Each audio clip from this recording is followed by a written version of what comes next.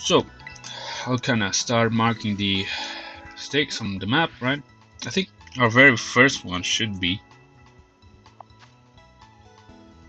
over here, somewhere over here. I think, yeah, near the Levincia lighthouse. I think there was a stake. So yeah, I could actually just fly over to the Levincia lighthouse. Do I need to stock up? Actually, I don't think I do, because I still have quite a lot of Ultra Balls.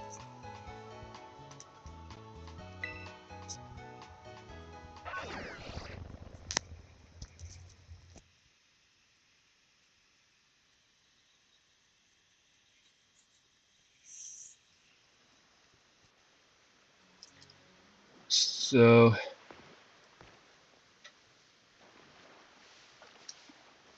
I'm not sure whether have we seen that, but I think it's that stake. I think it's like really high up here. Also, I'm kind of having trouble seeing. I can't see anything because it's dark. It's dark, and also the lighting in my place is really terrible at this point. So I do hope that I'm able to at least see something. Oh yeah, there it is. So that wasn't as difficult as I thought, but despite the lighting issues, I managed to find it. Of course, this needs to happen, of course.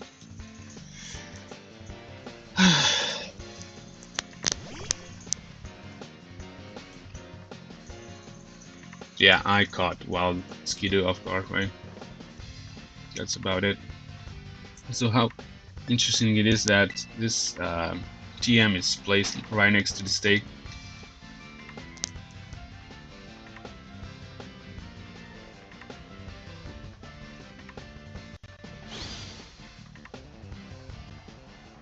So yeah, we definitely have not been up here, right? I don't think we have. Yeah, because we weren't able to climb back then. So I'm pulling up the stake, of course.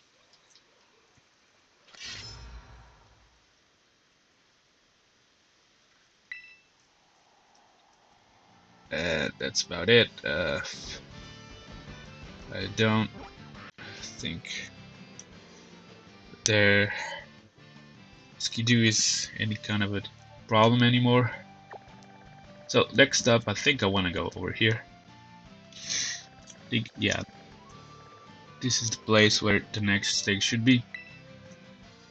Can I maybe no, I cannot. Like, I can only like fly over to the Firescourge. Maybe let's fly over there. Or not. You know what? No, let's just try and get there by riding our Koraidon. Although I'm kind of risking of running to a lot of Pokemon because I am not able to see a lot. Well, let's hope that this isn't as annoying as I think it could be.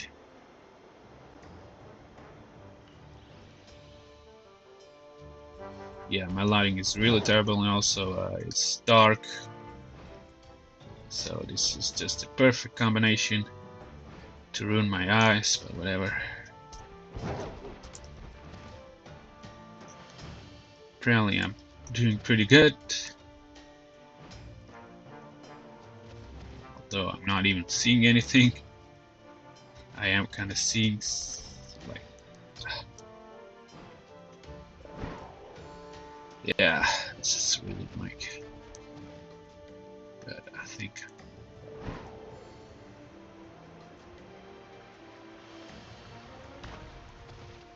I would. It's okay, I guess. Although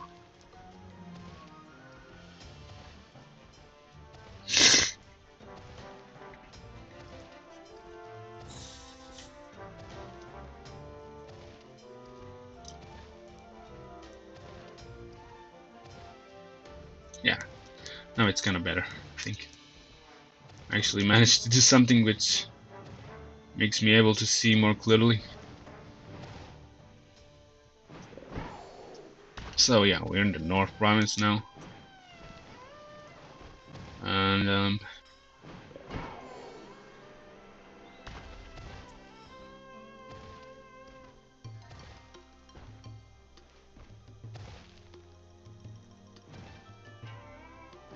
okay, yeah, so I think now it's a bit better, I guess. I think I'm kind of closing to this place where I should be going. Just stay over here or something. No, but there is an item actually.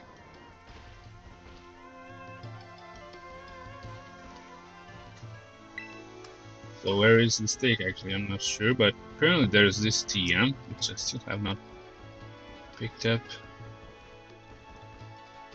Ooh. Is that a shiny? Oh. Okay, but at least it's a shiny I don't have. Yeah, this is definitely a shiny. What in the world? This is a shiny Cufant. Like, what is actually even happening? Like, you can tell that it's a shiny, right? Yep. Like, what in the world? So apparently I'm gonna use my quick ball on it. Hmm.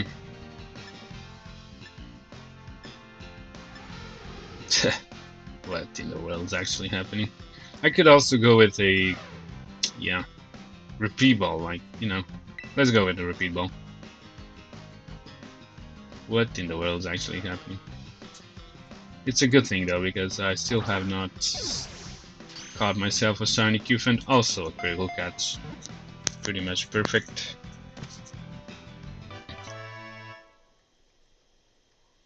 So this is our fourth shiny overall, like including the Fletchling I did not manage to catch.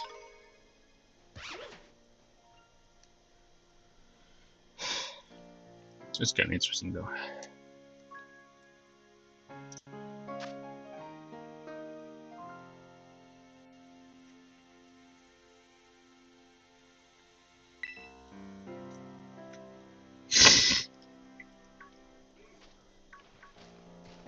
I'm still looking for the...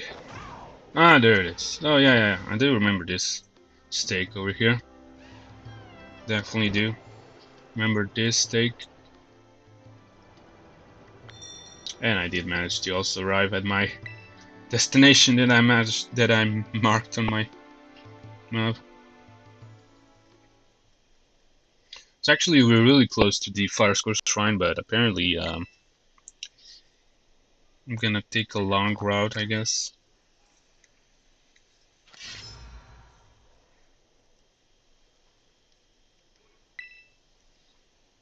So next up, we do have this stake over here. Oh, is this? This actually should be really close to the Firescourge Shrine. Is it? I think so. I could be wrong though. Or not.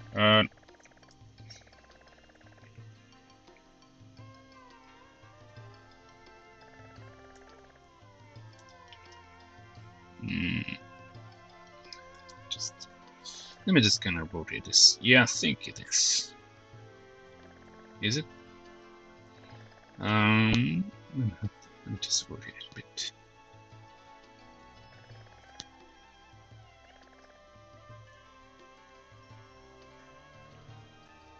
I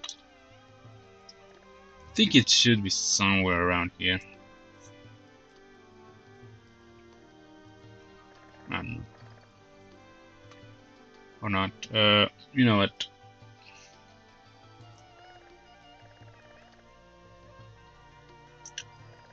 I should be Actually, it should be somewhere around here, as the map suggests.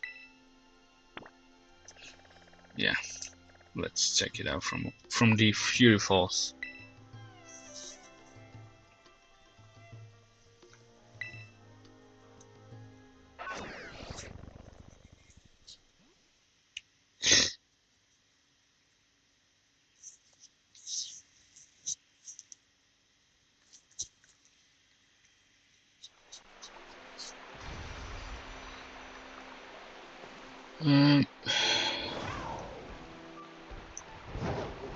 Oh, is that the stake? Yeah, I kind of don't remember this one.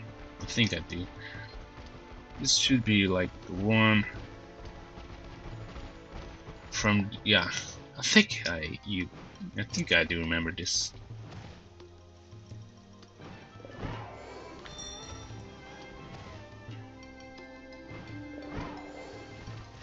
Yeah, apparently my Koraidon is kind of having trouble climbing.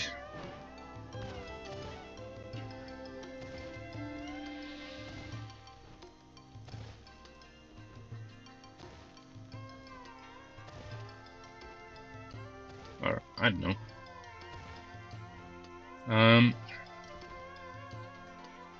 To be honest, I'm kind of confused, as I don't see it. Or is it summer?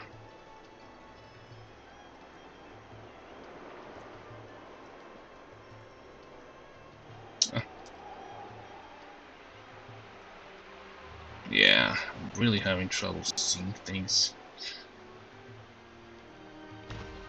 Actually, I'm not sure, right?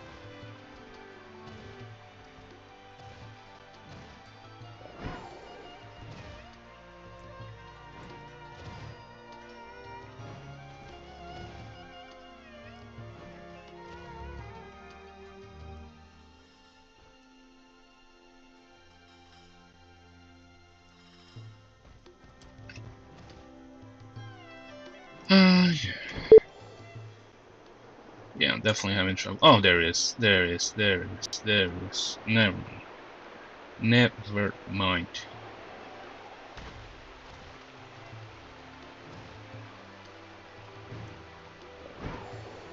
This should be the very last stake that should be taken out, but apparently I did take some alternative route of picking up these stakes. Oh, experience candy large, pretty useful at this point. So this is the third stake, right?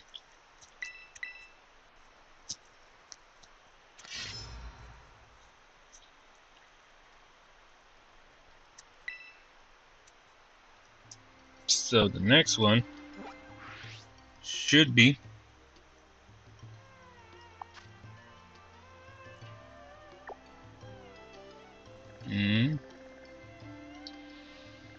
should be somewhere over here, I do believe. Yeah, something like that. And the good thing is that I can actually fly.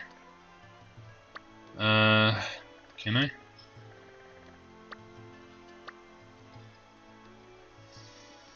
Yeah, let's fly.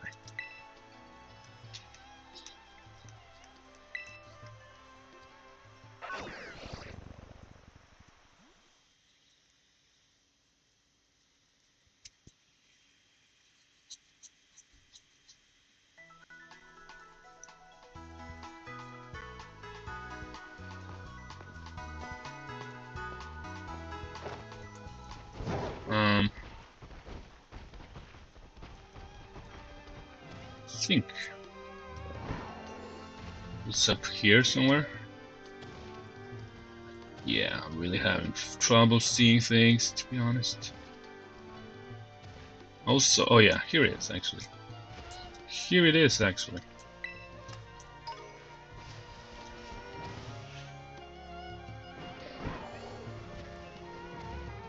Here it is. And I did not mark it kind of too far from where it actually is. Okay, so what's happening?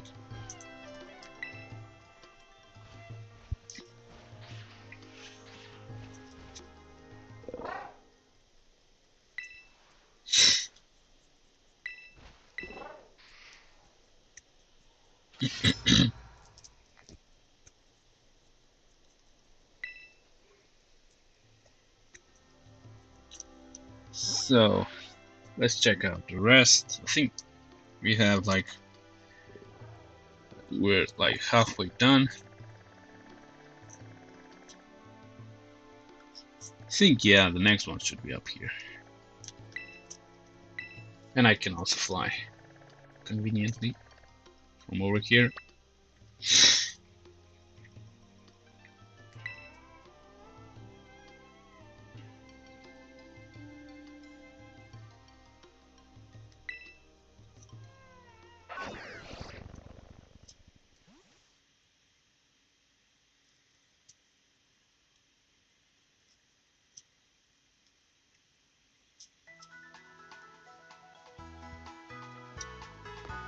So let's just go straight ahead, pick it up. So the last Pokemon, actually I saved the hardest for the last, of course. Turns out to be, oh, watch out for this Go-Go. Turns out to be really powerful, probably the most powerful of all of the a lot of these. Actually, I did not mention how useful these Pokemon are.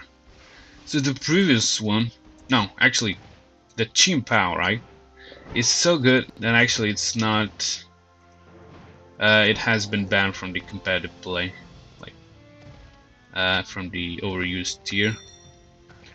The other two are kind of. I mean, Tinglu, I think it is used in. I think it's used in the overused competitive tier, so it's quite often used. Wo-Chin is probably the worst of all of the four. But yeah, Chimpao and the one that we're going for at this moment are probably the best and the strongest of all of the four. And these two are actually so good that they are not even allowed in the overused competitive tier, so that kind of explains it. So 2 stakes to go, right? No, actually 3. So the next one actually should be way over here. So I'm gonna just ride over there. It's I mean, I don't think I'm able to fly from anywhere to anywhere actually. So yeah, that's how strong these Pokemon are. So yeah, it kind of makes sense that the defense. I mean, yeah, Wo-Chin and Tinglu are meant to be more defensive ones. Like you can tell by their abilities, right? But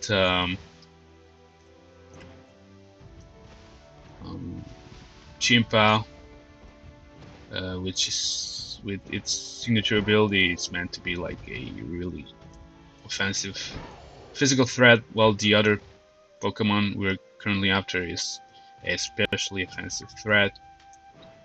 And yeah, these two are really strong Pokemon. Probably Chimpao is still a bit weaker than the Pokemon we're actually after. So this Pokemon should be probably these. It's probably, I mean, it's a really strong Pokemon. To sum it up, because of its ability, because of its high special attack, and yeah, I probably should go. I don't know, what should I? What strategy am I gonna use? I don't know, but I probably will use Thunder Wave on it. It's also a Dark and a Fire type Pokemon. Oh, there we go.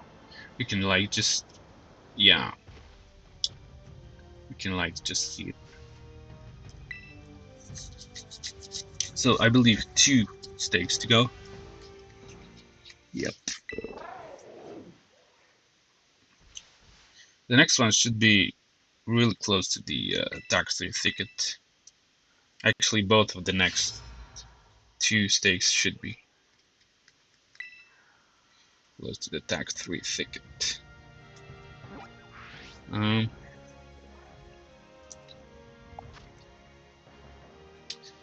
So yeah, we're actually catching really strong Pokemon at this point. Probably as strong as Koraidon and Miraidon should be, right?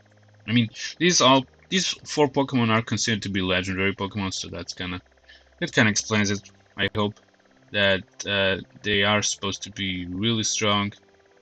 I think yeah, over here, right? Is the stake, and actually I'm gonna fly over here to the East Province Area 3 just to maybe reach it.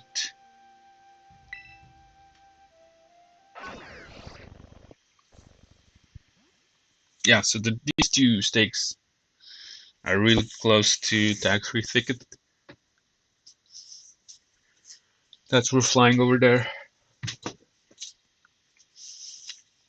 Although the last one should be kind of pretty close to Glaseado Mountain as well. We'll see. And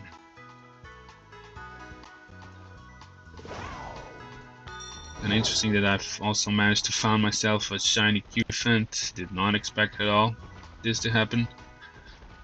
I think I'm just gonna go from over here. I think it's probably best to do so.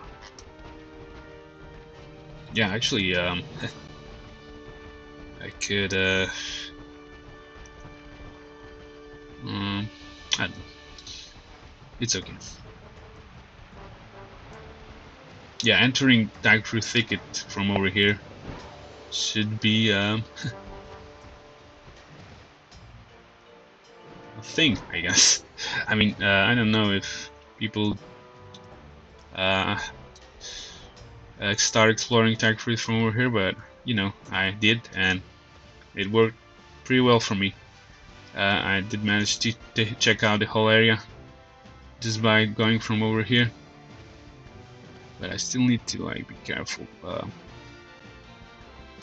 because their Pokemon might be in the grass, and I do have trouble seeing them at this point. So I think yeah, the stake should be up here somewhere.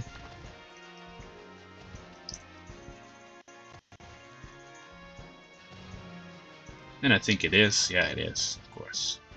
I do remember this. And this is the second to last stake of all.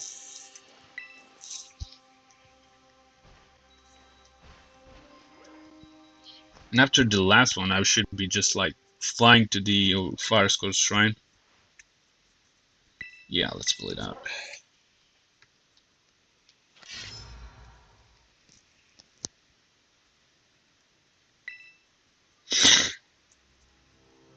So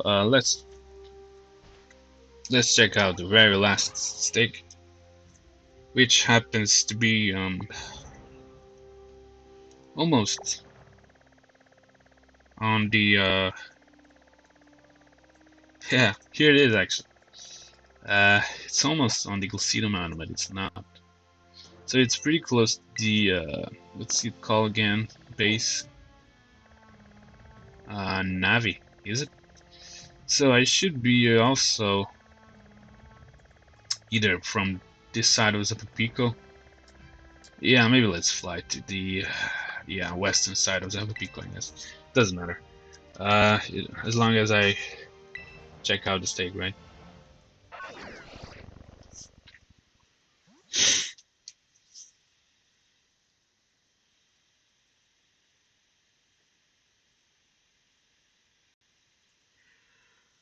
And that's pretty much all the stakes, like all 32 stakes are found if you follow these steps. And of course, if you manage to do this kind of systematically, you won't be having any problems, you won't be running circles. If you manage to not pull out the stakes anytime sooner, you should be successful as I am. Because, you know, can always like take a look at some external source, and this probably just kinda makes your life way easier than just by like exploring Paldea on your own. And I don't know,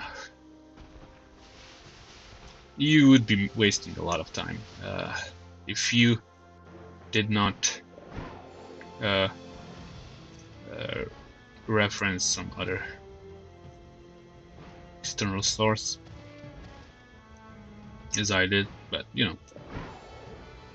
know, you can play the game whatever you like. What's...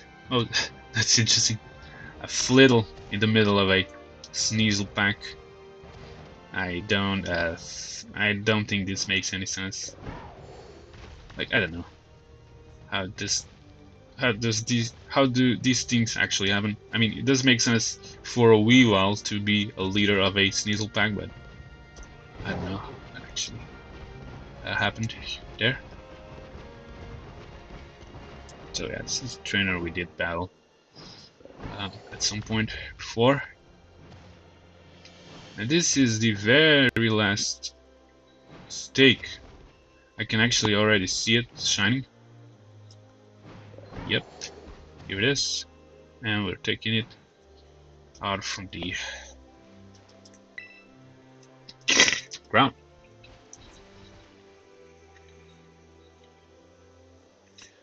So there's an ominous black stake draining to the ground, the very last one, and we're taking it out. And we're gonna fly straight to the Firescourge Shrine.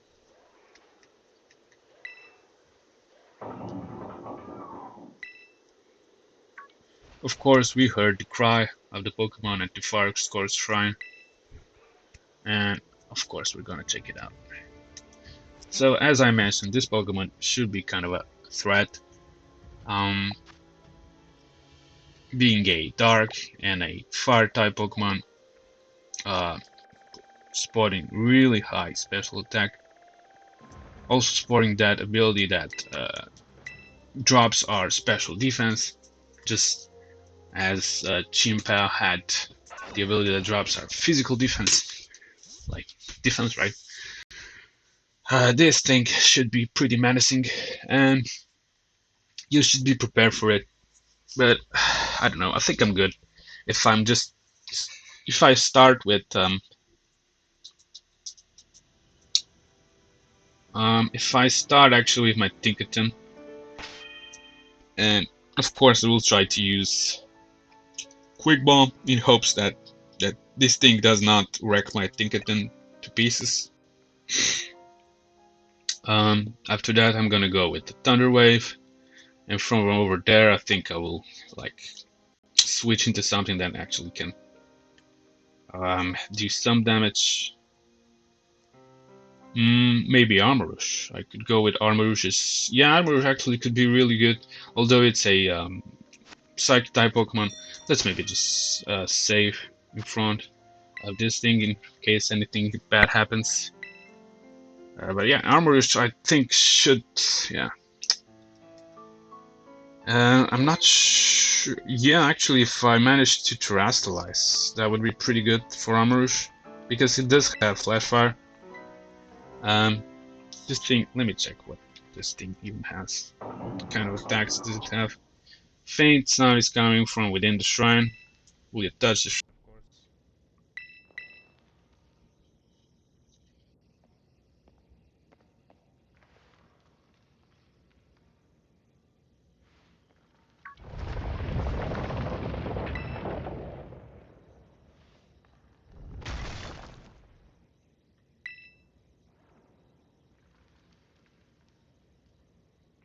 So this Pokemon is called Chi-Yu.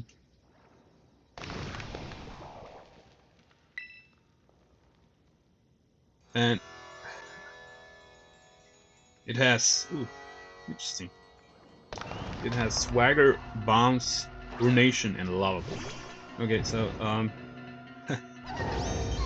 yeah, Lava Plume is probably the scariest of all. Of course, it does not get stabbed for Bounce. Swagger, it's, ooh, Swagger is kinda also annoying.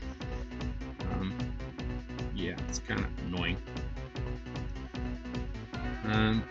But of course I'm gonna go for a quick draw. If actually that works, although I'm not probably not, right? Nope, not at all. So let's see what's it gonna do. Oh, okay, it's using Ruination. It could be worse. It could go for Lava Plume, and I mean Tinkutin could take it, but it's really specially defensive, right? But yeah, let's go with Thunder Wave, of course.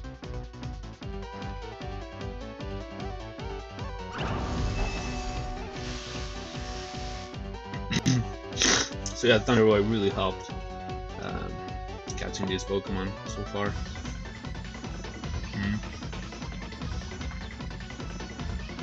Really helpful. Okay, so it's using Bounce, okay.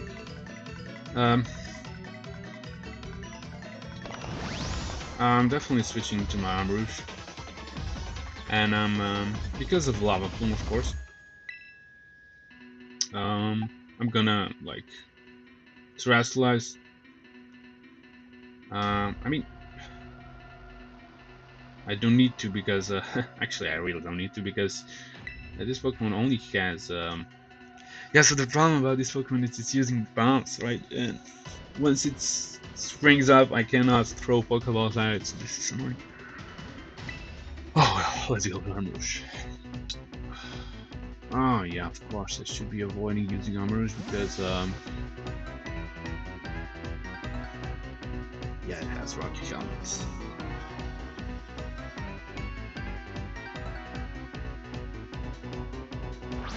Yeah, that's not a good idea at all. Probably will go with an Armor Cannon. Okay, so it... Okay, so that's pretty good. It did not manage to move. Let's go with Armor Cannon.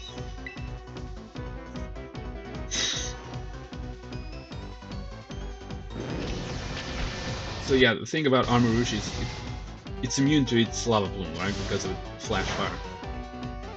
Okay, so pretty good. I guess let's see what GU is gonna use. Probably Ruination. Ruination, Bounce, I don't know. Okay, Lava Plume. Huh. Yeah, this is actually not good because, yeah, the power Armorous Fire type move, right, has been boosted, so I don't know. Ugh. I think I'm gonna go with something else. I could go with Energy Ball, right? I guess. Let's switch Glamora. Yeah, also Glamora is pretty good because it's holding Assault Vest, which kinda helps take hits from this Pokemon.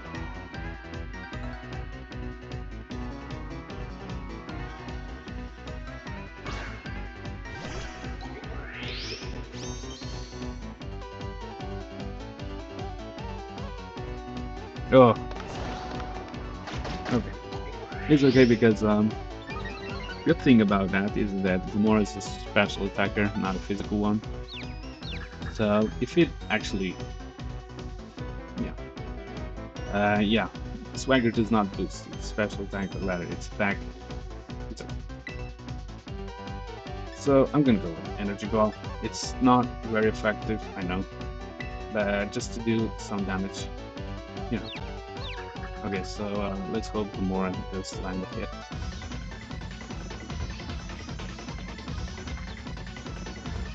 Yeah. Let's see how much Energy Ball does. Probably not a lot. Okay, pretty good. I might go for another one.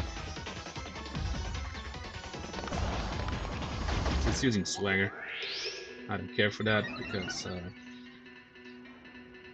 the only problem about this is that once Glamora is able, once Glamora attacks itself, it's gonna do some damage to itself. But it's okay. I'm continuing with Energy Ball, and I hope maybe at this time I won't be able to land that. Let's see. Yeah, once again I'm lucky. And another. Okay, so it's pretty good. Yes. Okay. So it's using bounce, right? I think if I switch into my Armor Rouge, yeah, he will like,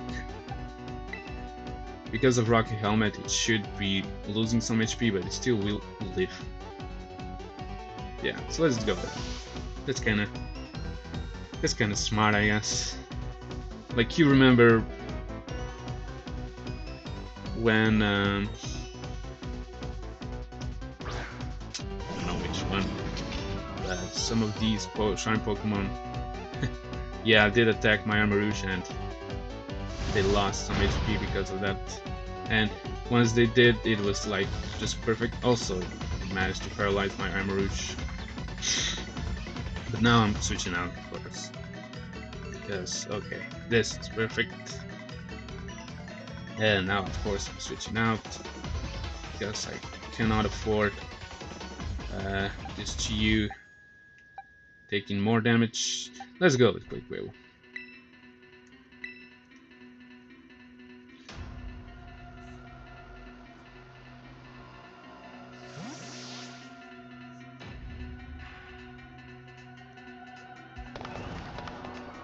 So yeah, this Rocky Helmet is both helpful and also kind of problematic at the same time.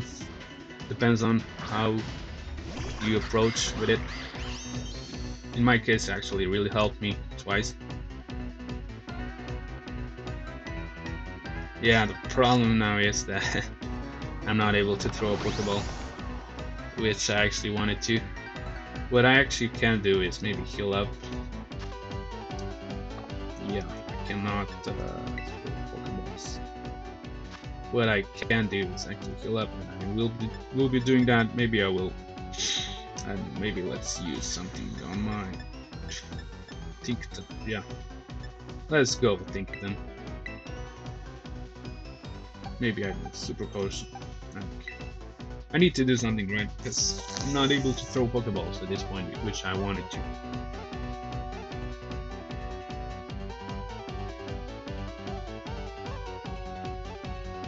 And from this point, I'm just throwing Ultra Balls. Also, we did land a bounce.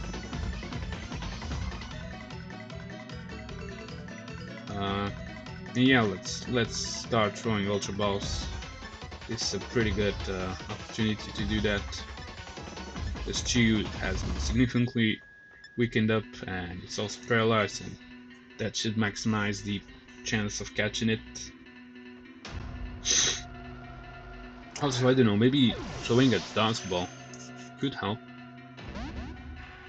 Because, I don't know, I think this should be considered as a cave. Some sort.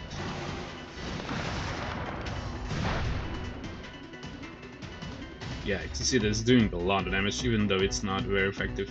Yeah, maybe because it's a critical hit, but you know, also because of its... Okay, so it also managed to burn, I guess. Yeah, so this thing is... It's not like... It's not easy to catch at all. I mean, it can deal a lot of damage and can cause a lot of problems to your team. So I hope that this does not like, but it's okay because every time it uses bounce, I can maybe revive something. Okay, so I am actually gonna heal up my quick level.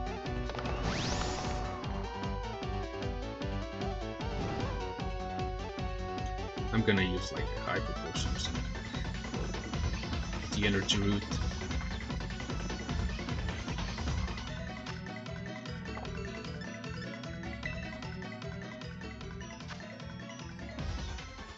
Energy root should be over here. Like I'm using it, but just because, you know, I need to do something.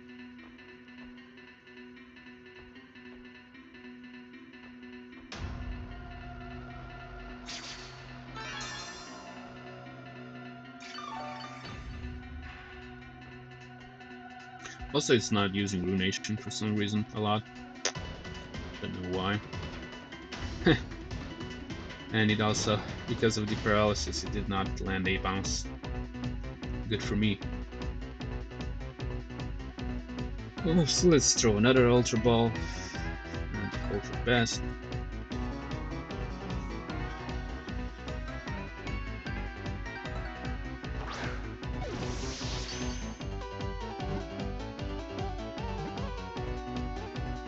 Oh, whoa, awesome.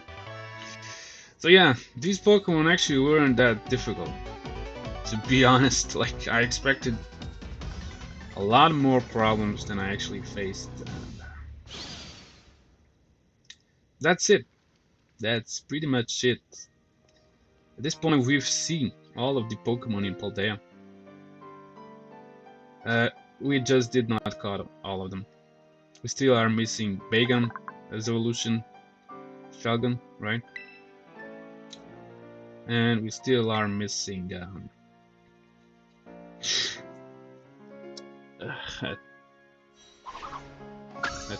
Hatterene, right? I think. And that's pretty much it. Like, we have almost completed our Pokédex. Almost. We're like 2 Pokemon away from completing our Pokédex. Also, at this point, we should stop at the this point we should also stop at the Naranja Academy and talk to Rayford. But before we do that, let's maybe just use, you know, some of the experience candy that we collected. Oh, actually, no, not Bagon to Shogun because I did do that. Drippy to Dracloak, right? Drippy to Dracloak, and also the. You know what? Let me just see. No, actually, I think I will. Yeah. Hatrim should be given a experience candy large. Definitely, that should happen.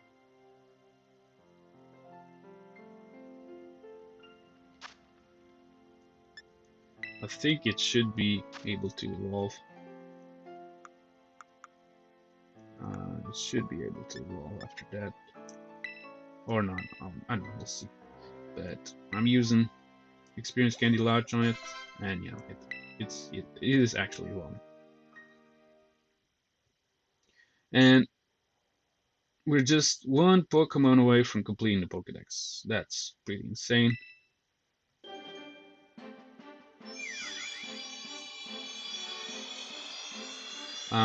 But you know, it's gonna take some more time.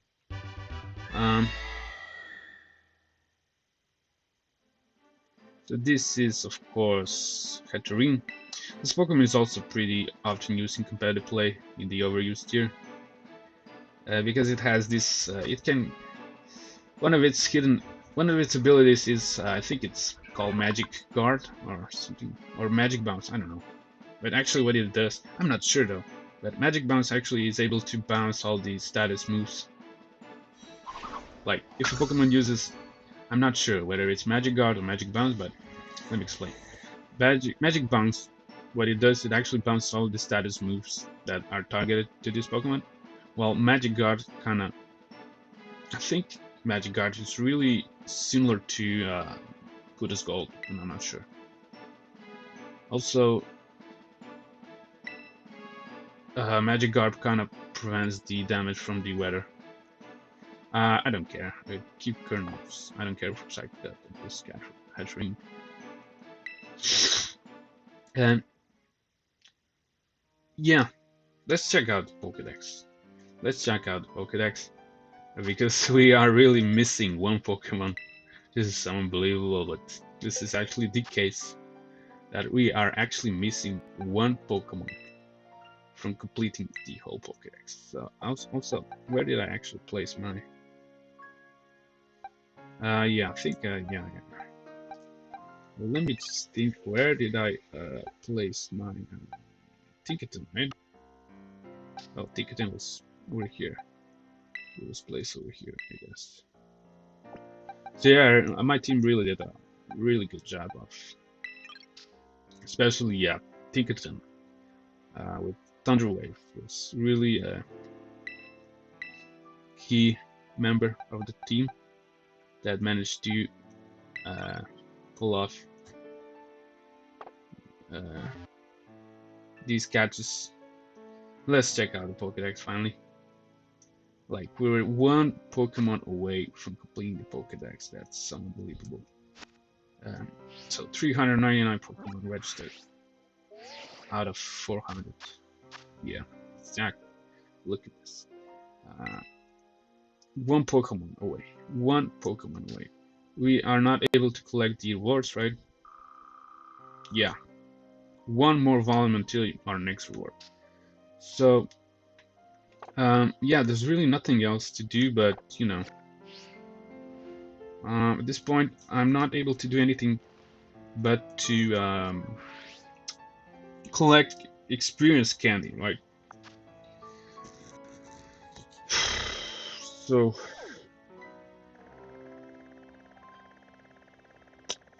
but you know what I will do, right?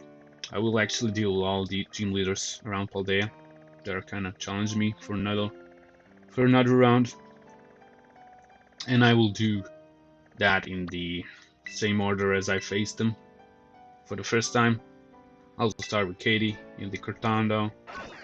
Then next up would be Brassius, Iono, Kofu, Larry, Ryme, Tulip, and Grusha. That should be the order. Let's go to the Naranja Academy first, though. Ah, I forgot to heal up, right? Let's go to the Naranja Academy and talk to Rayford. That should be interesting. What actually Rayford has to say.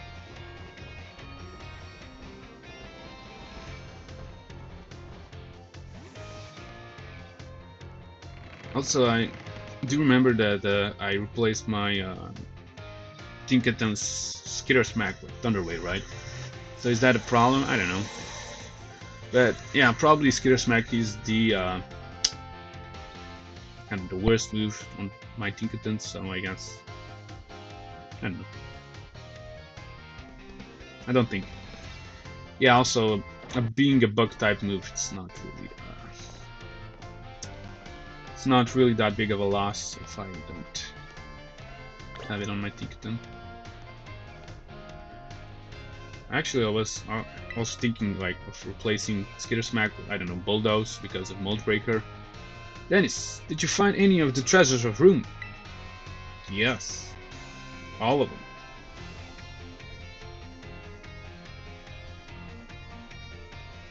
Oh, you caught Tinglu, the Vassal of Room.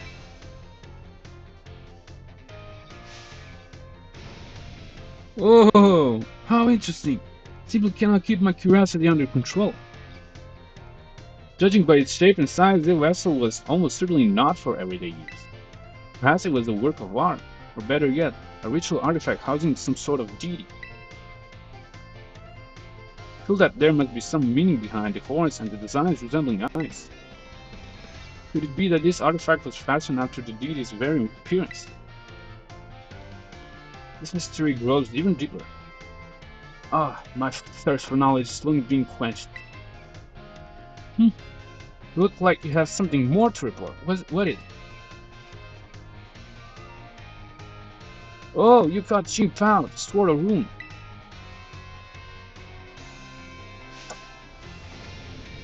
Oh, how interesting. I simply cannot keep my curiosity under control. So apparently she's gonna repeat this line. So the sword's blade and hilt formed the Pokemon's left and right fangs. I wonder if the sword broke when it became a Pokemon, or perhaps it was always that way.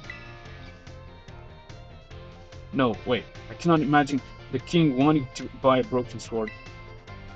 Maybe it was some sort of a weapon that was meant to be used in these brokens. This mystery grows even deeper. My thirst for knowledge is slowly being quenched. Yeah, apparently also she's repeating this line. You look like you have something more to report. What is it? Oh, you caught Wu Qin, the tablets of Rune.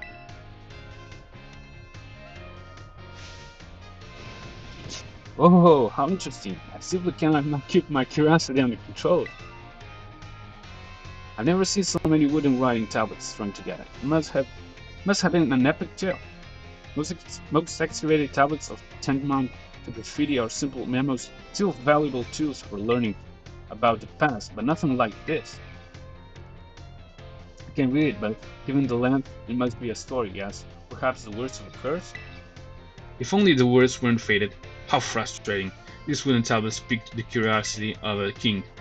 What might have been written on them? This mystery grows even deeper. My thirst for knowledge is slowly being quenched. You look like you have something more to report. What is it? Oh, you caught Chi Yu, the beats of Rune.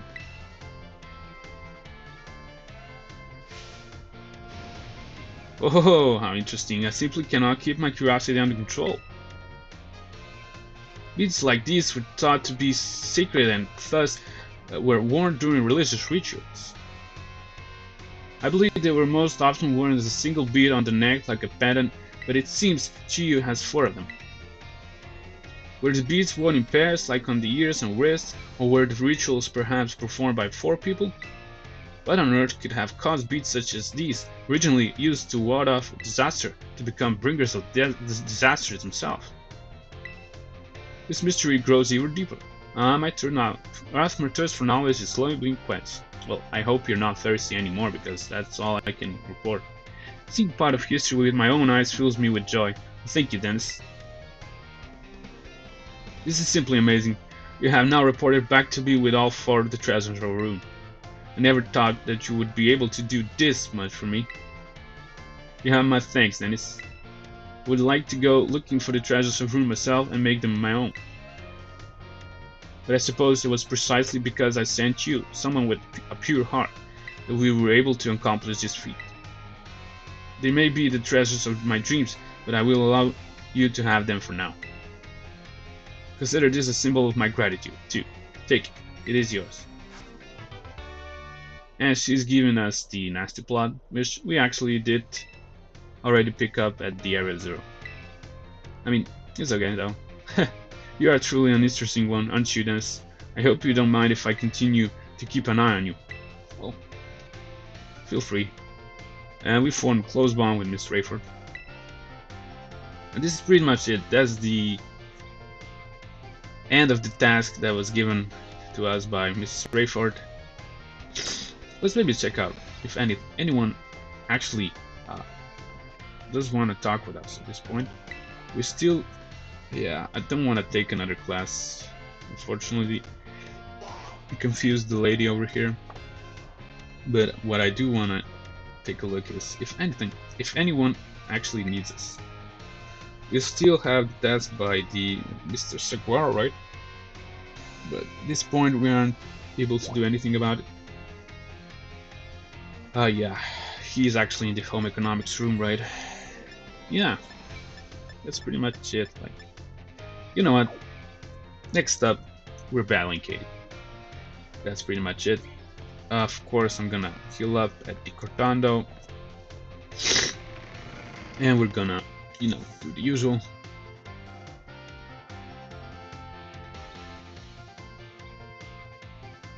So yeah, of course, we're battling all of the 8 gym leaders at this point. There's nothing much I can do at this point. Maybe I could, you know what? I am curious if I'm able to actually, I don't know. Let's maybe check out the tear rates. Maybe I can actually get some experience candy from them. Maybe, I don't know. I still don't wanna, like, maybe I don't wanna just battle the gym leaders just yet, but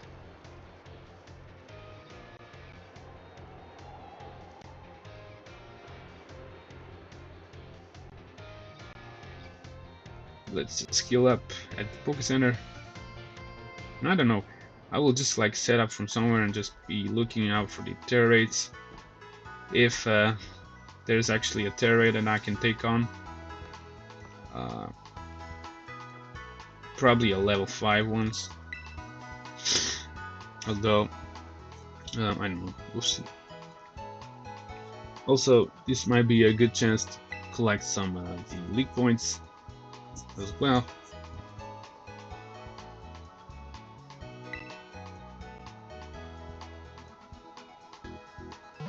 But yeah, I mean, just for the sake of experience Candy Lodge, I should be just like checking to see if I can take on any level 5 terror raids.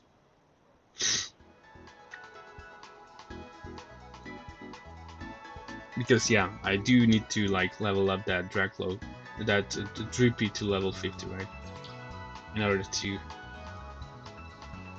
complete the Pokédex. So yeah, actually, we managed to save the worst for last, I guess, as usual. Yeah, it's kind of tedious, but it is what it is.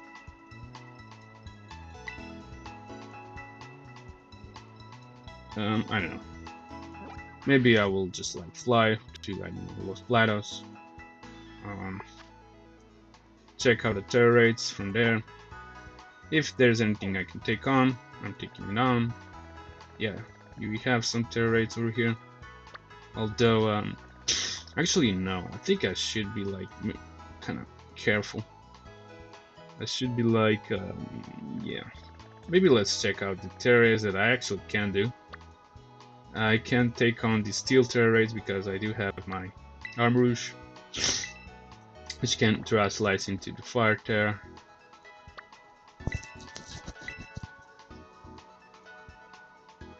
Also, maybe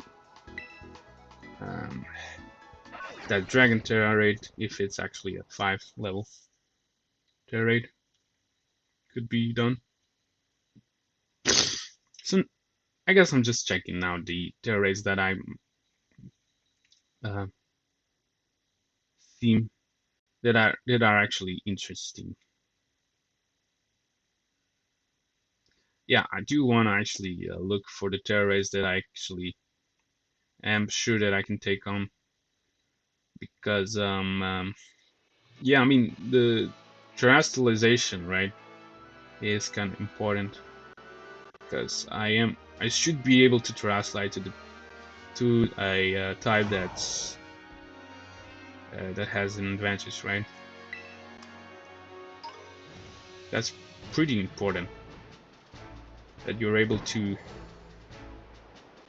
match the terror raid type.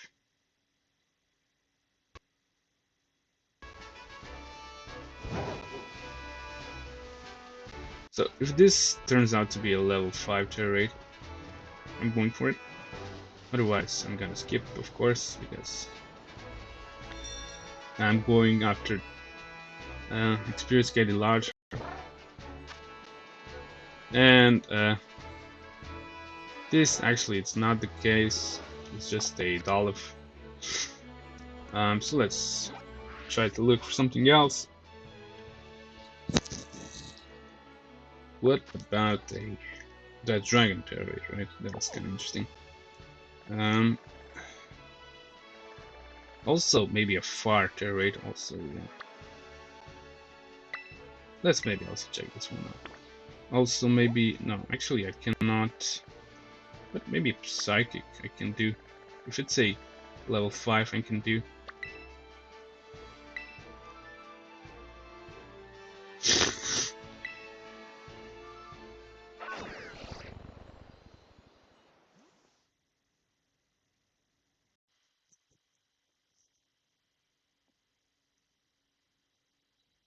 Yeah, I don't know, we'll see.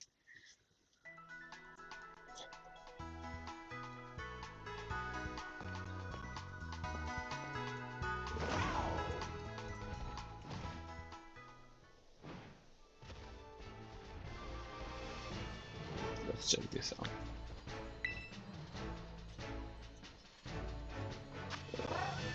Ugh. This is weird though. But I don't know. I should be able to do it though. Let's maybe try. At least we'll be getting some experience, Katy. We might not get like large ones, but at least we'll be getting some. So I want to go with my quick level, of course. No. Problem is that it's cloister, right? Never mind. And it has pretty large. No, never mind. I'm kind of skipping this as well because cloister has pretty high physical defense, and I won't be wasting time with it.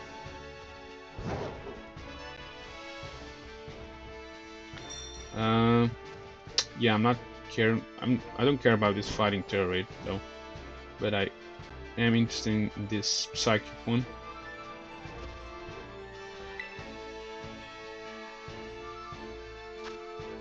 Ooh. Yeah, but the problem is that it has dark type attacks, right? Let's try it. Let's try it.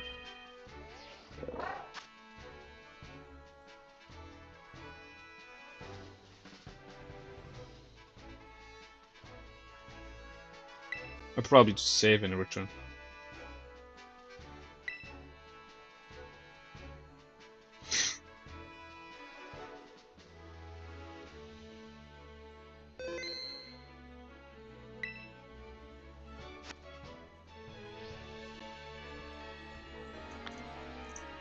So actually, I've been thinking a lot about this steroid, and I decided to skip it. And instead, what I will be doing is something that I usually do not recommend doing. Let me just fly over to the Naranja Academy because we're gonna see someone there very soon. So what I will be actually doing is something that I don't recommend. Um, so we actually do need to register only one Pokemon left, right? Because I really want to save time, and don't wanna like spend too much time doing these steroids and collecting these experience candy. I have just decided I'm gonna waste some rare candy on my Drippy in order to evolve it to Dracloak, which is the very last Pokemon that I should be registering into my Pokedex. And that's also the reason why I actually flew over to the where it is actually, I don't know, but oh, there it is. Apparently I placed it over here. So also holding Lucky Egg, which I don't know. It's not necessary to hold it anymore because we'll be evolving this thing. And you probably guessed that I'm gonna like do it like in front of the Naranja Academy. And I'm gonna just, you know, use about 28 of my rare candies, which I do have. And I don't know, it just doesn't seem worth it to waste time and do these steroids because this is the very last Pokemon. And I happen to have collected 64 of these rare candies, so I'm about to use only 28, I guess. You can always get more of these rare candies by doing terror raids. And there are also other methods, but probably terror raids are the most consistent method of reclaiming those rare candies. So let's just level up this Drippy up to level 50 and it should be evolving. And this is the very last Pokemon I'm registering in my Pokedex. So yeah, of course Drippy is a wallet exclusive, so this is probably the only way to get Dracloak and also Drippy along with Dragapult in Pokemon Scarlet. And then it kind of makes sense that I decided to go with either experience candy or rare candy in order to register this thing. And this is the very last Pokemon in my Pokédex. And we're pretty much done. We're done. Not pretty much done. We're just done with Pokédex. We finished it. We've registered all of 400 Pokemon that are known to appear in Paldea, along with Pokemon actually residing in Area 0, which is kind of, forbidden to enter. I don't care about Dragon Pulse on this Pokemon because this is pretty much it. And we're done. We're done. I can deposit back this Dracloak in my box. I don't care about those 28 rare candies because I will probably reclaim them. I can also maybe either transfer a few Pokemon from my Violet, holding rare candies just in order to. I also have quite a lot of rare candies in my Violet, so I really don't mind losing 28 rare candies for this. As I have saved probably at least 4 hours of work, so this is pretty much worth it. And so yeah, I just placed my Ticketon back, right? You know what? I'm gonna see Jacq. He's probably the first person to see after you manage to complete the Pokédex. Actually, I should maybe, claim the reward that's actually unknown at this point. But we do know what we should be receiving after completing Pokédex. Let's just maybe check out the Pokédex. Of course, we did caught 400 and battled 400 Pokemon, which does make sense. We can evaluate by pressing the minus. You've encountered all the Pokemon in the region and completed the Pokédex. Congratulations on all your hard work coming to fruition, Dennis. That's pretty much it. That's what you get if you evaluate. Of course. Amazing! You completed the Pokédex. That means you've encountered every single Pokemon there is to find in Paldea. Exploring the region on your own 2 feet is a real treasure of an experience, isn't it? I think you deserve a special diploma in recognition of this magnificent achievement. Come see me in the biology lab back at the Naranja Academy when you have some time. The Pokédex completion mark has been added to your profile. As a reward for completing the Pokédex, you received a Beast Ball. It's kinda weird. So,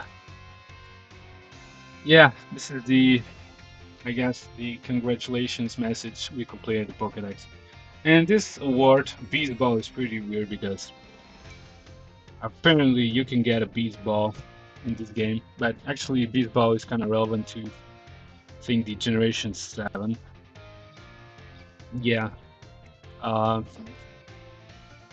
of weird, but it is what it is. We completed the Pokédex. We got Beast Ball for some reason.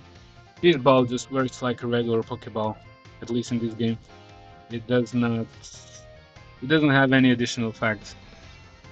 It only has an additional fact on Pokemon that are considered as beasts, but none of the Pokemon in Paldea are considered beast Pokemon. So, don't know what they actually were thinking about this. Kind of weird, but whatever. So, this is pretty much it. Of course, as stated in the Pokédex, we should be talking to the Professor Jacq, right? And you can already see that in biology lab, he's kind of expecting us. And let's just go straight to meet Professor Jacq. We already probably discussed what we'll be receiving after completing the Pokédex from him. In my opinion, it's definitely worth it. I don't know. Maybe some people might not find this worth it at all. I don't know. I do, because, I like shiny Pokemon. I like collecting them, and it's definitely worth it to get yourself this key item. Hello Dennis. What? Are you telling me you already registered 400 species of Pokemon to your Pokédex? Wow, you did it! You completed the Pokédex. That's amazing. Really amazing. Research on the Pokemon of the Paldea region is moving ahead like never before, and it's all thanks to you, Dennis. You know, I visited this strange shop the other day and I happened to pick up a little something. Might not seem like much to get a second-hand gift, but here, from me to you. We obtained the shiny charm. Having one of these mysterious shiny charms makes it more likely you'll encounter shiny Pokemon in the world. I wish I could give you something a bit better for your efforts. No, Jacq, it's totally fine, like, it's definitely worth it. Oh, and also Mr. Clavel. Now, what's all this commotion about, I wonder? Ah, Director Clavel, this student of mine completed their Pokédex.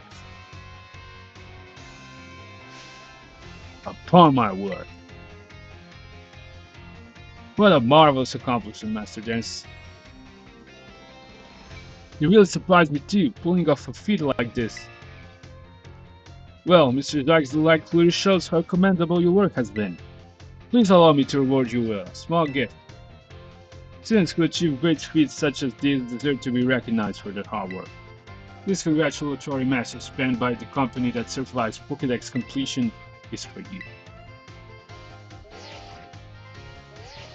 Apparently, we are receiving some kind of a certificate. Diploma.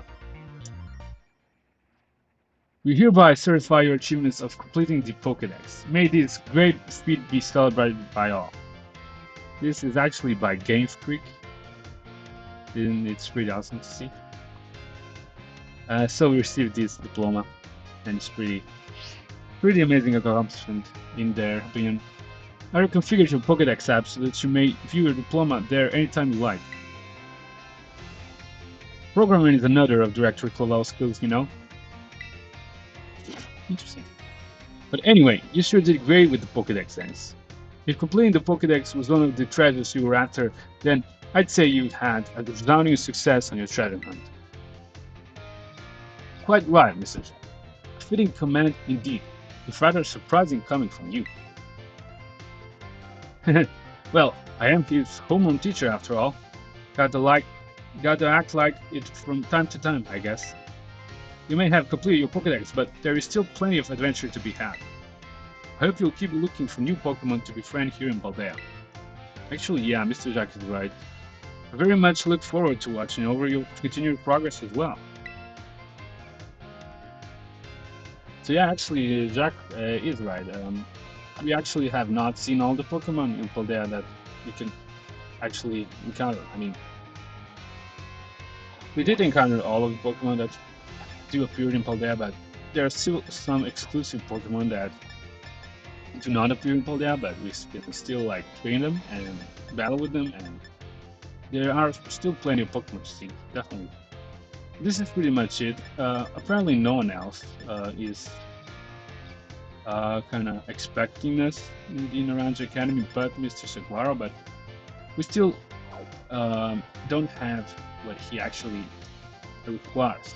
He actually requires Sweet Herba Mystica, but at this point I'm not able to get it. I should be actually, yeah, of course, going to the entrance hall. And from there I should be actually doing what actually Nemona and Geeta are expecting me to do, to inspect the gym leaders of Paldea once again. And this is actually what I will be doing from now on, since I have completed the Pokédex. I could already start shiny hunting if I wanted to, but yeah, about that sweet Herba Mystica, right? I think I might wanna go after this as well before starting Shiny Hunting, because it is something that actually can help with the Shiny Hunting. But from now on, I should be more likely to encounter shiny Pokemon in the wild, at least as twice as likely as I did before. So that kind of explains it. It's kind of worth of completing your Pokédex in order to receive the shiny charm, because it just makes you encounter shiny Pokemon more easily. And if you're a shiny hunter, you definitely want to go for that. And so I did, and that's pretty much it. So let's just fly over to the Cortondo, right? And from there we'll be once again meeting with Katy.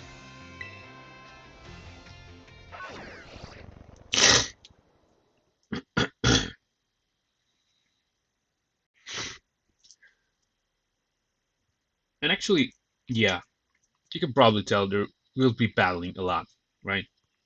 So for that reason, I want to just maybe,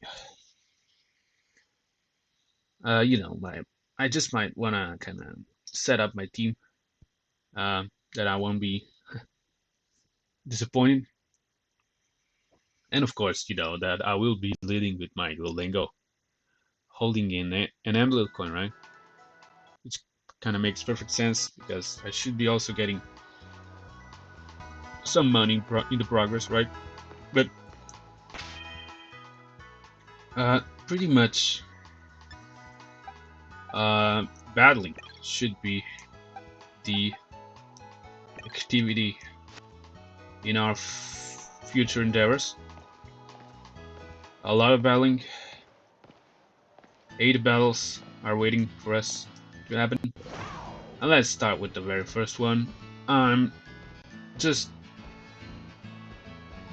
gonna go with you know, I will lead with Duolingo, and we'll kinda see from there what actually happens. Of course, we should be able to deal with all the Pokemon that the gym trainers will be having. But from here, it's no gym test, no anything. We're just like straight battling with gym leaders once again. And actually, there she is. Katy. Let's talk. Hello there, my name is Katy, and I'm the owner of Patisserie Saltberry. Yeah, actually, we did meet. Oh, the new champion everybody is talking about. Is it actually you, sweetie? It sure is. Hooray!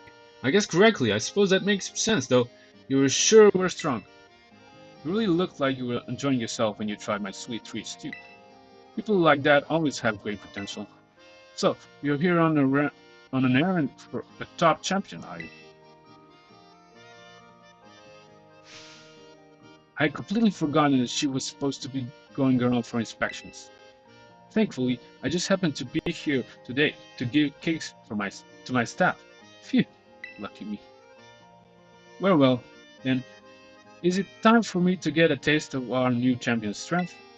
Of course. What fun. Let's go somewhere more suited for battle.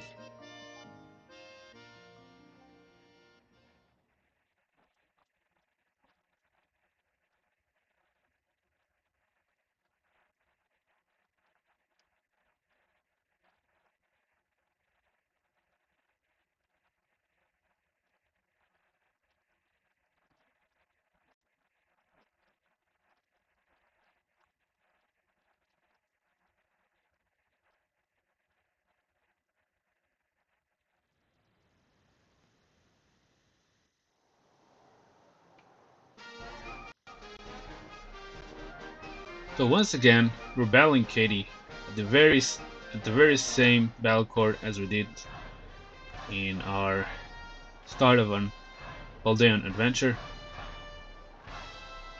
But this time Katy should be more prepared.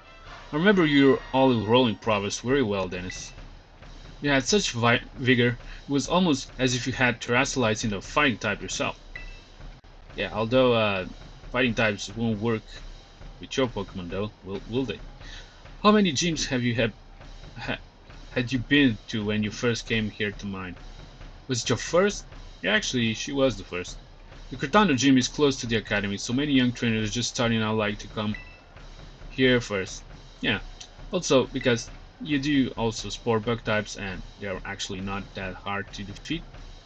With that in mind, La Primera asked me to go soft on trainers, like a nice sponge cake. I feel sad for my sweet little bugs though, since that means they quite often lose their battles. But opportunities like this get me excited because I can finally show my true skill. Allow me to knead you into submission. Interesting. So actually, she kind of is holding back once you challenge her for the first time, but this time around she should be a bit harder to get by.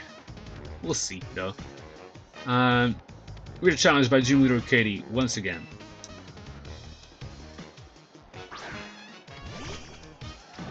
And she's sending her low kick straight out of bed.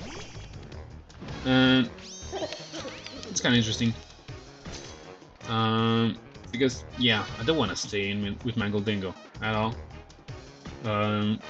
But what I do want to do is actually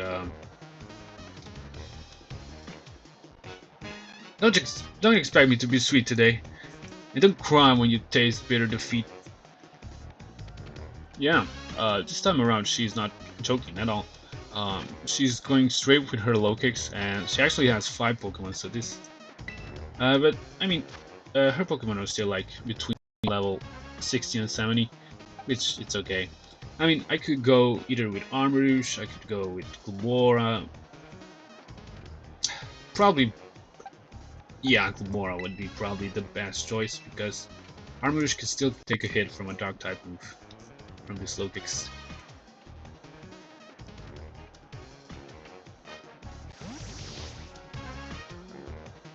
So I'm kinda switching out my Goldingo, of course, because I don't wanna get it hurt. And yeah, Glumora should be a better choice.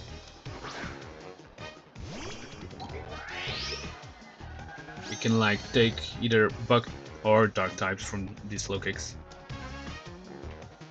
And she decided to go for the lunch, which won't do probably nothing. Yeah, I guess that's nothing.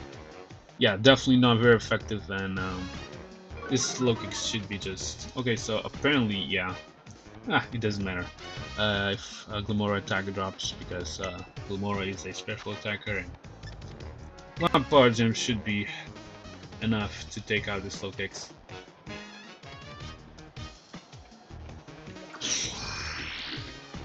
And of course, I will try to use as much of my team as possible this time around, since they are fully evolved and should also be able to cope with all of the Pokemon these gym leaders do have. Okay, so she's about to send out Fortress, and of course I'm going to go with Armarouge. Like, this is pretty much obvious because Fortress only weakness is Fire, and I'm not affording anything else than going with Armarouge. Yeah, the problem about Fortress is that it probably has 30, which means it will probably survive my Armarouge's armor cannon, but it's okay. Armarouge won't be taking a lot of damage by this Fortress, unless it goes for the explosion, but I doubt that will be the case. It can take neutral from its bug type attacks, and its steel type attacks are really not effective at all. So let me just go with the armor cannon, and we'll see whether this Fortress has 30 or something else, but I'm pretty confident it has 30.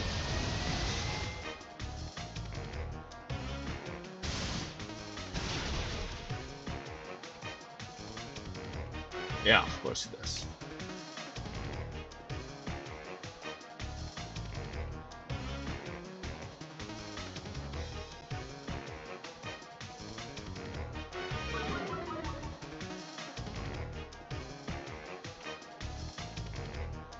So you can also say that we're kind of celebrating the Pokédex completion by doing these battles, which seems kind of appropriate.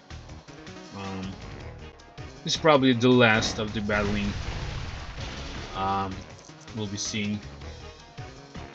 And actually it's going to be a lot of battling. Actually, she used Stone Edge, which is kind of unfortunate, but let's go with the Expanding Force. Not because it's a good choice, but just because it's the Armarouche's signature move, just to make this battle a bit more interesting.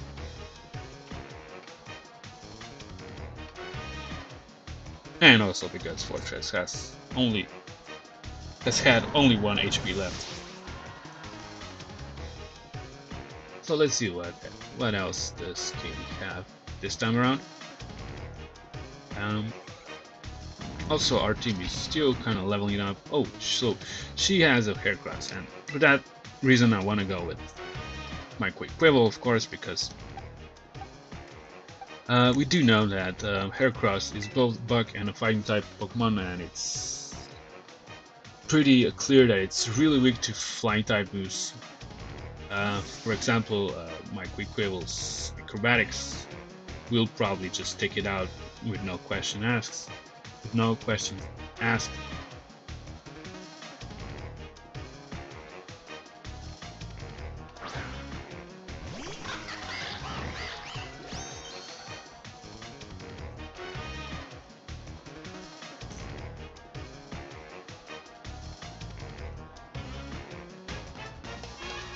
It's also interesting to see Heracross.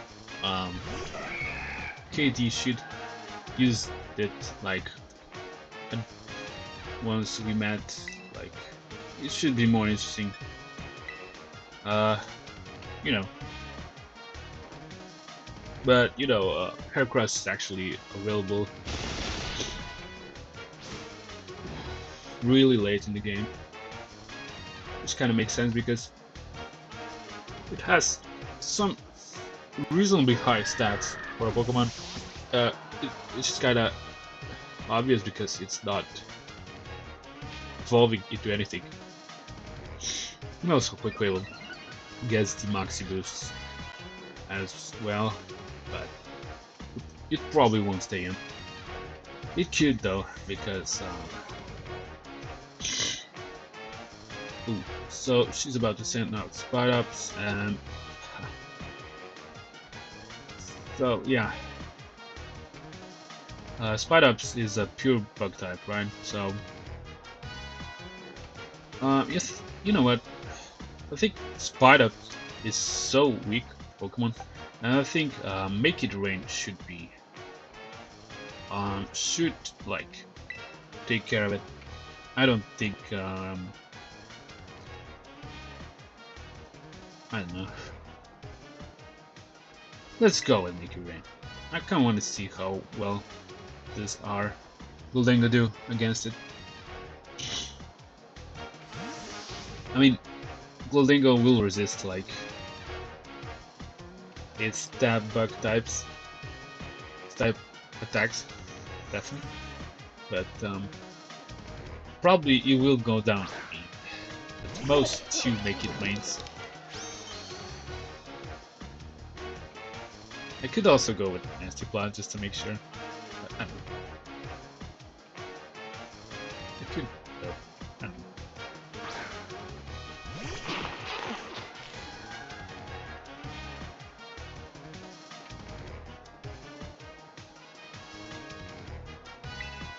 Let's go with Make It Rain, we'll see what happens.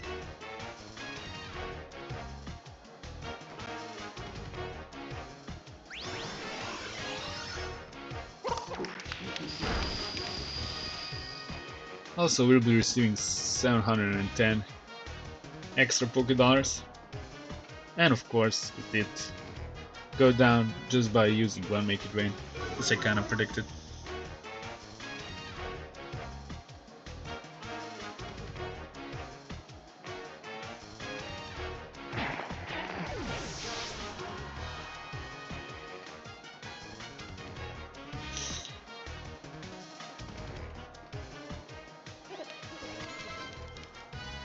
And what else? Oh, so she's about to sing her Ursaring, but you know, it's kind of obvious that she's gonna Terastallize, right? And you know what? I think I'm gonna go with Excalibur this time. I'm just gonna go with the Glaive Rush, and I think that will be probably it. I could also go maybe, I don't know. Actually, I do believe that I'm not using Icicle Spear a lot.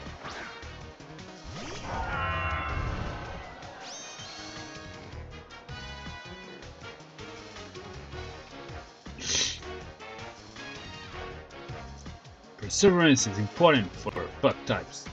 It's time to leap toward victory. I don't think so, Katy. Like, you have only one Pokemon left. And it's kinda obvious that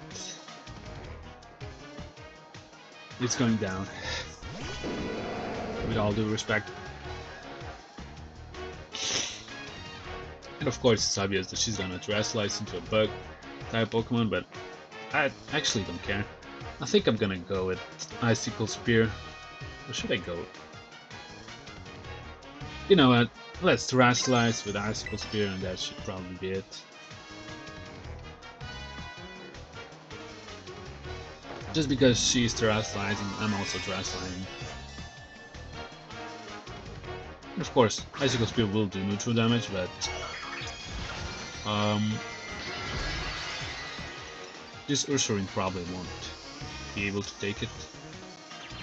I don't think Ursaring is really defensive. It has quite a lot of hit points, but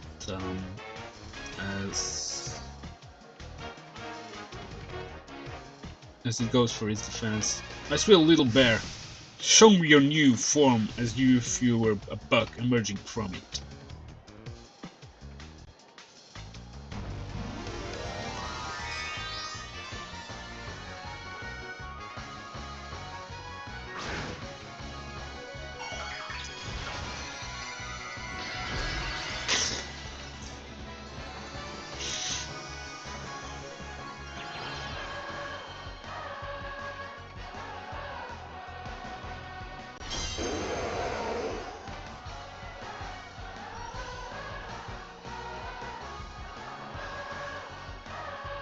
And our Excalibur managed to outspeed Katy's Ursaring, which kind of makes sense. Yeah, Ursaring is not a fast Pokemon at all.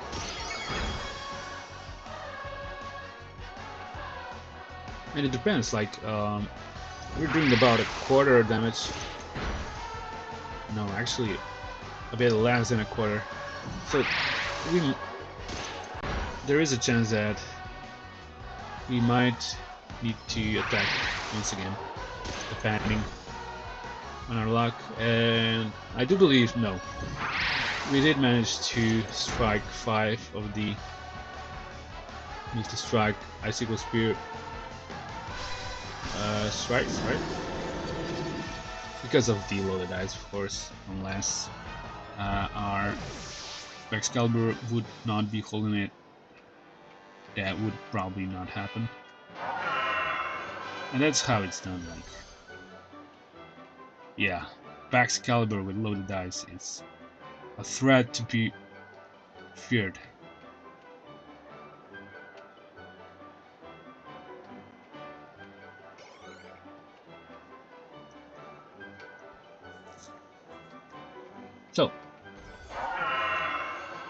So far we have not used our Tinkaton. Which kind of, I guess, makes sense, because Tinkaton was... I see you emerge from your chrysalis and become a beautiful new you. Kind of makes sense, because Tinkaton was pretty much used for catching these Pokemon shrines. So I guess we're kind of saving her. But she will actually have her 5 minutes of fame.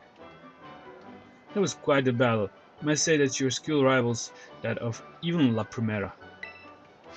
Ah, how sweet it is to battle without holding back, even if I end up losing. Yeah, I mean, you should do that more often. I'm beginning to think that going too soft on people may be not good for either party. My culinary teacher, Mr. Kofu, did tell me to put more of myself into my baking after all. I think I might try conducting battles in more of my own style from now on. If trainers complain that the Cortondo gym is suddenly more difficult, I'll just tell them that not all pastries are sweet. Goodbye for now. I hope to see you again someday. Yeah, actually, Katy, we will be seeing each other uh, in the DLC.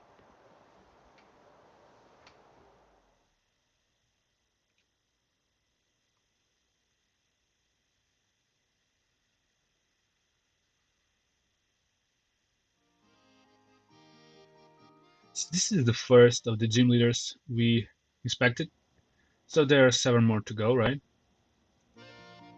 And this is pretty much it. Um, we managed to beat Katy for the second time, which is also the last time we're battling her, at least for now. Um, we should be battling her once the DLC is released once more, or I don't know how many times more. It's not actually clear yet, but we should be interacting with all of these gym leaders once again once the DLC is fully released. So next up we have Brassius right in the Artazon, and let's just go say hi to him as well. Yeah, so we're actually heading from the west to the east. Yeah, I kinda got confused for a second, but I do remember that we should be going to the east, actually the west side of Artazon, but does not matter.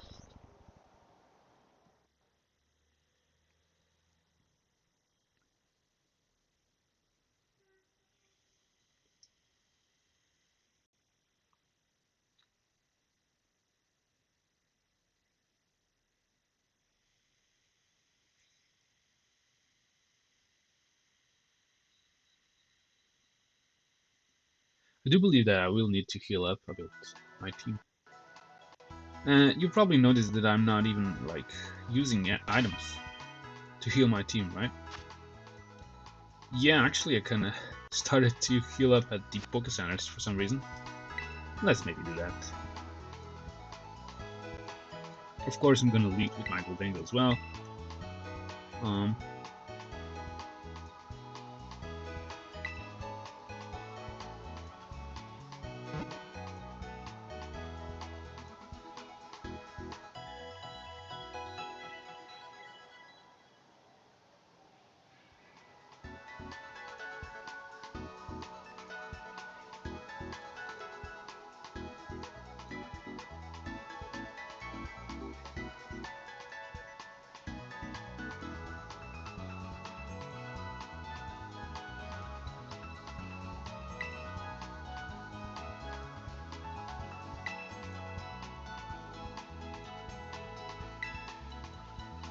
so let's meet up with Brassius. He should be waiting for us uh, inside the gym, just like Katy did.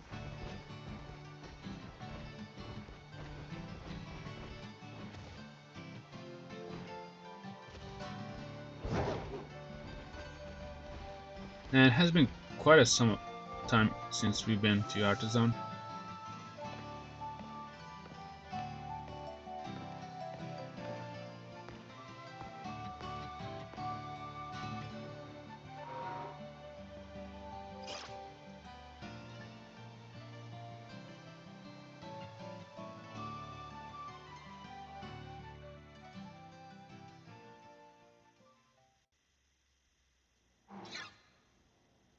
And there he is.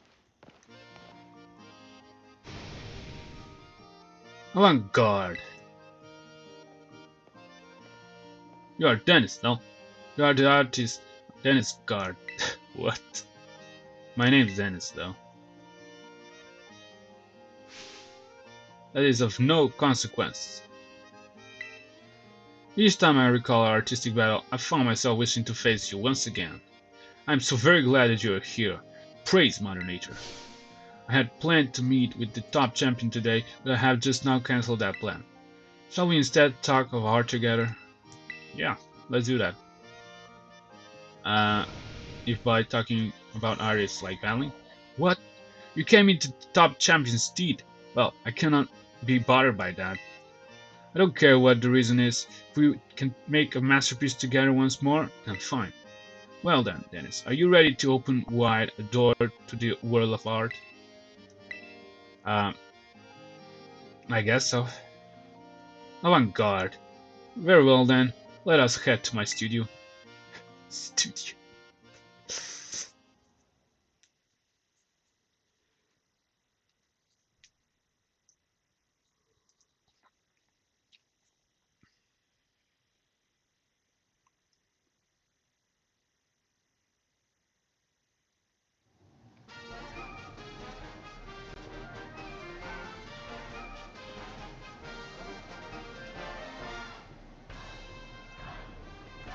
Behold, Dennis, the site of Artazon's windmill. It catches the winds that blow across Paldea and, slowly yet powerfully, spins ever on.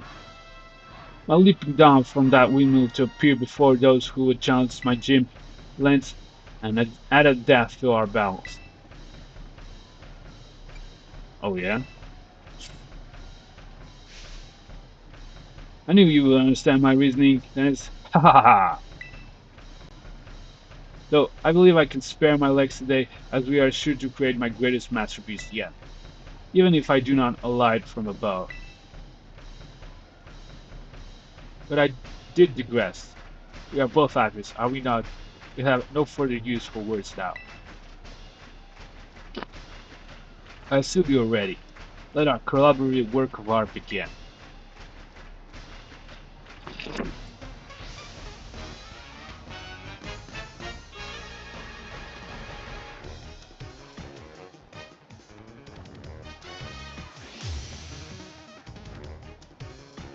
So, we are challenged by Gym Leader Brassius for the second time.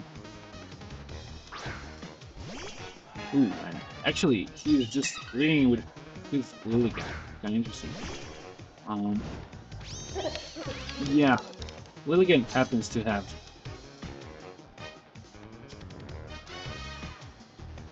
Like, it does not have, like, an average special defense, so I don't wanna stick with my Goldingo. Let's ponder the art we'll create together, and it's... So, I'm definitely, like, not keeping my Goldingo in, but I should be going with, probably, with I. Yeah, my ticketing could, like, of course, it's okay though, I mean, yeah, let's go with ticketing, like, why not?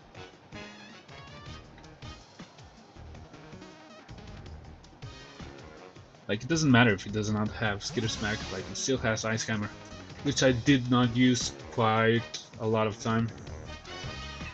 Yeah, we did not see Ice Hammer in action for a really long time.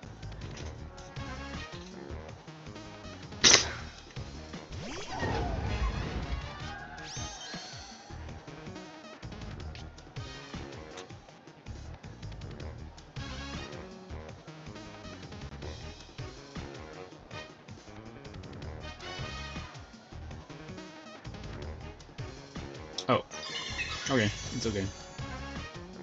His Lilligan is using Light Screen, which I guess it's not a problem so far, but we'll see. It's not a problem because I think it is a physical attacker. Will our ticket and size hammer like do the job, or it might not though? We'll see. Yeah, we'll need to hit this Lilligan once again.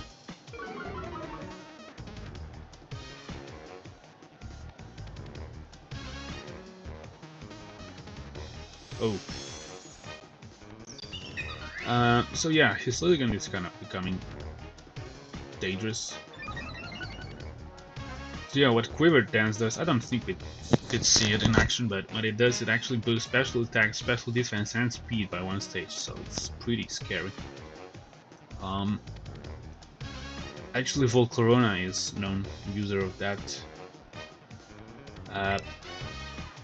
Yeah, you don't want to stay in for long with Pokemon that has used Quiver Dance. Oh, what?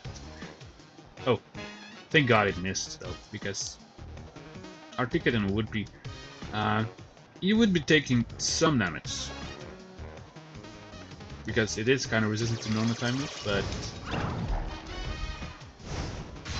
still, this Ludigan has a boosted special attack, and also Hyper Boom's quite a high powered move, but we did not see it in action, thank God. So let's kind of assume that this is kind of the weakest Pokemon he has, although this assumption might not be correct. Ooh, it's gonna send out Serena. You know what? I think I'm gonna go. I think I'm gonna go with Armourouge at this point. Actually, I do realize that I have quite a lot of Pokemon that can deal with grass types. Yeah, Ticketing can use its Ice Hammer. Of course, Armourouge can't go with the Armor Can. Quick Level can go with Acrobatics. Glimmora can go with Sludge Wave. Excalibur can go with Icicle Spear. Yeah, except for Goldango, right? It can only do neutral damage to grass types.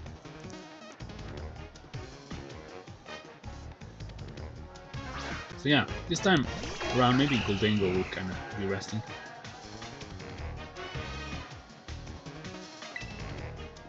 Of course, Armor Cannon.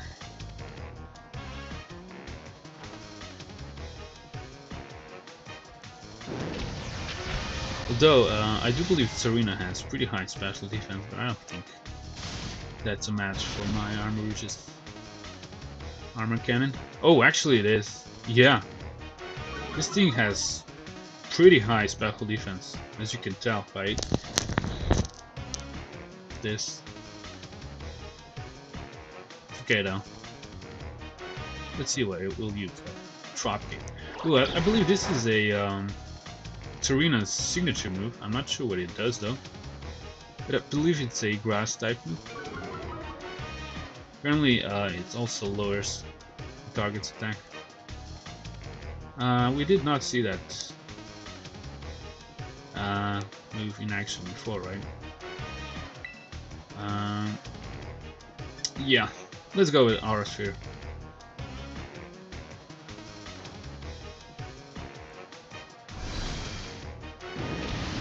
Aura Sphere is also kind of an interesting move. It is known to be a Lucario signature move, but it's not kind of exclusive to Lucario.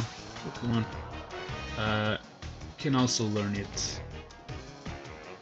But it's known to be a kind of Lucario signature move, although it's not. Oh yeah, probably that's why.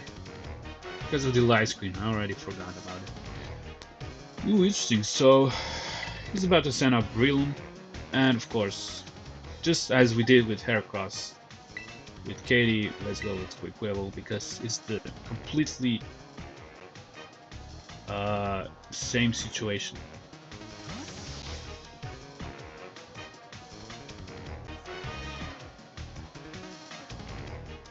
Yeah, but unlike Heracross, Breloom happens to be much more slower.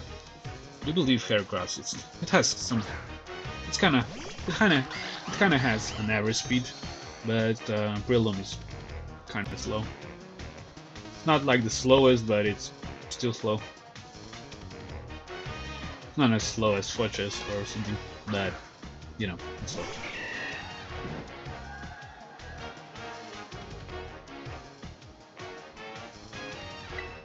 So yeah, 1 Acrobatics will be probably enough to take him down.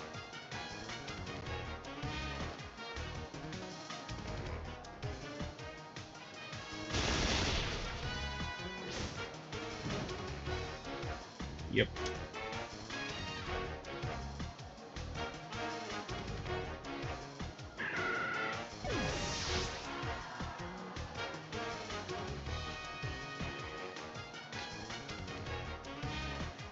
What else does Brassius have?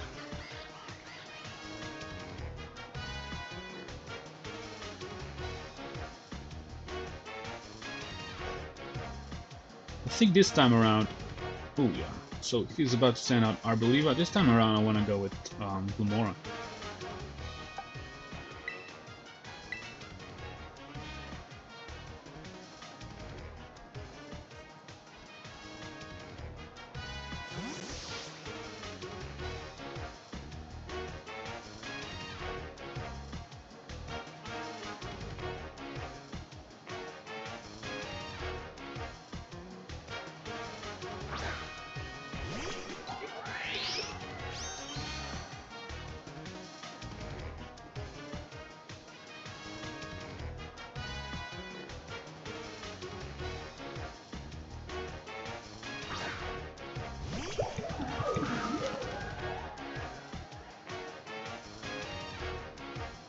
So of course I'm gonna go with the Sludge Wave.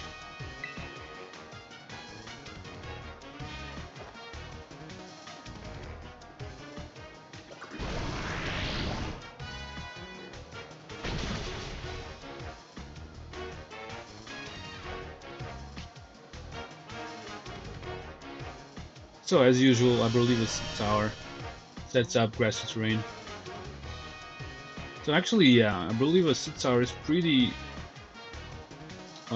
it's pretty similar to the Cobra and Sandaconda's, what's it called again, ability? I'm not sure though.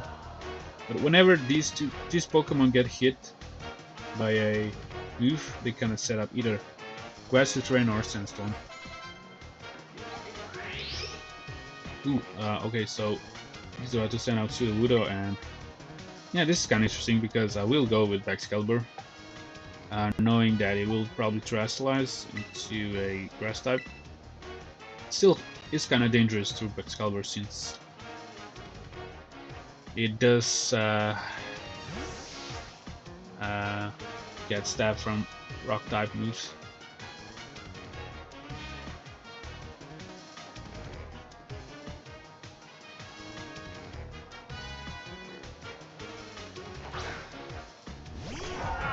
And I do believe Excalibur should take it out, no problem. Although Sudowoodo has, I guess, kind of reasonable defense.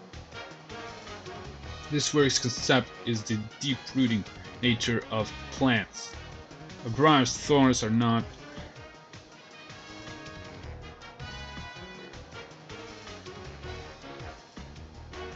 It's kind of interesting that he said briar's thorns, because I do believe Briar is the name of one of the characters from the DLC. I kind of find this interesting. Of course I'm going to try Slice and go with Icicle Spear.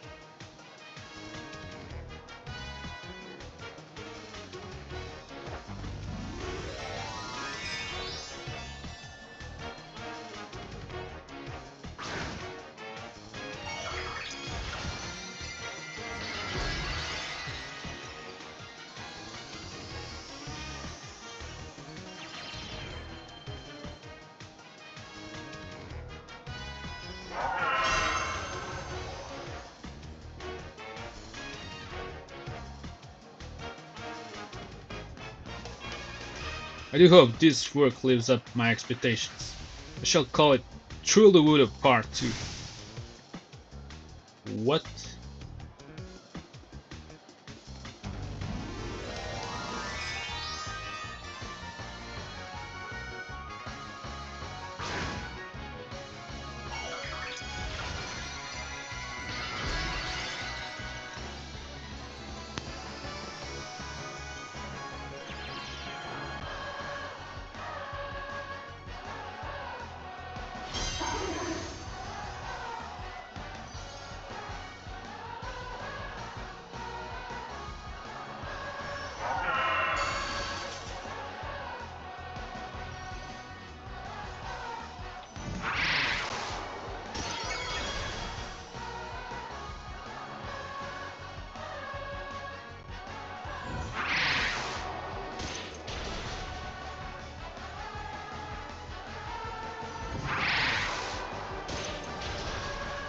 yeah, that's about it.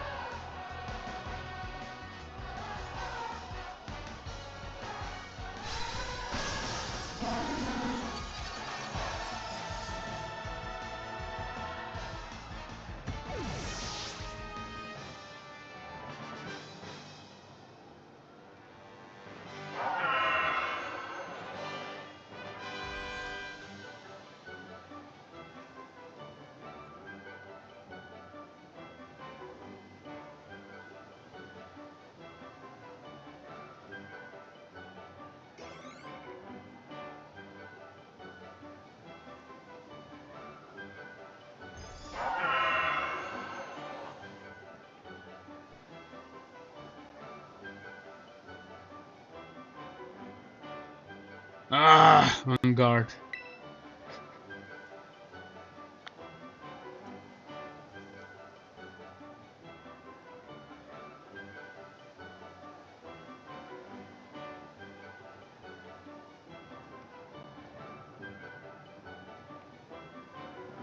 Seeing you in the midst of battle, you are like a unique gradient subtly changing hues. Ferocious and yet gentle. Such contrast, I lack the words to express it. My hat goes off to you. My battles with you are truly a gift. Each time I am made to remember how I felt so long ago when I first ventured into this world of art. Ah, I almost forgot. We were here for the gym inspection the top champion steed, correct? Well, this is of no consequence. Report my gym here as you see fit. Ah, my inspiration is overflowing as if drawn from a bottomless well. We'll begin on a new piece at once. You must excuse me. Farewell.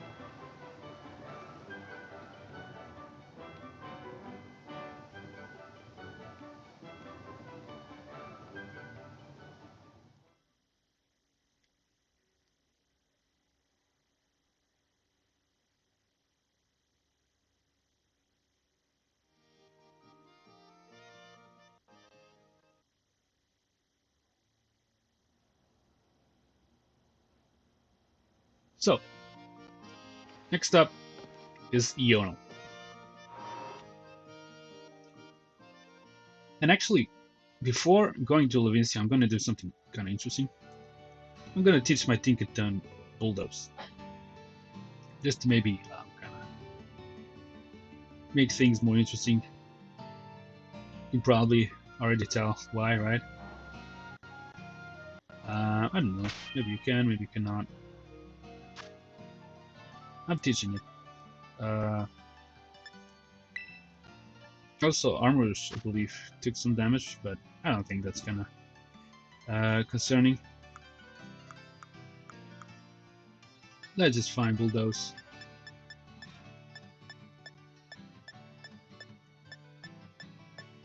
We could have talked my Tinkerton Bulldoze way back, but I decided not to. Also, yeah, Excalibur can learn, but I don't think that's a good idea. I don't know if you can tell why I'm teaching the Bulldoze, not just because we're facing Iono, but because of something else. It's kinda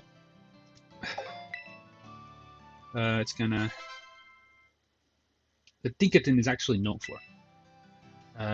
We did not see any use of it so far, but we might just be seeing the use of its ability Mold Breaker for the first time. I kind of want to demonstrate that because I did not get a chance of doing this at all so far. So let's fly to the Levincia, of course, and challenge Iono from there.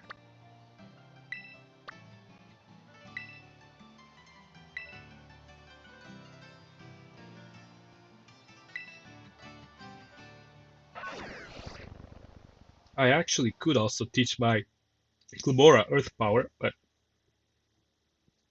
I kind of decided not to do that.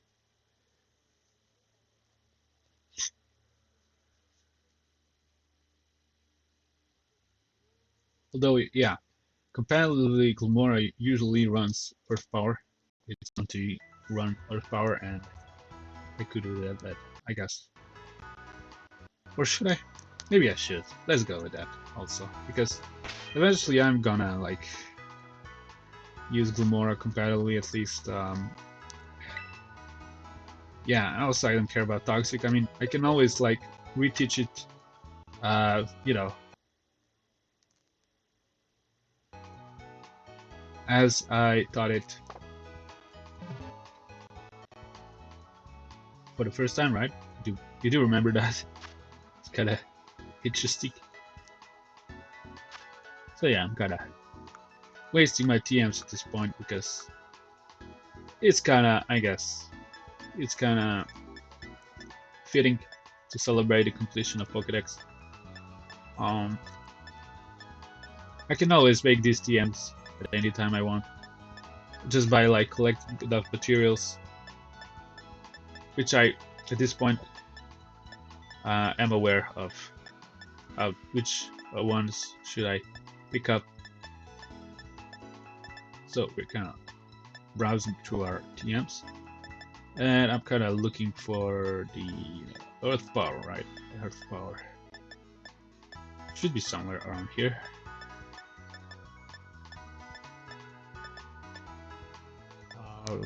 I don't see it yet. It should be over here, right? Yeah, there it is. And we do have two of them. Yeah, so Earth Power is like a Shadow Ball equivalent. Is it? I don't know if it's a Shadow Ball equivalent, but no, I don't think Shadow Ball has 90 base power. It does have 80 though. But it has the same effect of lowering the special defense by one stage. So yeah, Earth Power should be a bit more stronger move than Shadow Ball. Pretty similar moves though.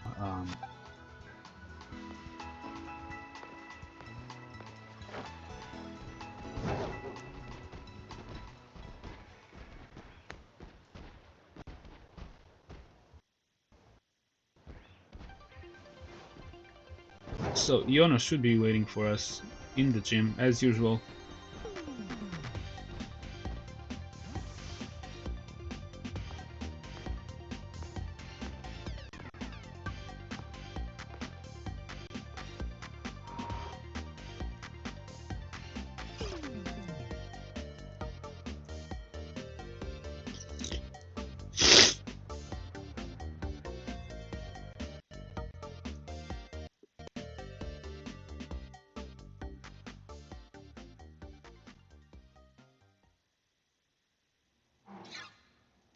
And there she is. Primera, your elbows are mine, caught in my elk Whoso what's it? Iono.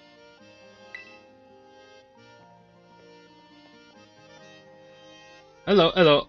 Hola, ciao, and bonjour. Wait, you aren't Geeta.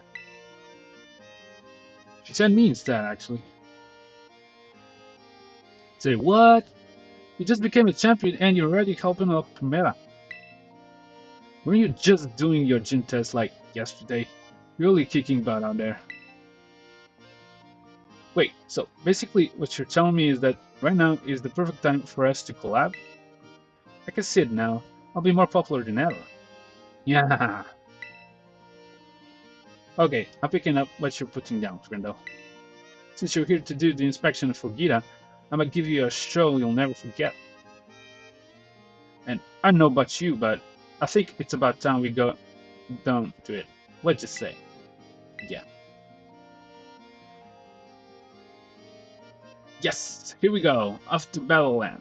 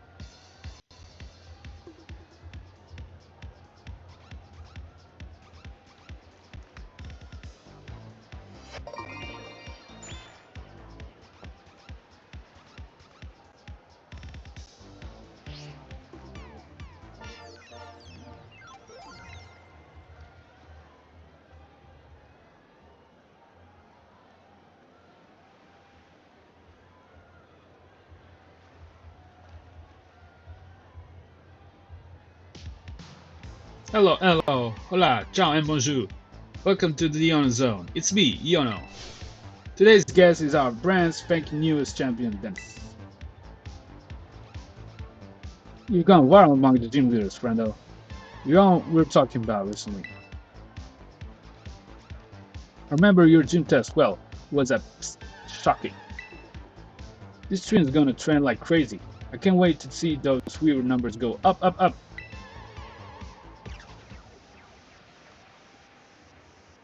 Alright, here we go. Got that camera set up just how I like. I don't know about you, but I'm ready to get this battle started.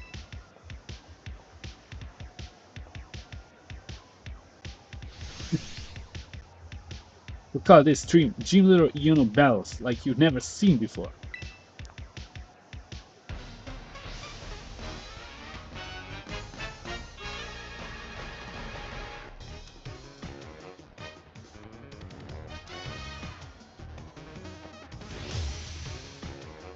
We're challenged by Gym Leader Iono For the second time.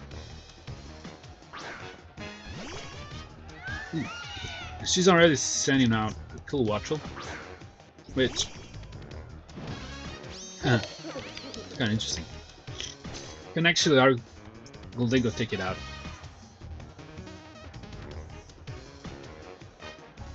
Yeah. Actually, it might.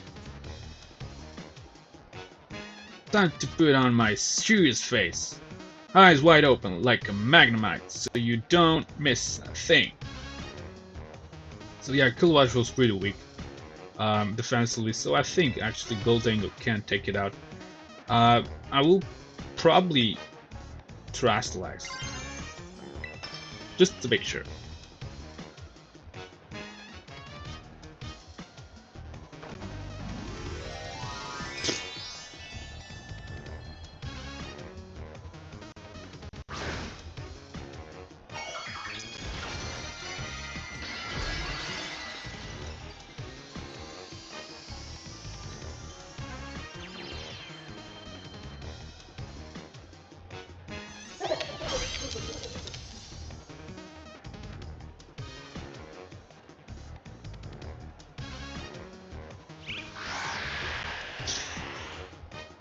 Ooh, actually, she's using Tailwind.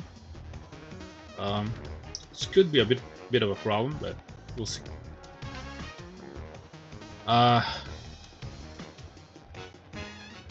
Being hit by a Tailwind charge, the opposing Kilowattrel's with power.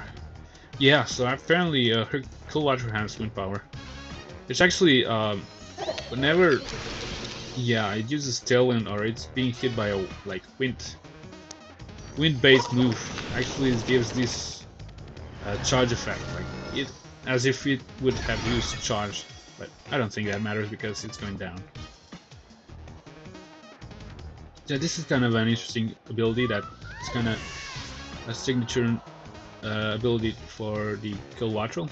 I don't think we did see it before. Also, Quick Will is leveling up, but actually, it's not gonna. Yeah, I don't think Quick Quill will see this battle at all. So you know what? Let's go with Glimora. Yep. On this Electrode, like Electrode is probably it's definitely gonna speed my Glimora.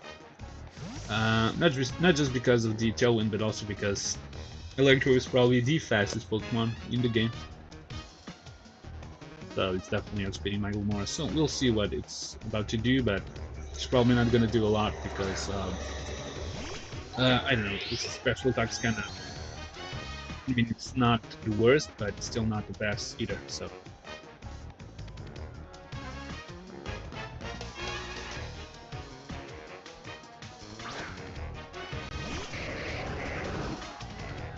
But yeah, the thing about Electrode is it's pretty frail. Yeah, it's not gonna leave an Earth Power by Glimora at all. Whatever it does. Ooh. It actually decided to go for the foul play, but Glimora's attack is not really good at all, so.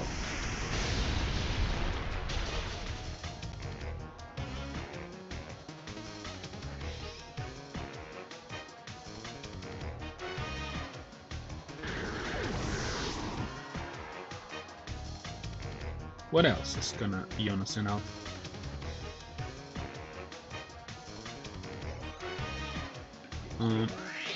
No, Luxray.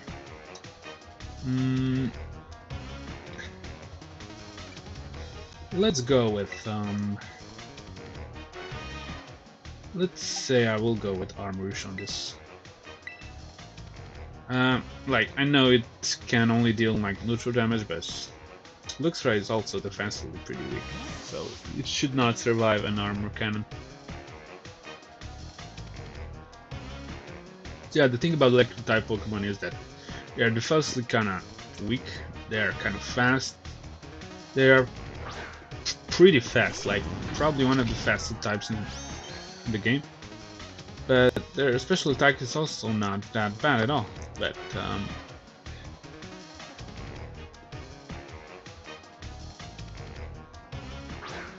I mean, the problem about their special attack is that it's kind of the problem of the typing. Like electric type, it's only super effective against water and flying. So yeah, this is kind of a problem regarding the typing itself. Otherwise, they're known to be really fast. So yeah, like offensively, it's not the best typing. Oh, actually, oh. Yeah, I forgot that Armourouge is the slowest Pokemon on my team, so kind of explains why. But it can actually take a hit, as you did see. Yeah, like even super effective non-stab moves like Crunch from Luxray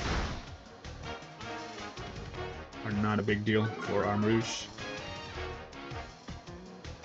I wonder if it wasn't for the Rocky Helmet, would my Armourouge still take out this Luxray? Maybe.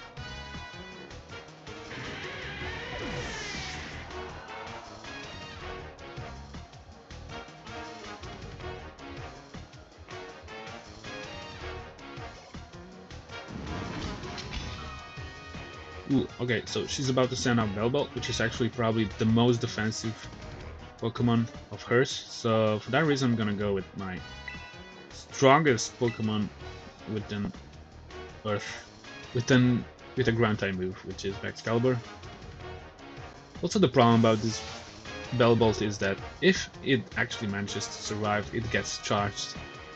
So yeah, I'm gonna go with the strongest Pokemon on my team, which also has the strongest ground type move.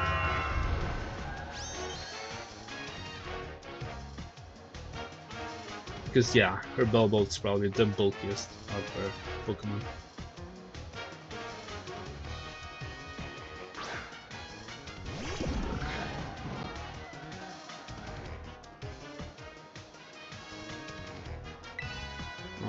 Of course I'm gonna go with an Earthquake, right?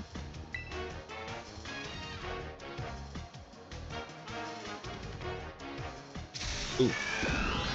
Oh. She actually has still Tailwind active, right? Apparently, yeah. Her Belbolt managed to outrun my Excalibur, also strike a critical hit. So, but still, Excalibur can like take electric type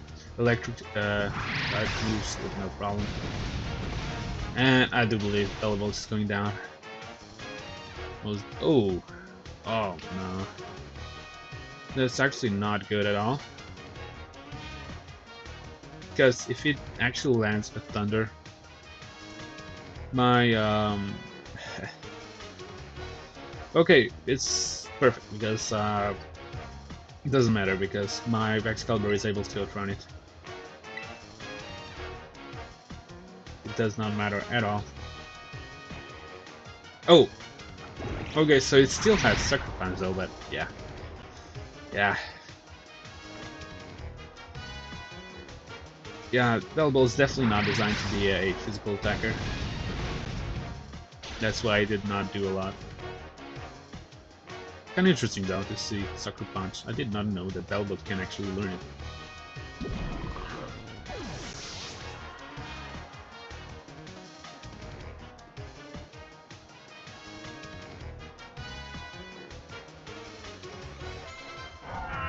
And I believe she's gonna, yeah, of course, she's gonna send out her Mesagoza.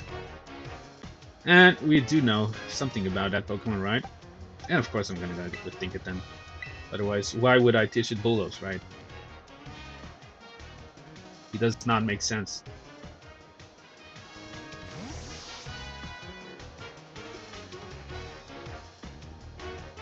So, what do we know about this Mesagoza she has, right?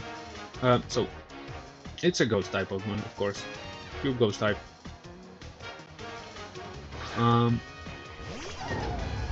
She's gonna Terastallize to Electric, right? Of course. As she did the first time we faced her. But, you know, what's the problem about this is that once she manages to Terastallize her Mesagoza into an Electric, hey Dennis, quick hogging the Heimline. Did not manage to read that. Once she manages to Terastallize her Mesagoza, it has no weaknesses because of its ability, Levitate, right? So, how to cope with that? Of course, with a Pokemon with the ability Mold Breaker, right? Which kind of surpasses that immunity that Levitate is enabling Mesagoza with, right? So, we do expect she's gonna Terastallize to Electric, and we're gonna go with Bulldoze. For that reason, it should do super effective damage because of the Tinkaton's Come forth, shiny little light bulb. Be the invention that leads me to the victory. Psst. So yeah, she's gonna Terastallize, eliminating her ground type weakness. Actually, no. She's gonna Terastallize to Electric, right? And she's gonna eliminate her defensive typing of being a Ghost type with the defensive typing of being an Electric type. But because her Mesagoza has Levitate, the weakness of the ground will be eliminated by Levitate. But our Tinkaton has Mold Breaker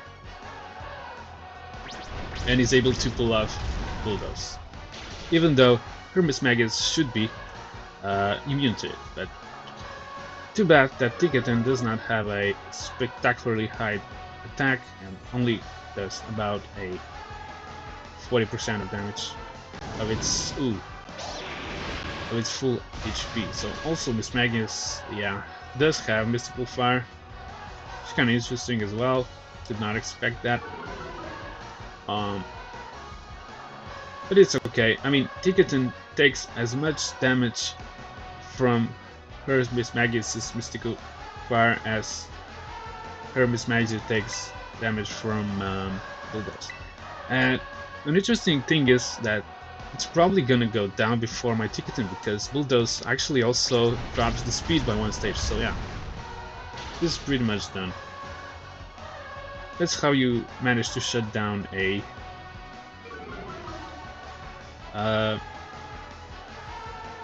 Levitate user which Terastallize to Electric type. Just by having Mold Breaker. And it's going down the next turn.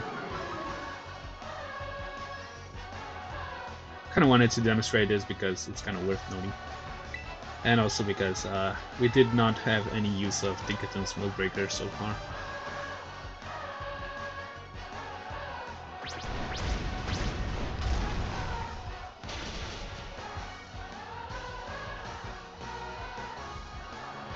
That's pretty much it.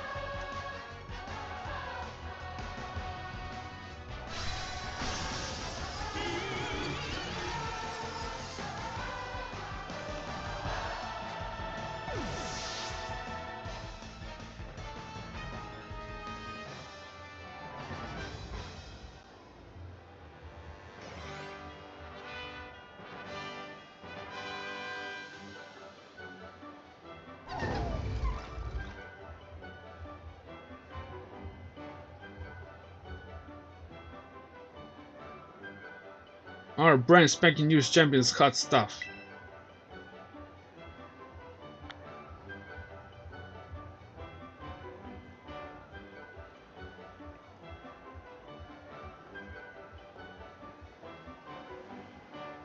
Oh man, I'm not super happy about losing, but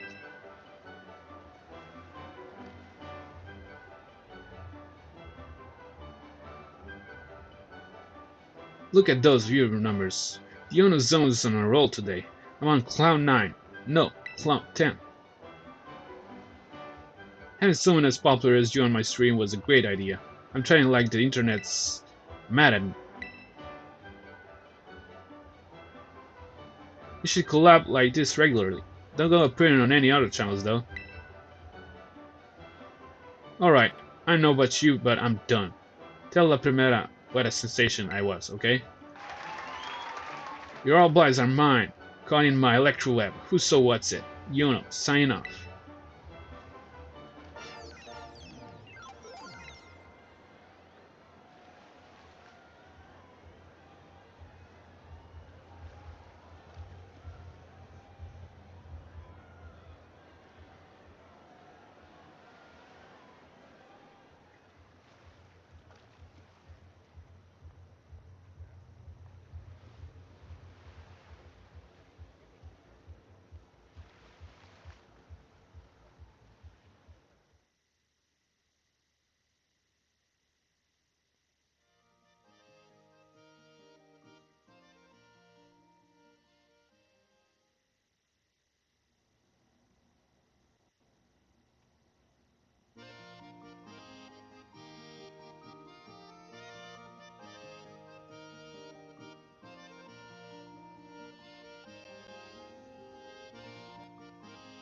So last time we managed to defeat Iono for the second time, right? And let's just continue this streak. Next up, we probably have Kofu, right? Because we are kind of doing this in the same order as we challenged the gym leaders for the first time, right? So we should be flying over to Cascarrafa once again.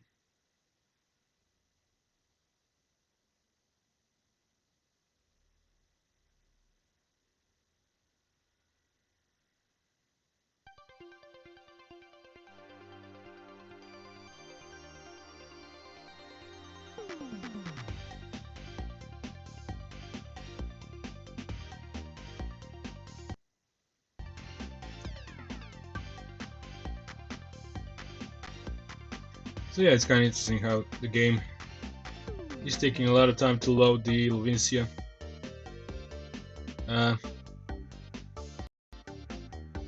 Yeah, for some reason, Levincia is kind of overwhelming place for the game, apparently. I also had some troubles recording with this place, so let's get out of this place as quickly as we can. You can definitely see some issues with the game right here, but whatever. I think once we are in Cascarrafa, these will no longer persist. I hope so.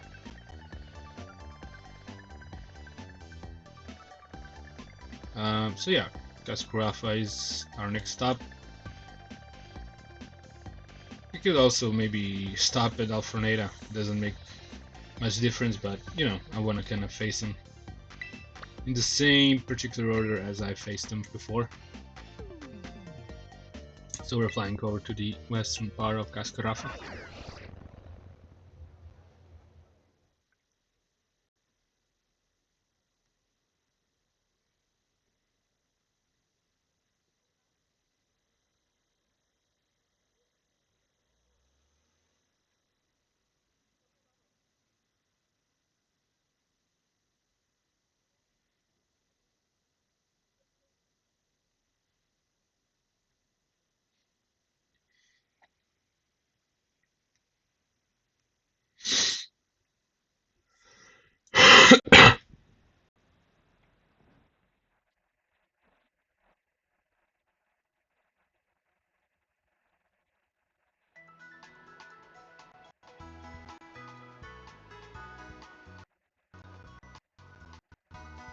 So Of course I'm gonna climb. I'm not gonna use the elevator. You know, why would I, right? I'm kinda used to this at this point. Because, I don't know, I don't care for the elevators, but apparently my Cortondo has some kind of trouble climbing. But yeah, here we are.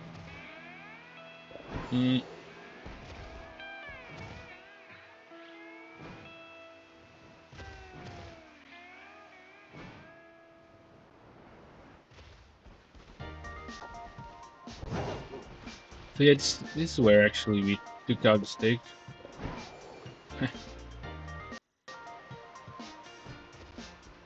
So, let me just check my team, right? Okay, Ticket definitely needs... Actually, yeah, they need to be healed up, but... Are they actually healed up? Actually, I do think that they should be healed up before starting the battle.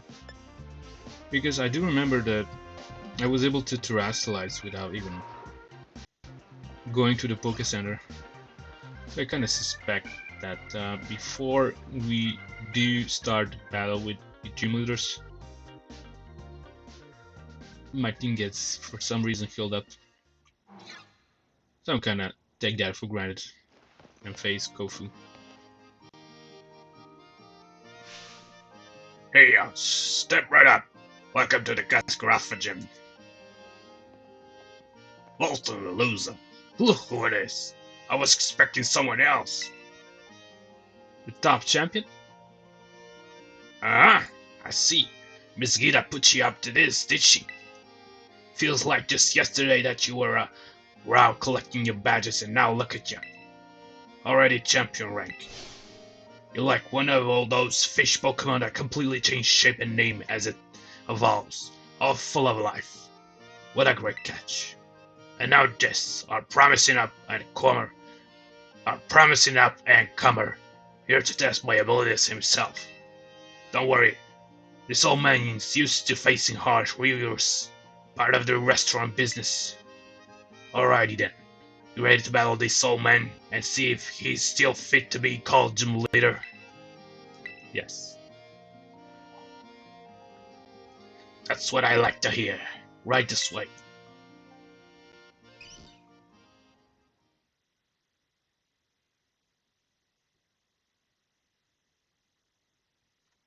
So I really do hope that my team gets healed. Because, I don't know, they're not really in a good shape.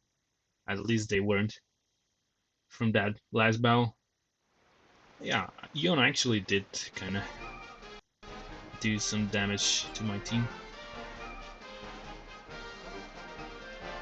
So, once again, we're at the Cascarrafa battle court.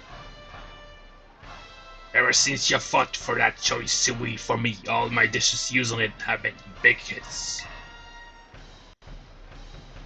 Thanks for that.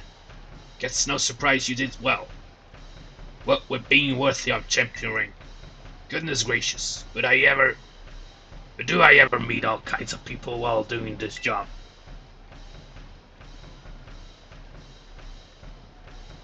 I've seen people like yourself who run full speed ahead like a raging river, and plenty of people who settle down like a calm lake. We all at fault tend to prefer the latter, of course, but this old man himself finds that a bit dull. Rivers flow into the ocean. That water then climbs up into the clouds and becomes rain. I and Kofu the Twelfth have a changing just like water.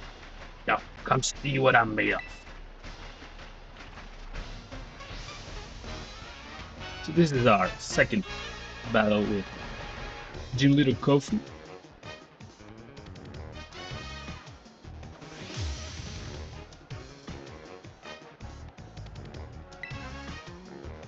Let's see what will he lead with. Of course, he's gonna lead with Veluza, which is kind of interesting though because our Goldengo can take it in two possible ways, either using Thunderbolt or Shadow Ball, but I do think that Shadow Ball would be a superior choice. Good ingredients don't need no cover-up spices.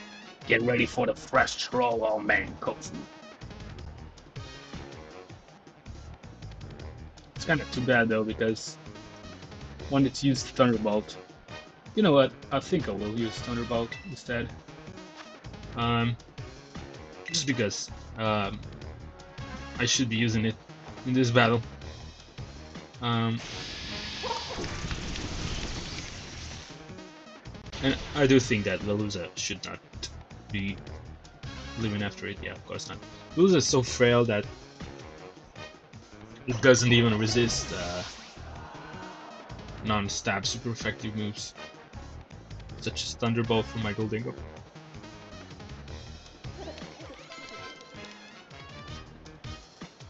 Also, he's about to send out Wook Trio, and yeah, the thing about Wook Trio is kind of fast, right?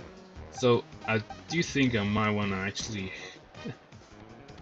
yeah, also probably really frail, but it definitely does not have any ground type moves, so I think I'm gonna go with Gigaton Hammer.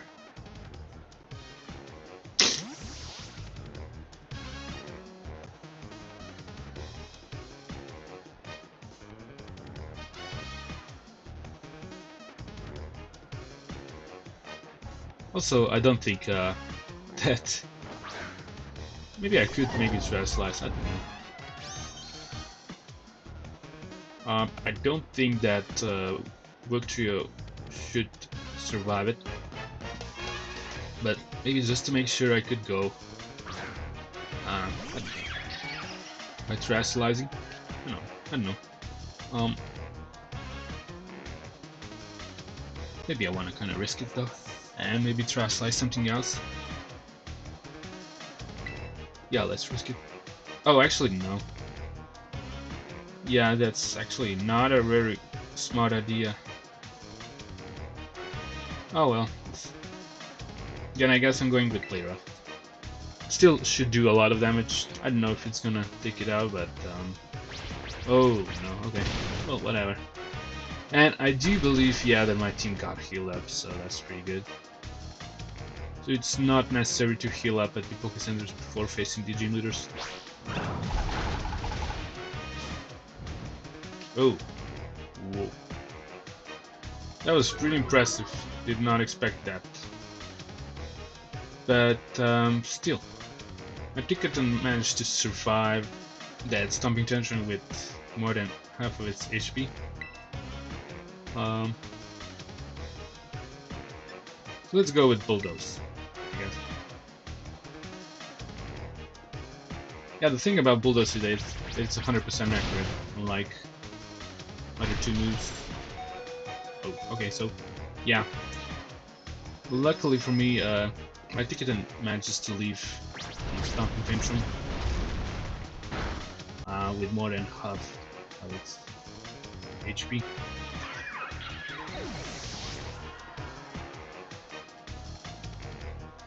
And we did take it out, so at least Ticketon did participate. And ooh, interesting, he's gonna send out Pelper.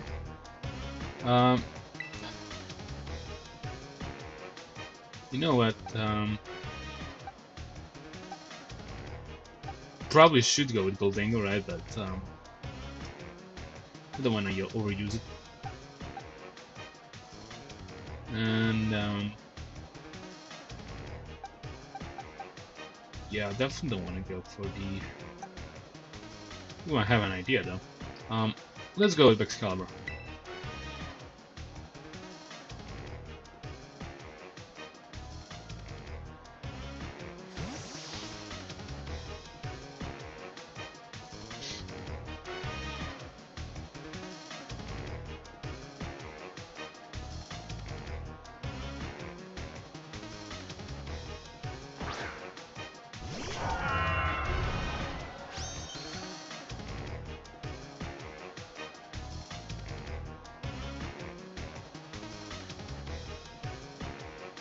probably should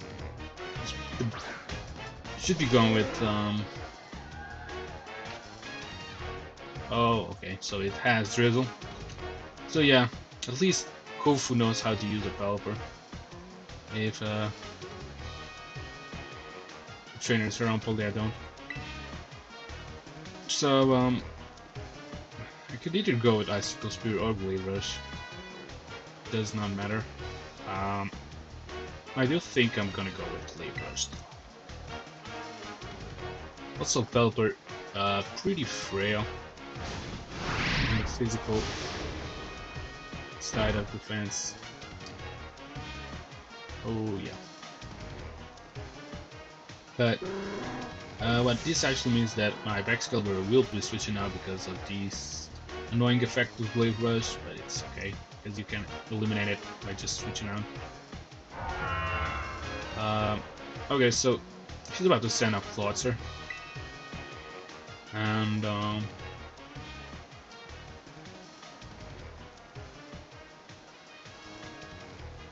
still not sure though. These clouds are also part dark type or not? What's up with Cloudser, right? I'm still not sure. No, actually it's pure water type. Okay, whatever. You know what? I'm going with Gilmore.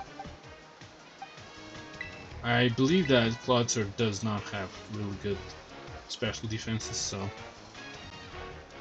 one energy bolt should be enough to take it out. That's kind of my my expectations are, yeah. I mean, it has, I guess, kind of average special defense. Not well. We'll see though, because still my Gilmora is able to leave whatever it's gonna spit out, because it is actually holding a Assault Vest, so that matter. I think we should be fine.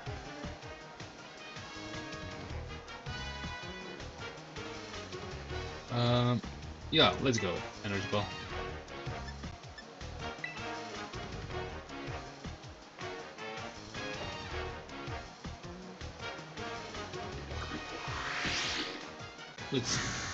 Yeah, also I kind of predicted that my Gilmora will outrun it, and okay, close though.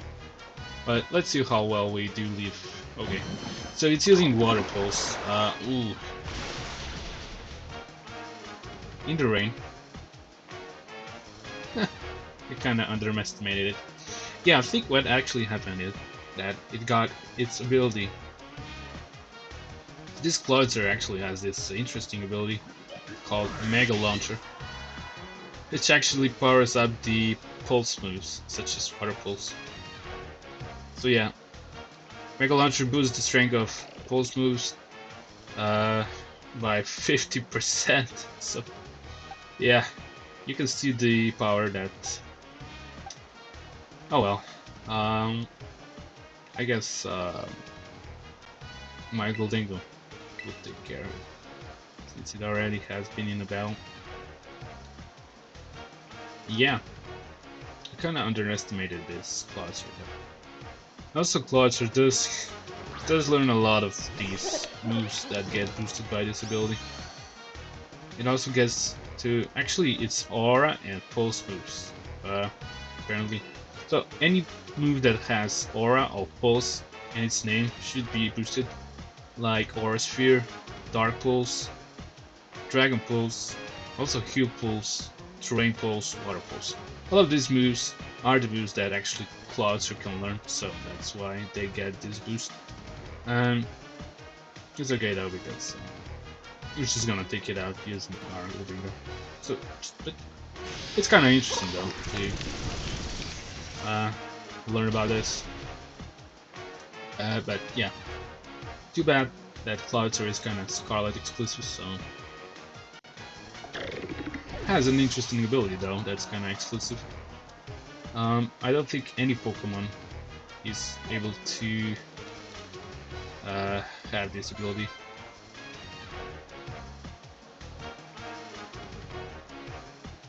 Okay, so he's about to send out Abominable, and of course I'm gonna go with my Quick Level on it because Quick Level can use acrobatics on it.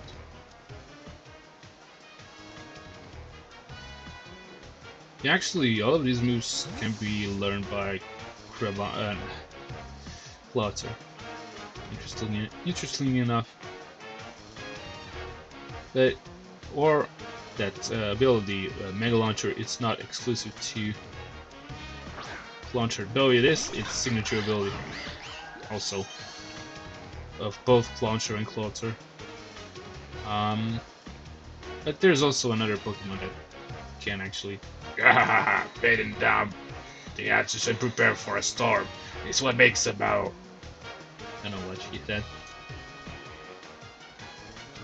Yeah, there's also another Pokemon which can get this ability, but it's actually not yet available. It will be. No, actually, it won't be. Not that particular form of a Pokemon, but actually, this Pokemon will be available once the DLC is released fully. Actually, I can also go with Close Combat. Yeah, because it's a nice. Oh. I think I know what's actually happening. It's about to Terastallize to the Water type Pokemon, right? You know what? I think I will go for a Close Combat though. So he's gonna like lose its Ice type defensively, right? Acrobatical Terastallizing. Think outside the crab Box, right?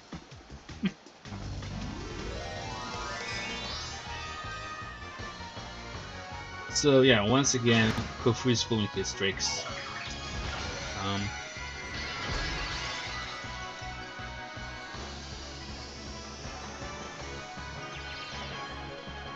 But yeah, I mean, I do kind of understand why he is actually terastallizing to the water type, because Crabominable has a lot of weaknesses, being a fighting and an ice type Pokemon.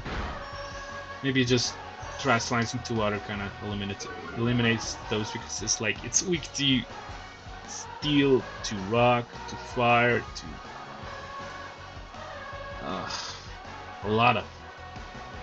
And obviously it can take a hit. Like yeah, Crabominable is pretty defensive, and it's actually using close combat as well.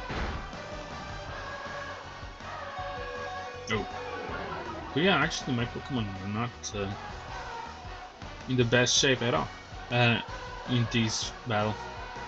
Yeah, because yeah, that's kind of the weak spot of my team, that I'm not able to take on the water types as well as any other types. Yeah, probably ground types and water types are probably the biggest weak spots of my team.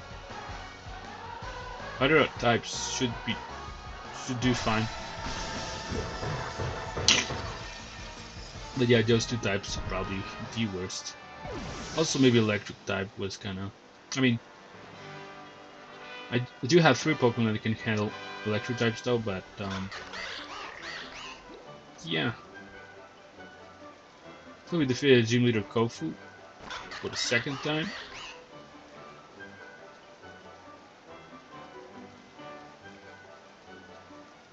What a refreshing loss. My mind's as clear as still water.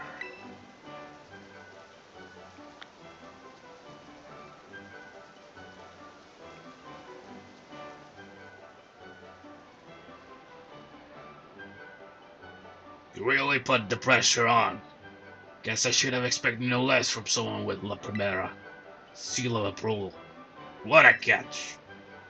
Wildest currents, for better or worse, pulling everything around them, and have really wild and drastic effects on their surroundings. That makes those friends of yours who stay by your side all the more important. Phew.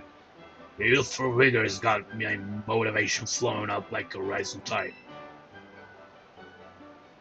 Next time you see Miss Geeta, tell her that old man Kofu's flowing and crashing more than ever. Don't forget to tell her, young friend, and you come back to see me again now, you hear? Yeah, we'll see, Kofu. I don't know when. Uh,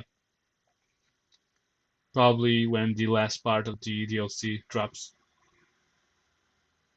I do believe that, yeah, in the last part, in the Indigo Disc, you are able to maybe battle once again the gym leaders from the Paldea. Kind of interesting.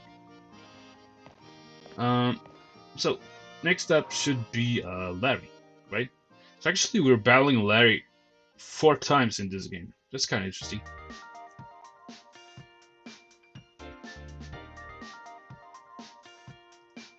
This is pretty interesting. Actually, no. 3 times, right? 3 times. I kind of said that too fast. First time we bought him, we fought him at the Medali, right? Second time we fought him at the Pokemon League, and the third time we're actually battling him back at the Medali.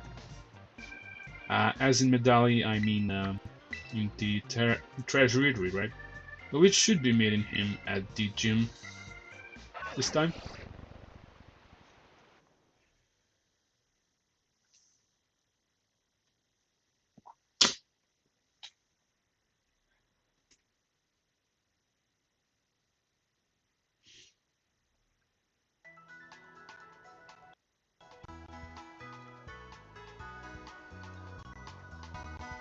So let's go check out his gym.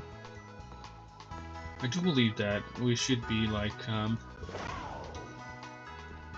ready to take him at the gym, right? Unlike last time where we actually met with him at the treasury. But I still do think that we'll be moving to the treasury regardless of meeting him at the gym. Because, yeah, Medali does not have a battle court, I believe. The only battle court they have is at the treasury.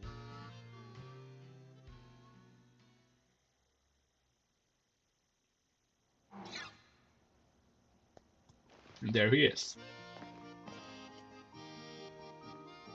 Start from meeting with the boss, but seems I've got a visitor with no appointment instead. This is absolutely something you should do. No, I understand everything, I assure you. I look forward to our battle then.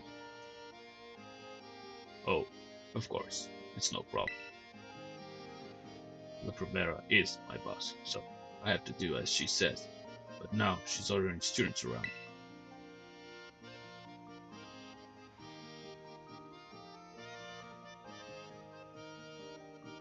I see. So you're helping the boss free up some time to enter a tournament with the Academy.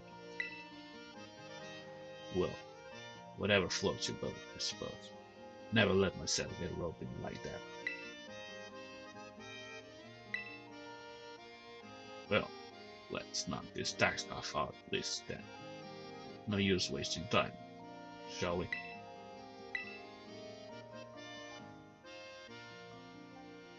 Let's head out to the treasury then. Of course it's treasury, what else could it be?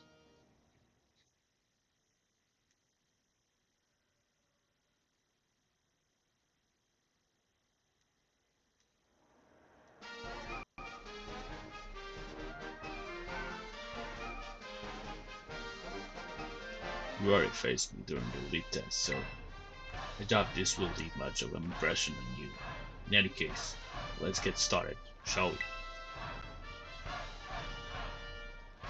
I'll be facing you in my role as a team leader, so I'm going to use my regular team. They all belong to the normal type. Normal as in plain, average, unremarkable, run of the mill. Pretty fun of them, you know. This suit me perfectly. I'm about to, as ordinary as you can get. People, Pokemon, there's no need to overcomplicate things. Nowadays, people only seem to want a shock of factor. Something weird, something bizarre. At the end of the day, though, nothing beats the relief of coming home, even after a fun vacation. When all said and done, simplicity is strongest.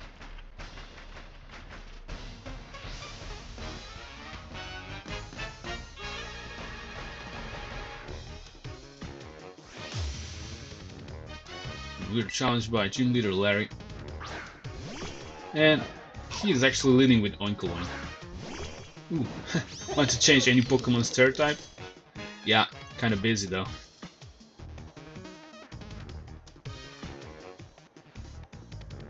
The boss takes some getting used to, you know.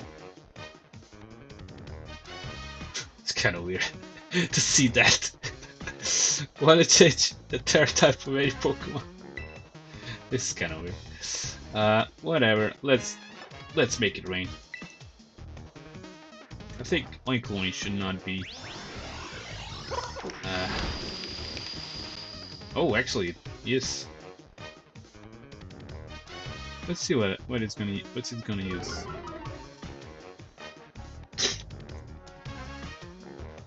Ooh, okay. Cortondo's gonna take that with no problem. And let's make it rain one more time.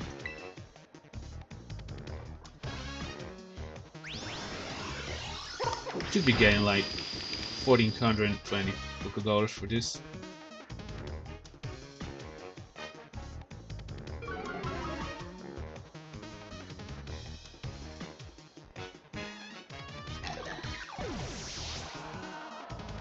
At least. Actually, no.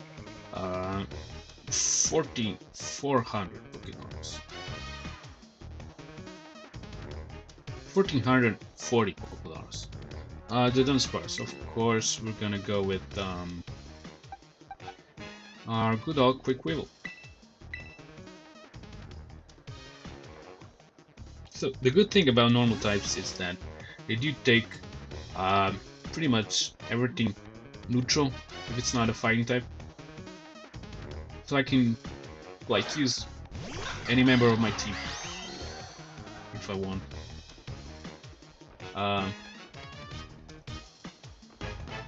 As long as it's not a pure ghost type.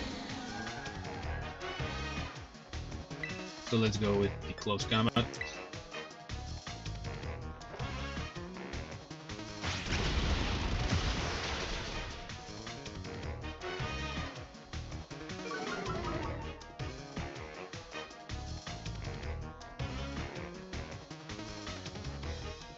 Ooh. I just realized that also I should be using Armors. For the same reason. I just use Quick Weevil. Actually, fighting type is a pretty good offensive type. And I'm gonna go with Armors right up next.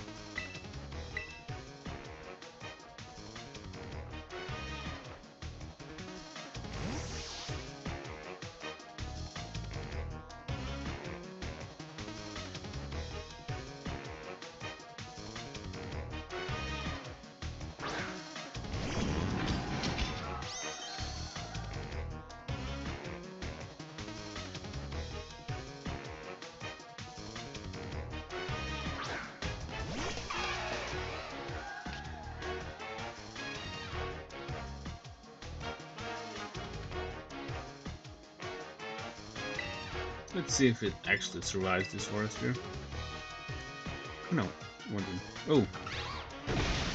It does learn Sucker Punch. Yeah, thank God I'm actually holding the Rocky Helmet. Yeah. Ooh, actually it does leave that. So it's probably gonna go for the Sucker Punch one more time, right? Yeah. You know what? I'm gonna go for the Sphere Lancer. Doesn't matter what I go for because it's gonna use Sucker Punch once again. And yeah.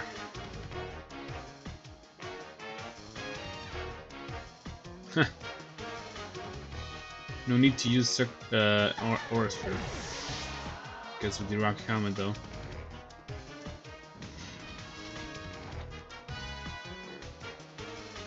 It's using Aura Sphere, which usually does not miss, but it actually failed because there was no target. Just about to send out Breviary, kinda interesting. Let's go with Gilmore on it.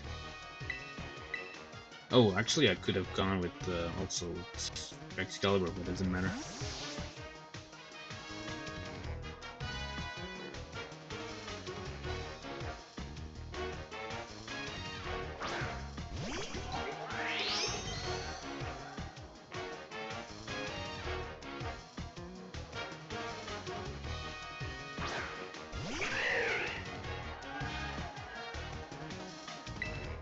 Of course, I'm gonna go with Arven.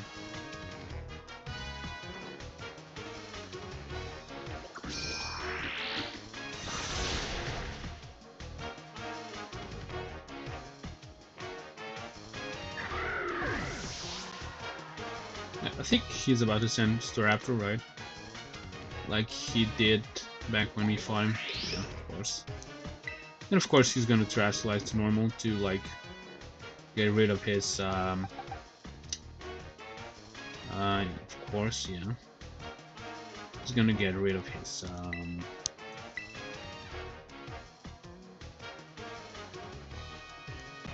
flying type weaknesses. I mean, the weakness is that it gets from the being a flying type Pokemon, right? So let's go with Pikachu and probably will Terastallize. Just plain Rock Punch. I always start with my best results when it's, you know what?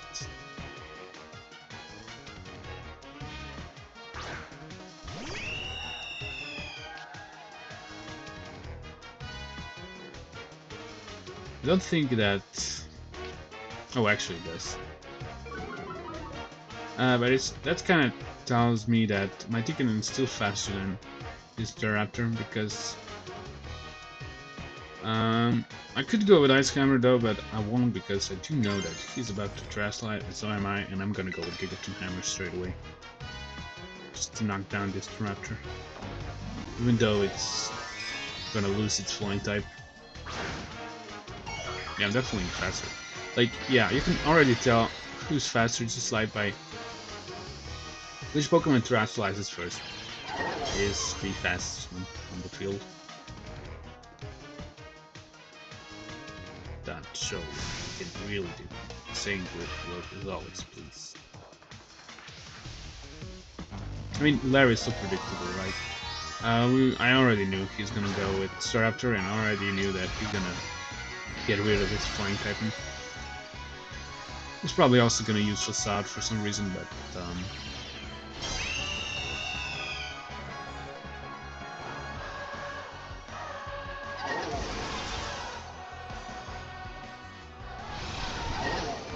yeah, definitely I want to be Terastallized. Yeah, definitely want to be. Oh. Still. Yeah, pretty much the Raptor is done because of the defense drops that it just got. I don't think it has any priority moves, right?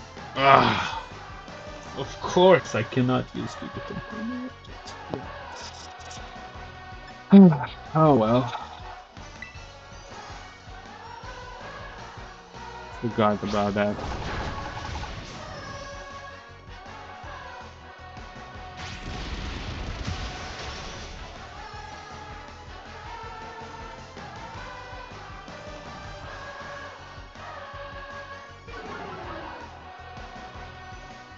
So if I could actually use Gigaton Hammer twice in a row, Raptor would be done. But that's how they made this move.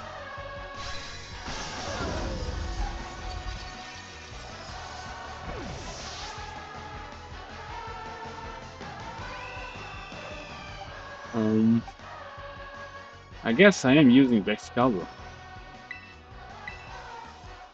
I kind of wanted to leave him alone, but apparently Excalibur Rex to the rescue.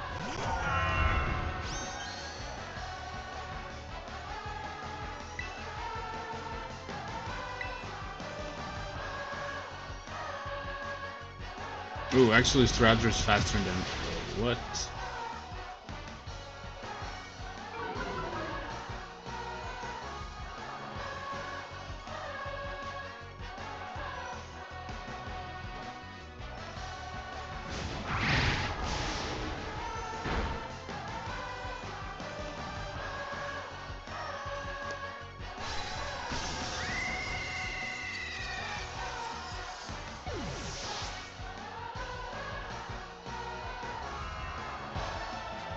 That's it.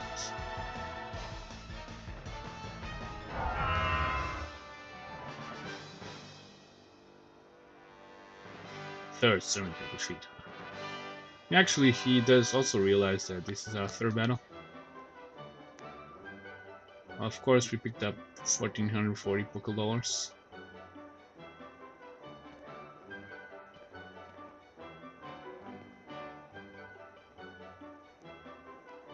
You're a bit too much for an average Joe like me to handle. I think I understand now. Why was I told to use flying tiles when I battle as a member of the Elite Four? I didn't. The scenery you'll never even notice if you stick to the flat, well-trodden paths. It will be good to admire talent that soars as high as yours from time to time. Well, if the boss says I should do so, I'll do so. You won't catch me doing it for fun, though. In any case, I've been strictly told to cut down on my overtime hours, so I'll call it a day.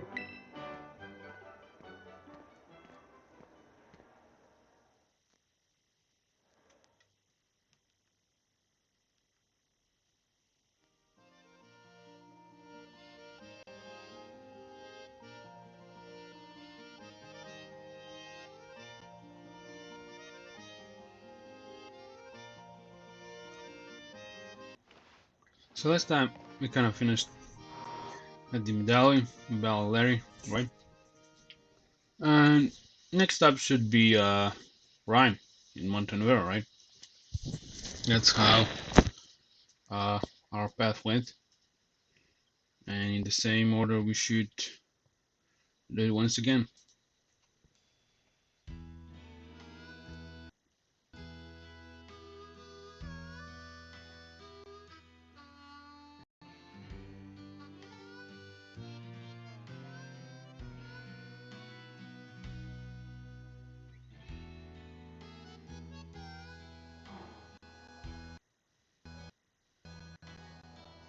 So I'll be flying over to the Montenevera, where we will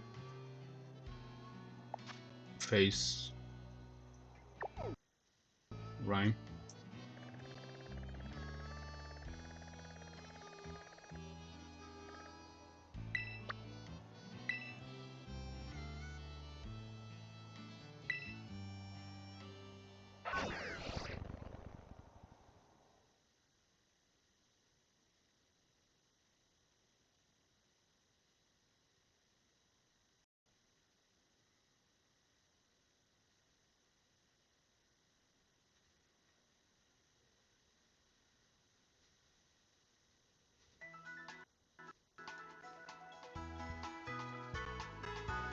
So here we are. Let's quickly check out the gym.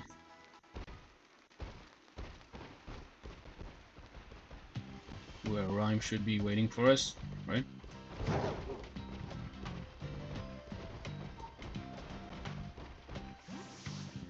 I'm kind of wondering, are we actually doing double battles once again?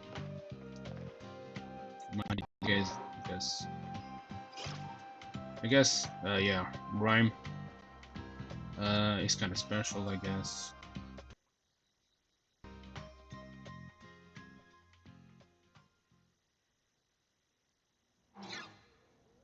There she is. Well, if it is my little challenger, that is. What brings you back here, baby?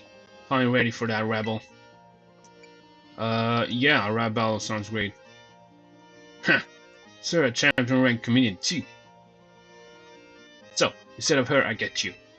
She's a rookie champion instead of coming out here himself. Does she know who I am? Sorry, I got hit in there. Don't worry though. You aren't the one who struck that nerve. Oh well. I was just thinking I'd like to see you again anyway. Guess that is how it's. If we're doing this, let's do it. Ready to show me how strong all those events made you? Yeah. Now that's the spirit. Come on, let's put on a killer show.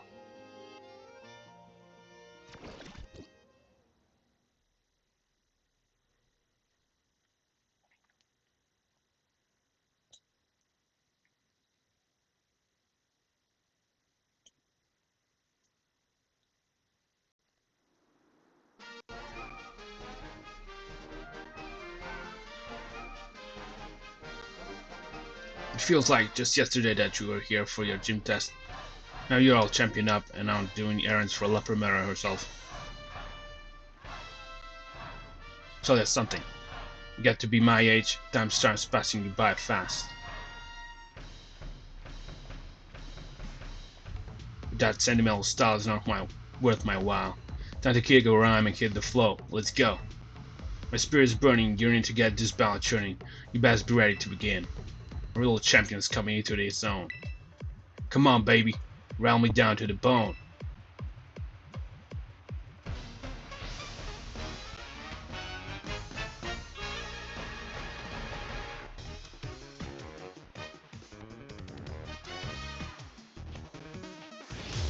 And we're challenged by Gym Leader Ryme once again. And once again, it's a double battle. She sent out Bennett and Mimikyu. Yeah, which is actually not good for either two of my Pokemon, but I think I will stick with my Goldengo and I will switch out my Armrouge.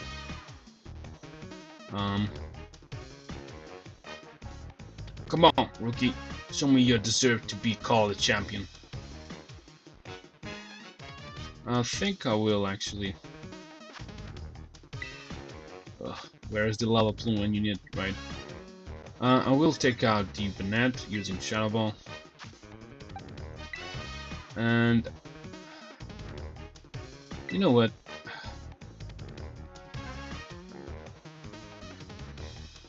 I use Armor Cannon, yeah. No. You know what? I think I will stick with my Armrouge though, and I will use Expanding Force just to maybe break the Mimikyu's disguise. Although I might regret this. Oh, okay, so it's using a Shadow Sneak, and it's sneaking up on my Goldengo actually. Interesting.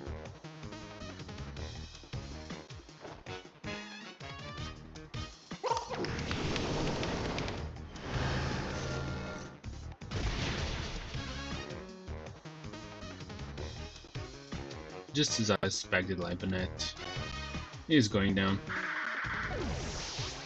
And I'm still sticking around with my Armrouge, right?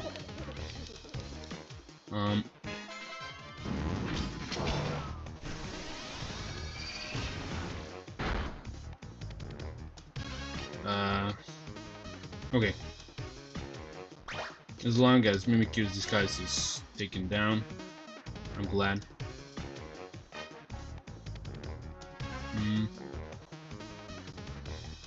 Okay, so she's in now Hearthstone.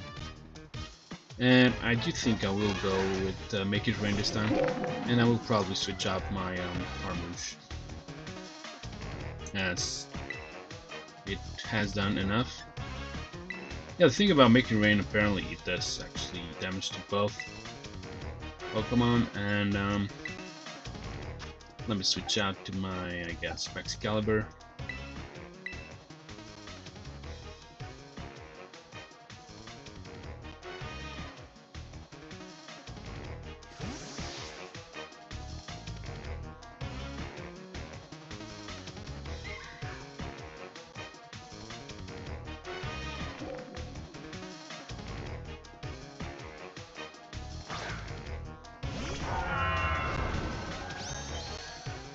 I'm switching to Excalibur because it does have crunch and it can actually take out Pokemon that Ryme has. Also, yeah, Shadow Sneaking once again. This time, wanted to Shadow Spawn my Armrouge, but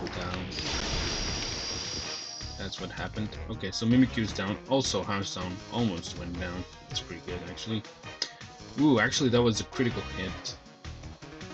That explains it.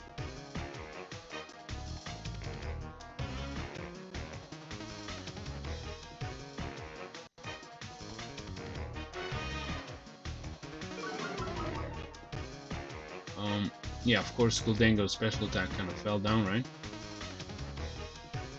And yeah, it's interesting because this is a double battle, and I do believe that Make It Rain kind of has this double effect, right? So every time I use it on both Pokemon, I should be getting double money. Oh, she's saying out Spiritomb. And I actually cannot tell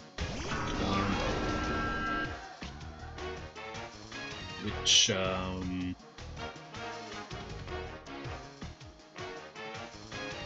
Pokemon is going to get hit by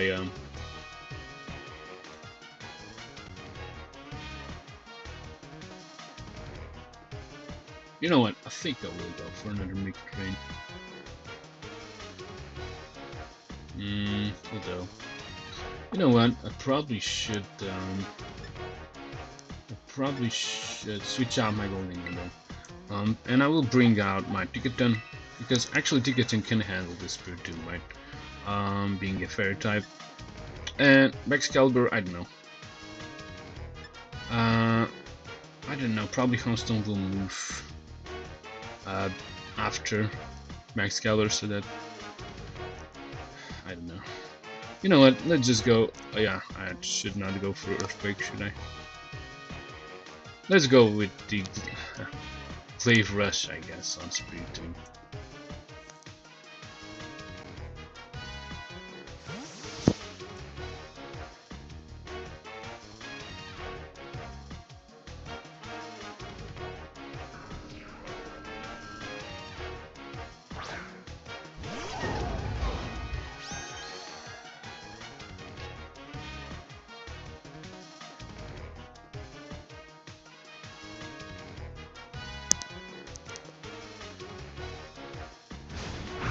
Let's see how much that does. Oh, okay. So it wasn't even necessary to bring in my Ticketon, I guess, because Excalibur managed to take it out, no problem. And I think, yeah, okay, so it's using Final Force on my Ticketon. Okay, that's okay.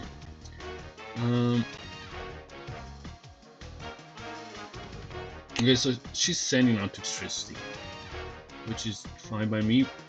Not expecting this thing is gonna Terastallize into Ghost, so you know what? I think I will just like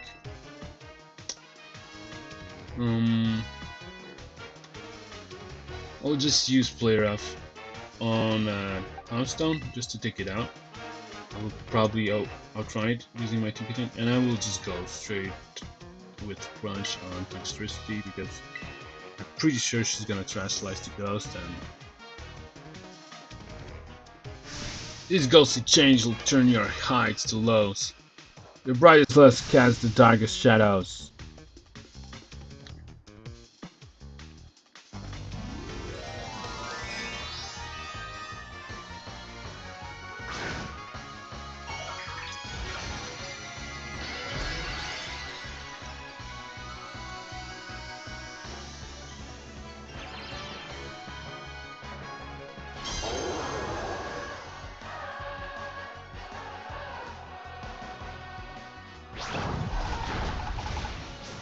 So, I'm someone down, as it should.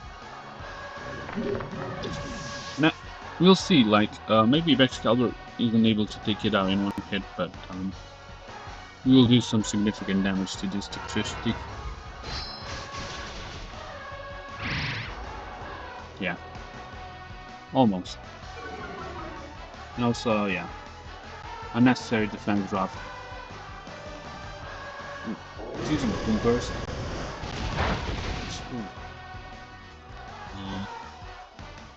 I think it's a normal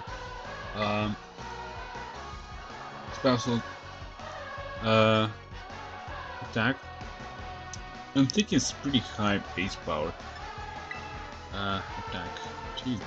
So let me just go with Play Rough on it, and I think that will be probably it. Maybe I could go with Icicle Spirit, doesn't matter, because probably it will go down before Excalibur managed to use its attack.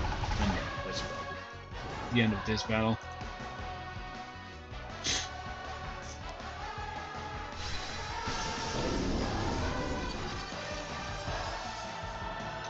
This battle was kind of shorter because it was a double battle, right? And we were kind of fighting two Pokemon at the same time.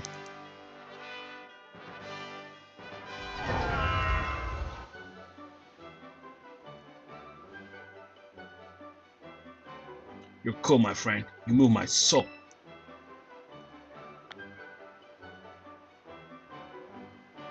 Also, yeah, we picked up $1,440.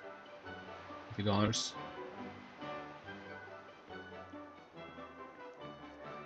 Haha, wasn't expecting you to rattle me that much. You caught me off guard just like Shadow Sneak.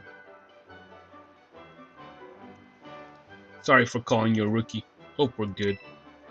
I just wanted to prove the strength of ghost types to Geeta, but I guess I got carried away. You're the real deal, my friend. I can guarantee that. From here on, Ryme's got your back. If you run into any vaccine trainers or hex inspectors, just give me a call. Now, you go enjoy this big wide world to the fullest, you hear me? Later, baby.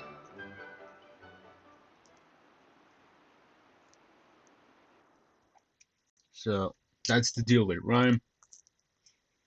And now we should be actually going to Alfornada to face Tulip, actually.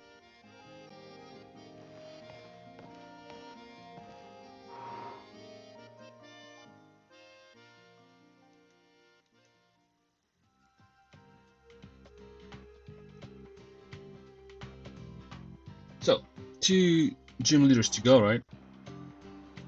And after that, we're pretty much done with these gym inspections. Let me just locate Alfornada. I think it's like west of Mesagoza, right?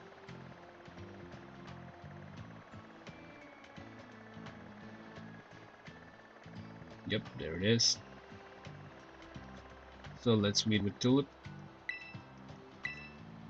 at the Alfornada gym.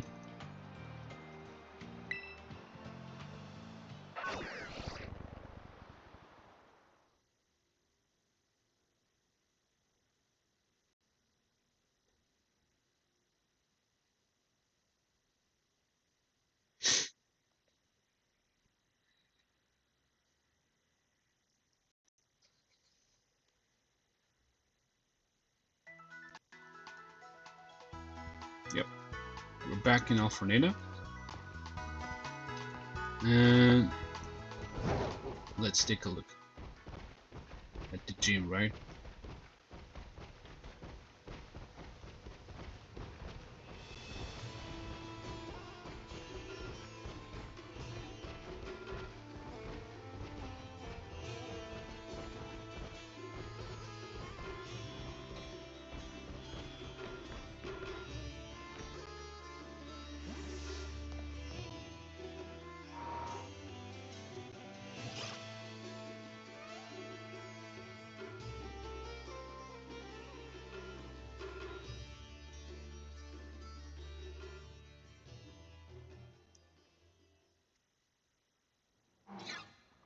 And there she is, Tulip.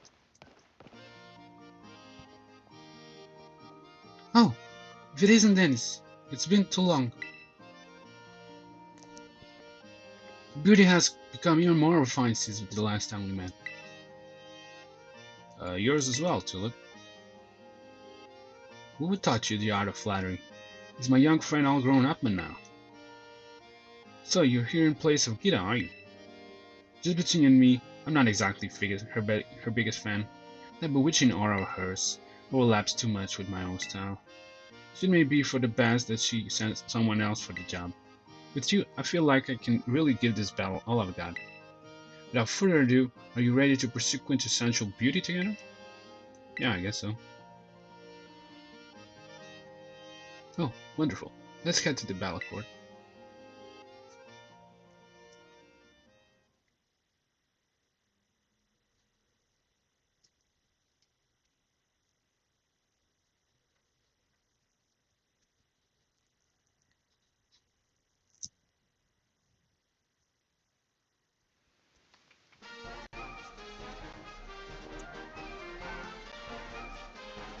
Ah, the rush of exhilaration before a battle. Every cell in my body is humming with excitement.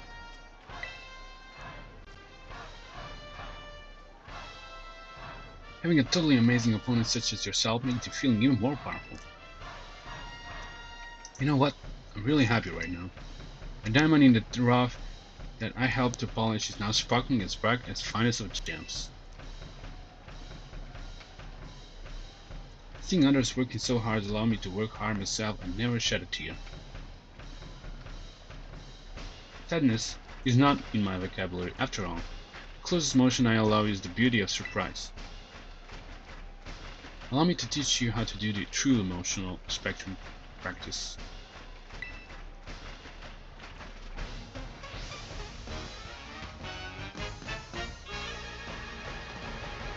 And once again, we're challenged by Team Leader Tulip.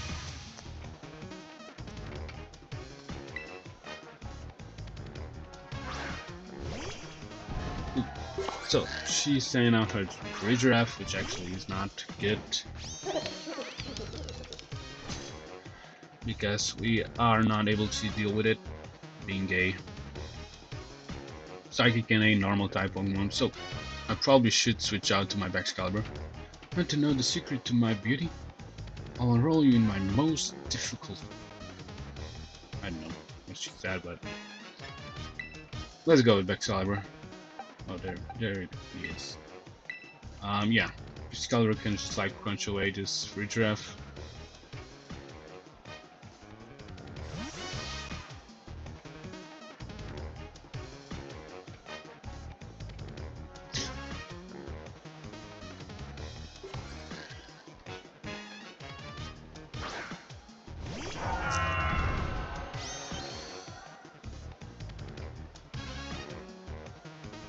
Oh, actually, she's also using Crunch as well, which is kind of interesting. I don't know that Giraffe can actually learn Crunch. But yeah, probably it's not able to take Excalibur's Crunch. Or is it? Let's see. Close though.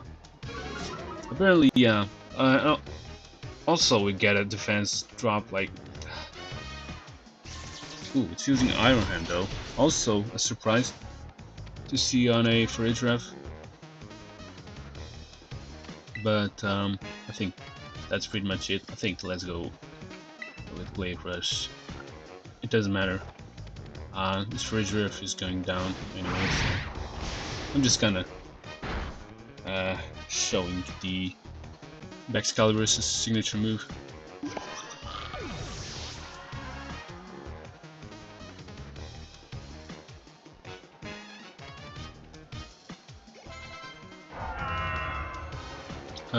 She's about to send out Glade, and I think, yeah, Quick Will can actually deal with it pretty good, just by using acrobatics.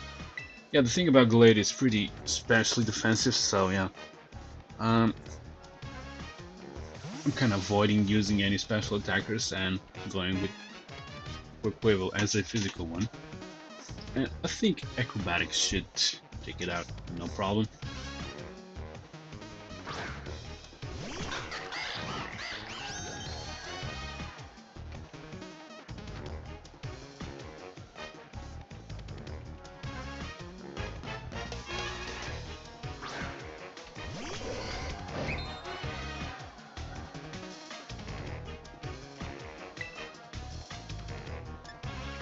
I'm pretty sure that Quick Will is able to outrun it. Like, yeah, Glade is not really fast at all. It's going down.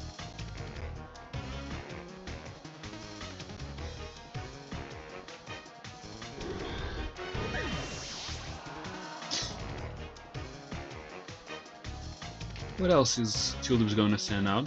Okay, so Quick Will's got the Moxie boost, right? But let's maybe switch out to something else, just to make things interesting. Ooh, Moron. She's about to send out Gardevoir. And I do believe that it's actually a perfect moment to maybe bring out my Ticketon. The reason why Ticketon should work is Gardevoir is also part Fairy, right? And just like Glade, it has pretty poor physical defense, so I should not be using a special attacker on it, but rather a physical one. And Ticketon is a perfect example because it can handle fairy type Pokemon, being a steel type Pokemon, especially using Gigaton Hammer. Kind of takes care of things.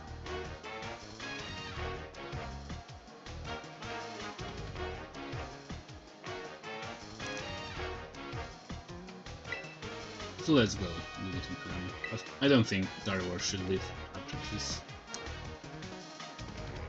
And also, yeah, just like Gallade, Gardevoir is also not really fast.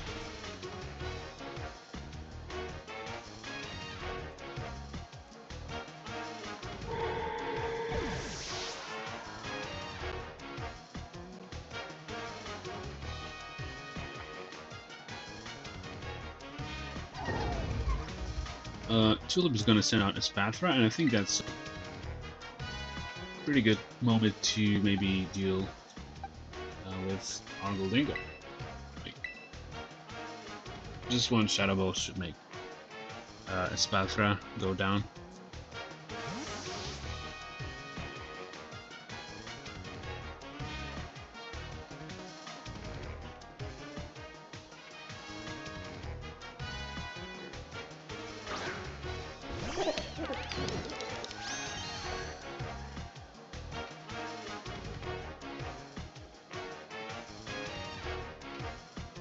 It's interesting because I do remember that Tulip kind of stated that she's not very fond of Geeta, but actually she is using one of the species as Geeta is using herself, so it's kind of interesting how these female trainers who don't like each other very much tend to copy each other as well.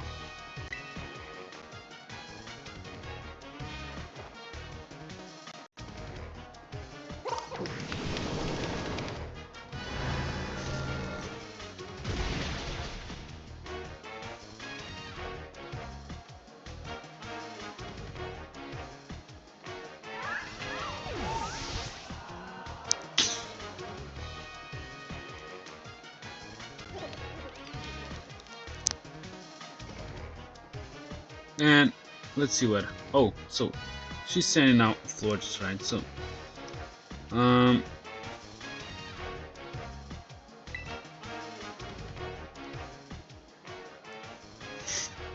think I will go with Glamora in this one.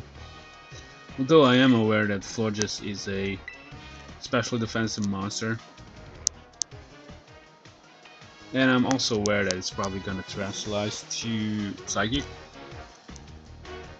If it did not, it would be much easier just to go with Sledge Wave, but I don't think that's actually the case.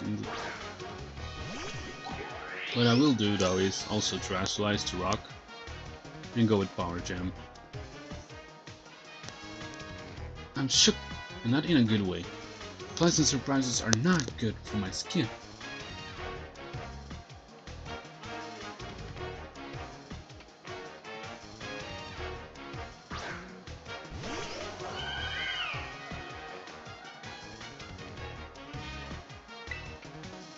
So I'll just Terastallize and go with Power Gem, and let's see what actually happens.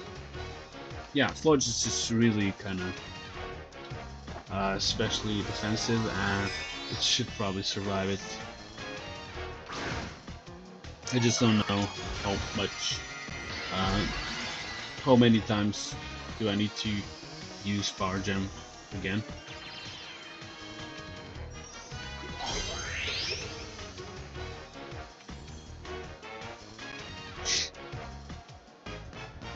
Come here, my little Florges. It's time for a skin cleanse. Become a new you.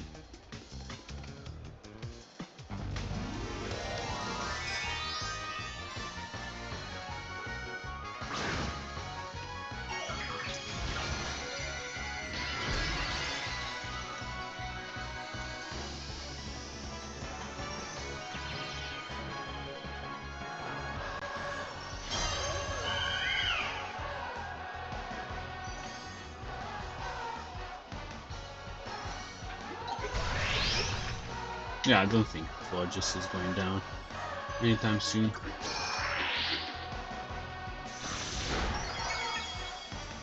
Ah, yeah, that's not even half of its full HP.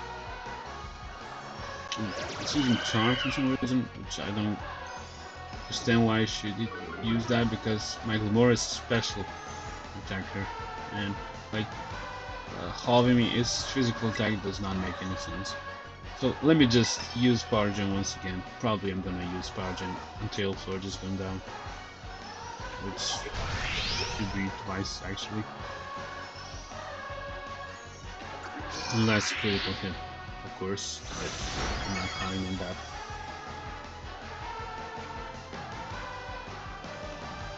Ooh.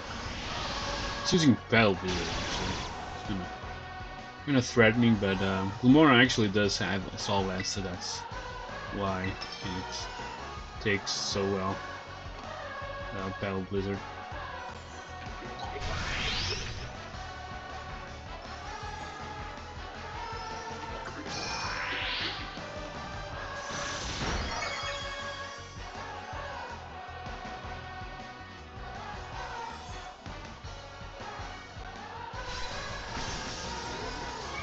That's pretty much it with Tulip.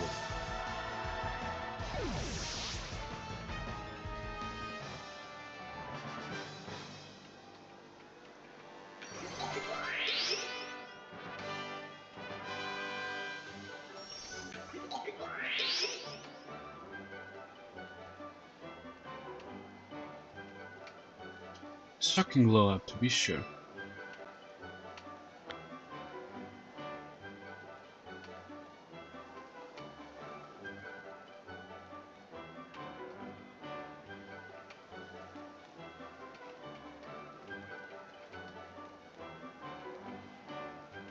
You're the total package, expecting no less. Beauty, strength, you got it all.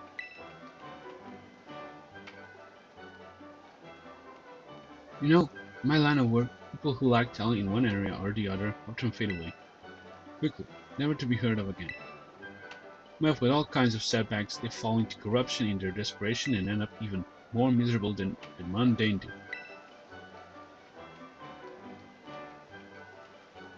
It would be better for those people if they never had even the slightest bit of talent to begin with. Don't fade away, Dennis. I want to see just how far your talent can go. This can be a promise between us. I hope you won't break it. You did splendidly today. Thank you for everything.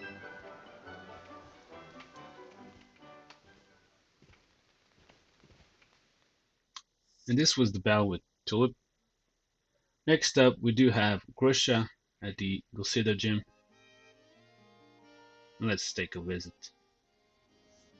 Up high in the Glaseado Mountain.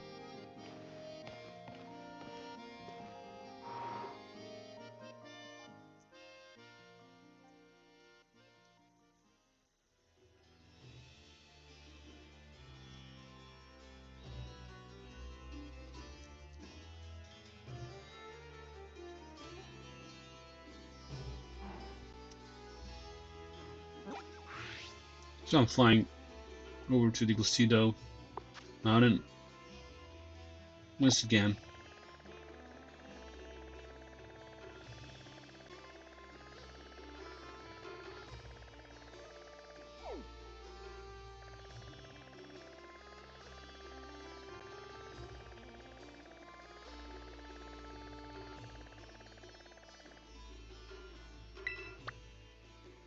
Oops.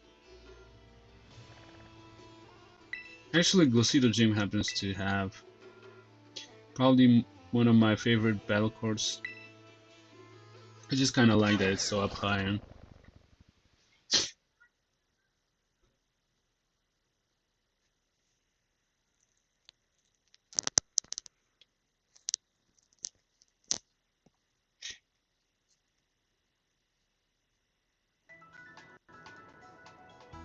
so let's check out the gym.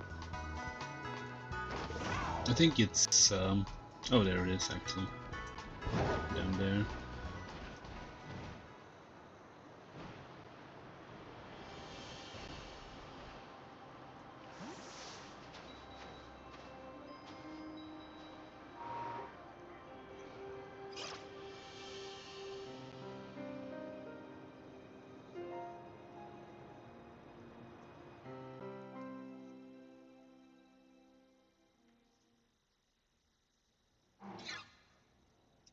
And there he is, Grusha. Huh, recognize it. You hear the slopes? I don't recall the snow being too good today. I came to say hi. What? Okay, now I really don't discern what you're up to.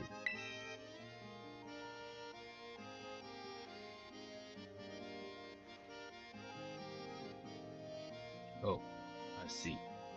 You heard the call for Geeta. So, your dream came true. You're champion right now. You must be so happy. Oh, my bad. That sounded a lot more sarcastic than anything. Don't get me wrong. I really think it's amazing. Just, it's complicated for me. That's all. Anyway, you came to test my skills, right? Let's just get this over with. Yeah. Let's head outside. We best hope it's not snowing.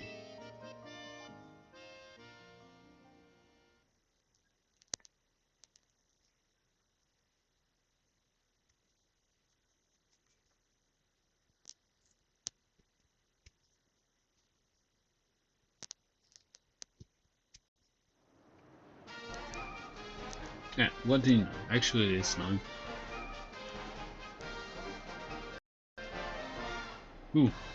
Apparently, people gathered to watch the battle between me and Grusha. Which is kind of weird because people aren't present over here. Well, tough luck for you. Snowy mountains are my side today. These league-mandated inspections happen a few times a year. If we don't show up, we're up for the job. We'll lose our positions as gym leaders. Geeta always says it's just a formality, but I've already had to give up on being a pro snowboarder. She takes away the talents. I still have to go, and what will be left? Sorry, didn't mean to bring the temperature down. It's simple enough, really.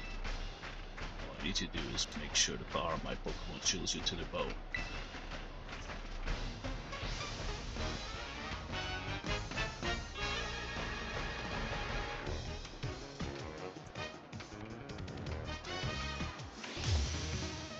So once again, we're challenged by Gym Leader Grusha. And he's leading with Frostmoth. I don't know, I kinda wanna... maybe let's use Armor Rouge against it. I kinda wanna save Goldingle for later. Conditions are alright, I guess. Good enough to defeat you anyway.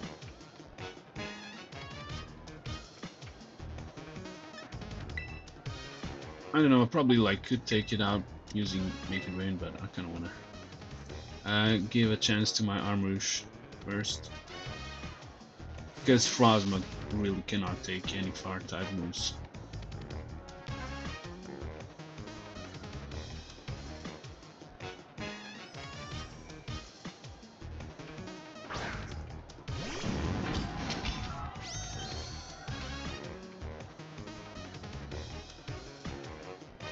Ah, of course.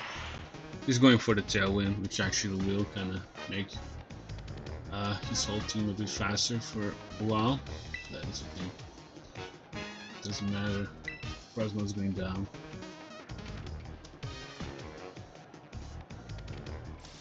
It's using Buzz Buzz though, but it's only doing neutral damage. If it weren't for the fire type, it would probably be super effective.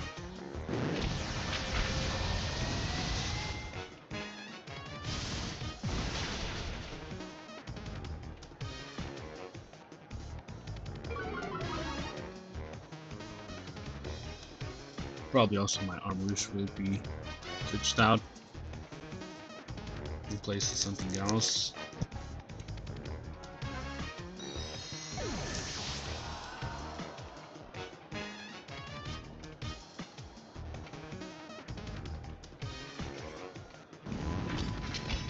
He's about to send out Bertic, and I think I want to go with Quick Fill on this one.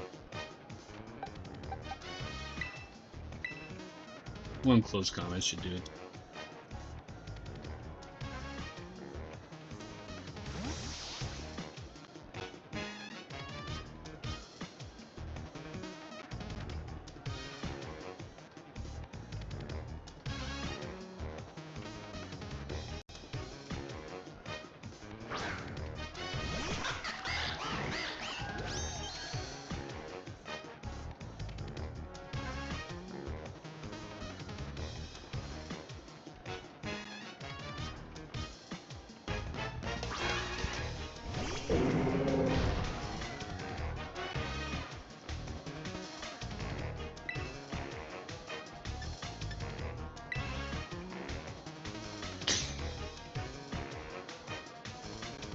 Oh, actually, yeah, I just forgot that Tail Lead on the opposing side is actually active, and this Bertic managed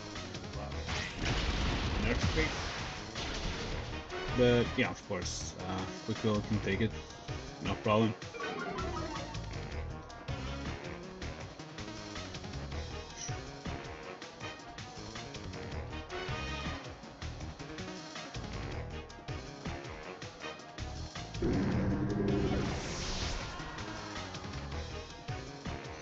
Well, I was gonna Grusha send out.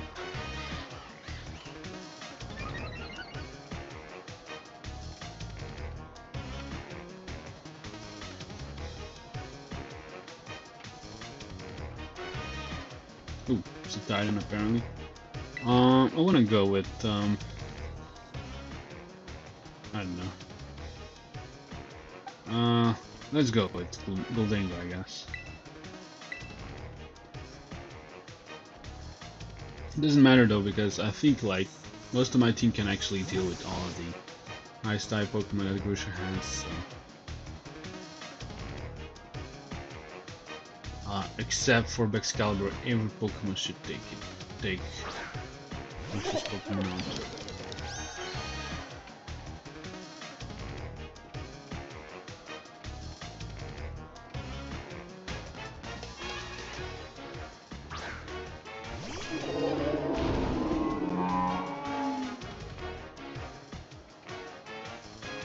Of course, let's make it rain instead of snowing.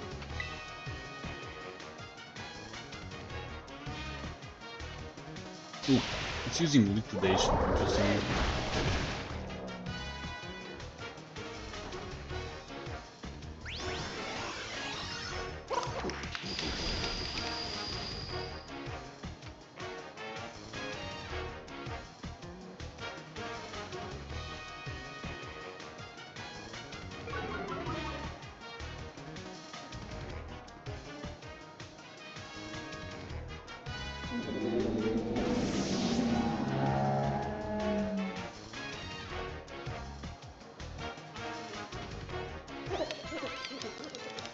And yeah, also yeah, Tailwind's kind of gone on the opposing side, and apparently he's about to send us Weavile. I think I want to go with Ticketon on this one. I can either go with Gigaton Hammer or Play Rough.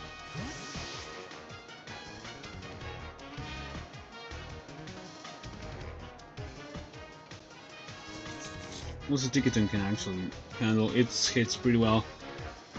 Even though that Ticketon is probably the fastest Pokemon on my team, I don't think it's gonna outrun this Weavile, because Weavile happens to be really fast. Actually, I don't think we ever seen Weavile in a battle before. I don't think so.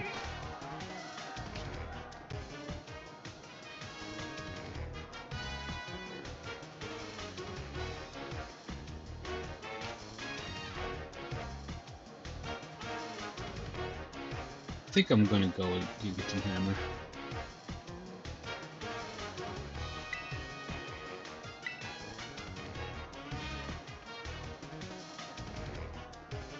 Ooh, of course, yeah.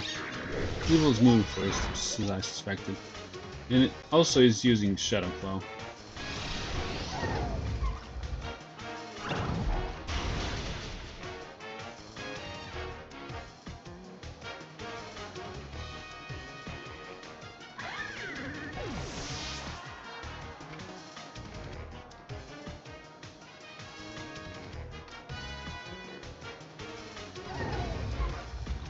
And lastly, he's gonna send out Altaria, just like he did the first time we actually battled.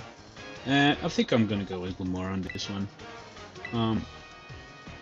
I'm expecting he's gonna Terastallize to Ice, but it's okay. Lamar can take it. Even if it did not Terastallize to Ice, he could take it using Sludge Wave. But since it probably is, I'm probably just gonna Terastallize as well and gonna go for the Power Gem. And I think that should be it.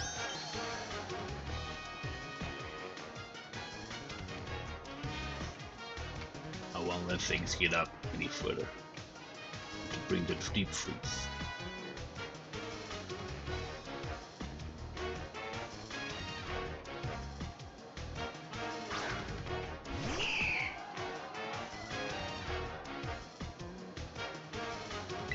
Let's just Terastallize and use the Power Gem. That should be probably it. Unless something else happens.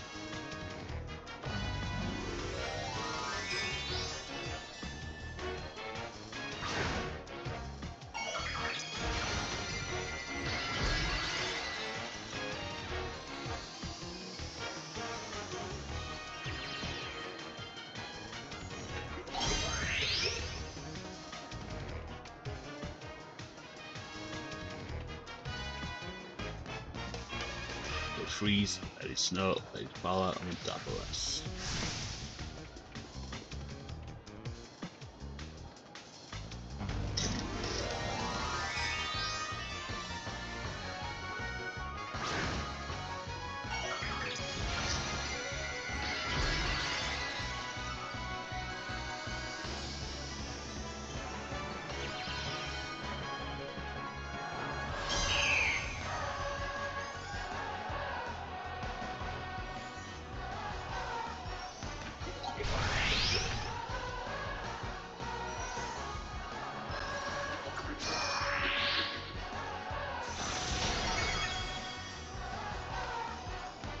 Yeah, that was pretty much it. And this was the last gym leader, and we're kinda done with the gym inspection.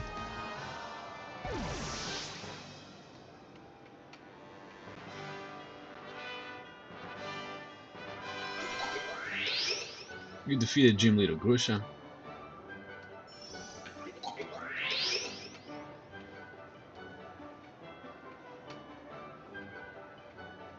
Your burning passion.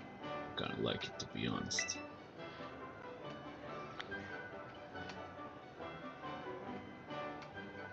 Also, we picked up some money just by using Make It Rain.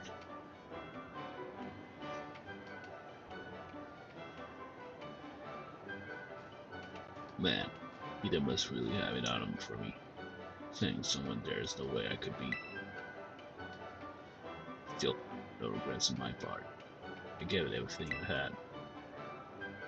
I hate you full force. I lost anyway. Made me feel frustrated. Makes me want to become stronger as a gym leader. Put more myself into it. I thought my passion had frozen over, but you've rekindled it for me. Thanks, Dennis. We'll lose next time. You'll see. Try not to catch a cold on your way down the mountain, eh? It's kind of funny because I actually did manage to catch a cold.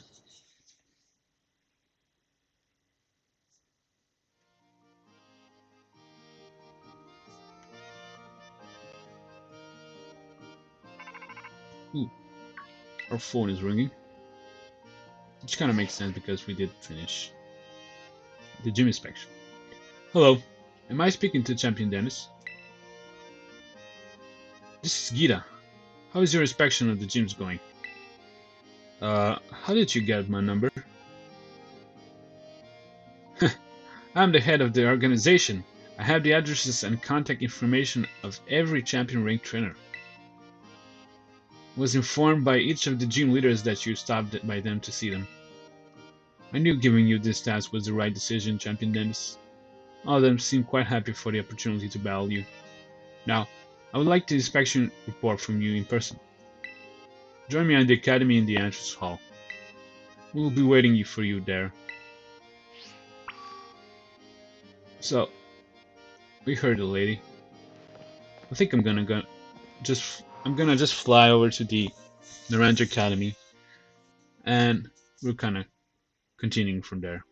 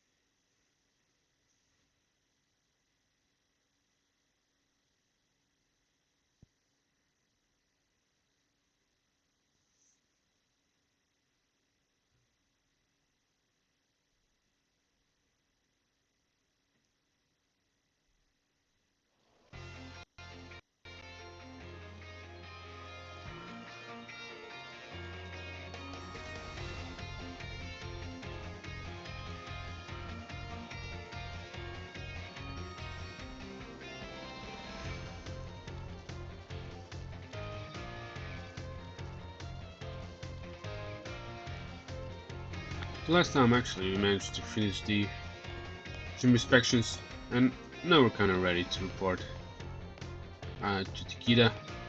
I think Geeta should be waiting for us inside the Naranja Academy, so let's check it out.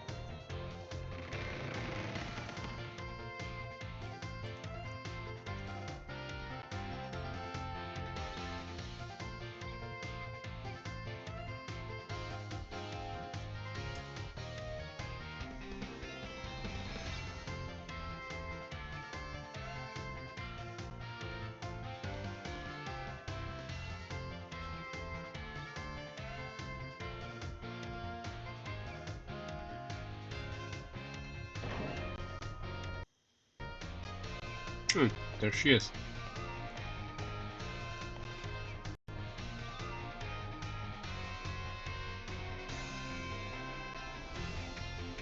No, actually, I just thought that we should be interacting, but apparently we're not.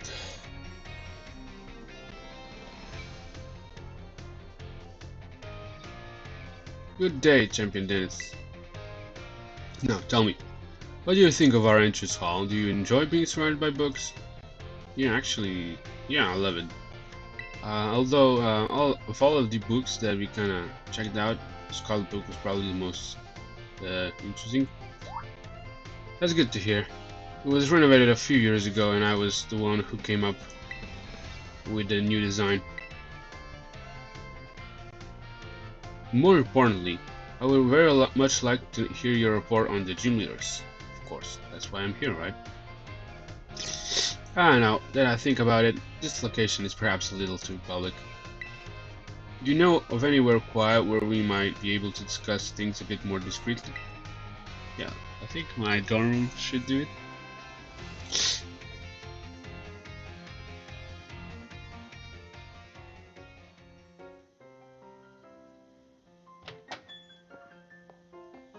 Yeah, here we are. Yeah, it's kinda taking a glimpse of my room. So this is the dorm room where you live. Wonder, is this room what helped nurture your potential as a champion? Actually, no. I wasn't here a lot. I was just like all around Paldea instead. Wait, I remember now. We only recently moved into the dormitories. Yeah, I guess so, but it's not that, you know. In the near future, perhaps I'll pay your family's home a visit if I may. Oh, interesting. So, I don't get any privacy from now on. Anyway, let us get to the topic at hand. I would very much like to hear your report now that you inspected the gym leaders. Tell me, which gym leader did you feel was the easiest to face in battle? I don't know, maybe Katy. I mean, Katy's still kinda easy. Katy. Next, which gym leader left the strongest impression on you? Oh yeah, I mean, probably equally strong, but I think Kofu's team is probably the most threatening because it did have Pelipper with Drizzle, and it kind of, yeah. Weather conditions in this game play an important role in order to boost your power. So yeah, I'm gonna go with Kofu. Kofu, of course. Then, which gym leader gave you the most trouble during battle? This is kind of hard because we did not have any trouble so far. But I do need to pick something down. I don't know. Maybe Tulip. Like, yeah, her floor just was kind of, yeah, it was kind of, I guess, hard to take down. Tulip, I would have to agree. I mean, I don't think we did need to do 3 hits in order to take any other Pokemon down. So maybe that's why. Next is the last, most important question. Which gym leader did you like the most?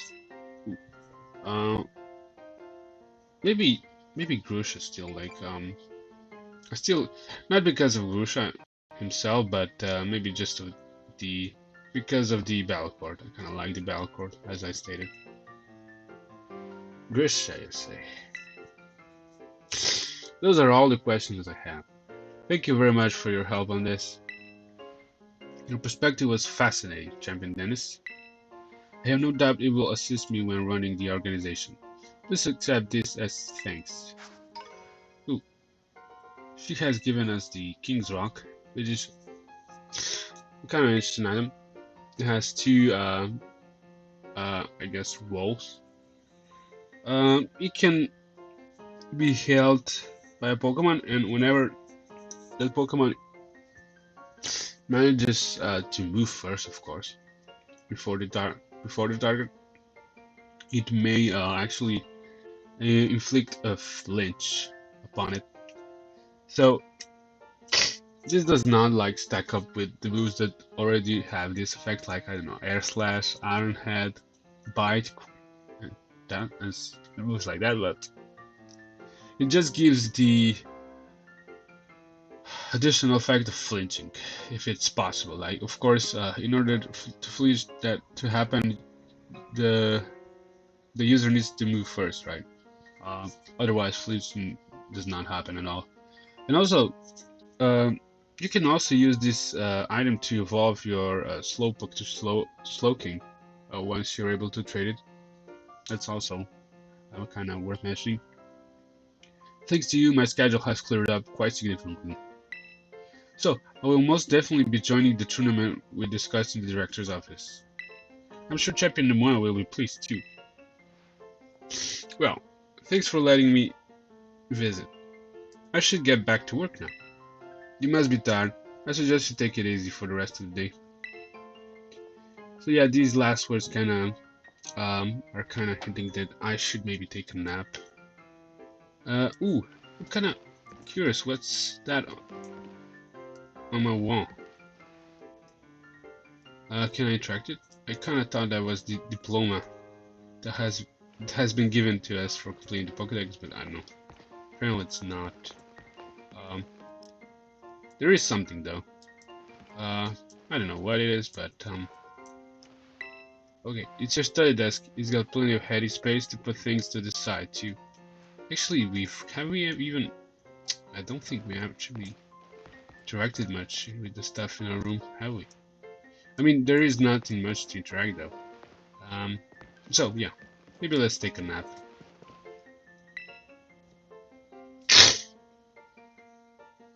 One week later, thanks to Nemona's pushing and a bit of cooperation from the Pokemon League, today finally arrived for the great Pokemon battle competition to be held. Ooh. I think, like, I'm expecting Nemona, and there she is. Hey Dennis! I'm so glad we just managed to get everything ready for the Academy Ace tournament. Oh yeah, that's why we decided to officially name the tournament. It's a good name, right? Fitting, memorable. But then Arven went and said we should call it the School Battle Brawl. And then even Director Clavel got into calling it that So now I'm just like, ah. Anyway, how you feeling, Dennis? In the mindset to do some winning? Yeah, of course. There's that enthusiasm. Show us what a champion's made of. It's so cool that La Primera is gonna make a guest appearance, thanks to your hard work. I wish I didn't have my hands full with all the behind the scenes admin stuff. Wouldn't even get to do any battling myself. But I'll see the chance to do some objective research into what makes you so good. Anyway, let's get going. I'll meet you at the front desk in the entrance hall. No stalling. So, yeah, let's check out this Academy Ace tournament, right? This thing actually is pretty interesting. Of course, we're gonna go to the entrance hall, where somebody actually expects us, and it's probably Ramona. This Academy Ace tournament is kind of interesting.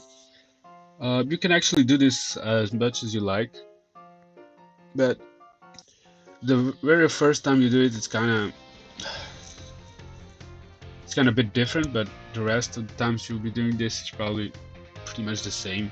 Like, maybe I'll let explanations to someone else in the game, but it is kind of a cool feature to maybe train your Pokemon to even like gain more money.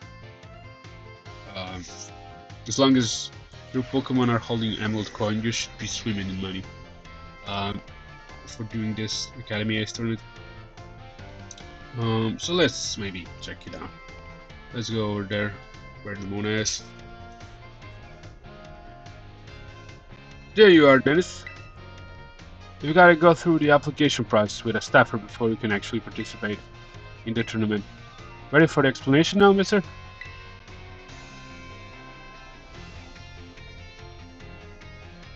Alright, the rules of Academy Ace tournament are as follows.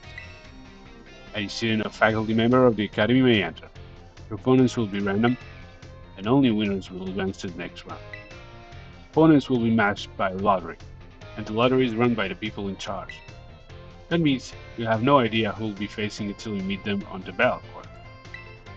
Winners, as I said, will get to advance to the next round.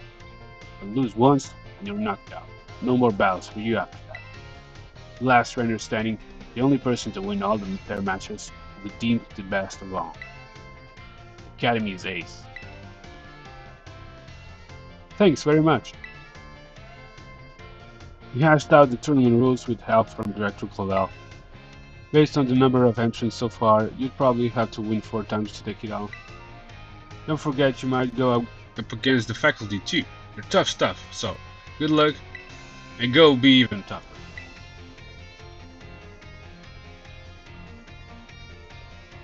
The only person allowed to beat you is me. So well, let's check it out. Please talk to me when you're ready to take part. Yeah, let's just jump in it. Yeah, so apparently there should be a lot of battling. Apparently we're doing 4 battles with 4 different people every time. This should be kind of random, but this first time this should not be as random as you think. Oh, would you like to enter the Academy Ace tournament? Yeah.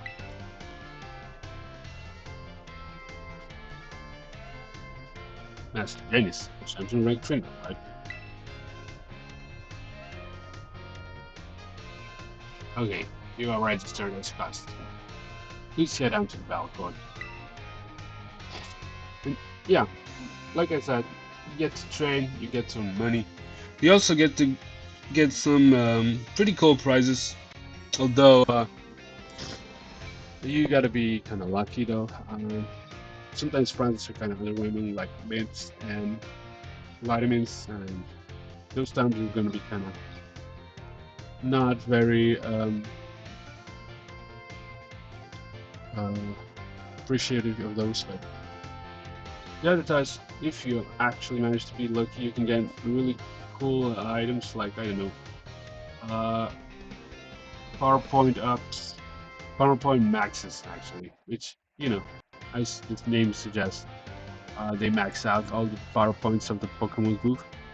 You also can get even like golden ball caps, which actually uh, manage, which actually enable you to hyper train all of the Pokemon stats, not just like one, just like battle caps do. Excellent. It seems everyone is here. So yeah, really cool prizes too. You just gotta be lucky though. Some of you will certainly have heard the happy news. You can also get quite a lot of rare candy by doing this, but probably for rare candies you want to go for the Terraids. We have a new champion here at Naranja Academy.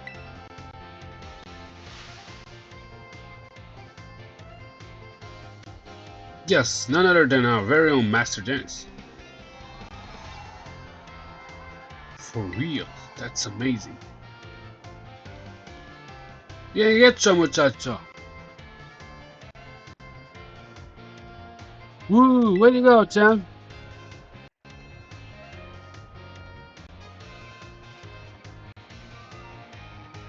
It gives me great joy to see one of our students achieve this feat during their time at the Academy. Today's tournament was organized by your Student Council President, Ms. Namona. In celebration of her friend's accomplishment.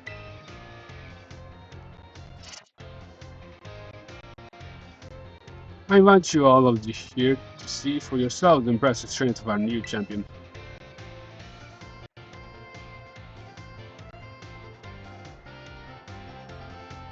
Not to mention the talents of those students claiming the spotlight for the first time today.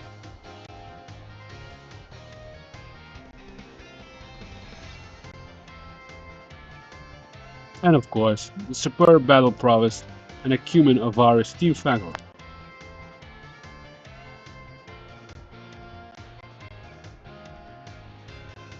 Now, without further ado, let the Academy Ace tournament, our school battle brawl, begin!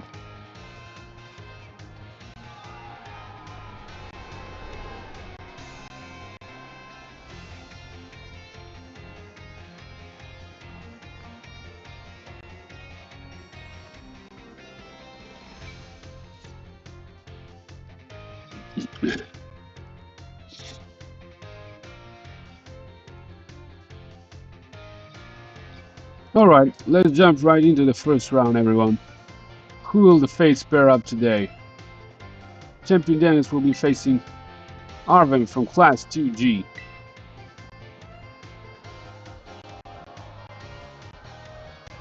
You gotta be kidding me. Up against my little champion buddy right from the first round. So how about Dennis?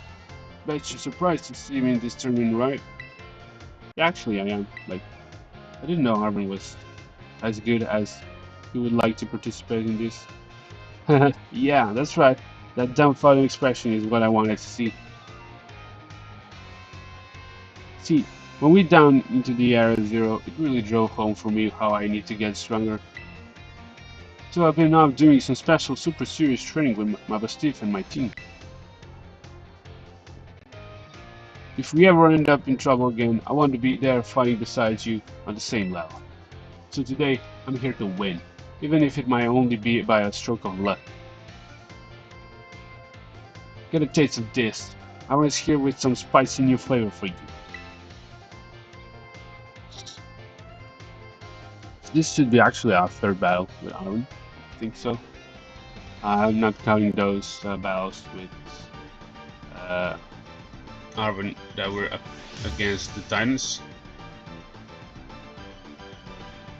We are challenged by Pokemon Trainer Arven for the third time. And he's standing out his bleeding like he always does. He started with Squirvet, of course, but at this point, it has already evolved to Greedent, so I'm gonna switch out to my Quick Fable because it can actually handle it. I want you and me to be on the same level. So I'm going after this win without holding back. So let's just quickly switch out to our quick whale and take care of things that way.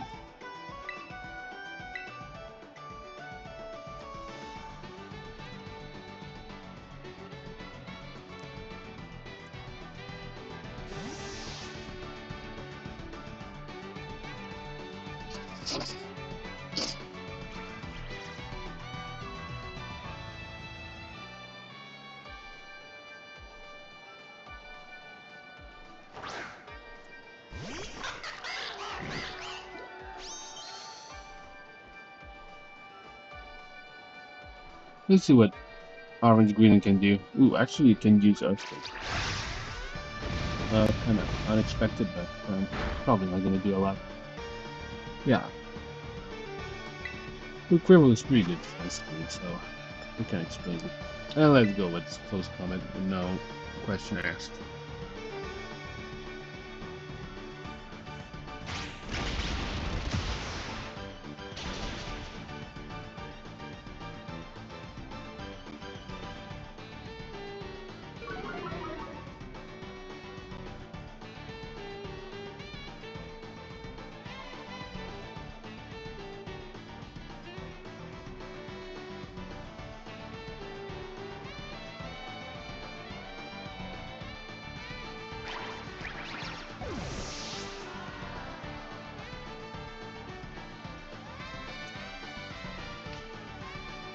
Also, Quick Wheel gets the max boost out of this, but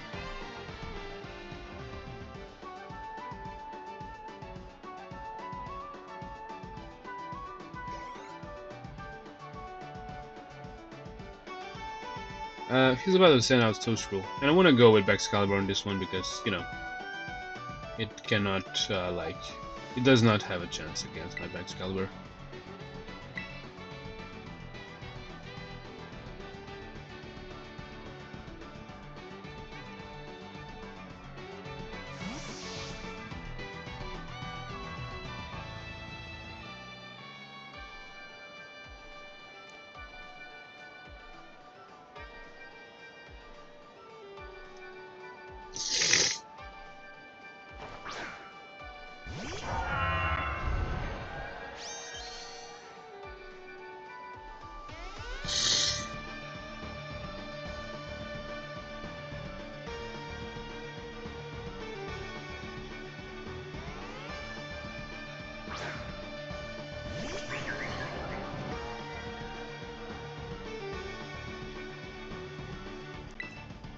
Of course I'm gonna go with Icicle Spear.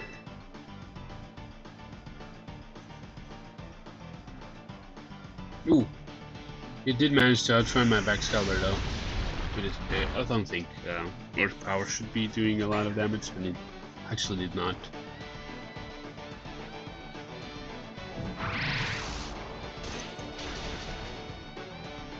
And down goes the Toadstool, right? In one hit.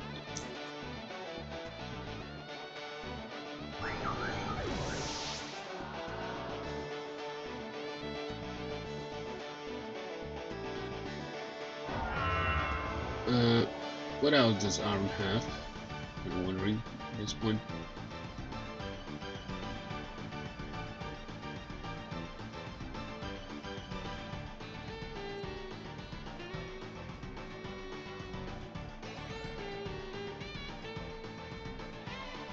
He's about to send out Garganacle, and I think I want to go at my Goldengo on this one. Yeah. Make it range should do quite good against it.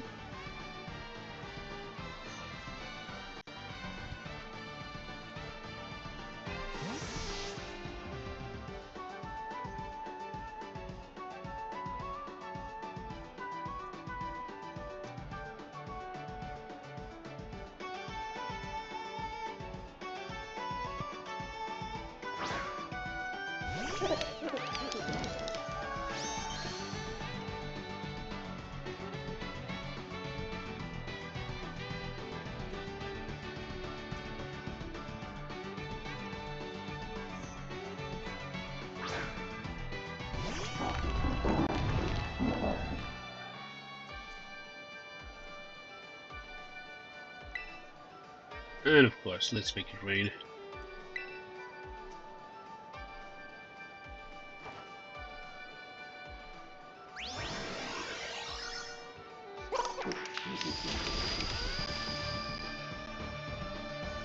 Yep. Actually, yeah, Gargonacle does not manage to live. Michael then goes make it rain, so kinda interesting. Because Gargonacle is pretty specially defensive as well.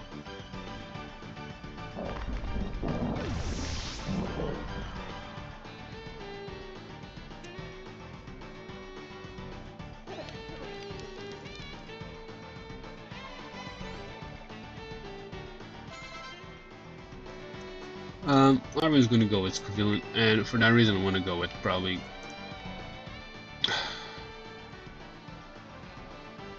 should be going Gilmore, right?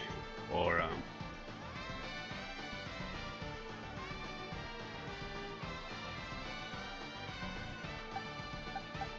yeah, probably should.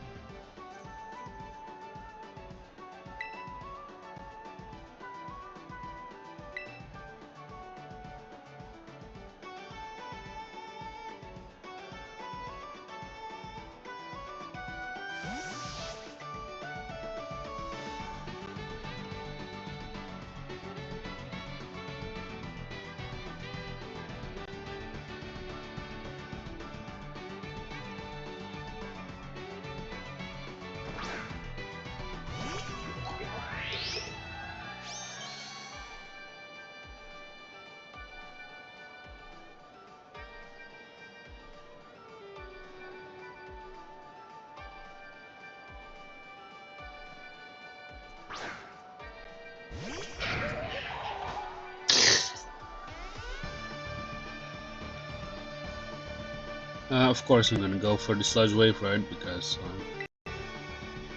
it's superior to Power Gem, which I also could go with, but you know, I want to do as much damage as possible, so let's go with Sludge Wave.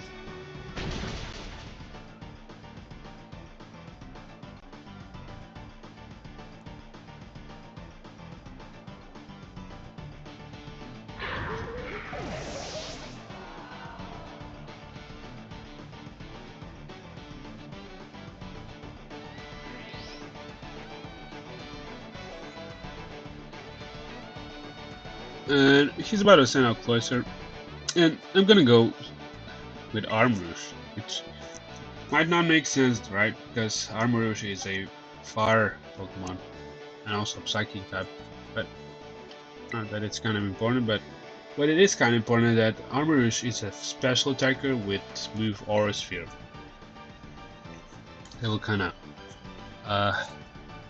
take care of things, and yeah. Cloyster happens to be a pretty defensive Pokemon physically, but also weak to fighting type moves because of its ice typing, right? And that's pretty much it. Like one Aura Sphere should do it. And also the thing is that Cloyster is not really that fast. I think Armarouge still kind of outruns it, and that's why I'm going with this as well. So. You should not leave Aura Sphere and should go after my Armarouge. Although it has the type advantage being in water type.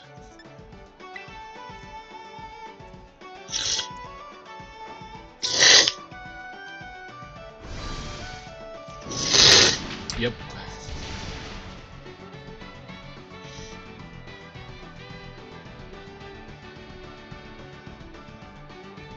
So yeah, like I said,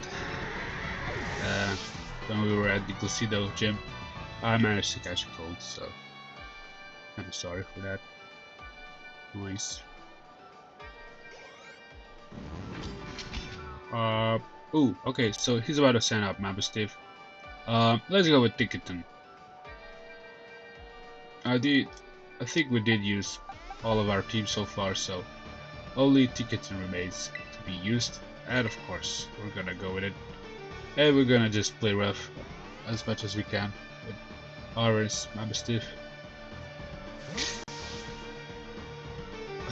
It probably will be like at least 2 times because I'm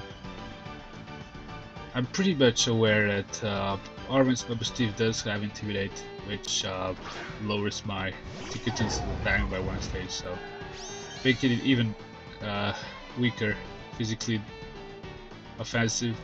But it's okay because I'm putting everything I've got into this. No regrets allowed. No leftovers after the meal. Yeah, of course, Ticketon is not the best physical attacker, so that's kind of also makes things a bit complicated, but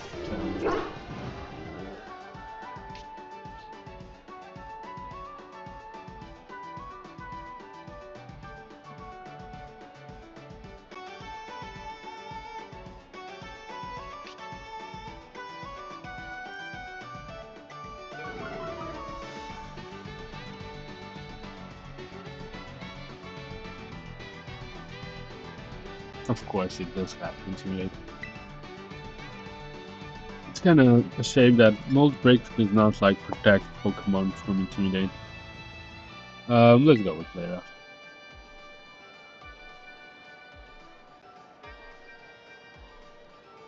Arven's gonna Terastallize, I kinda guess.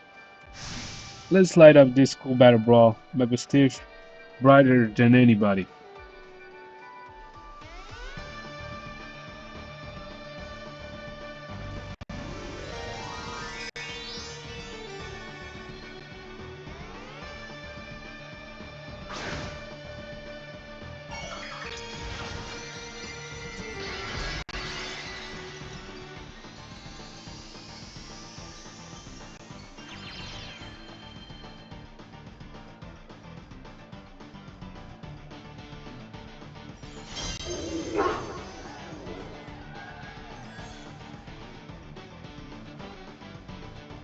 I don't know how many times we need to use Play Rough, but yeah, apparently 3 times.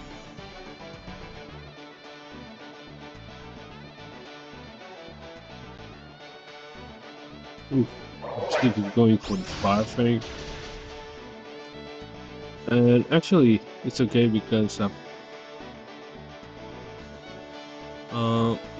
Ticketon does not take more than a half of its HP.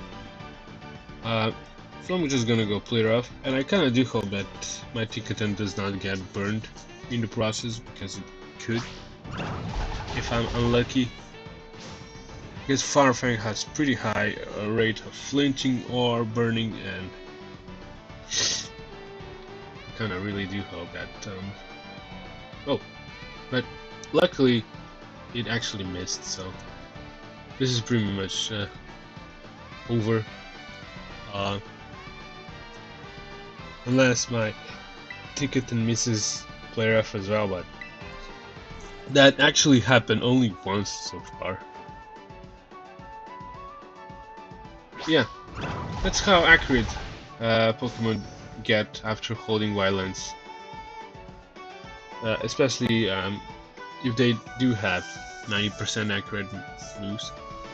So far, we only missed Play Rough once on Violence, so it's kind of crazy.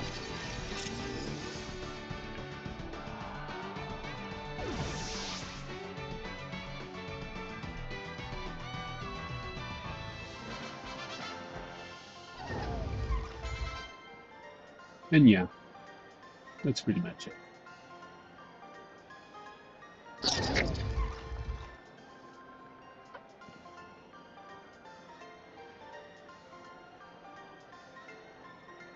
You're so strong and cool. I'm real proud to call you my best friend, you know? Thanks, Arven. Also, yeah, we got some money from making it rain.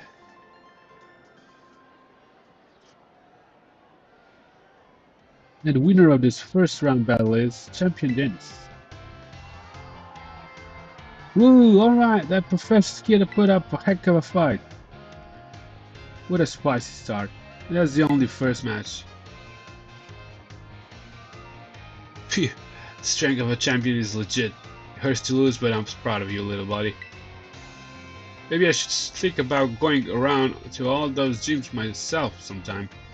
Yeah, maybe Arven should actually. You better try just as hard as I would in round 2 for me.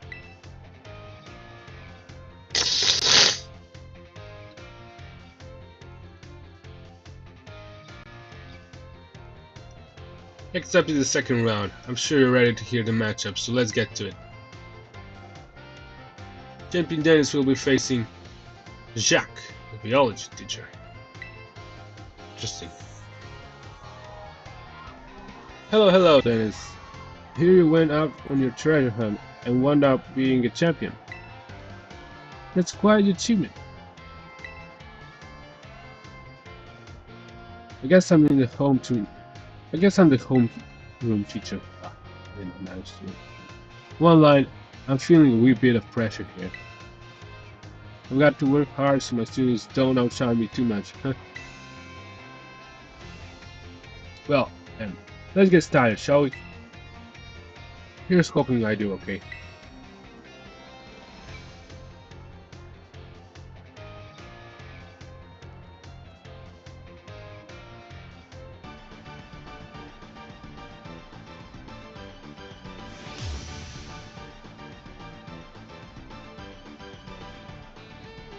We are challenged by Jacq the Instructor.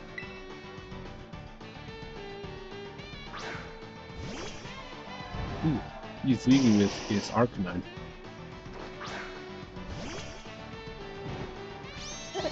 I'm probably gonna go with I could go, I don't know, either with Quick Rival or Gamora.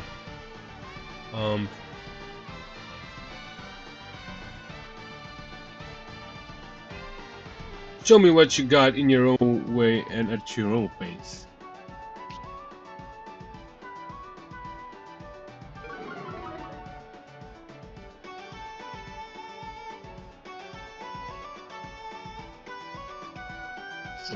Let me kind of think.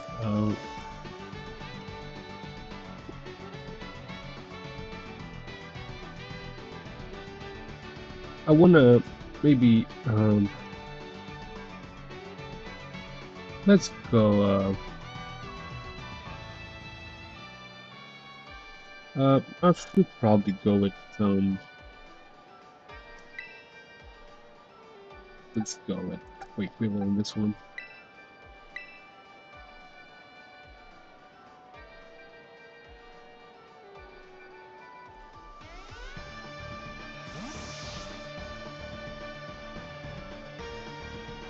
Yeah.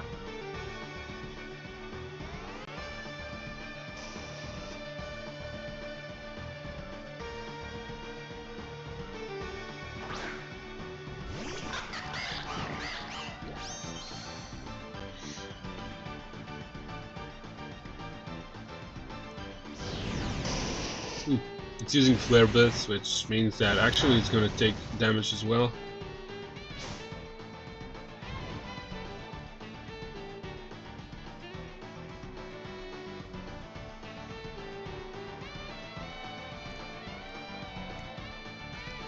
So, of course I'm going to go with an Aqua Stab, right? Actually, Arcanine happens to be kind of a defensive Pokemon. Considering the fact that it also has Intimidate, but this time around Intimidate has not affected my Quick Veil, so that's why it's going down. Otherwise, I don't know. Maybe it would have lived after this.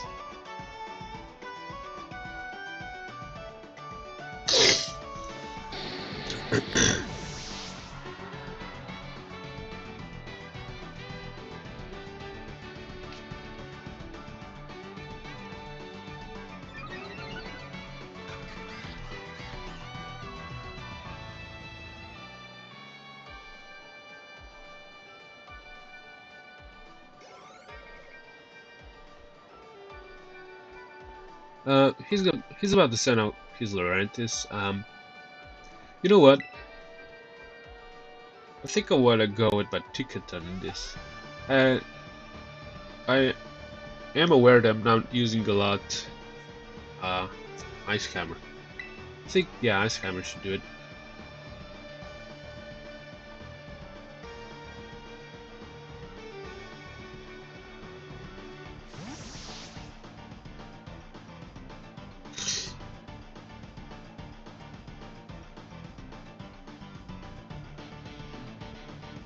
If not, maybe 2 Ice Hammers. We'll see.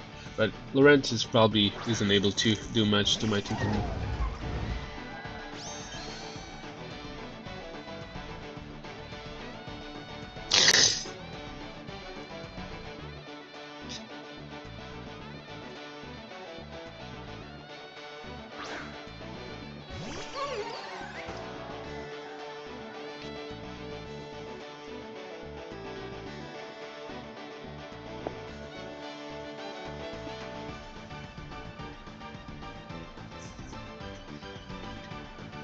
So yeah, let's go with Ice Hammer.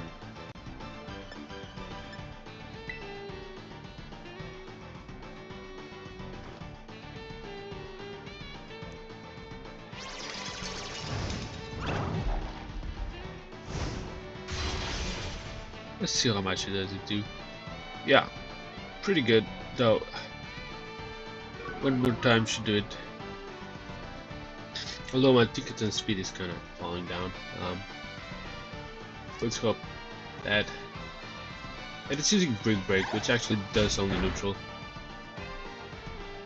And it does not get stabbed for it, so let's go for another Ice Hammer.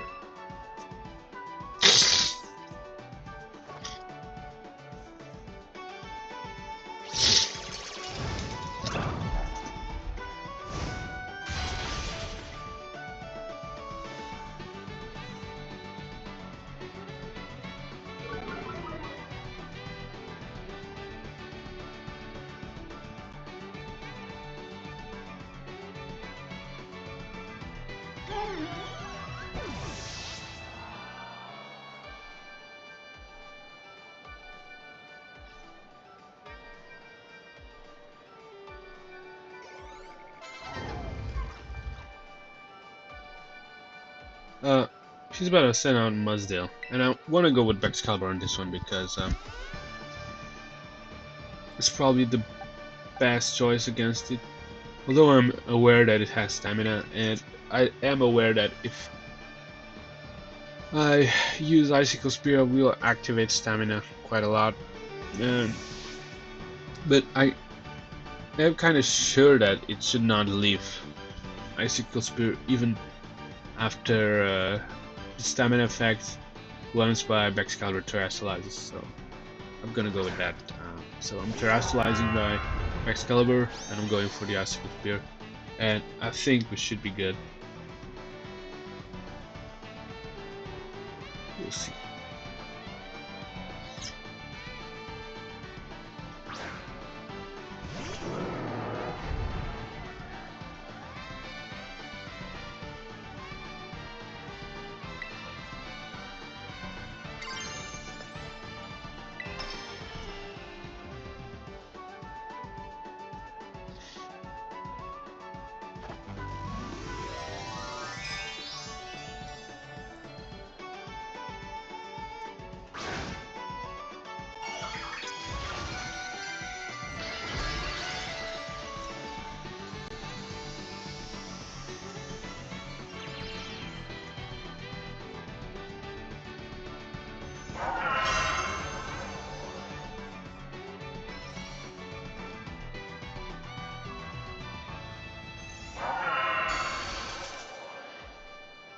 Let's see how much it is. Oh, it's quite a lot actually. But yeah, of course, stamina activated. And even in spite of stamina, I think Muzdale should go down.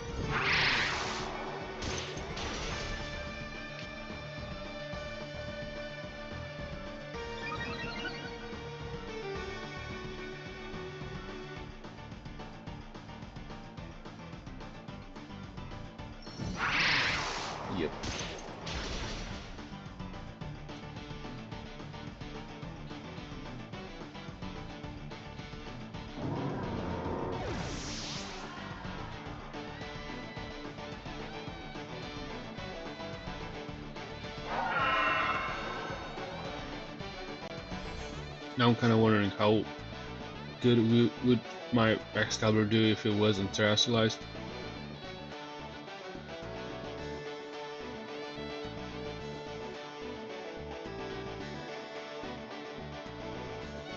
He's about to send out Slowbro, and I think I want to go with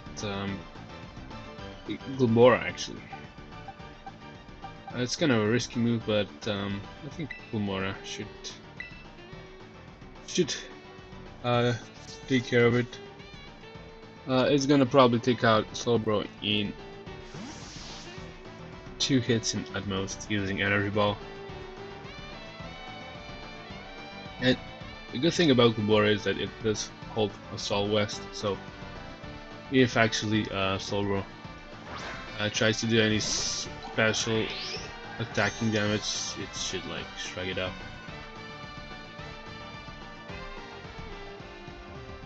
Yeah, Assault Vest is a pretty good item. Like, I'm kind of glad that they managed to add it in the game.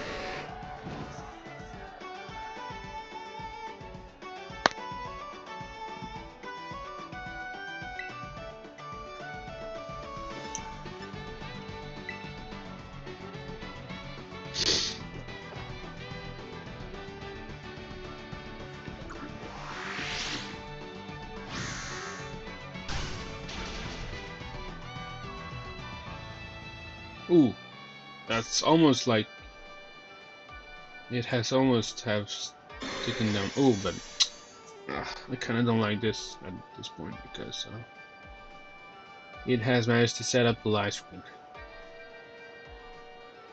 But it's okay though. I mean, let's go. I don't know. It doesn't matter what I choose. Maybe I'll choose Earth Power because we have not seen it quite often.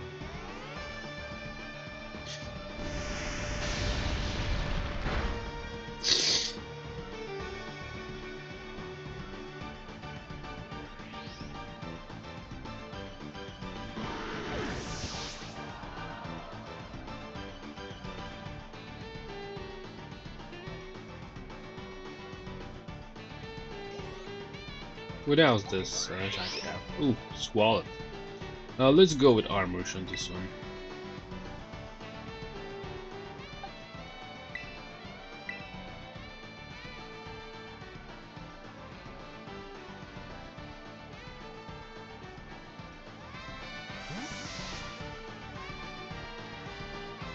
Of course, one expanding force should do it.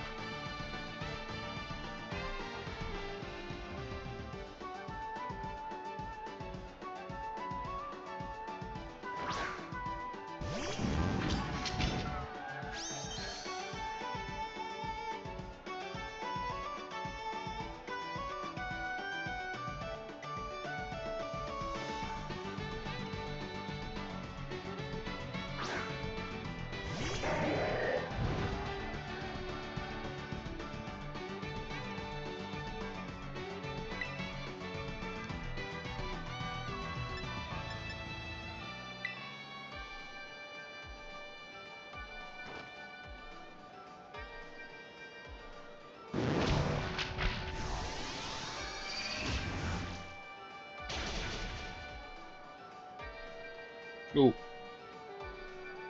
that's kinda unexpected.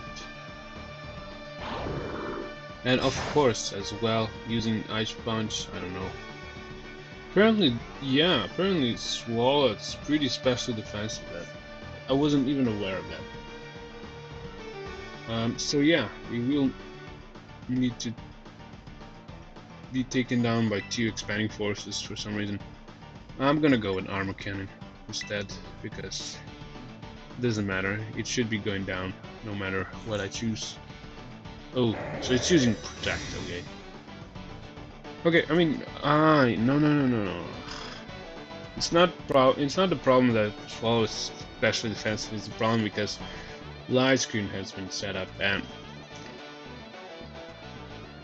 it's actually pretty good that it's using Protect and kind of progressing through these turns, right? Because as the turns pass by, light screen should be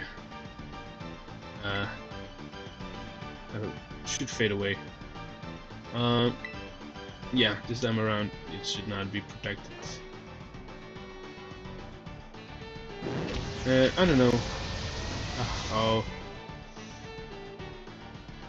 many turns does it need to pass in order to light screen to fade away, but I think we're kind of close though. So yeah, I kind of forgot that light screen was up, and I kind of,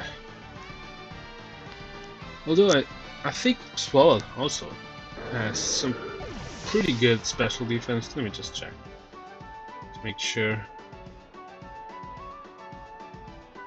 I don't think Swallow's special defense is as it should be left at. It's kind of average though. Yeah, Swallow's actually, I don't know, not a very good Pokemon. Yeah, let's go with Guldengo, of course, because he's about to use Farigiraf at.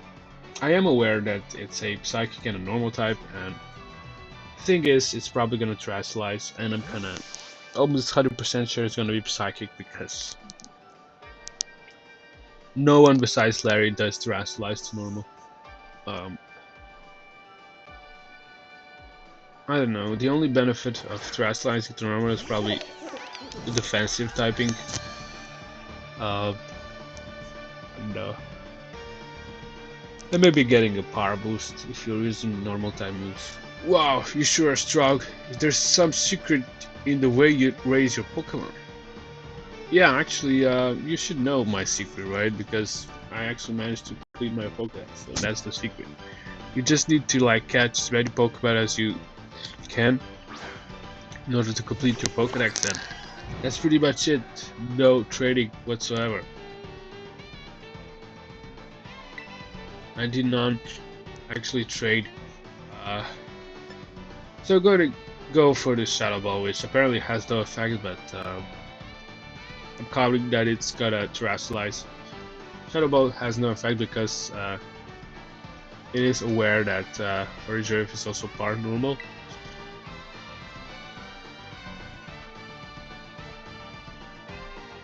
Yeah.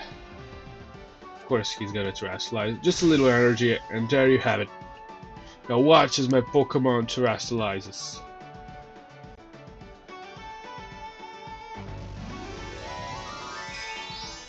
And I'm 100% sure it's gonna be a Psychic type Pokemon. Not even like doubting. Yeah, there we go.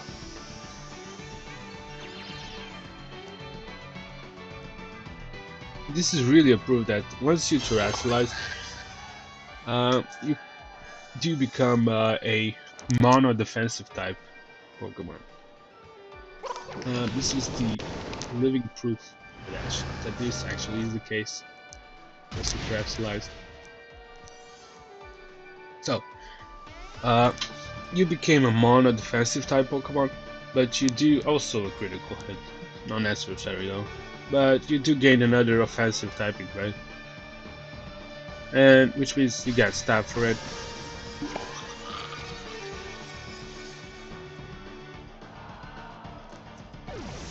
So yeah, those Pokemon with two different typings, right, become offensively, they get another typing, so they have actually 3 typings offensively. But every Pokemon defensively should have only 1 typing. Once you Terastallize.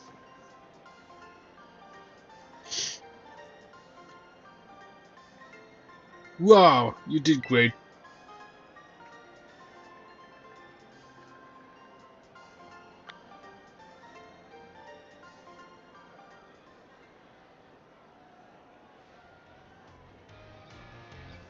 And the winner of the second round battle is Champion Dennis. You beat me. You're quite a strong trainer, aren't you, Dennis? You're more fit for the teaching professor than I am, with that boundless confidence of yours. What? Mr. Jacq? Did I hear you correctly just now?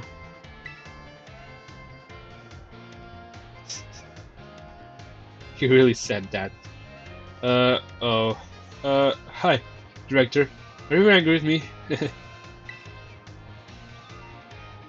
Well, I'm going to go yell that. Good luck in the coming battles. That's hilarious. He actually said that. Yeah, apparently Jacq is not that professional of a teacher as he should be.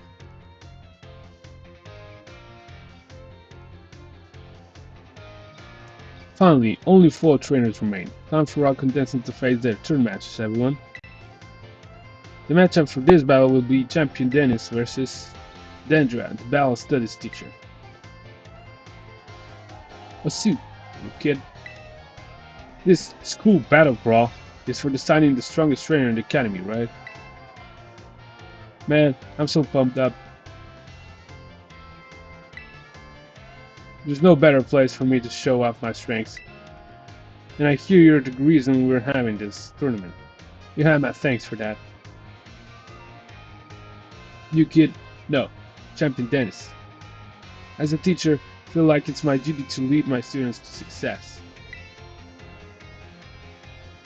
But since I am the battle studies teacher here, I can't very well lose in a battle, can I? So, don't expect me to go easy on you. I'm going to give it all I've got.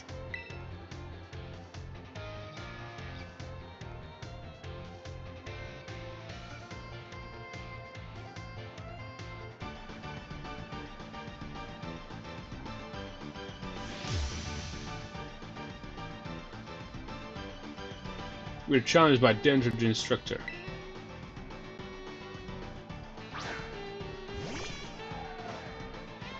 And she's gonna lead with Fallings. And I'm gonna switch out Goldengo actually with my Quick Quibble, which probably can take it with 1 Acrobatics.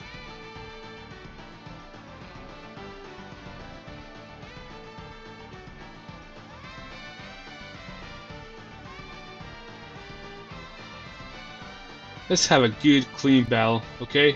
Best of luck.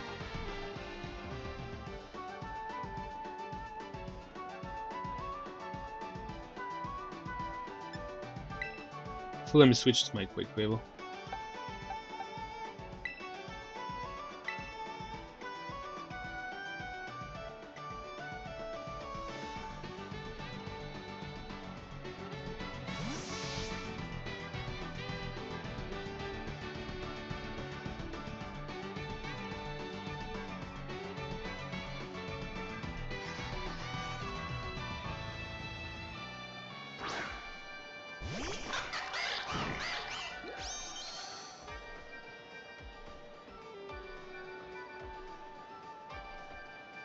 Oh, it's using his own headbutt.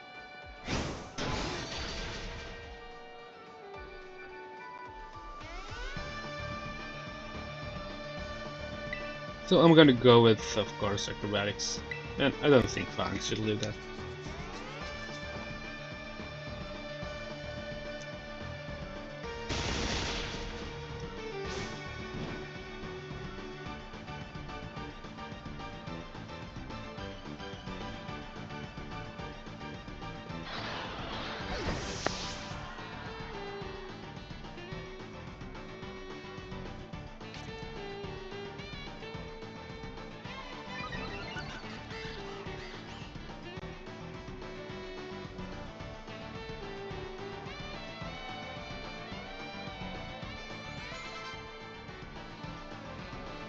Apparently she's gonna use Taurus.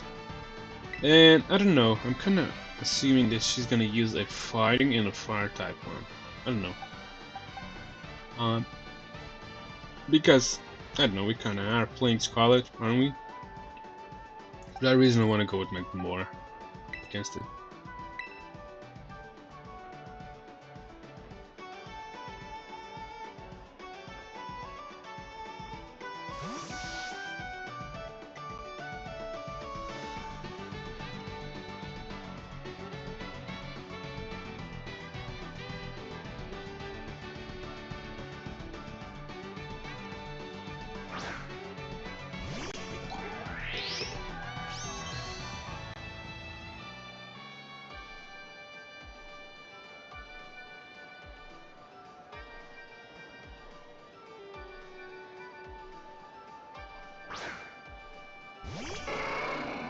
Yeah, just as I suspected. So yeah, I can go with either Power Gem or Earth Power. Probably Power Gem should be superior because of the stab, right? Actually no. Interestingly enough, I guess Power Gem only does neutral because of its fighting type. So I guess I'm gonna go with Earth Power instead. I'm not gonna get stabbed, but at least I'm gonna do some super effective damage.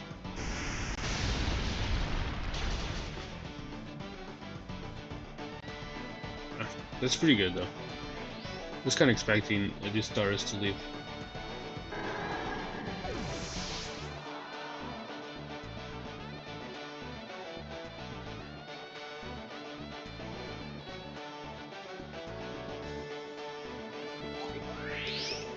So she's about to send on Medichem. I think I want to go with I think I want to go with my Goldingo on it. Well, Shadow Wolf should do the trick.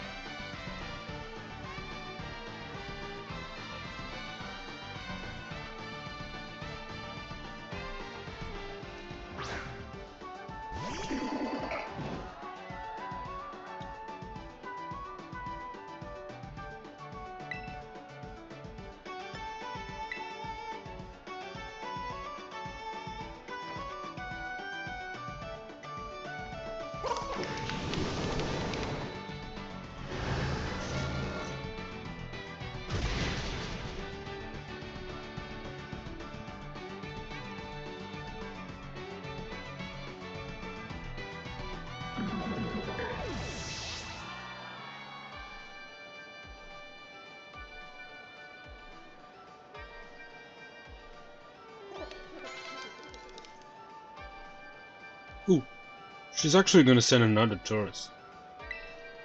It's kind of interesting. She apparently is also using two Pokemon of the same species.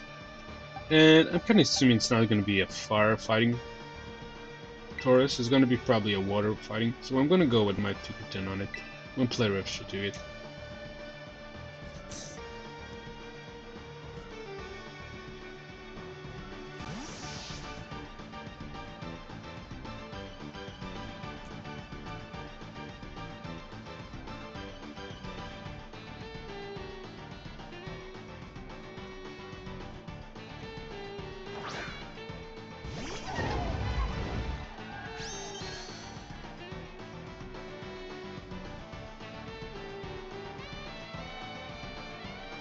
Although, yeah, I am aware that it has Intimidate. So this might take a bit longer than I kind of expected.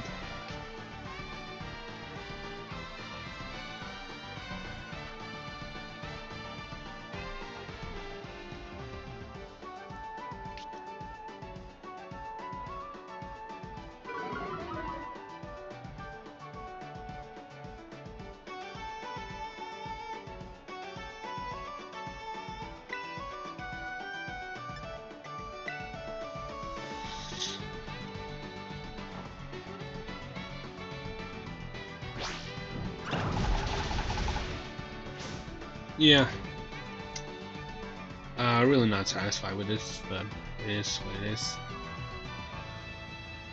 It's using close combat, which will do only neutral. Actually, this is pretty good because next time you should go down because of it. Because of the defense drops, right? So it's actually kind of neutralized the Intimidate effect upon my Tinkerton.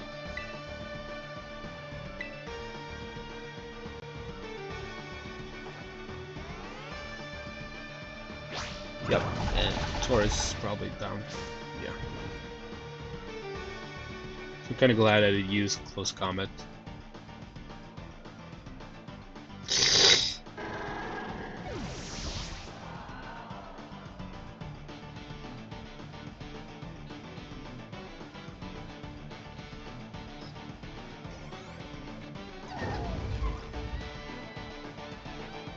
And she's also gonna send out Holuchep.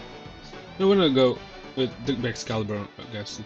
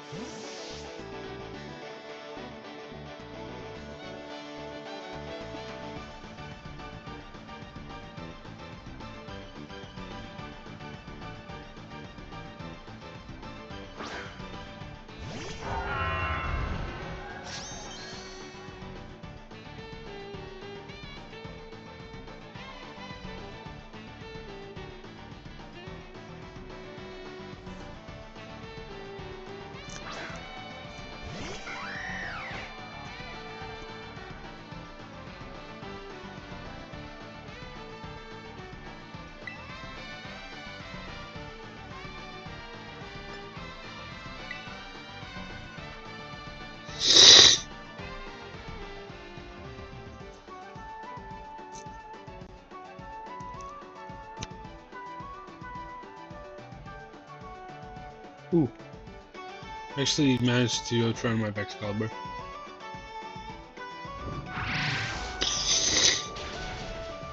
And I'm pretty sure it should go down.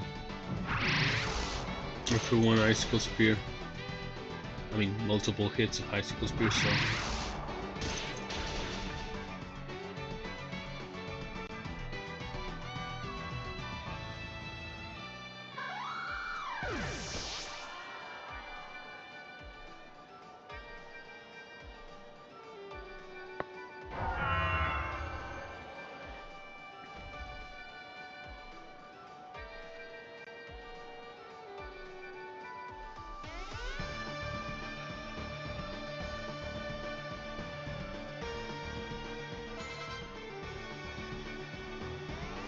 And her last Pokemon actually is Hariyama, and I'm gonna go with Armor Rouge on it.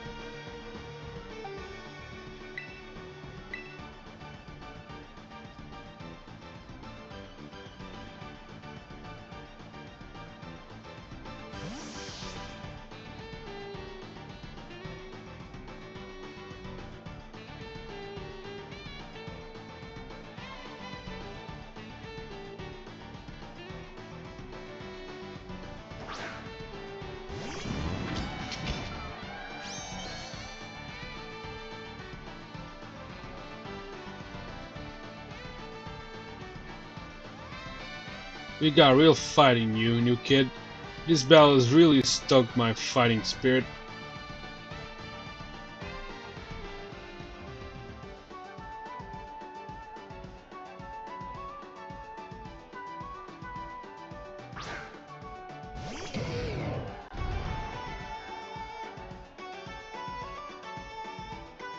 Of course, let's go with it. An expanding force.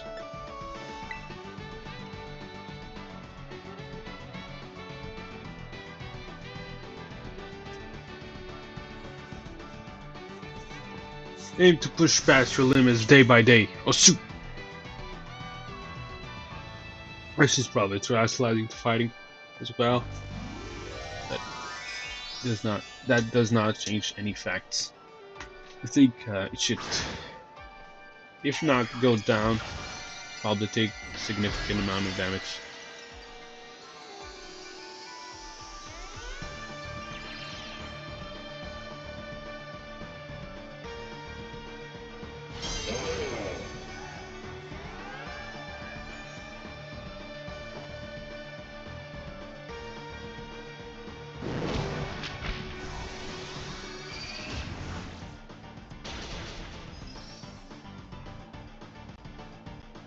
Oh, yeah. Close though. It's using Stone Edge, which I guess will do some damage. But still again, not take my Armor Rouge out. It's too bad that Stone Edge is not a contact move, because otherwise this Hariyama should go down. And I think I'm gonna go with Aura Sphere this time around.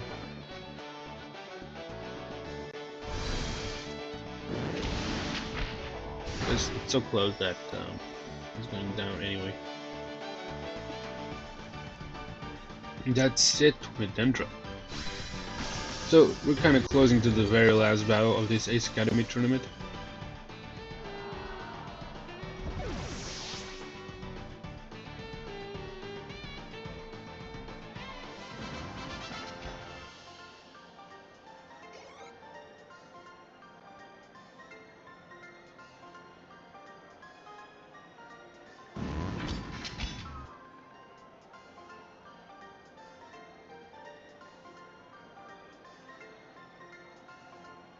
I see you hone your skills, new kid.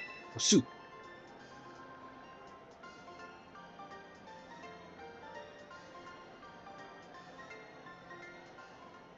And the very last battle. And the winner of this third round battle is Champion Dennis. No way I got crushed, but I still got somehow great out of this battle. It was a massive chance for me to grow. You may be surprised to hear this, but we adults are still learning every day too. That's why we are always harping on your kids to study. Turns out we actually do know what we're talking about. Even at 25. Thanks for the battle. Keep aiming for the top in this tournament, and don't forget, Osu, Osu, Osu.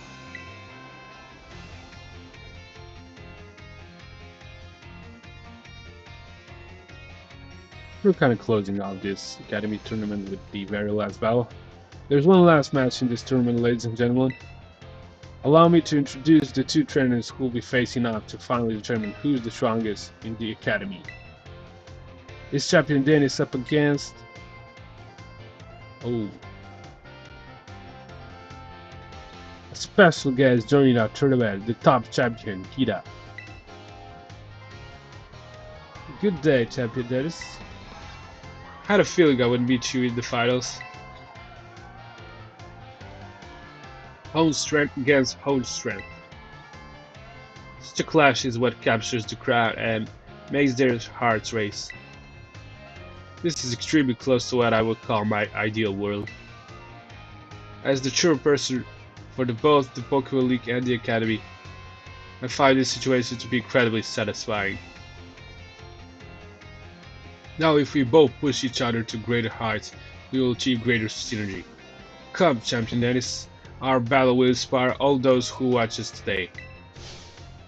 Let me show you the full might of the top champion.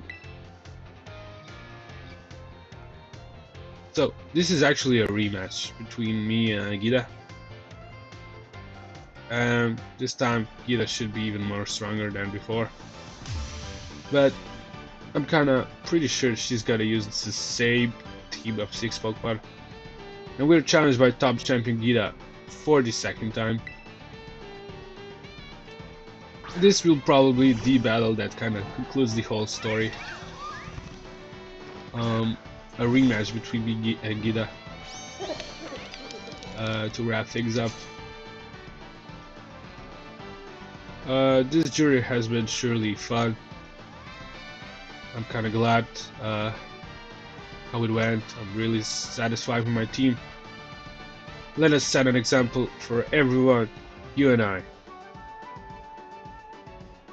And let's just have a last glass of the power of my team. So of course I'm gonna go with Gildego with Shadow Ball. No questions asked.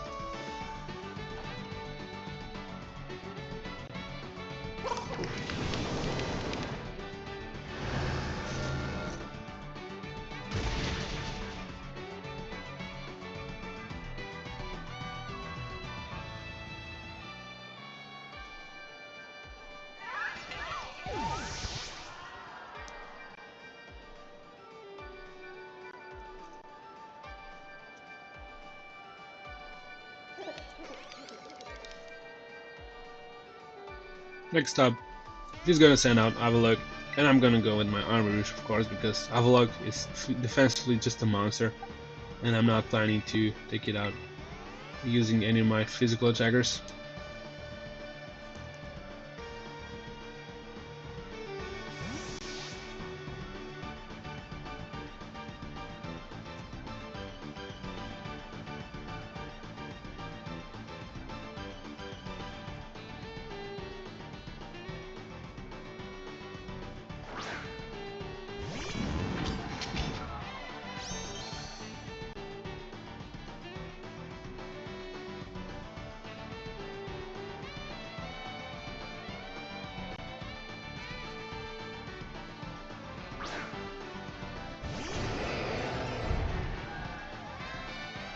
So of course I'm gonna go for the armor cannon. No doubts about that.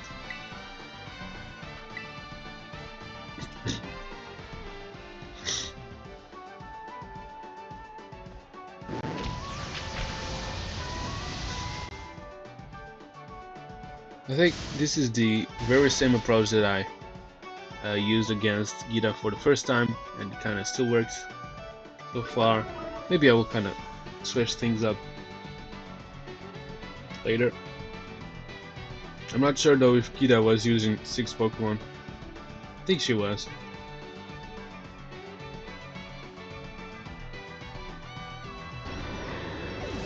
So the thing about Geeta is her team, unlike any others, is really balanced.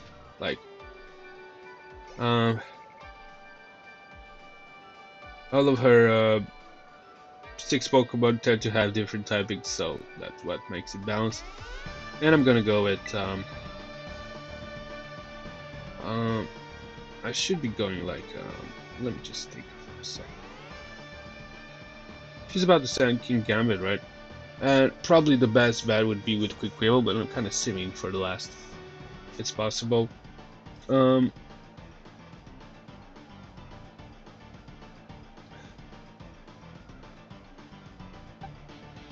Let's maybe go with Ticket though. Or not. Let me just think this through. No.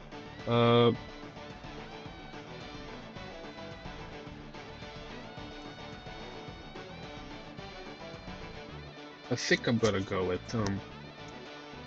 not with Ticketed, but I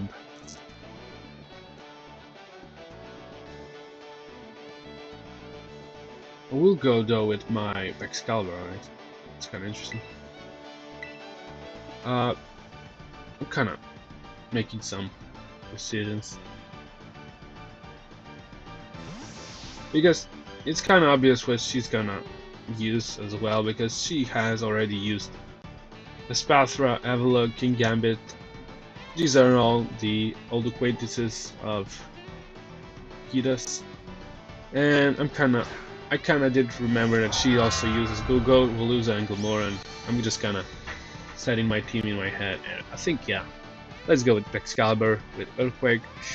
King Gambit should take some serious damage. Not sure whether it's gonna go down, but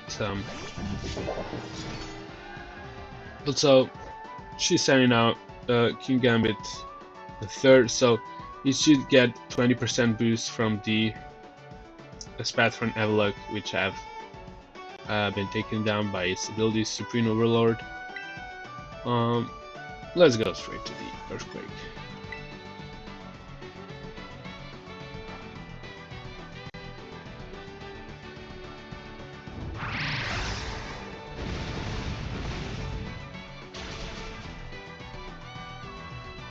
Oh yeah, of course. King Gambit manages to live that. Yeah, King Gambit's pretty defensive, and it's using Iron Hand. Oh, that's actually not very good. Oh, but Excalibur still manages to live that. Yeah, I was kind of really scared at this point because King Gambit does get stamped from Iron Head, and also does have a 20% boost from Supreme Overall. That was really scary. But my Excalibur still managed to live his Iron Head, so I'm kind of glad I was lucky, as I am.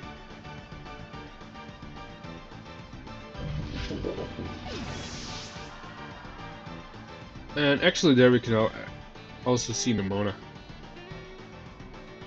Interesting. She's about to say Go-Go, and I'm gonna go with Tinkerton on this one. Go-Go is probably her weakest Pokemon. And I'm gonna go with Ice Hammer on it.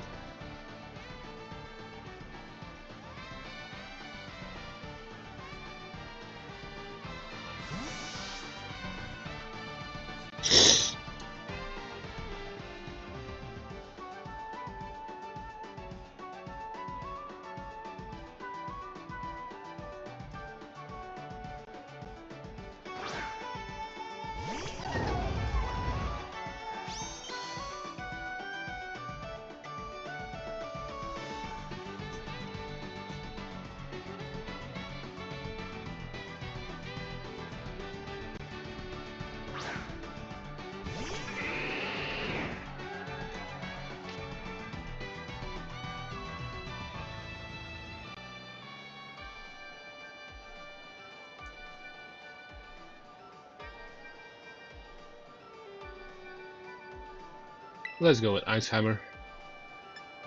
Hope for the best.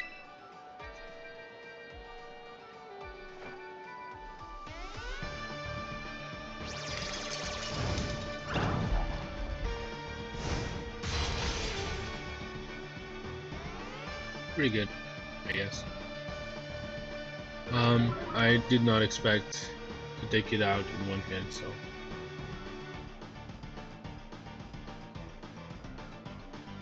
And apparently it's using bulk up, which, I don't know. I'm not sure. It's probably going to go down despite that. Next turn. Of course, if my ticket does not miss. And it probably won't. Actually, I'm not sure. I do hope that it does not miss. Oh! Yeah, I'm kinda not in a good position because it's, yeah, because of the speed drop, of course, Go managed to outspeed it this time, but it's okay. But I guess 2 Ice Hammers should do it. For some reason, it's using bulk up. I don't know why. No. Yeah. Kinda predicted that.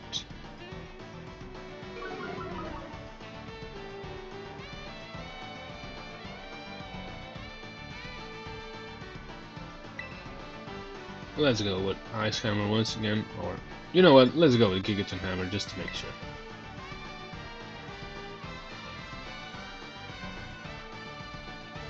It's using Horn Leap, which probably won't do a lot. Yeah, not very effective. Horn Leech, I don't know, does damage and also kinda drains hit points by not a lot. I don't know. Not very useful move at all. Also, it's a bug type, so that's why it's not good with Go because it does not get stuff for that. And that's pretty much it. I think Geeta should have Veluza and Glabora, right? And that's pretty much it, as far as I remember. And yeah, actually, she's going with Veluza. Let's just go with my Glabora and use an energy ball. Yeah, Veluza's, I don't know, could actually, yeah, Veluza might actually outrun my Glabora. You'd probably use either Psychic or a Water type attack. I think Glabora should live that, but Veluza is so defensively that probably not gonna leave my Glamora's energy ball. Pretty certain that that's the case.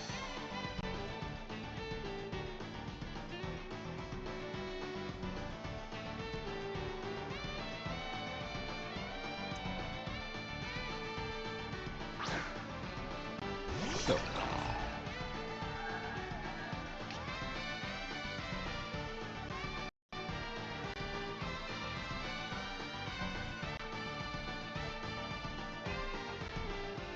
I'm kinda curious which of the Pokemon is gonna move first though. I hope it's my Glomora, but actually it could also be Veluza.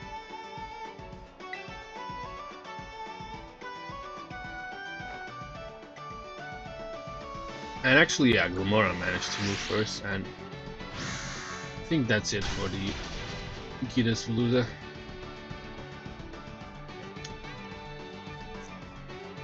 And of course, last but not least, let's take care of Geeta's Glomora with our Quick Quibble. And just to make things a bit more interesting, I'm just gonna Translite and go with Aqua Stab on it. That's pretty much what will end the battle.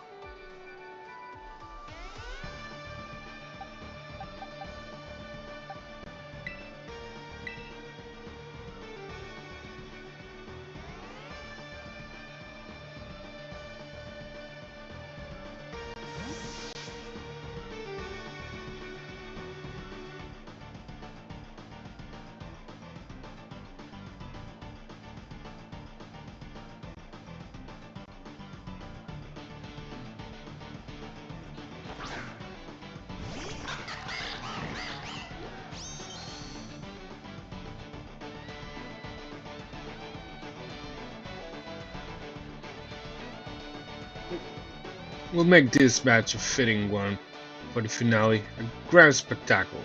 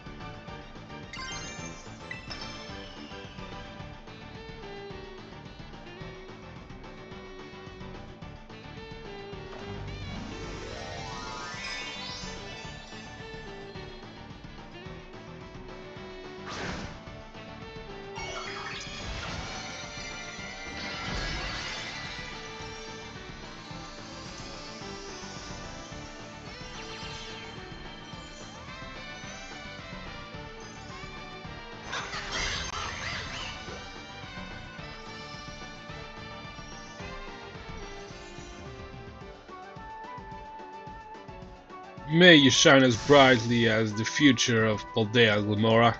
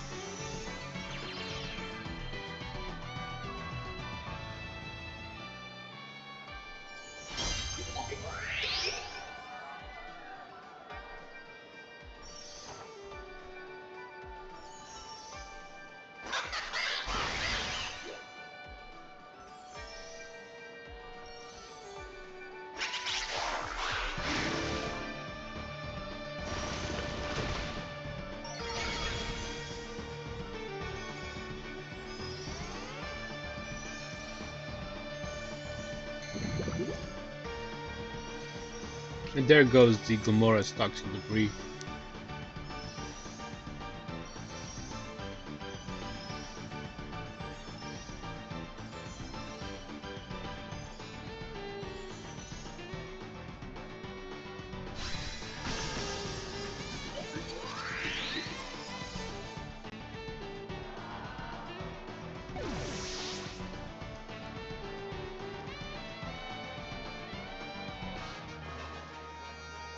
And this is the grand finale of Pokémon Scarlet by defeating Champion Geeta for the second time. We managed to wrap up the whole story. The future of Paldea is bright indeed.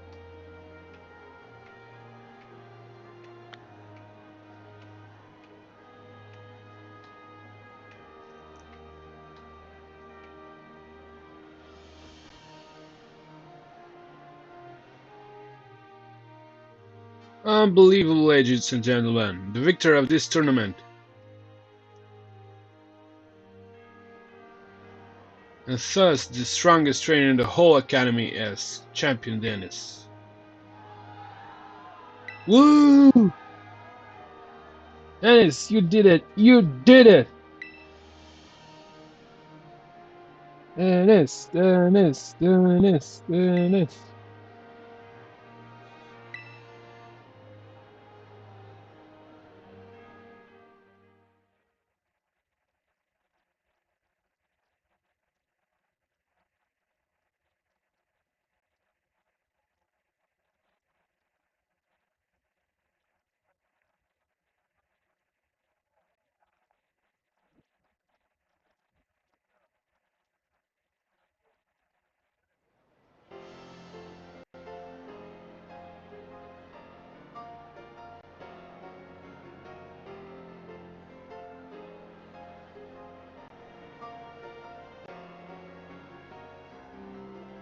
I would like to extend my thanks to everyone who made this extraordinary tournament possible.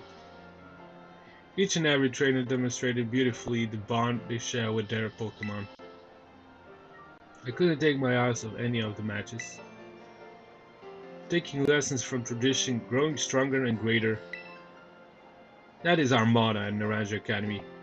The tournament truly lived up to its ideals. Now I'm aware my speeches tend to get a little, shall we say, overlong, so I'll wrap it up there. I now turn to the floor, over to our special guest, Chairwoman Geeta.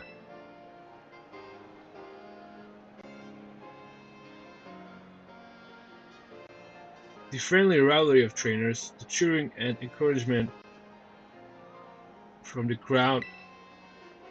I feel like these are just perfect ingredients for the Academy. No, for the whole Paldea region to become more lively and energized.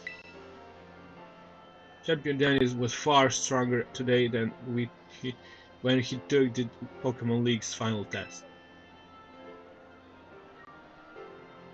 It is clear that he strives to become better every day, even after reaching such an esteemed rank. It is my sincere hope that all Paldea's people will be inspired not just by him, but by every trainer gathered here who aim for new heights. And that the seeds for many more future champions will be sown. I eagerly await news of all your achievements.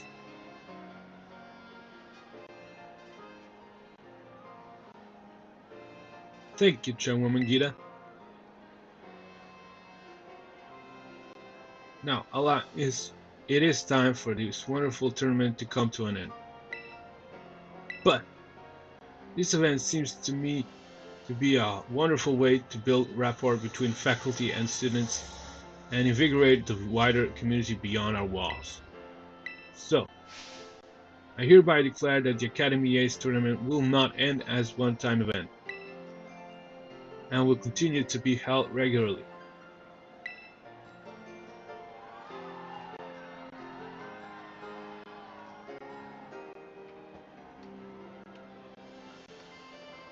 Woo! Awesome, Director Clavella, you're the best! Maybe I'll join next time too. Oh my gosh, yes! This is everything I wanted.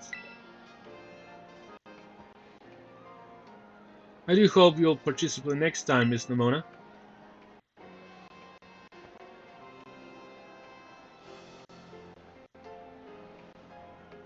Absolutely, I wouldn't miss it for anything.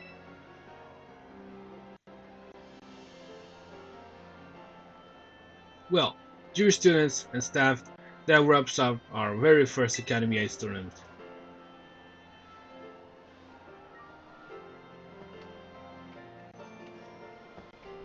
Thank you again for joining us here today, and I hope you're all excited for the next one. Yay! Thank you!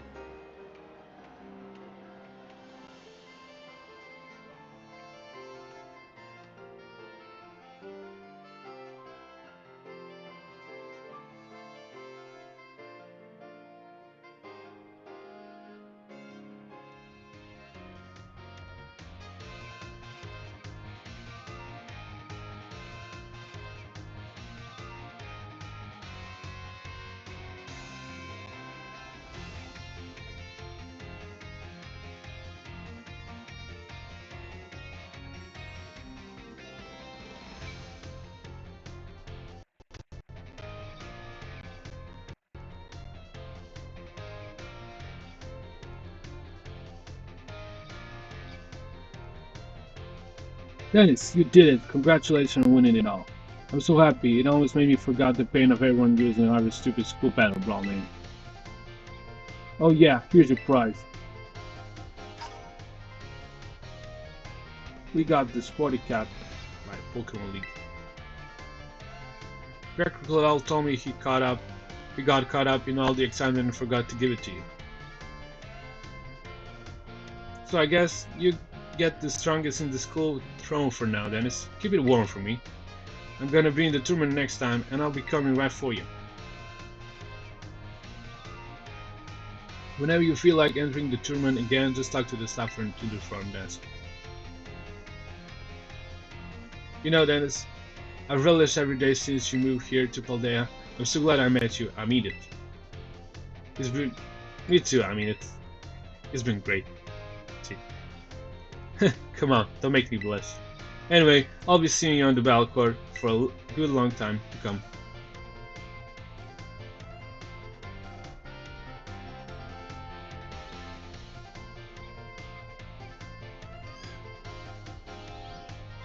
And this actually it's not over yet.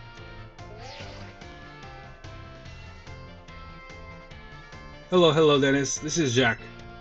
Congratulations on winning the Academy Ace tournament. I sure am proud to have one of my students become the Academy's ace. Mr. Jacq. Don't worry, Director Clayle, I'll get to the point now. I'm actually calling to tell you that highly difficult terror raids are cropping up all over the place. We're getting report after report from Academy students about their Pokemon getting injured.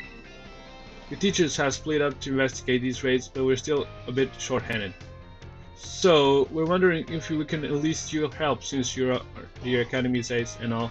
How about it, Dennis? Yeah, leave it to me. Woohoo! Thank you. Your Pokédex automatically records the data we need as you go, so don't worry about that.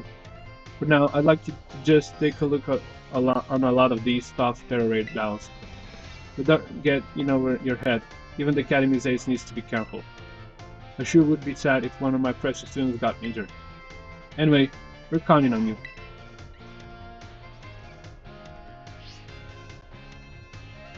So, Mr. Jacq is actually encouraging us to take a look on the high level terror raids, and we will do that.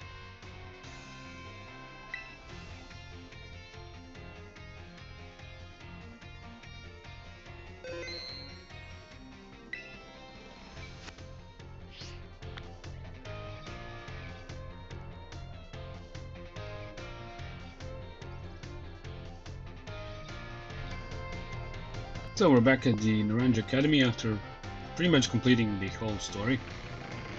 And I think this would probably be a good point where I could actually EV train my team. And I'm pretty sure I'm about to do this. But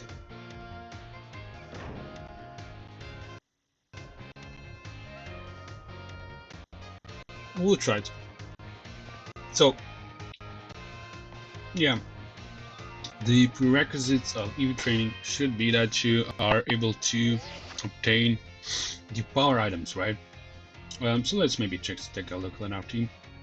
Of course, we'll be training our whole team, but I will be doing this in a way that maybe some of the members will be left out, just in order to not gain any effort values, EVs, that should not be gained for a specific member.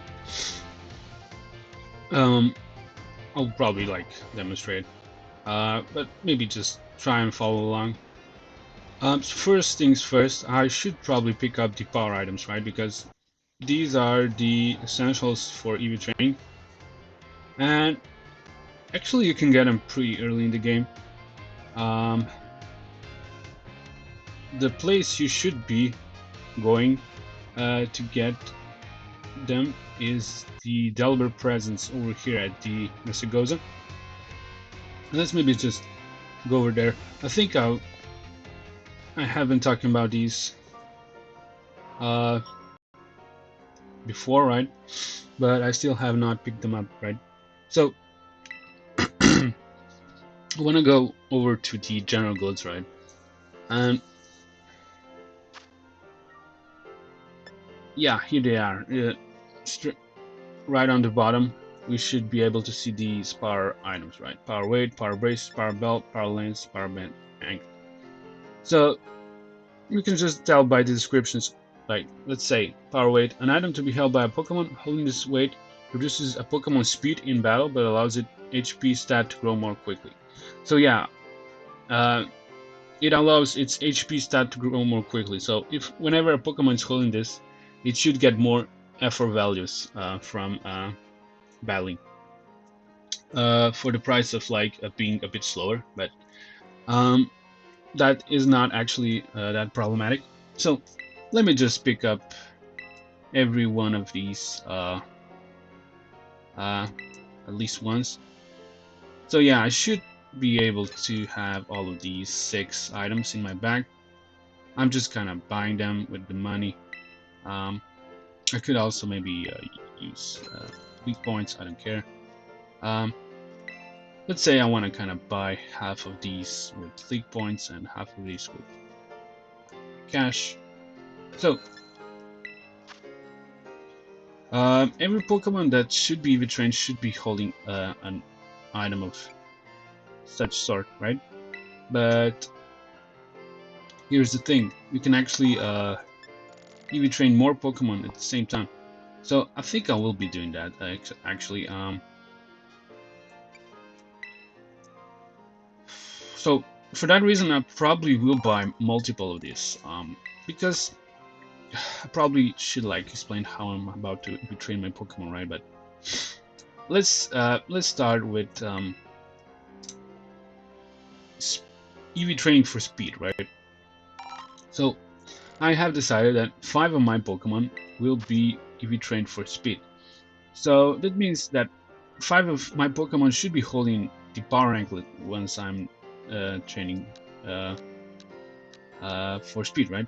So that means I need to buy 4 more of these, which I guess it's not that pricey. I guess it's only 40,000 Pokédollars. And let me just pick up.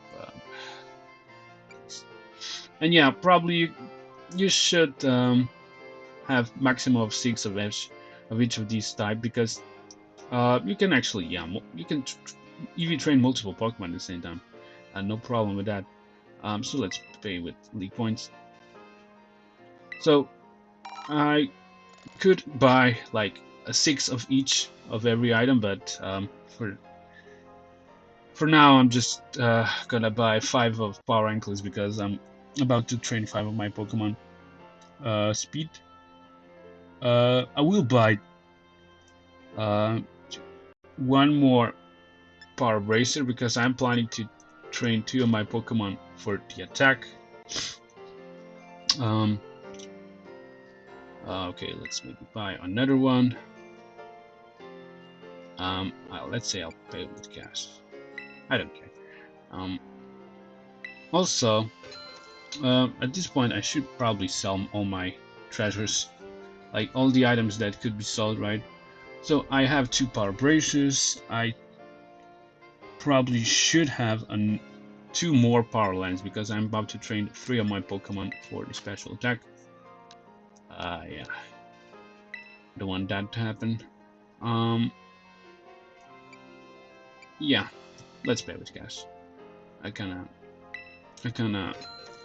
lost a lot of league points, so I'll probably should be okay. So this is probably pretty much it.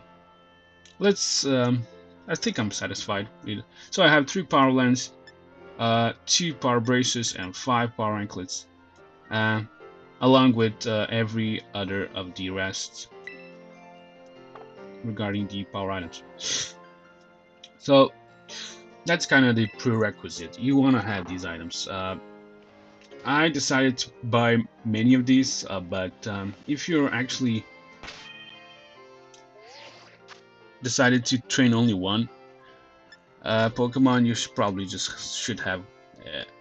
If you have decided to train one Pokemon at a time, just buy 1 of every of the power items.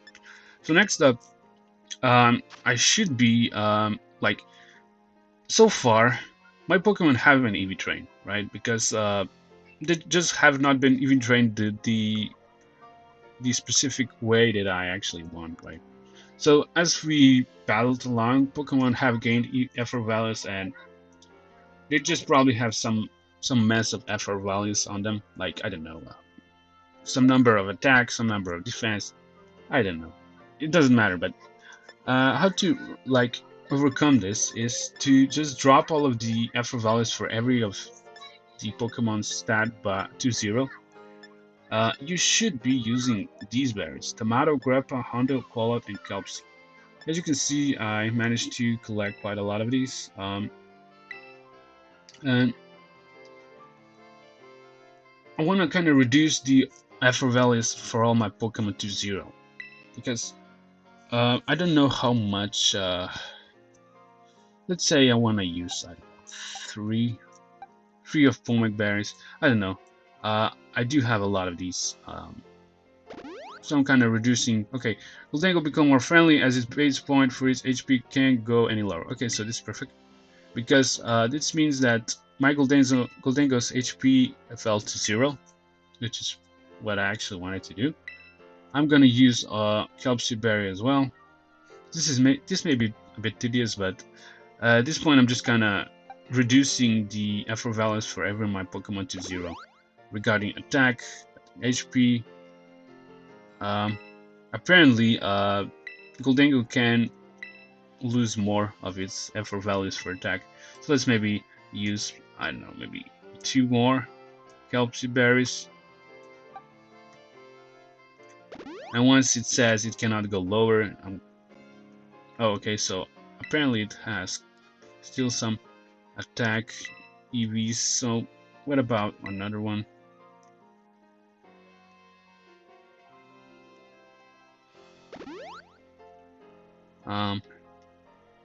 Okay, it can go lower.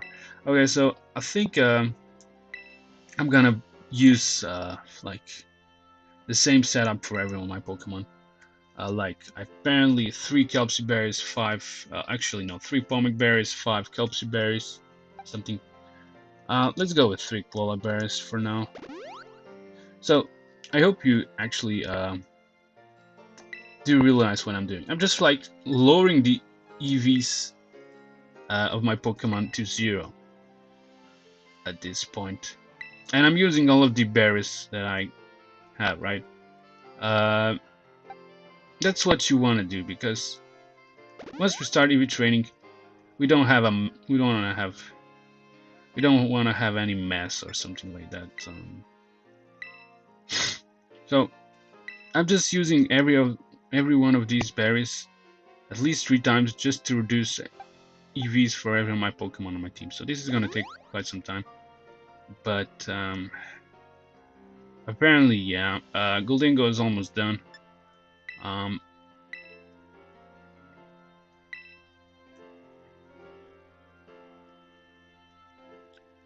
So this is gonna take a while, definitely. I'm just kind of, yeah, okay, so Goldengo has its EVs lowered to 0 for every of its stats. So let's do the same for the rest of our team, which is probably gonna take quite some time.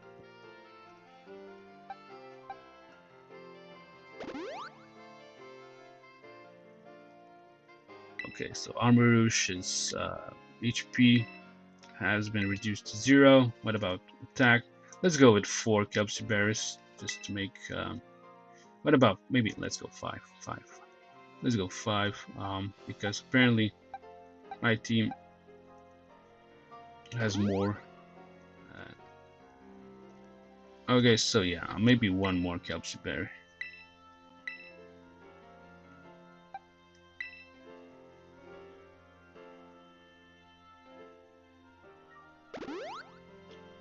You can get always more of these berries. I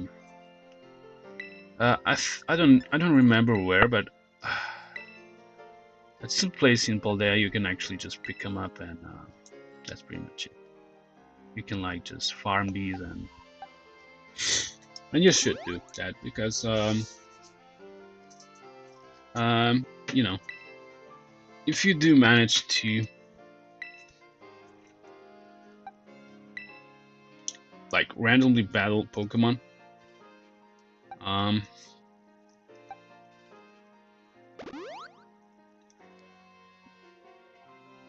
that does happen, right? So you need to readjust the EVs on your Pokemon accordingly to your preference.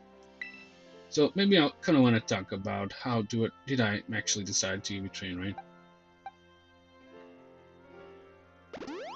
I decided to train all of my Pokemon to the 252 EVs in speed.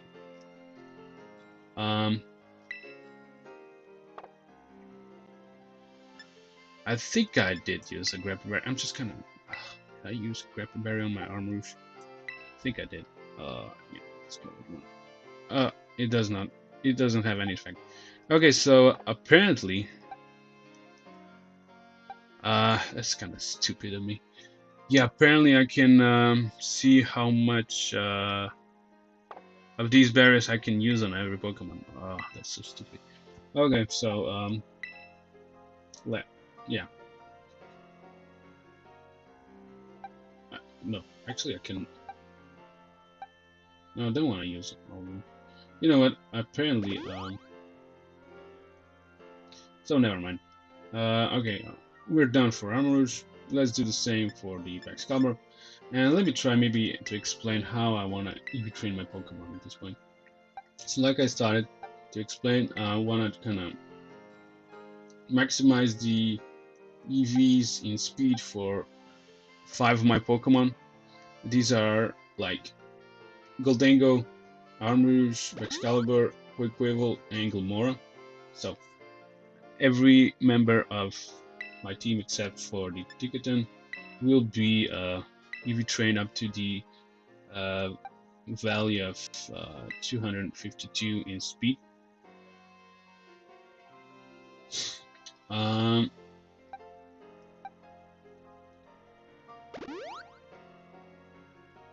Goldango, Armrouge, and Glimmora will be trained in special attack up to the value of 252. So that's why I actually bought 3 of the power lines, right?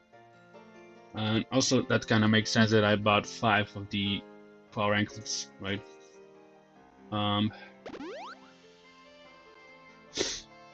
And lastly, Quaquaval and Excalibur will be trained in attack up to the value of 252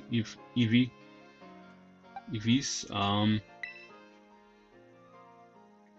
And that is why actually I bought 2 of the power bands. I think they are power bands. And that's pretty much it.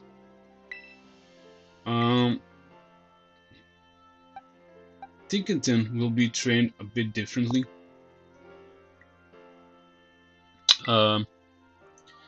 It will actually be also trained in stats that other Pokemon will be trained in.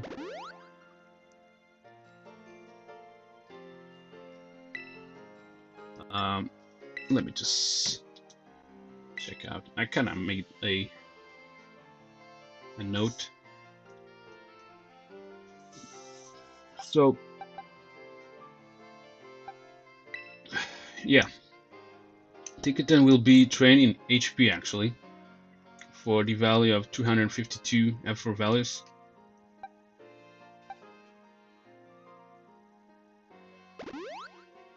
And 172 F4 values in apparently I'm just kind of messing things up. 172 F4 values in special defense, along with 84 F4 values in defense. So yeah, Ticketon's gonna have a somewhat different EV spread.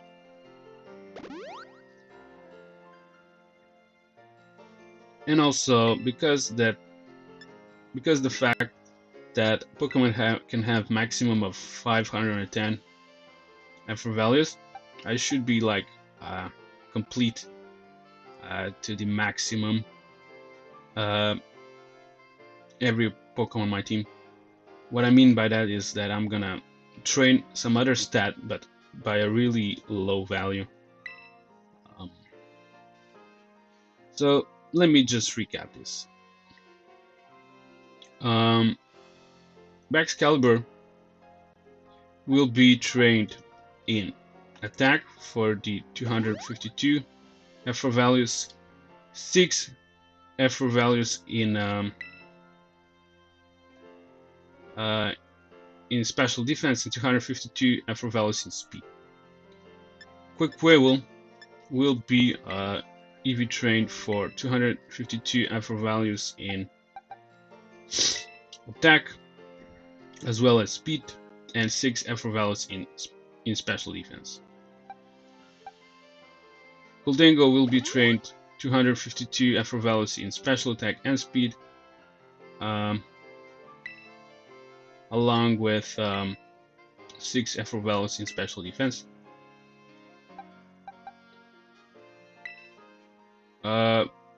Glamora will be EV trained the same, except that 6 effort values in special defense will go to defense. And Armourush is going to be EV trained the same way as the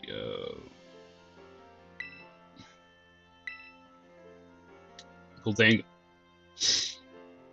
And that's pretty much it. And of course, Ticketon, I kind of already stated that it's going to have a different EV spread of 252 in HP, 84 in defense, and 172 in special defense.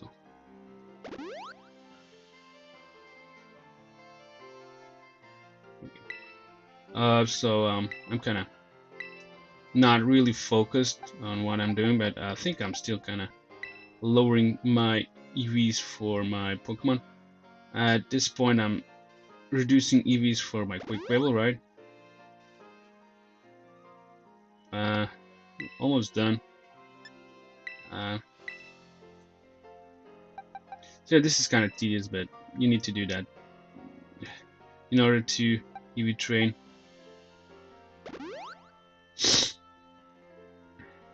You need to like lower your EVs to 0 for every Pokemon you're about to EV train.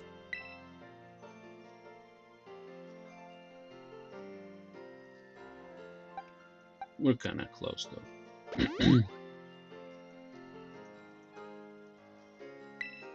Now only two Pokemon to go.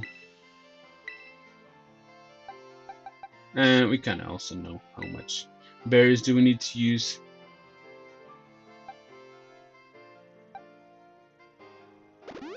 Yeah, but sadly, there is no other way to reduce EVs up to 0. Funny thing about that is that actually there is some item being introduced in the DLC that actually will do that.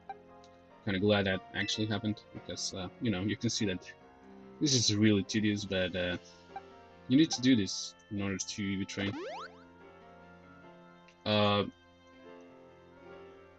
At least you can like use multiple berries at the same time. I remember in the older generation games, you could not. You just needed to press a button continuously until you got the message. It won't have any effect. We'll go with 6 of these. Also, yeah, my Pokemon are getting friendlier apparently by just giving them these berries.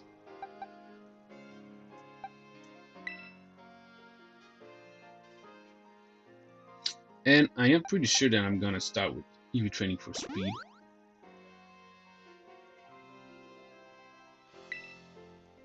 So by that I probably will like just place Ticketon in my box. Also, yeah, I should like remove all of my items from the Pokemon.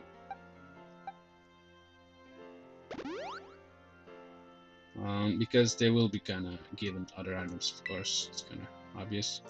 They were given these power belts. I mean, power items. So.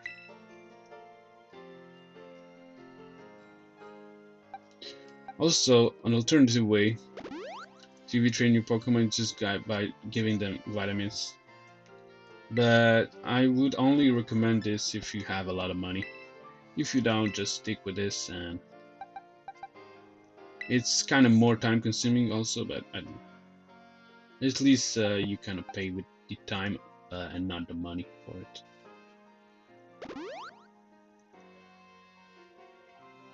So, okay. Let's go in reverse for the Gilmore.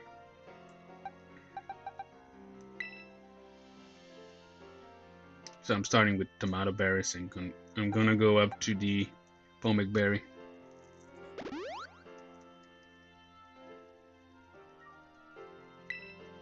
And at this point, my Pokemon should, yeah, let me just finish.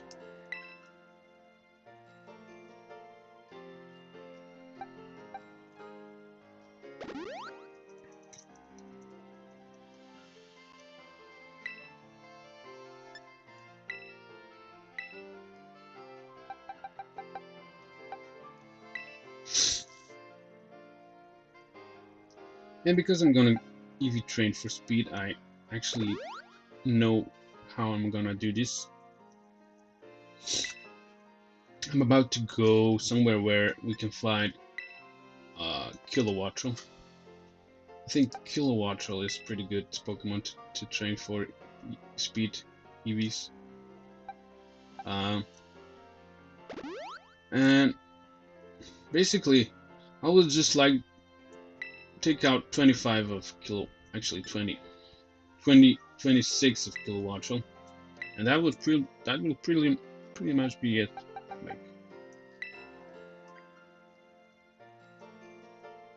Like, that's how I want. That's the approach of EV training for speed at this point.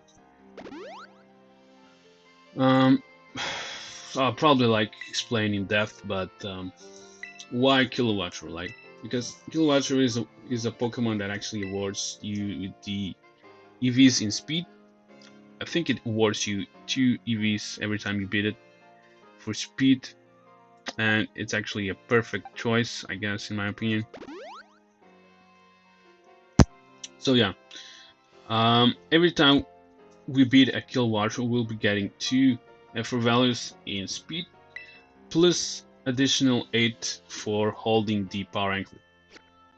And that's pretty much it. Like, so every time we battle a Kilowattrel, we'll be getting 10 EVs in speed. So we need to do this like 26 times, right? Because 25 times 10 is 250, and we only need like 2 EVs to reach the cap, and we cannot just do this by battling another Kilowattrel. And that's pretty much it. So I did manage to reduce the EVs of my Pokemon to the to 0, right?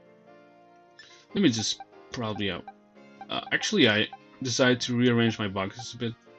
I kind of named them like Pokédex and then the number the box, because yeah, I'm kind of using these boxes just to store Pokemon that were kind of you know, caught for the sake of the Pokédex registries, and that's the only reason. So yeah, I should probably just remove all of my items from my Pokemon, right? So I'm putting away all the hell items because they will be replaced. They will be definitely replaced, and I'm just putting away all of the items. It doesn't matter what they have, because they will be given other items. And yeah, all of the 5 Pokemon that are currently in my party will be given the power anklets.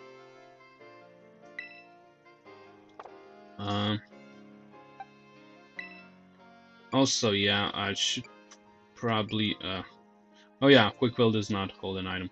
I was kind of looking where can I put away the item, but I cannot because there is nothing to put away. Okay, so this is pretty much it. So now my team does not hold any items, so next up I will just give them the items, right? I will go to my bag and find the power anklets that I just bought. Also probably should yeah, I should actually mark these as my favorite. I should mark these as my no.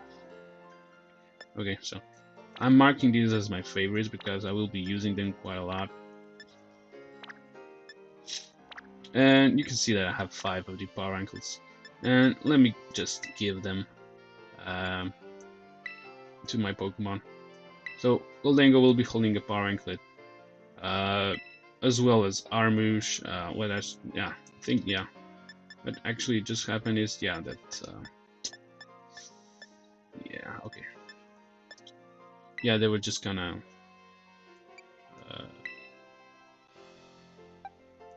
moved a bit higher in my box, in my bag. So I'm just giving the power items to my Pokemon.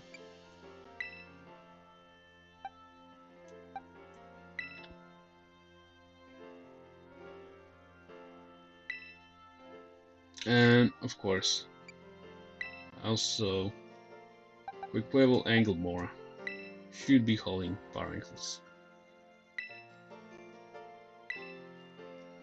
So next up is just flying to an area where we can find Kilowattrel, and probably the easiest location is the the beach, right? You know which one. Actually, yeah, let's go to the beach. I kind of like the beach. That location is where I actually frequently fly to. I'm kind of really used to that location. So, without further ado, let's fly over there.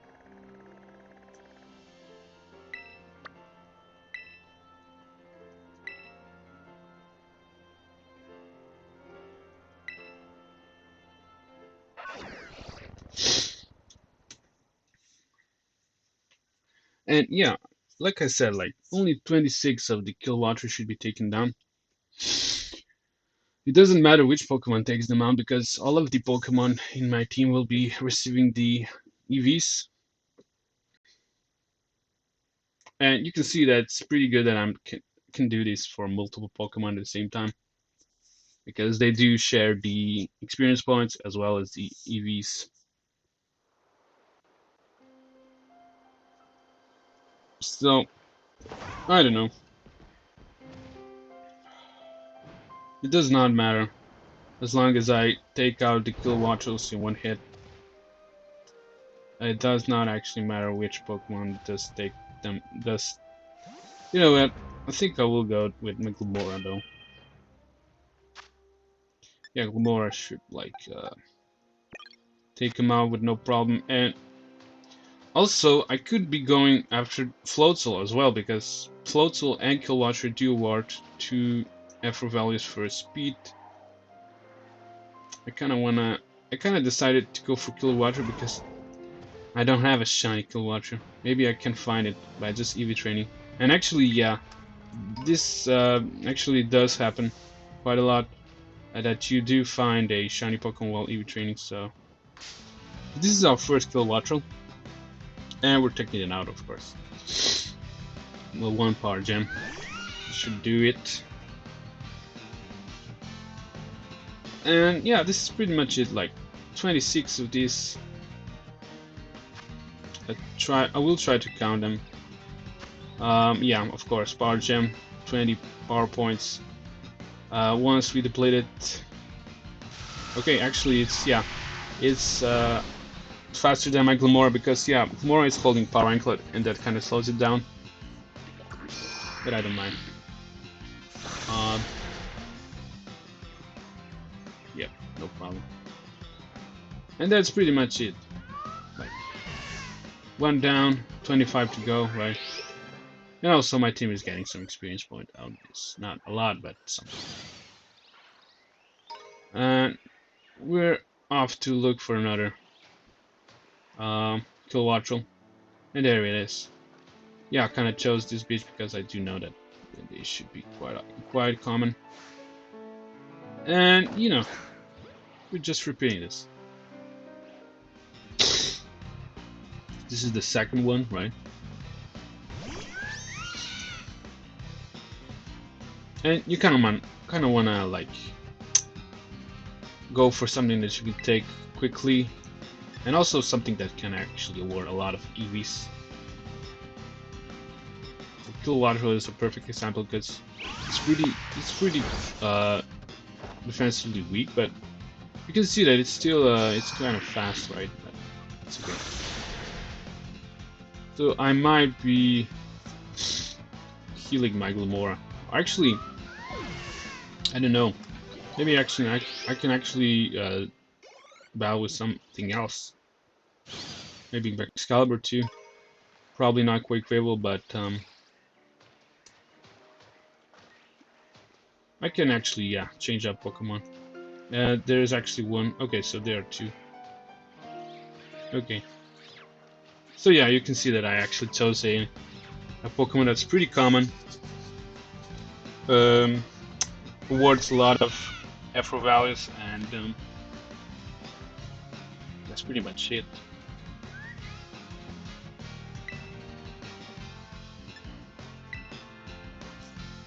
Also a Pokemon I don't have shiny yet.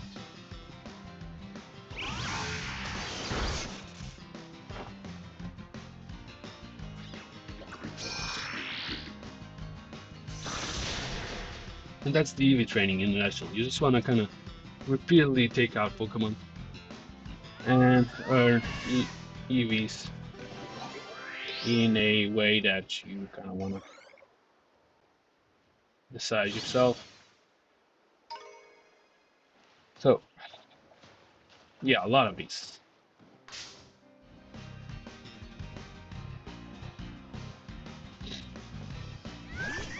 I'm not even like, I kind of already forgot which one was the last one, but actually it's no problem because I can deduce that by just power points. So this is our fourth one.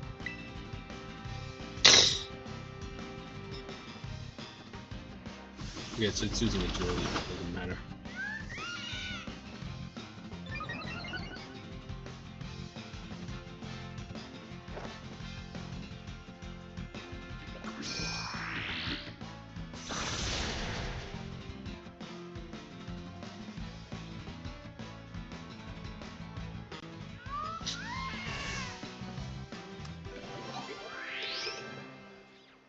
So, I think there was one over on the left, but apparently I'm not seeing it anymore. Okay. There is a cloister though in the water. I don't know if you can tell, but there is one. Oh, there it is. Actually, I should know that you should be kind of careful doing this because it can happen that you do mess up this, and if you do, you should be really careful and really concentrate on the Pokemon you're taking out and the amount of Pokemon you're taking out. Also, yeah, you should be aware what effort value gains the Pokemon give, but so far you only need to remember that if a Pokemon is holding a power item, it should be receiving 8 more effort values for the particular stat of the item, and no matter what Pokemon does it take out. So even if my Glabora would be getting 8 effort values for speed and plus the original effort value gained for that particular Pokemon.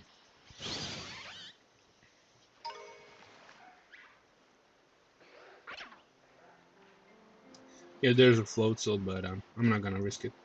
Although I could, but it's probably gonna hurt my Gomora. Should I? Let's maybe, because I don't want to kind of wait for the. We don't see any. We don't see any Kilowattrels. So I have decided to also take on a float zone. And yeah, here's the thing: I'm not gonna use Power Gem, right?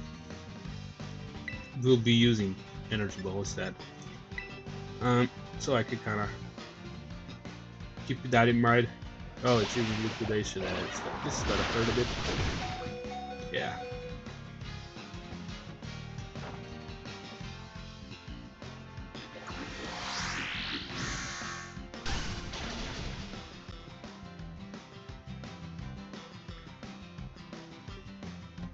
Yeah, so Floatzel and Kilowattrel do have the 2 effort value in speed gain. And there's another one. Yeah, I think I want to go for a Hyper Potion this time. It actually disappeared, but it's okay. Probably another one will be appearing soon.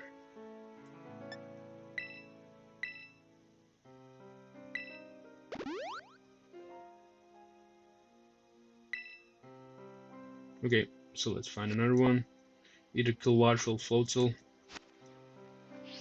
Ah, there is a Kilowattrel.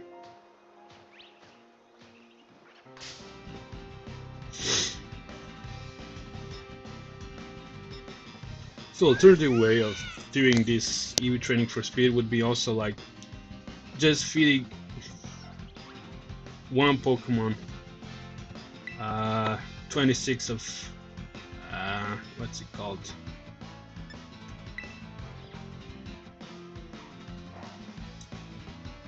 I don't know, but there is some vitamin which just gives you 10 EVs for speed. But it costs like 10,000 Pokédollars, right? Or something like that, or 20,000, I'm not sure. It might be 10,000 here. It costs as much as one power item, right? So it's a more pricey approach, but it does not take as much time as...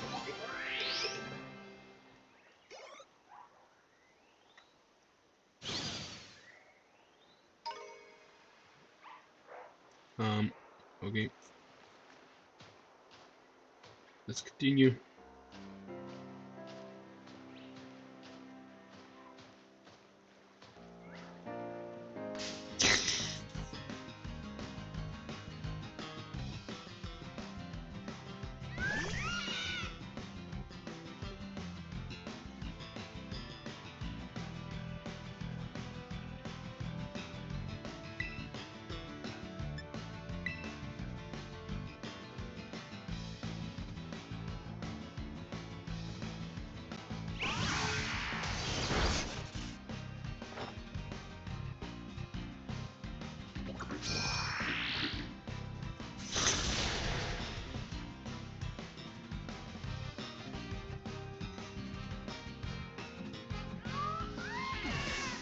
So yeah, if you do have money, go for vitamins, I guess, but you will be like spending about 500,000 Pokédollars per Pokemon to EV trading. Like 510,000 Pokédollars to be precise.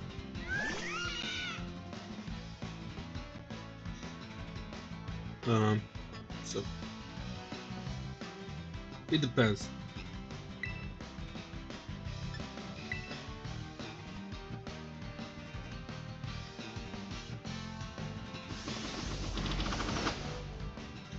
But yeah, you can actually EV train multiple Pokemon at the same time, so it's kind of also a more fast and not as pricey approach.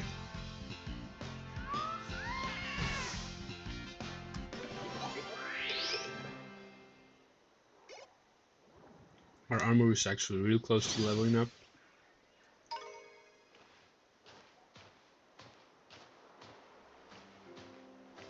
Ooh, I maybe should be sticking up because these do outspeed my Pokemon.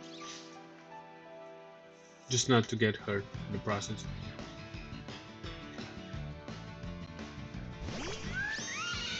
Yeah, I did not manage to catch this one off guard. Whatever, at least I did try.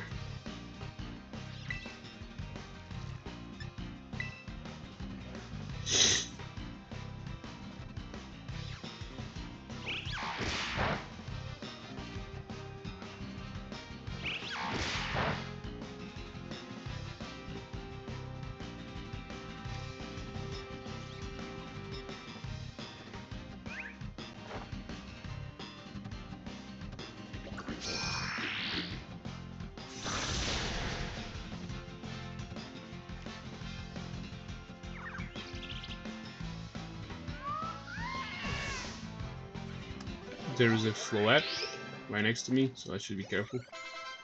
So, armor level up.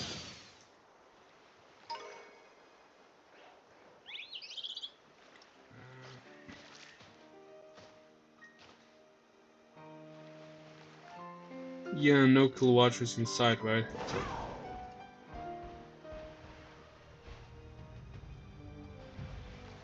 kinda wanna wait.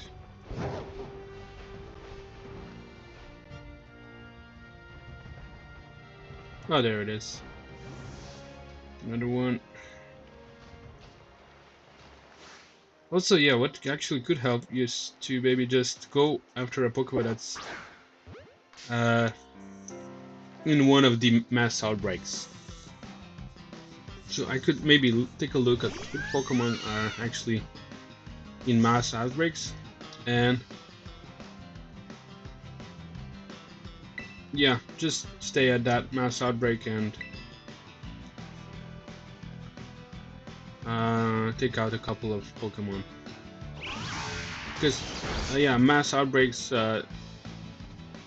do provide you with more Pokemon of that particular species. They should be appearing really often.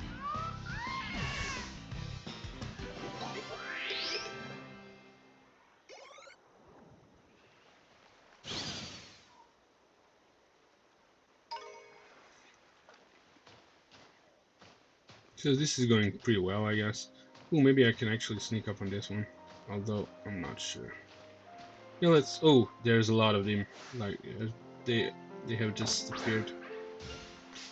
Quite a lot of kill watchers over here, and I did manage to sneak up on this one.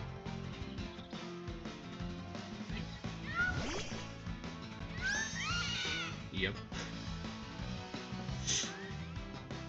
So this time at least I won't be taking damage. And you can see that we already took out 11 of them. So it's like 15 more, right?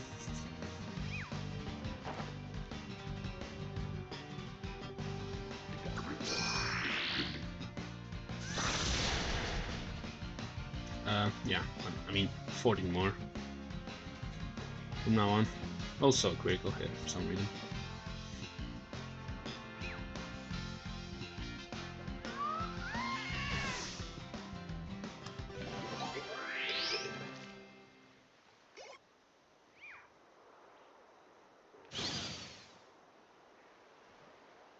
Maybe I'll try to, or I don't know, doesn't matter.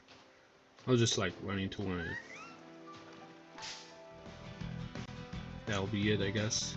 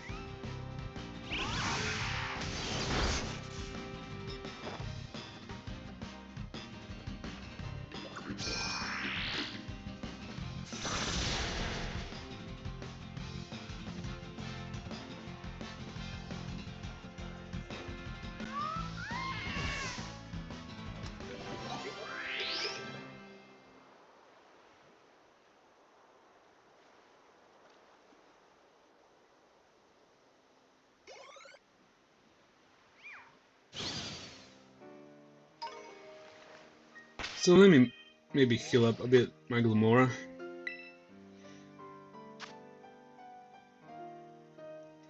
This time I want to go with Energy Root.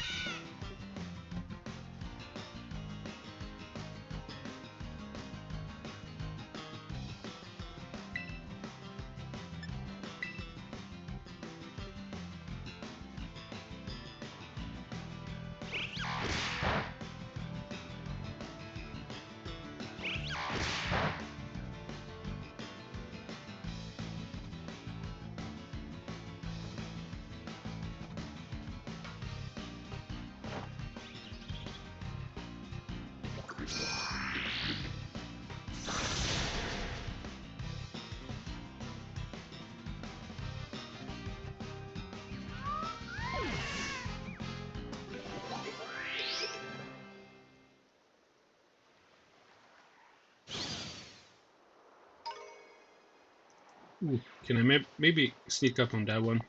Or we'll try. Yeah, although I'm kind of focusing on something else, but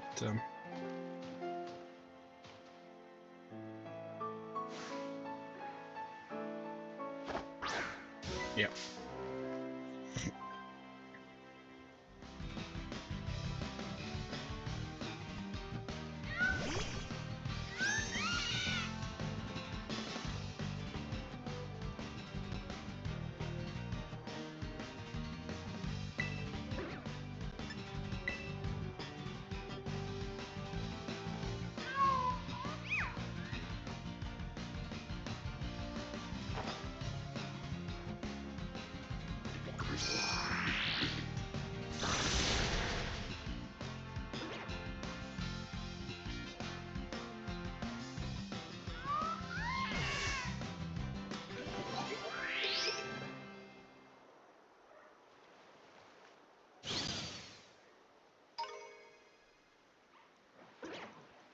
There's another one which actually I can sneak up on.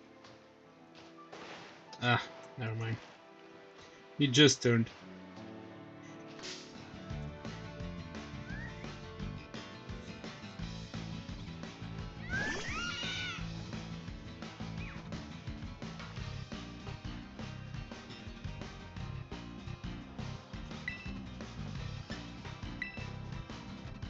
I think we have 10 more after this one.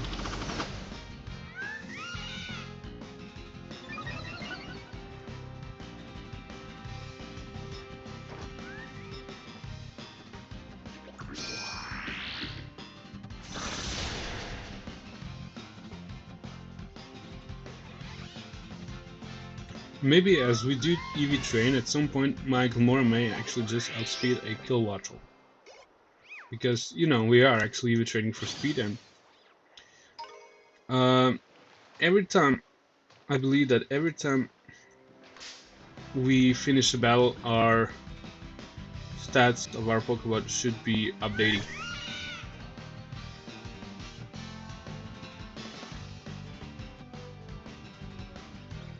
And at some point, as we are EV training, we should actually outrun these Kilowattrels. But not yet. If maybe that's the case, maybe we can never, I don't know, but yeah, the difference between levels is kind of high because my Glamora is like around level 75, right? The Watchers here are like level 50.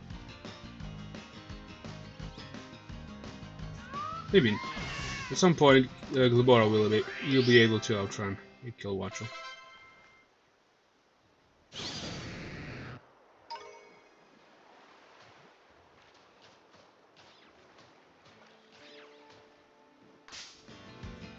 So yeah, maybe I did not like specify the reason why I decided to EV train, because we pretty much have battled every person, every non-person character in the game.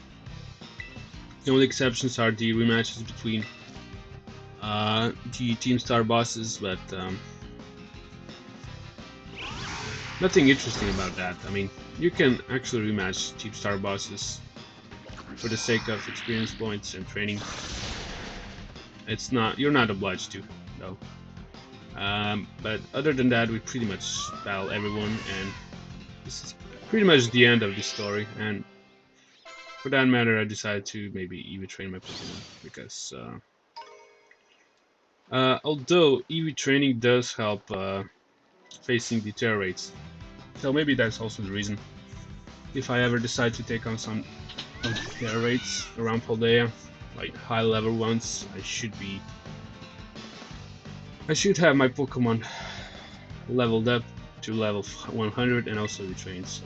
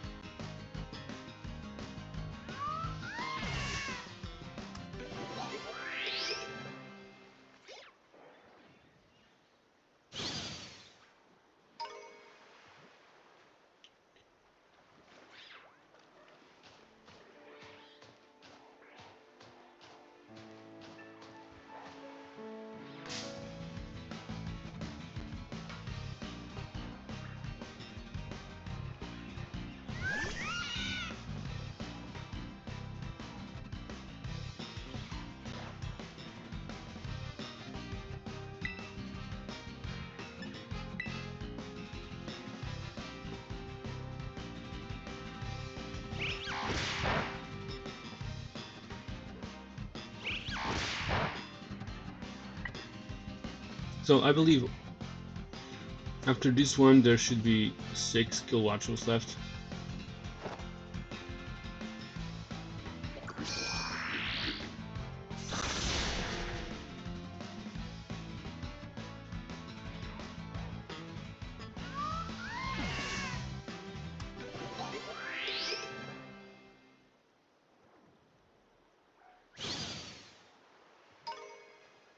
So let's also take this one out.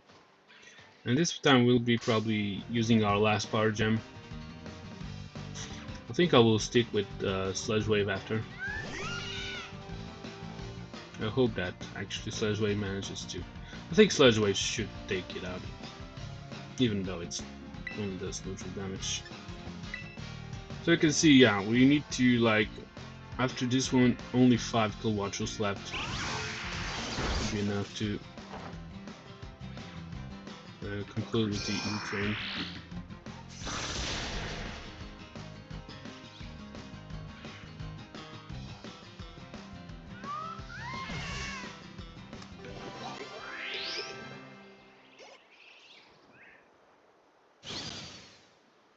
And there's another one, just like waiting for us. Also a chance to just appear.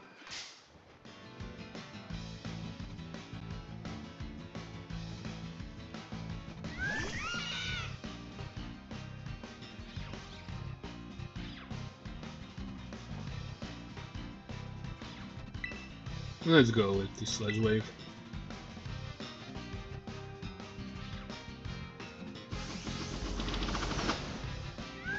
I am pretty sure that it should go down. Even though Gilmore is doing neutral damage.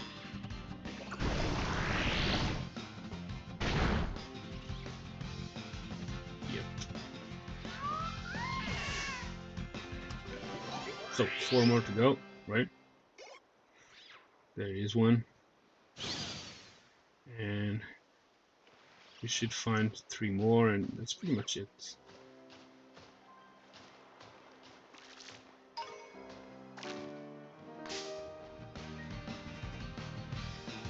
So in this process I'm getting a lot of these Wattrel materials. I don't know if they're actually used for any particularly good TMs, but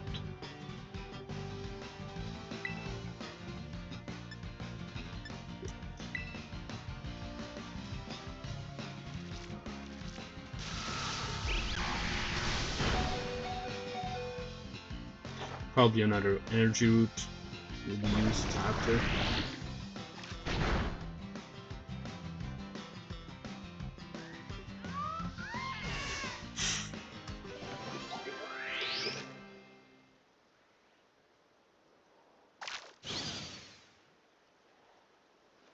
Okay. Nope. I just wanted to go for the bag, but apparently.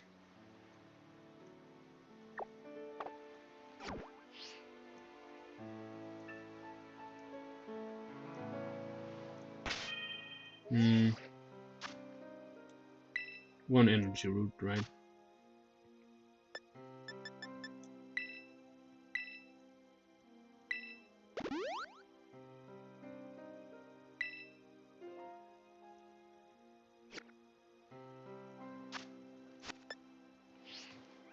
So yeah, if we do take all of the 3 that we are seeing, actually there are more.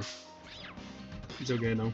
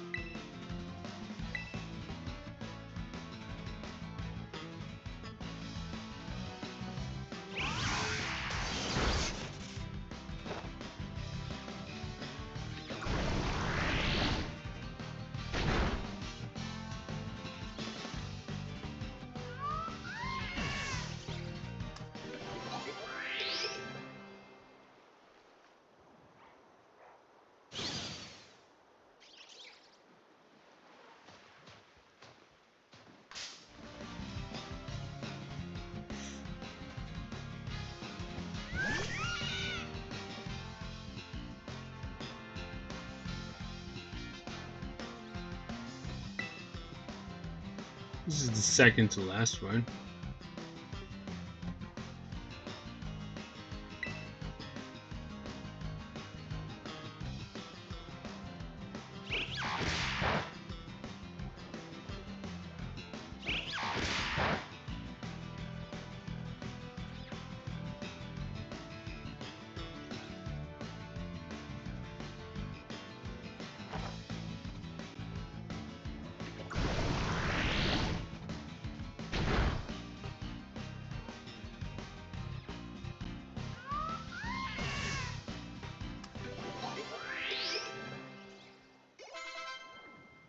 Also, I will link a level up. And let's go for the last one.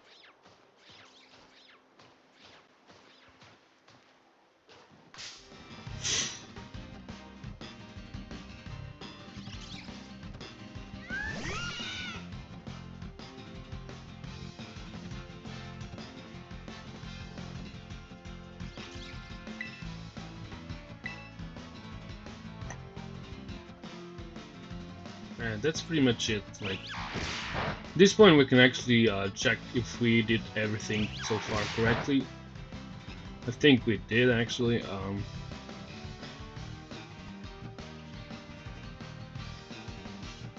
So yeah, if you want to check if you have maximized your EVs for a particular stat, you can actually always go and try to use either one of the wings or even one of the vitamins. We'll be doing this right now. Let's go check our bag. We're done, right?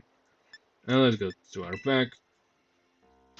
And let's maybe check out the vitamins. Vitamins should be found where the medicines are, right? No. Are they? No, actually no. Where do I find vitamins again? I think in items. Think so. I'm not actually satisfied with this, but apparently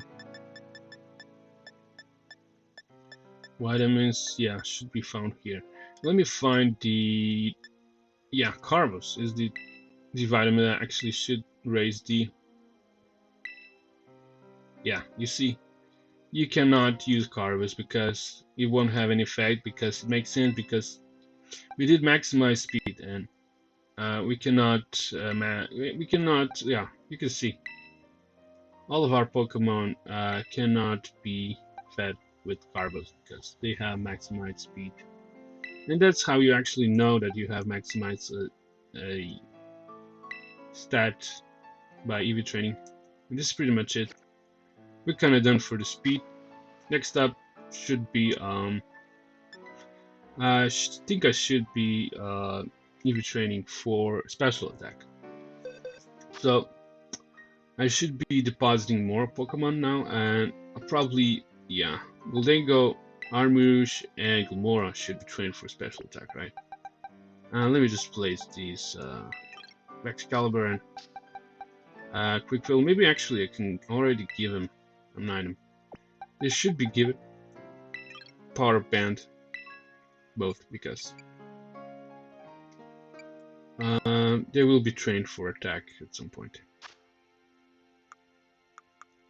Probably right after favorites first. Yeah. The problem is that kind of remembered that was Power Bracelet. Actually, is the name. Yeah, I'm giving Excalibur and Quickquill the Power Bracers.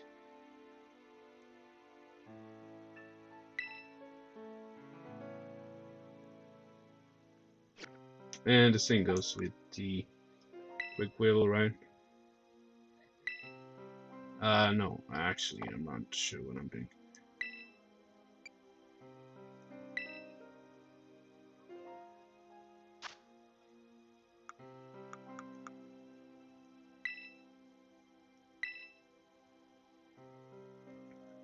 And yeah, of course, I'm gonna give my 3 Pokemon in my party Power Lance actually for the Power Anklet, right?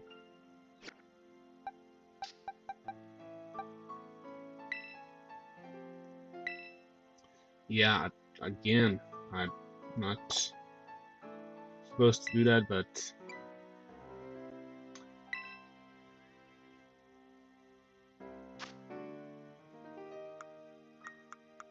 Power Lance.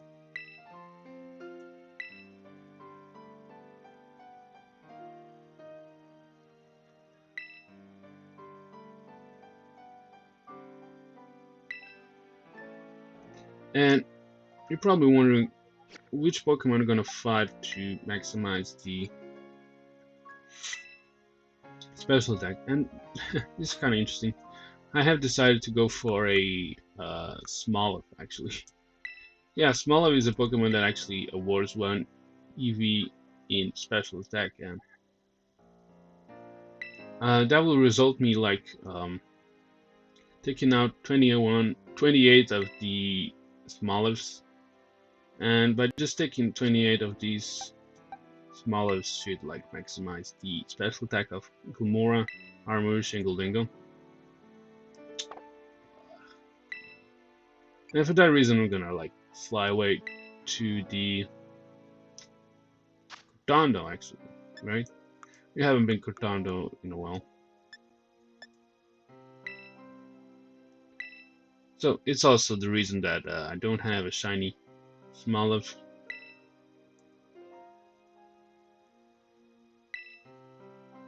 And we're kind of set. Maybe I'm just gonna, let's maybe just check out my 3 Pokemon in my team.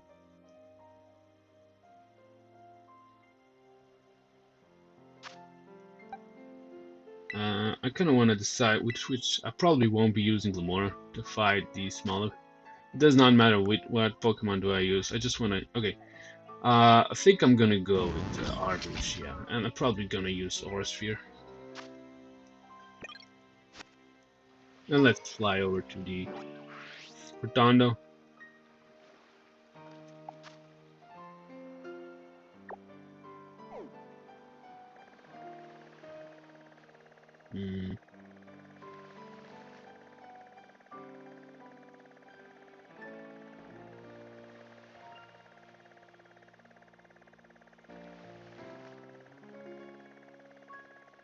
There we go.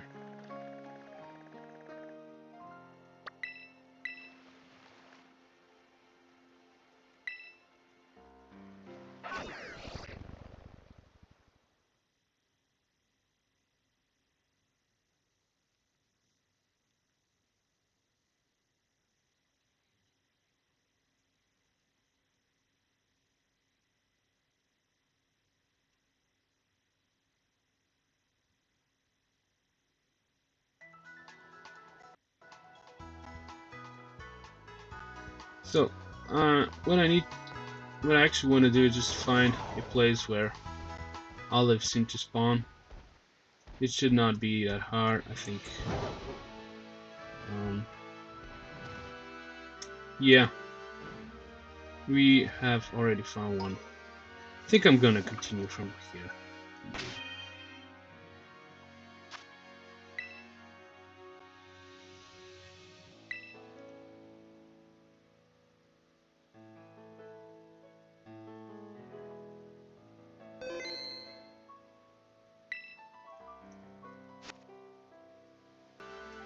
So last time we kind of finished off EV trading for speed, right? Ah, there it is.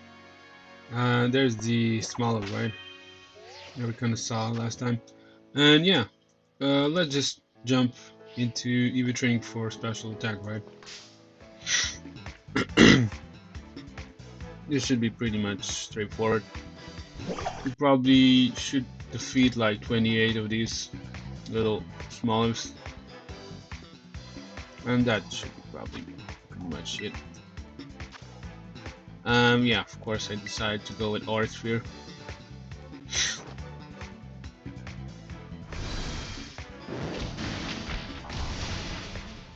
Because it has 20 power points. No, that will kind of be helpful. To maybe just like know how much smallest did we take out. Maybe I kind of wanna bring out my Armourouge just for the fun. Oh, there's a cricket actually. I was kind of wondering what that is, but finally our Armourouge managed to get out. And we have a couple of more of these smallers. And I kind of prefer to EV train for special attack just by taking out these smallers. They do only award 1 effort value for special attack, but you know, they're pretty straightforward.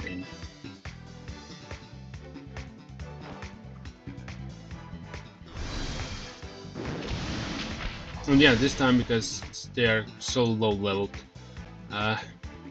which is, you know, it takes less time than EV training for speed, as we did before. So yeah, a lot of these over here.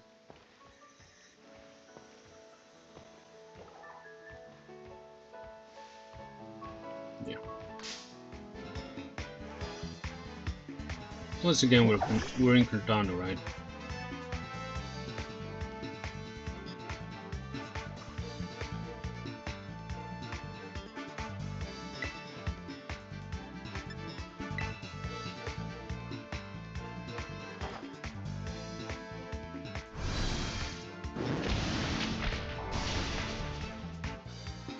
Oh yeah, and actually I just figured out that it should be like 20 aura spheres and 8 armor cannons.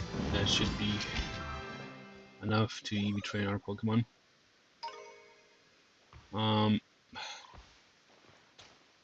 We have another one here.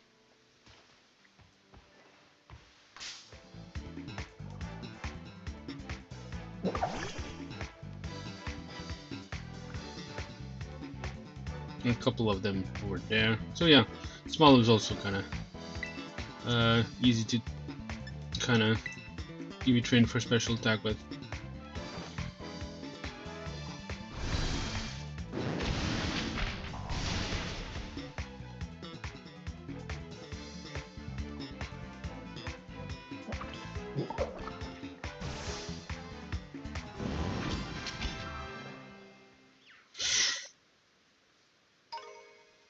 Yeah, 2 more over there. Probably maybe zoom in just for the aesthetic reasoning. I just realized that whenever we start an encounter, our armor seems to shrink for some reason. Maybe that's how the game works, like kinda shrinks it and then places it on the opposing side of the Pokemon we're battling. For some reason it does this shrinking, but I don't know. It's really necessary.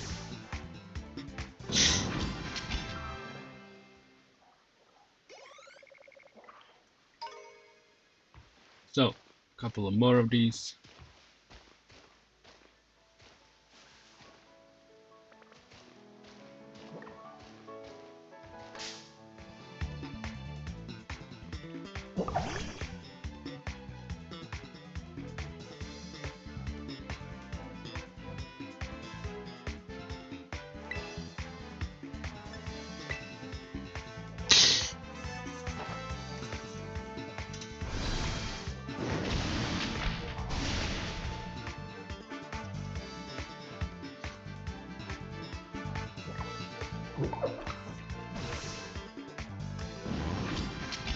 So I guess I'm kind of lucky with these smallest at this point, because unlike kill water trolls, they just appear right in front of me.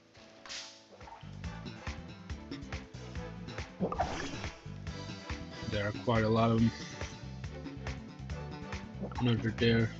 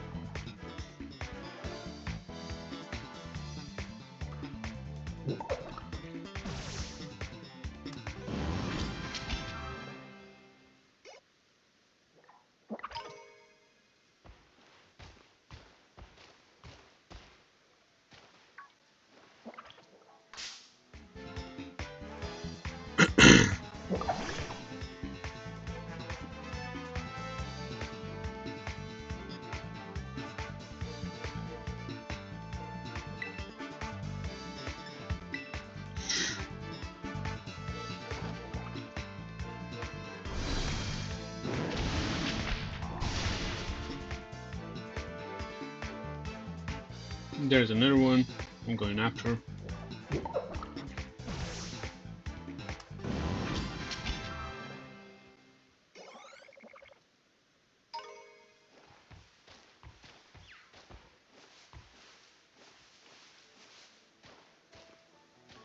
Also, there's, yeah, you can see a gimme gold coin, right?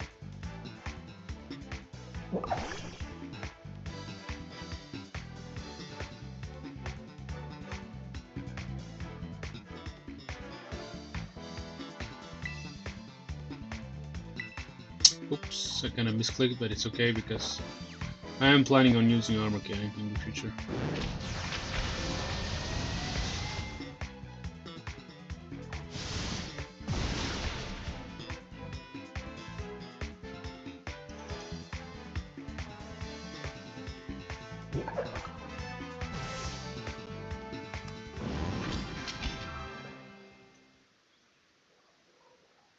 Maybe I could pick that gimme gold coin. It doesn't matter though. So,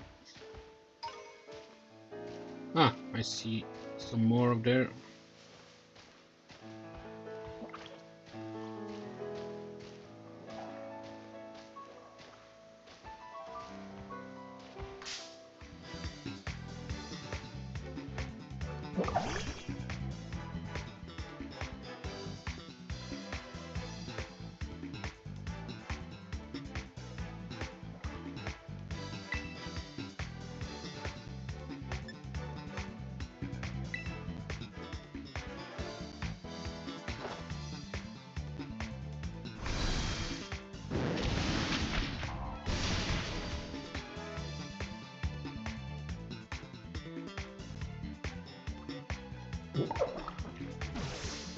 So at this point I'm not seeing any Smoloof. Probably need to take a look over there at the field. Quite a lot of Squowit though. There's the Vespiquen that we managed to catch. Fixed encounter one. There it is. kind of waiting for my arm rouge not to fall behind.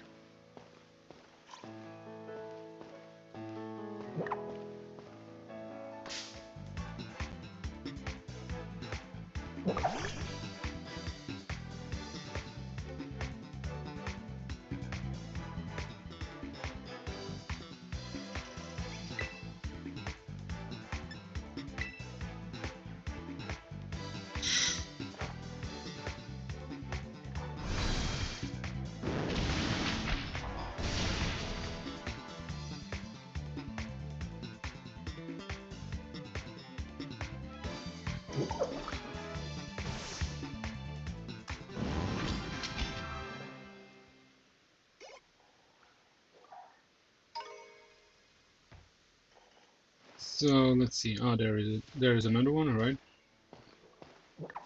It's not just my imagination, right?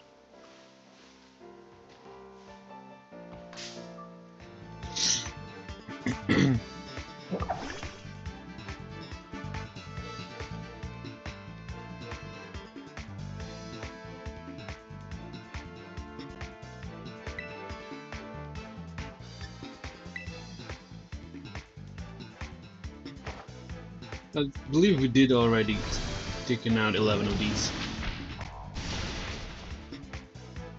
Which is like equal to almost 100 EVs in special attack.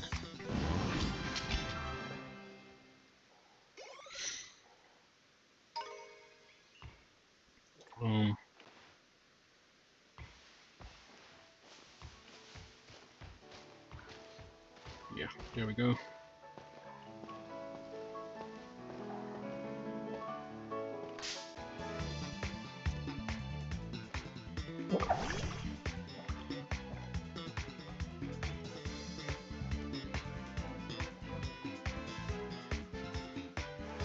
And I do see another one in the distance.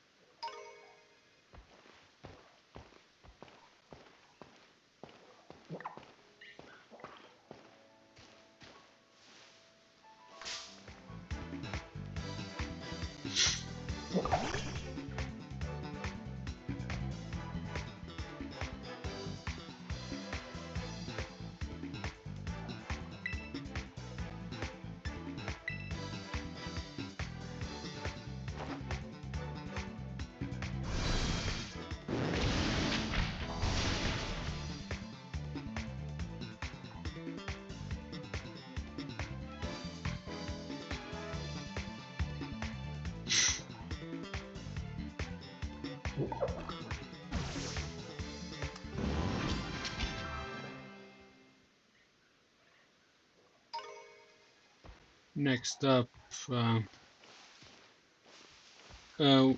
we actually don't see any Smolums, but let's maybe look for them. Are they actually even spawn here? So you can see that I'm just kind of, you know, walking around these fields, and I'm actually kind of having fun, to be honest. Like, it does not seem really fun to maybe take out this Pokemon, but for the sake of these landscapes, it's really a sight for the sore eyes, especially this place. Like, I'm still kind of amazed how they actually did a well job creating this landscape.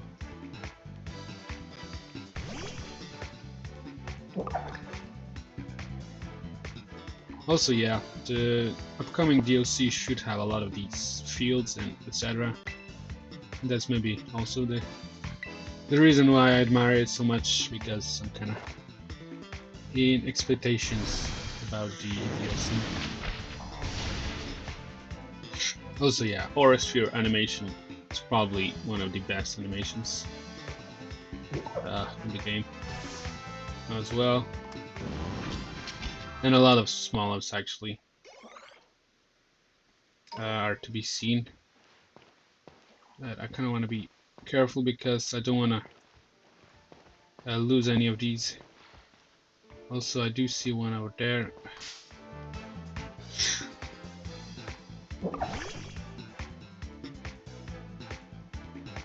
So this place is definitely a good one to EV train. Your special attack. Also, because of the static effect, at least in my opinion.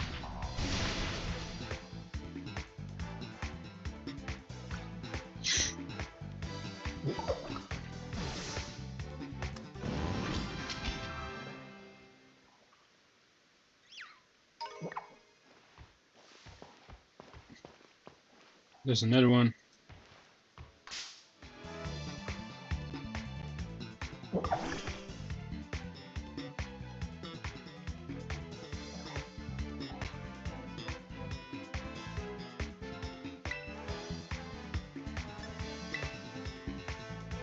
And we're slowly running out of the Aura Sphere power points, but it's okay. After we deplete Aura Sphere, we're going for the Armor Cannon.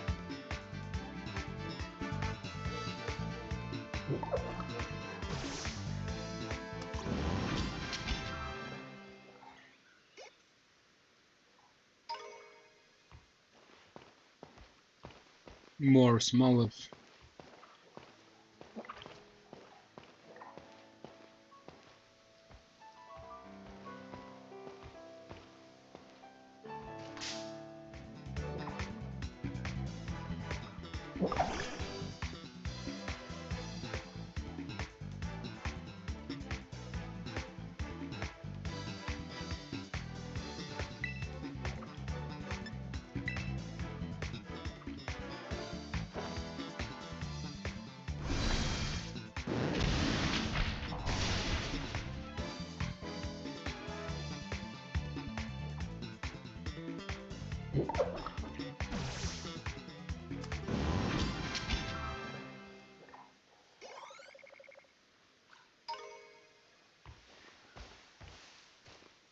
So,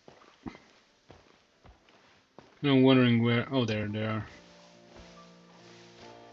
I believe that's a duck trail, right?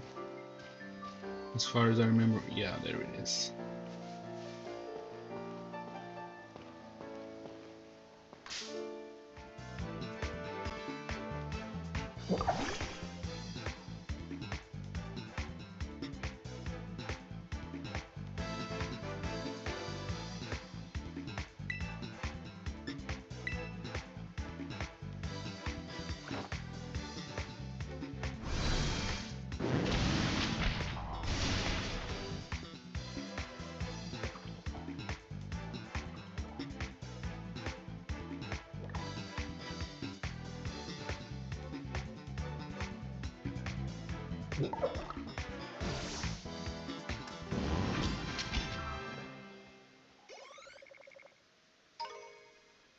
So, which one of the olives does want to get taken down?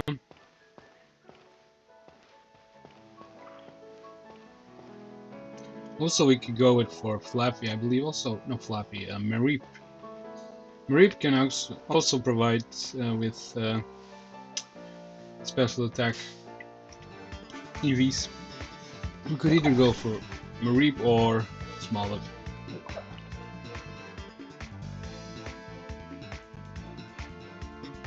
So yeah, I kind of found out Mareep as well.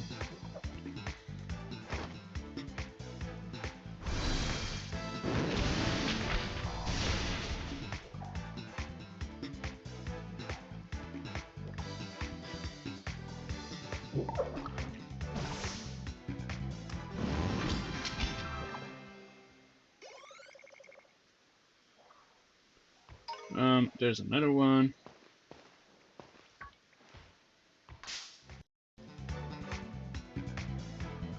And I do believe that I have ran out of Aura Sphere power points, have I? So I think there should be only 7 left to take out. Oh no, actually I have another one to be used.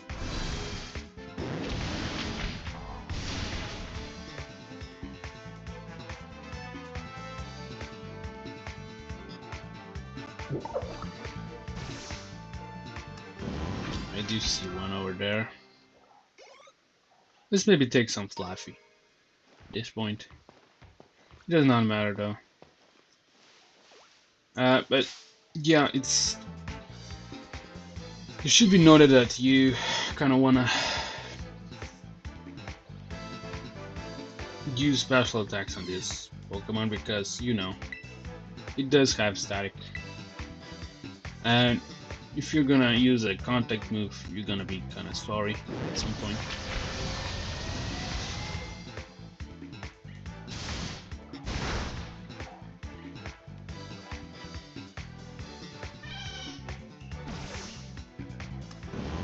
Yeah, this place is really perfect for EV training for special attack. Like it has Mareep, it has Smoliv, it has pretty much.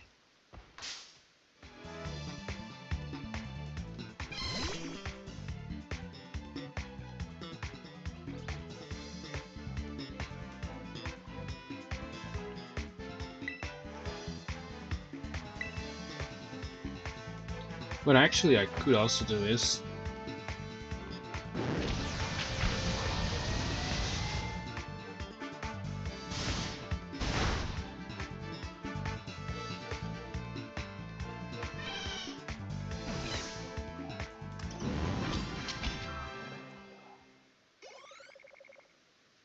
You'll see in the future, but I'll probably also do something else.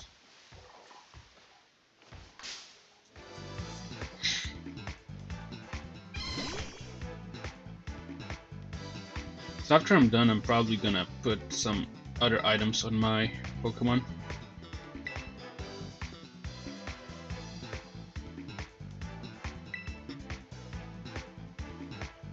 And once I do that, I'll be able to even train for the rest of the stats that I was actually about to even train.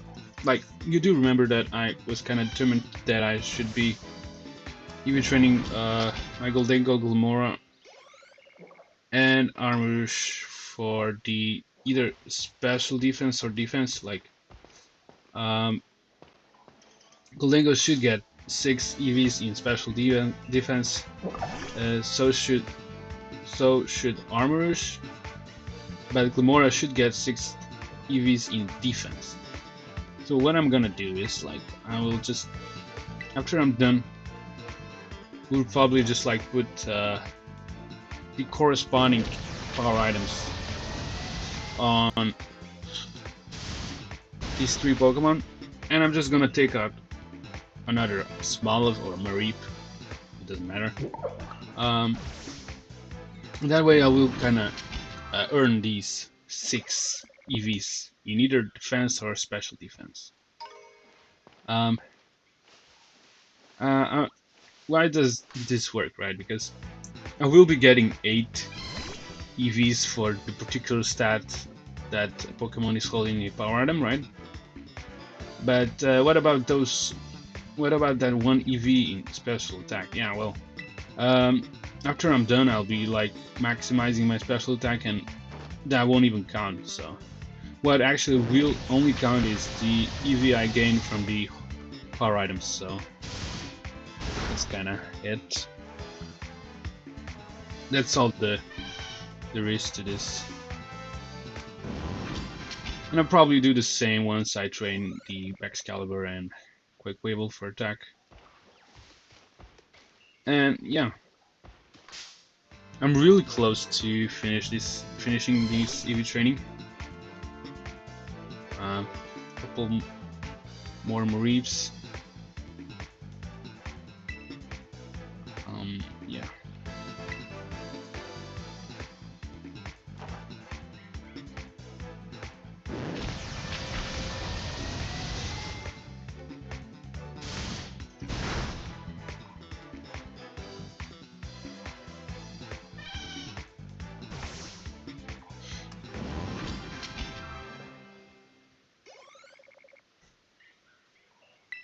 I'm kind of interacting with my Armourouge for some reason. Let me find another of these two species. We kind of took them out at this place, so I should be probably looking for. Oh, there it is. There is a Smolov.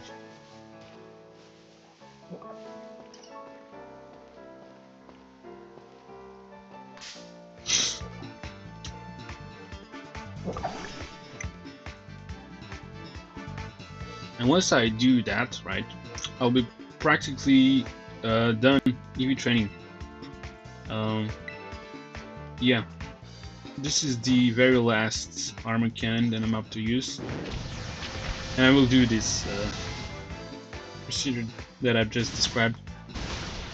So I'll be replacing the power lens with the corresponding items, right?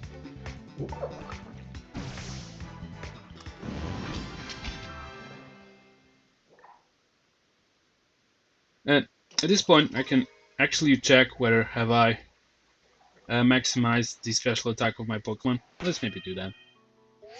So I will go to the bag, right, and check. I will find the vitamin that kind of increases the special attack. I think it's called calcium. Yeah, calcium. Let's try use calcium on either of our Pokemon. It won't have any effect, would it? Same goes for the Glimora and the Goldango, and that's pretty much it. We've managed to EV train our Pokemon for special attack. Also, our Armourouge kind of fell asleep, and let's do that thing I was kind of describing. So I want to kind of replace these 3 power lenses with the other items. So let me just go over to the. Yeah, I kind of went too low. Okay, so I'm planning to EV train my Goldango. 6 EVs in special defense. So that's for that reason I need to find the Power Band and give it to it.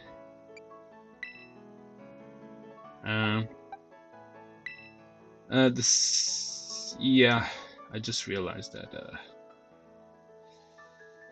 Yeah, I should have bought more of these. It's okay though. I guess I'm gonna. Okay.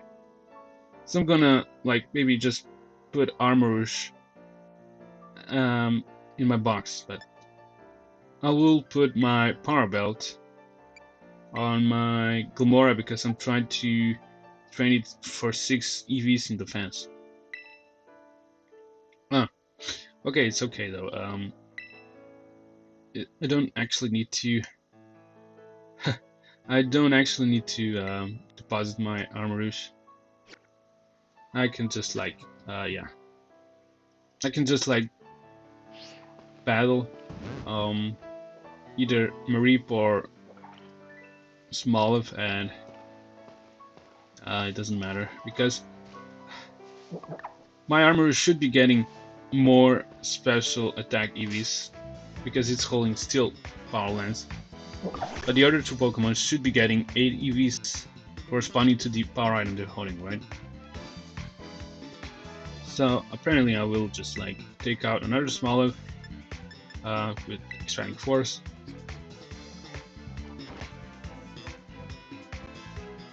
And after that I should probably, yeah, replace the Armourouge's power lens with the Goldango's power item. I'm not sure which it was. I just need to replace these 2. So that also Armourouge gets the special defense. Nope. Power Band, right? Power Band should go to Armourouge this time around. And yeah, once I... And it doesn't matter because the rest of the team has been, like Glamora and Goldango have been maxed out. They have 510 EVs, and it doesn't matter.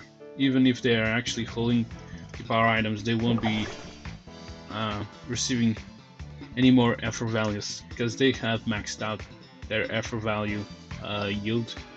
I mean, you know, at this point, all of these three Pokemon could be like. Let's maybe do that.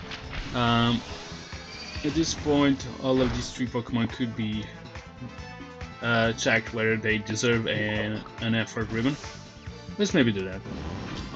We'll be flying over to the Levincia, right?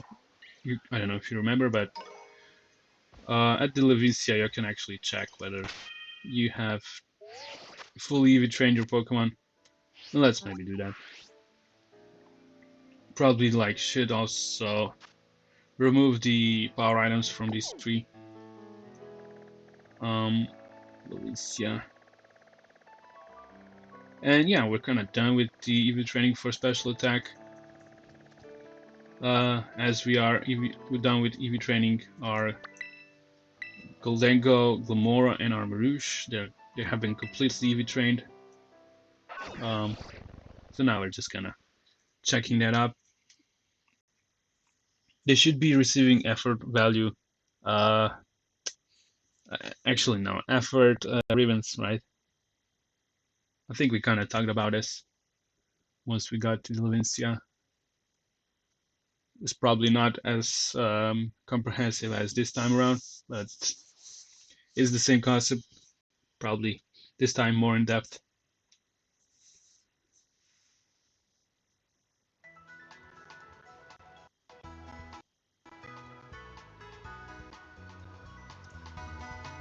So let's find the person that checks the effort values. I do remember that I do remember that person quite a lot because I do often check whether did I train my Pokemon. And yeah, she should be around here. There's a park over here. Yeah, there she is. Yeah, she's actually standing right next to Luxio. And let's just check with her. Been putting in the necessary effort. Yeah. It actually is. I mean, EV training is actually necessary. You want to know if your Pokemon have really been giving it their best effort.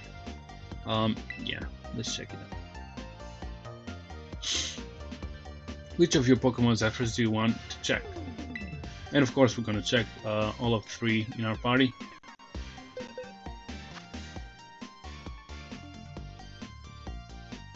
So, Armarouge.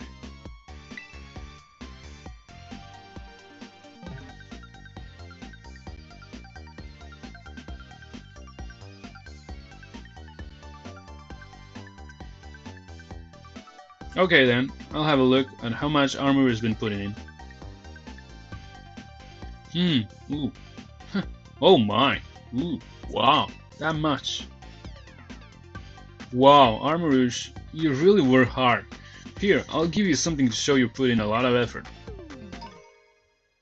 Armarouge got an effort ribbon. Your Pokemon's clearly earned that effort ribbon. It looks great. And I'm gonna do the same procedure for the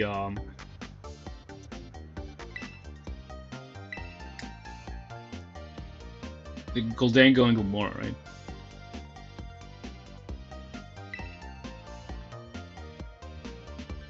And after that, yeah, of course, we'll be EV training our Quaquaval and Baxcalibur, which are actually already waiting for us in the box.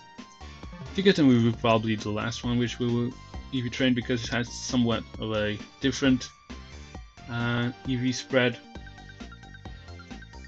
Not that it's kind of difficult to EV train it, but it just kind of has something else that other 5 don't have. like other 5 are supposed to be maxed out regarding on their stats that they kind of do well with, right? Like, although they're not real like the fastest, like Armourouge is not the fastest though, but we are still kind of EV training in speed just to make it as fast as possible. And yeah, usually Armourouge is actually EV training speed, even though its speed is not spectacular.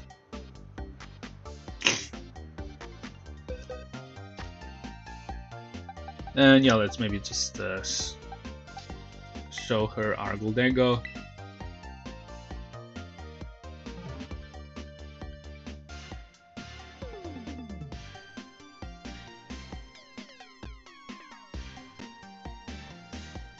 Okay. So, how am I gonna approach with Excalibur and Quaquaval? Actually, I do have already thought about it. I'll probably go to the Sada Desert, and over there we should be battling Sandile. The same way we've been battling Smoliv and Mareep.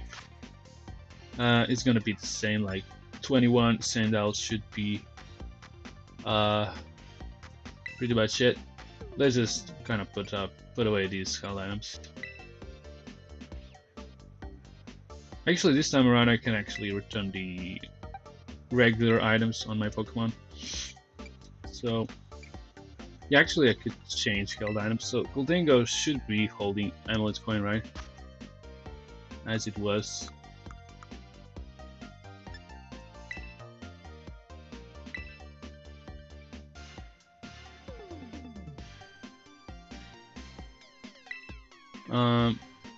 Glimora should be holding a Saltless, right?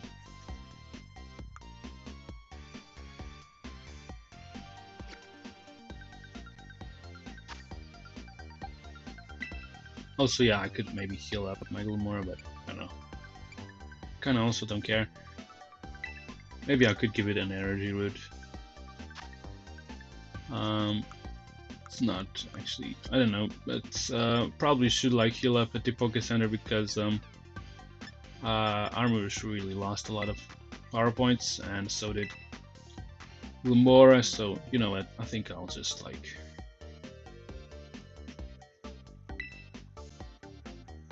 forget about this for a moment. And also, yeah, Rocky Helmet, right, was the held item for Armourouge.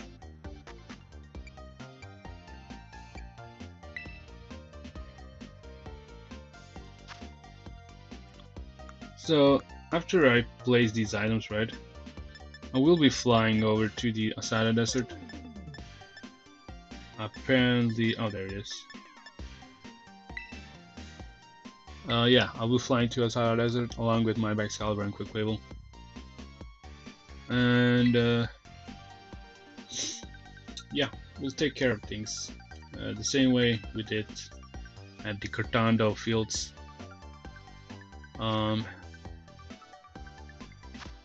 Let me just place these 3 in the box.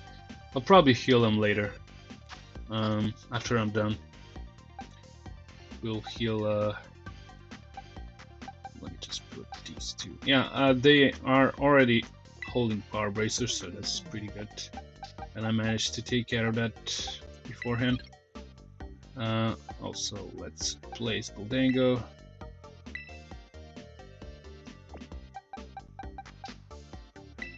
And Glimora should also be resting in the box as well.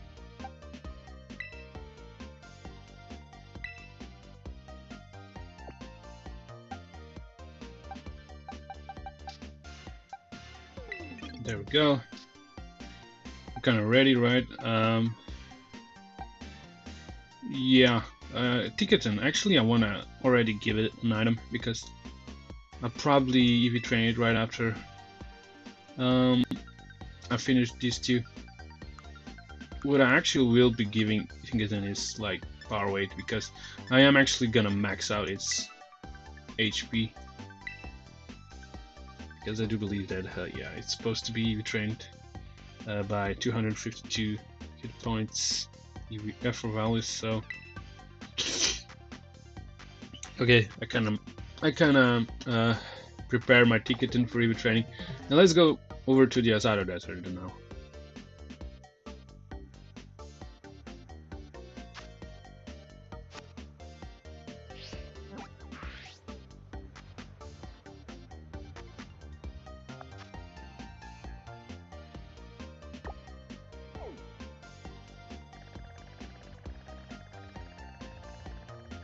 So we should be going west.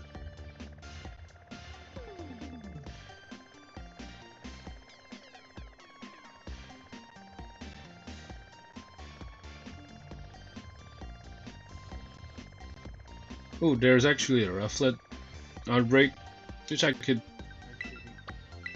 make use of, but you know, I'll be just taking out Sandal instead, because I actually do have a shiny Rowlet, and so it's not necessary to focus on Rowlet rather than on Sandal, because you know it might happen that we actually come across a shiny Sandal, which I will be pretty satisfied with. So I do remember that Sandal actually appears over there.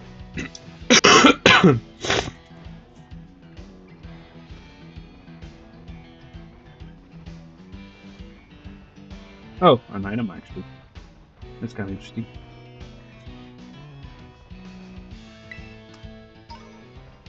Yeah, so Sandal should be appearing over. Ooh, more items though. You know what? I think I'm gonna. Yeah, I'm gonna leave on my quick caliber. I'm probably gonna use Icicle Spear because Icicle Spear happens to have a lot of power points, 30. So yeah, I'm just gonna use Icicle Spear as much as I can because once I do use it 28 times, I'm pretty much sure that. Also, I do believe that Scovillain also awards me with attack EV yield. This maybe stand on our back caliber. I think Scovillain also awards one effort value in physical attack. Let me just check real quick. Scovillain. No, not Capsicum. Kind of confusing it with its evolution. Yeah, I think yeah, one effort value in attack. Let's go for it.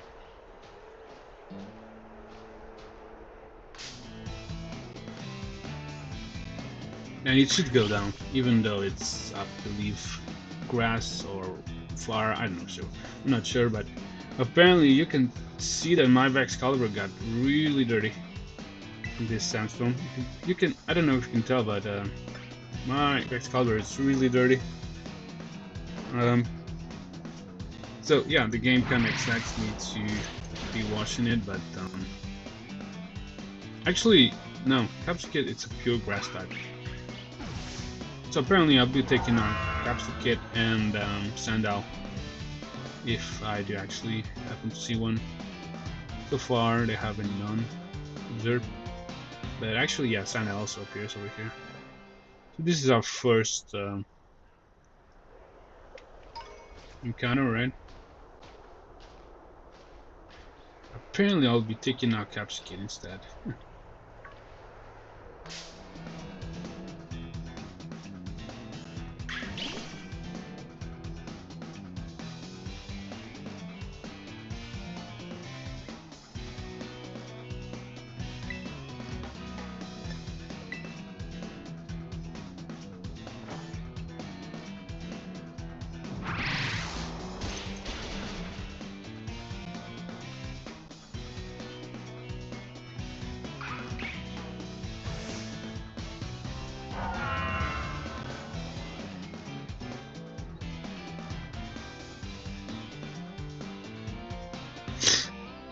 Yeah, a lot of Capsicum, but not a single Sandal to be found.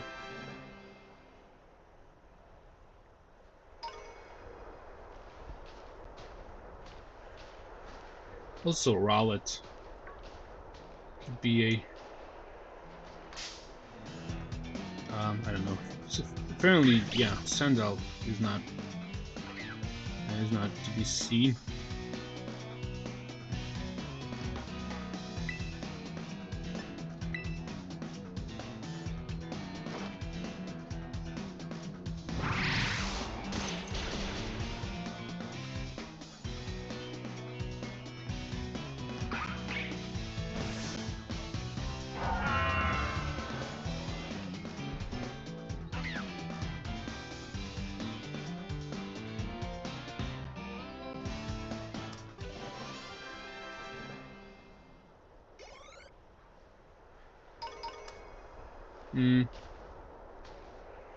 That's kind of weird because Sandal should be appearing.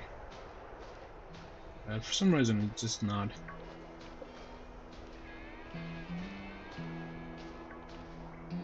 I don't know. I guess I'm gonna take out a Rowlet because I'm not gonna waste too much time.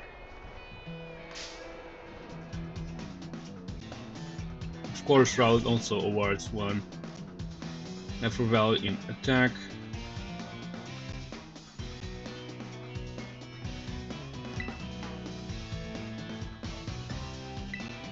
Like all of these three do.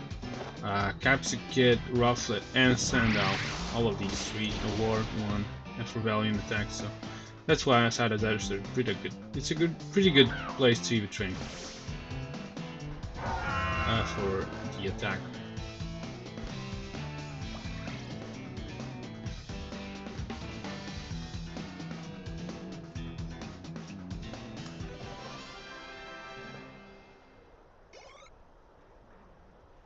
Another Rowlet.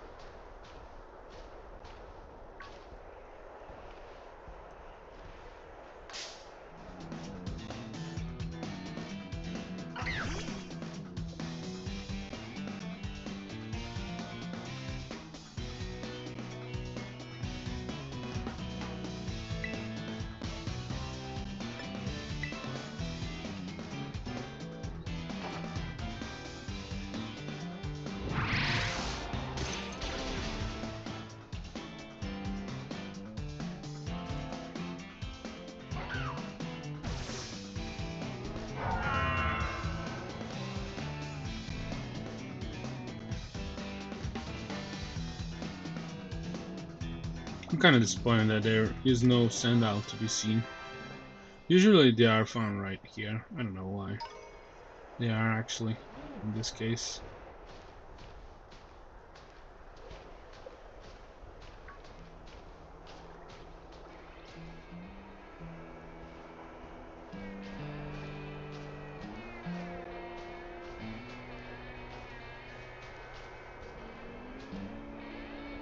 Yeah.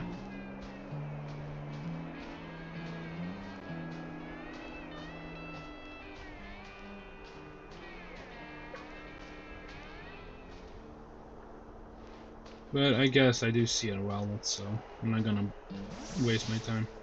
And yeah, my Excalibur kinda returned to its Pokeball. Apparently, he got out. I kinda wanted to encounter this Rufflet, but it's okay. The encounter has started.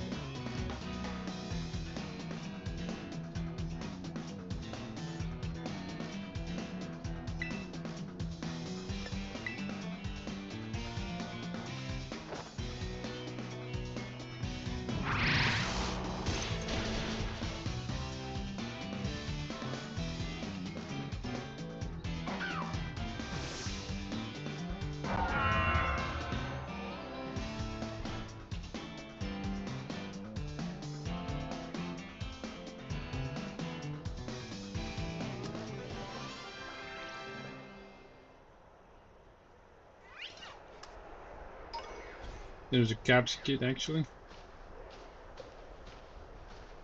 Yeah, I mean, I don't mind Capsicum, I still don't have a shiny one because that's why I'm actually fighting these rather than, you know,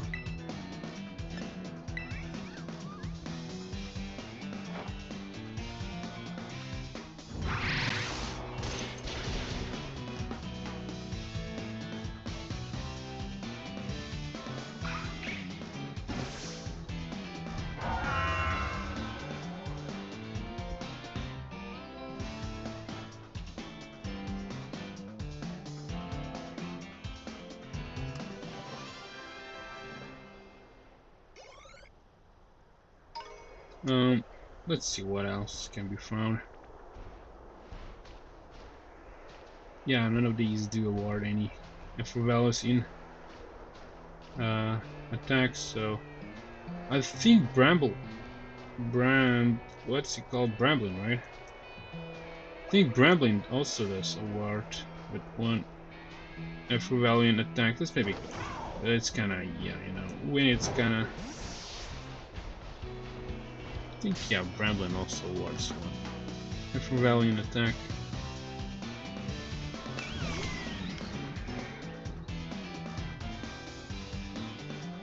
Yeah, attack.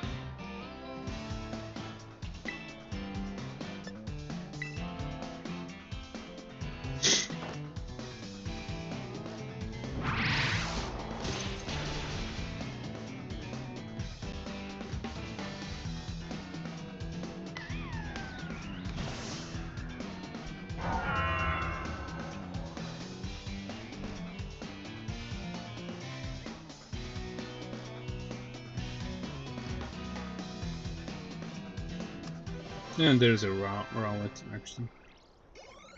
Not a Rowlet, but something else. Rowlet's another Pokemon that's actually not in this game. Actually it is, but you're not able to encounter it. Rufflet.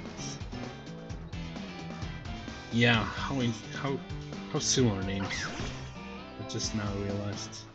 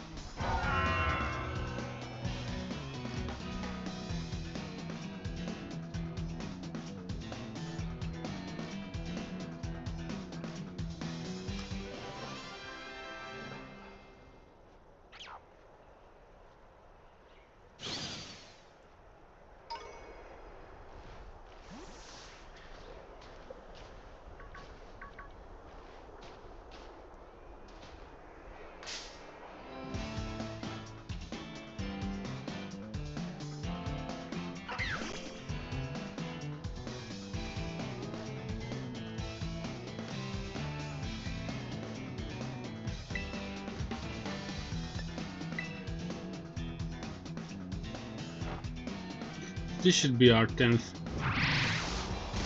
Pokemon we took out for retraining attack. That means our Excalibur rank Poké should have 90 EVs in attack.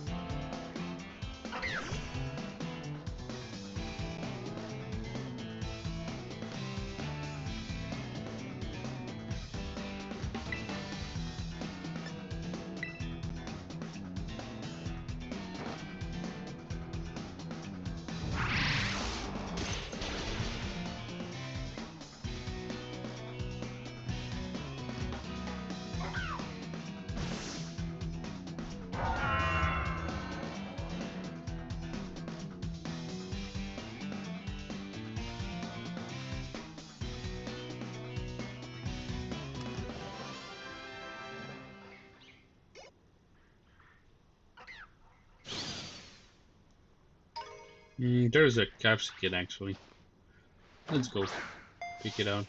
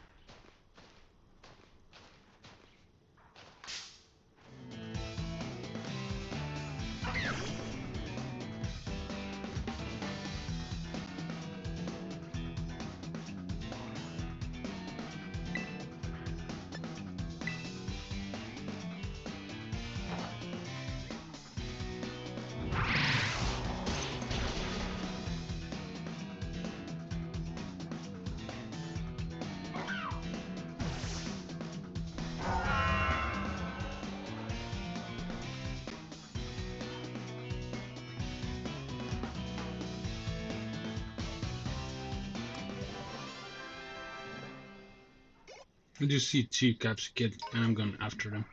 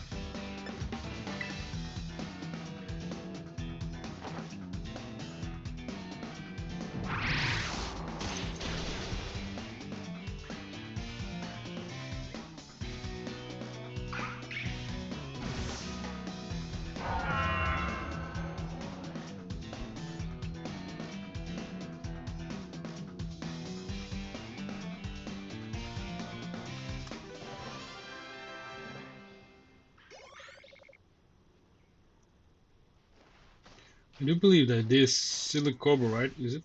Yeah. There's a Ward 1 EV in defense though.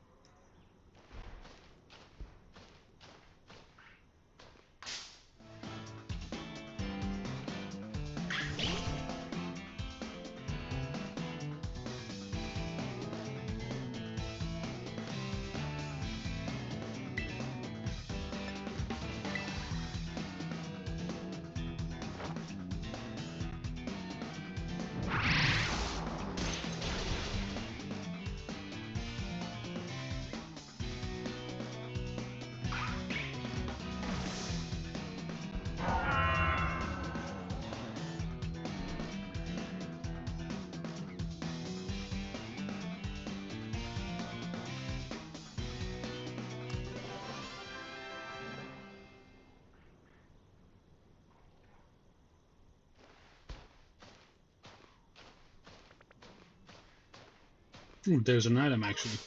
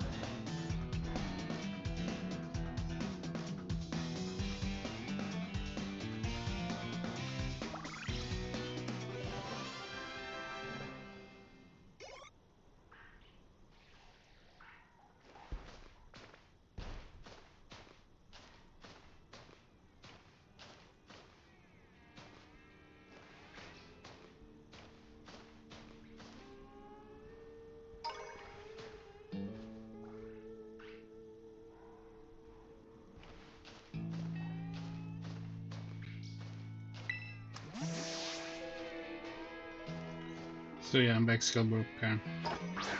Kinda went back in.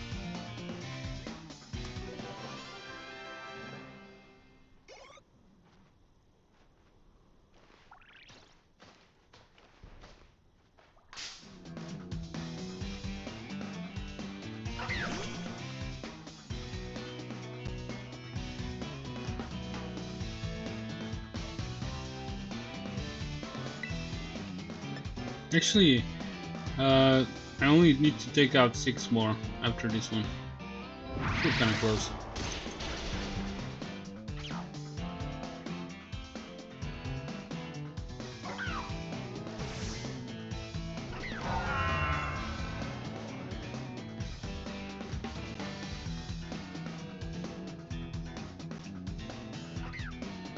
Probably gonna do the same trick as I did before with Golden Gogumora and Arm Rouge.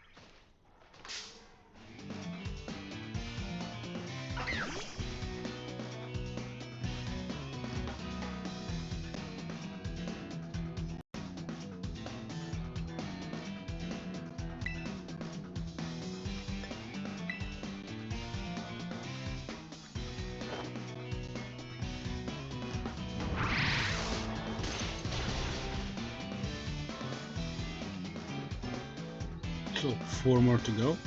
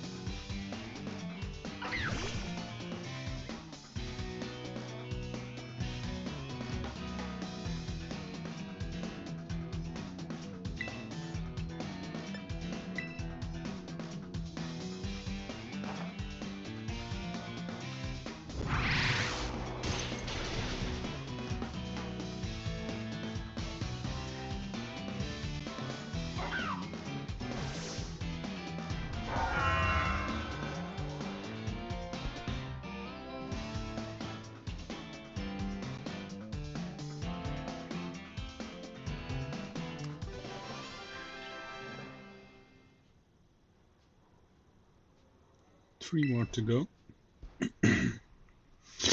So I'm interacting with my Excalibur. Kinda pressed A. Actually, I found iron for some reason.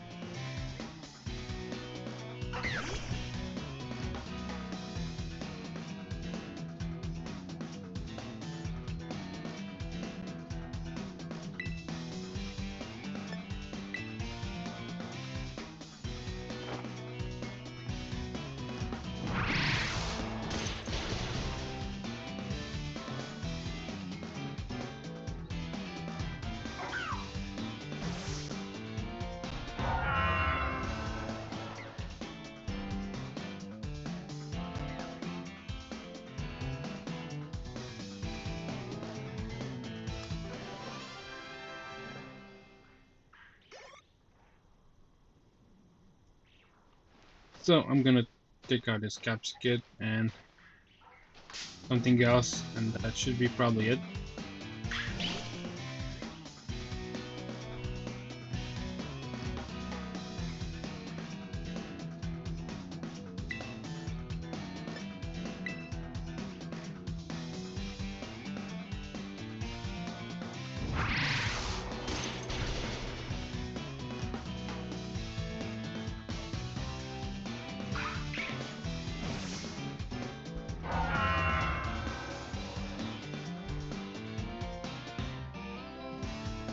So apparently the last should be Rowlet. Oh,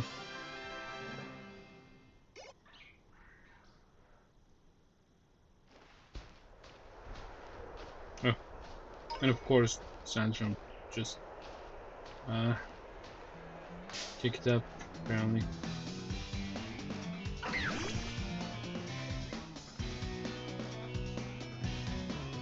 This is our very last Rowlet, right? But of course I'm gonna do that trick again, where I actually give my Excalibur and Quick Weevil, yeah, the same issue all over it again. We don't have 2 of the power bands, but just one will be holding power band, and the second one should be holding after.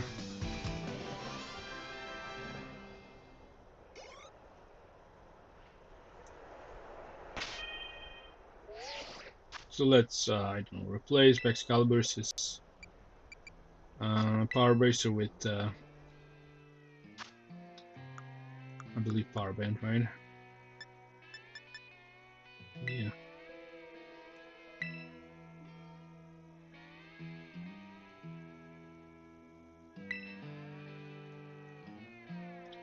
And we're gonna like replace the Quick Weevil's Power Bracer after we take out another Rowlet. Yeah, and this way actually Excalibur will probably lose all of his power points for the Icicle Spear.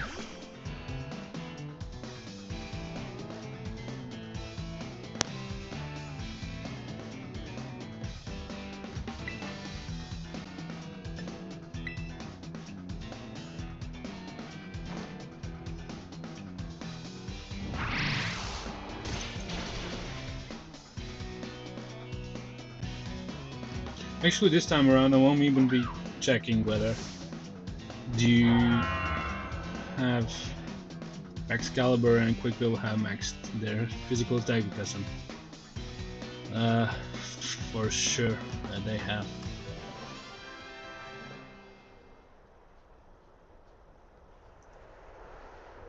Let me just replace the items between the two. And that should be it. Once we manage to defeat the very last one over here, we have fully EV trained up our Quick Weevil and Excalibur as we actually wanted to, by maxing their speed and attack, and also EV training the rest of it, the available effort values for special defense.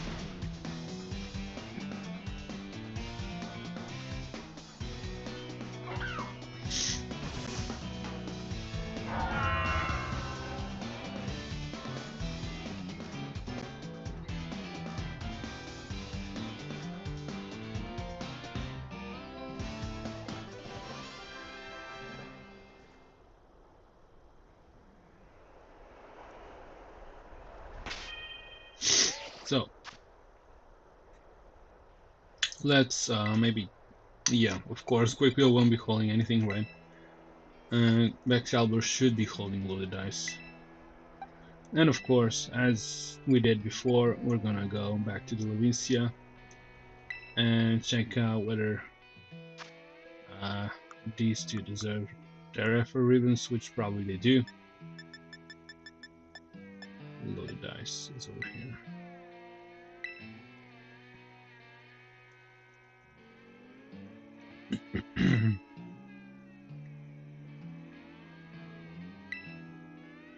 Okay, so let's fly to Levincia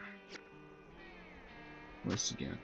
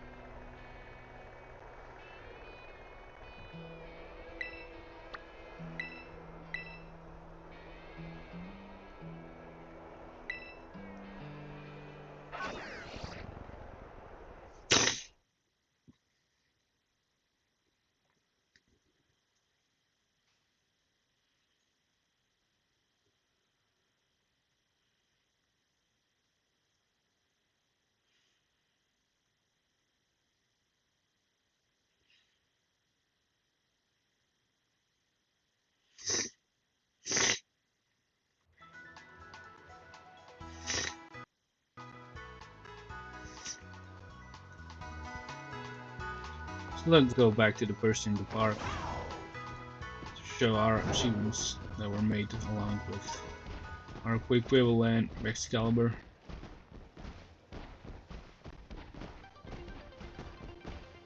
So actually we've pretty much EV trained every Pokemon on our team except for Ticketon, which we will be training very soon. And I'm thinking I will go train Ticketon in the Glaseado Mountain, actually.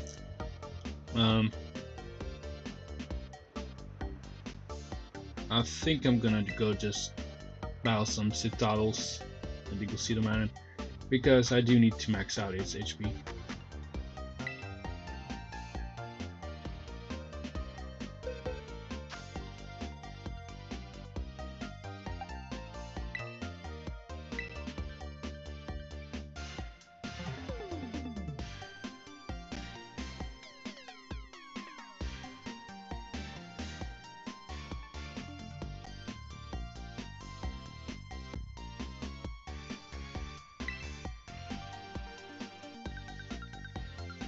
Actually, I'll probably start near the Dalizappa Passage, to be more precise, which is actually already considered as a Glaseado Mountain, right?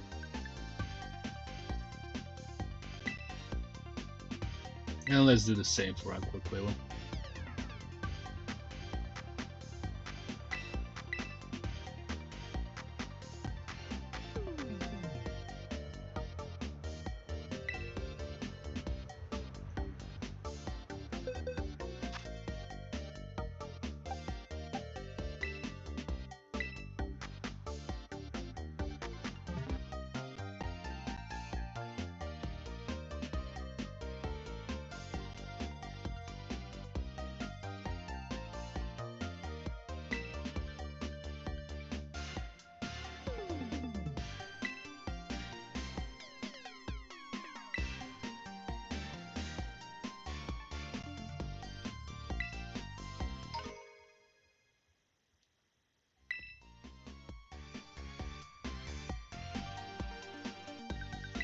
So, as you can see, we did completely train our 2 Pokemon, and that leaves us with the Tinkaton.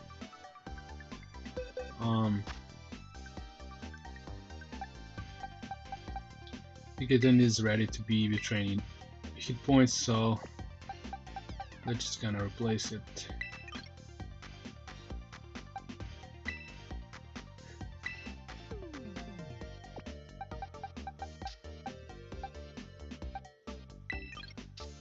And let's just fly over to the Glaseado Mountain and start EV training when we're there.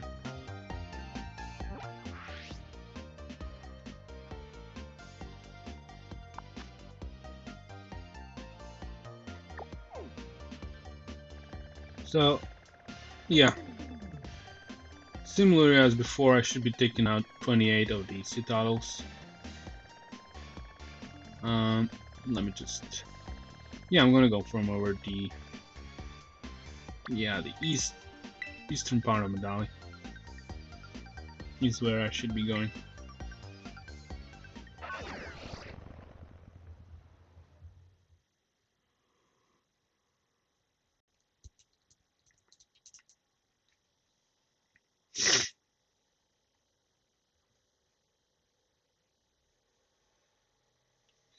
Yeah, but the problem is that probably will be using Bulldoze because my Tinkaton is not holding Wildlands, and it has a lot of moves which aren't as accurate, right? For that reason, apparently I'm just picking some items off the floor. And I do believe that Citadel started to appear over here.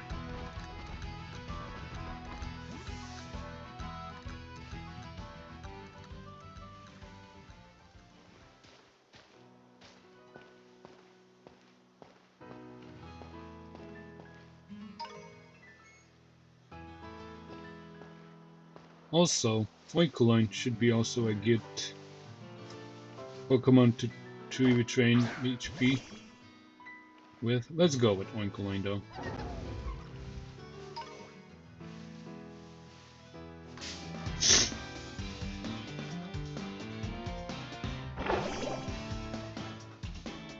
So I should be kind of careful because Oinkologne does award 2 HP.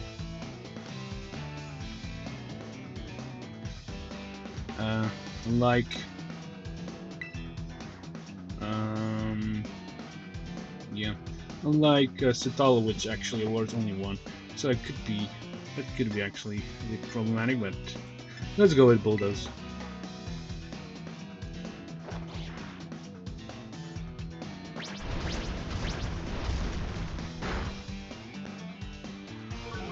Okay, so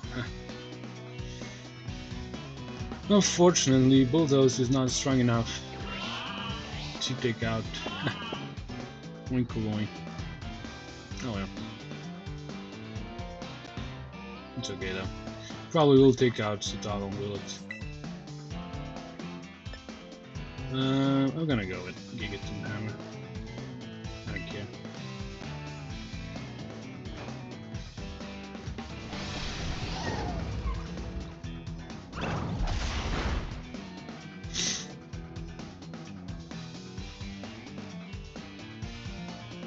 So far, Tinkaton has 10 EVs in HP.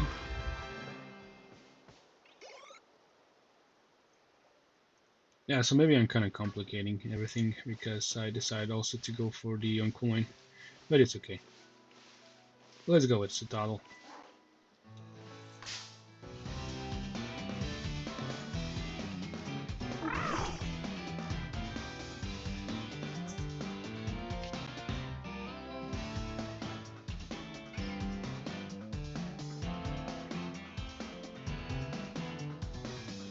Let's see if Bulldoze will take it out. Another Oinkologne has appeared.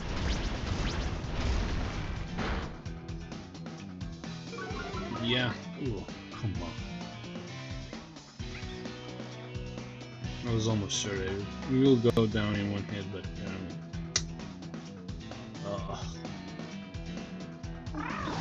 this is kind of annoying.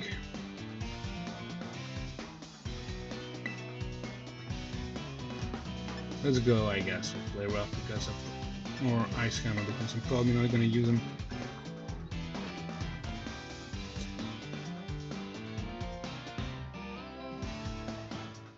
Also Tropius. Huh. Yeah, actually I can also go for Tropius. I think Tropius awards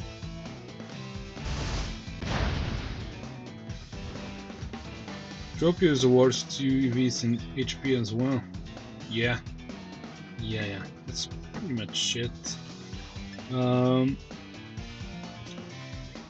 so this is gonna be kind of a messy training because I'm finding both 9 EV and 10 EV Pokemon. So I don't know.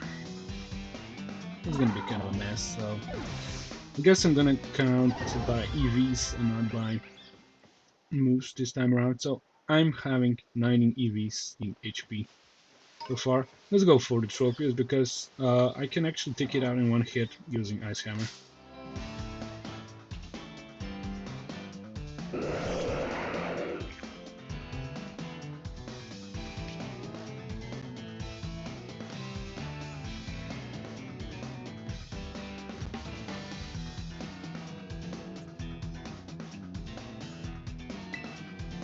So I'm going for the Ice Hammer, of course. And after that, it should be, if it actually hits. It did, actually. After this, I should be having 29 EVs in HP.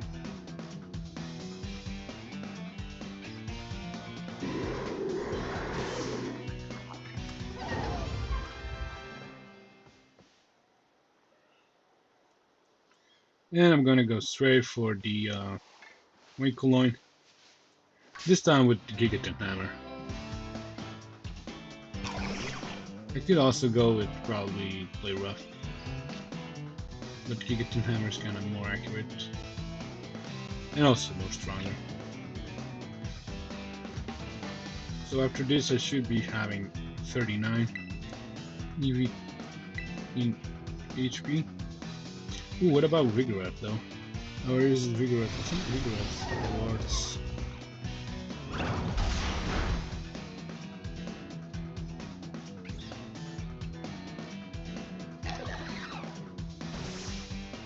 Yeah, no.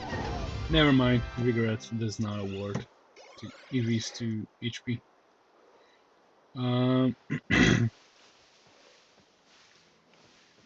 Actually, Jump Bluff could be really good for EV training for speed, as it awards 3 EVs in speed. So we're currently at 39, right? I'm kind of waiting whether an Oinkoloin or something else should spawn. Oh, what for the...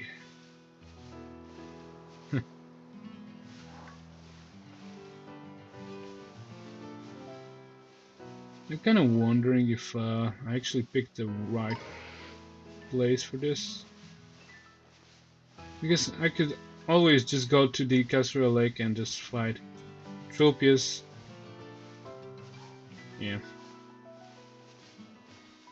But yeah, the problem with Tropius is... Oh, there it is. Speaking of Tropius, problem with Tropius is that I'm not able to hit it every time. So yeah, a lot of Pokemon just spawn. After this one, I should have 49 EVs in HP.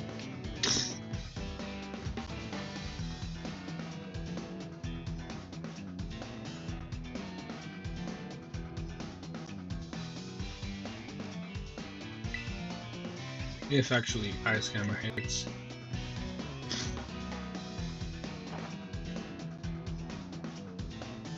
Which it does.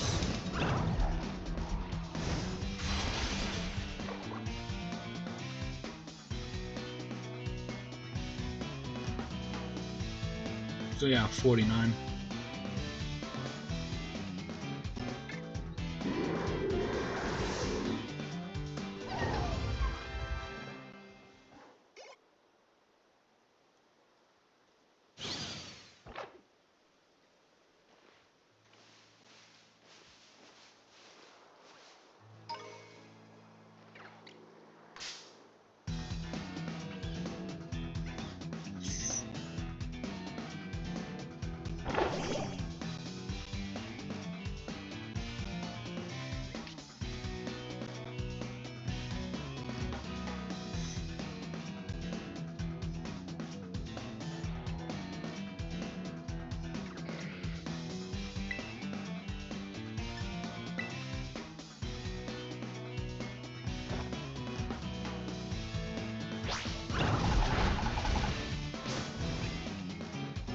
$59. I also decided to go for Play Rough because I'm kind of wondering, can I actually take out these Oinkoloin using Play Rough? And apparently I can.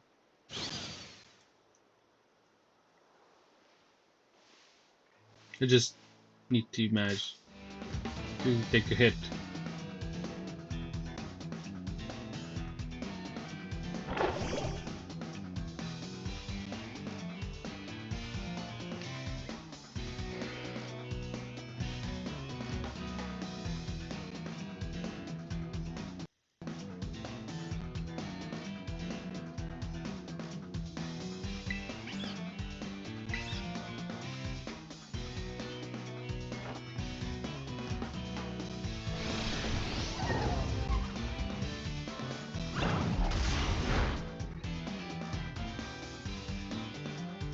$69.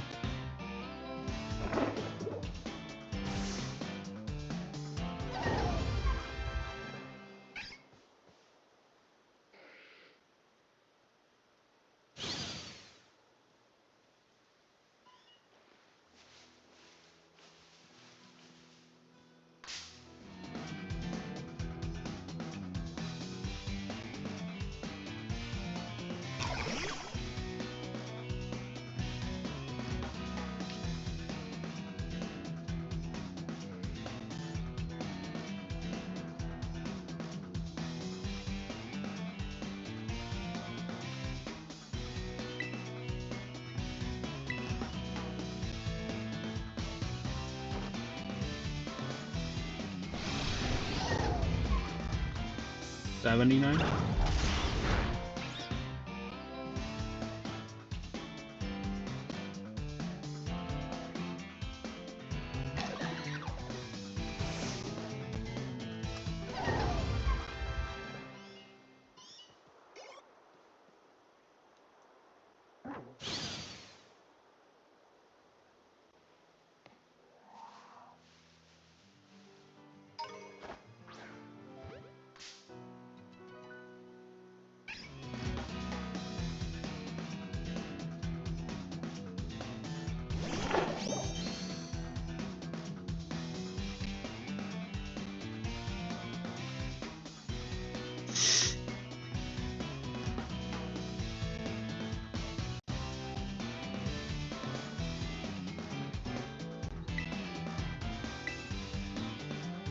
$89.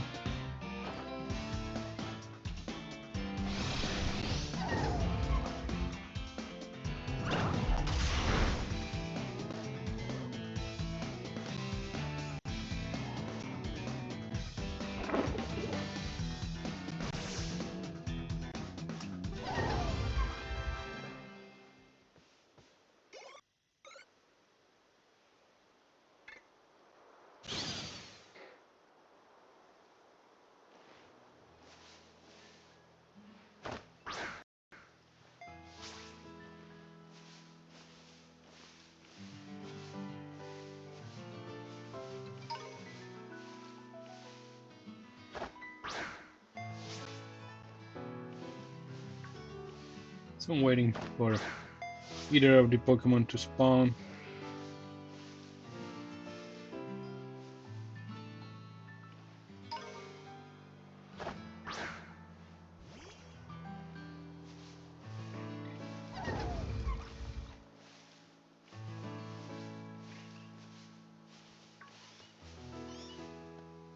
Oh, there it is.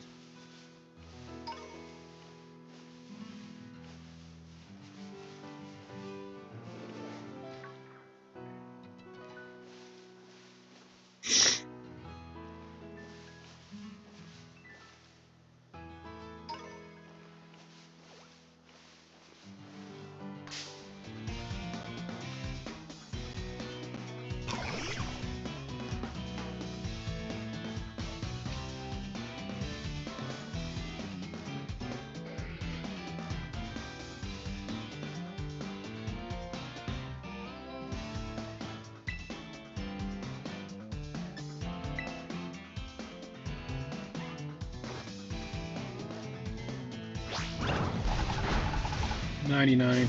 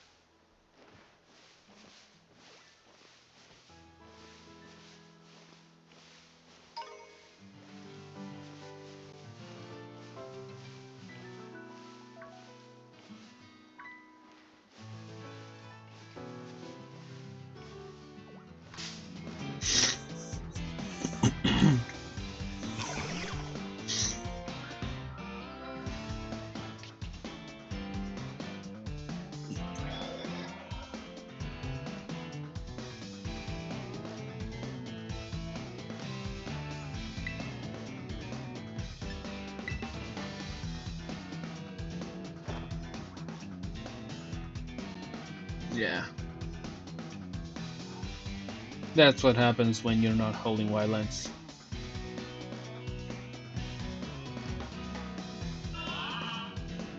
But it's probably not gonna happen 2 times in a row.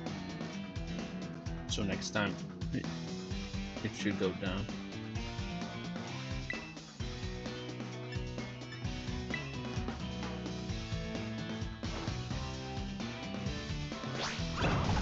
Further than 9.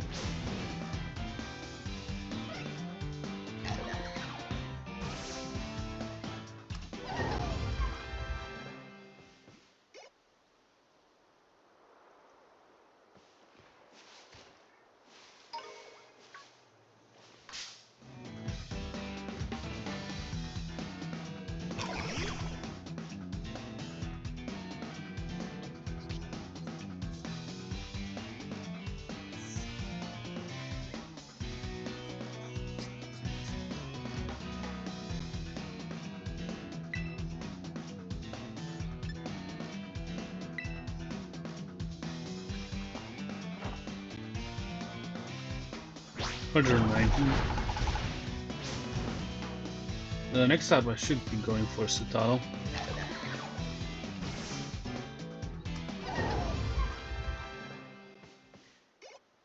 Oh, hold on. Actually, let me just wait until my Tinkerton levels up. Because I think that after leveling up, I should be able to take out Citadel with Bulldoze. I'm gonna focus on this Tropius instead.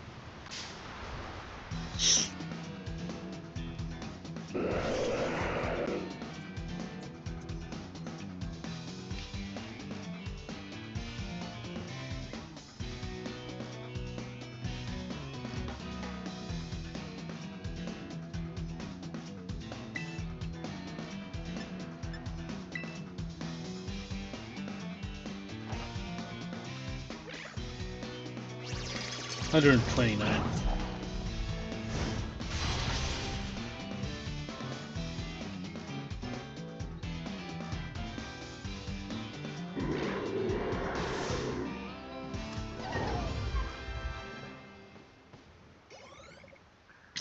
It's not enough. Still not enough. You know what? I will try. And hope that actually I manage to take this thing out using Bulldoze.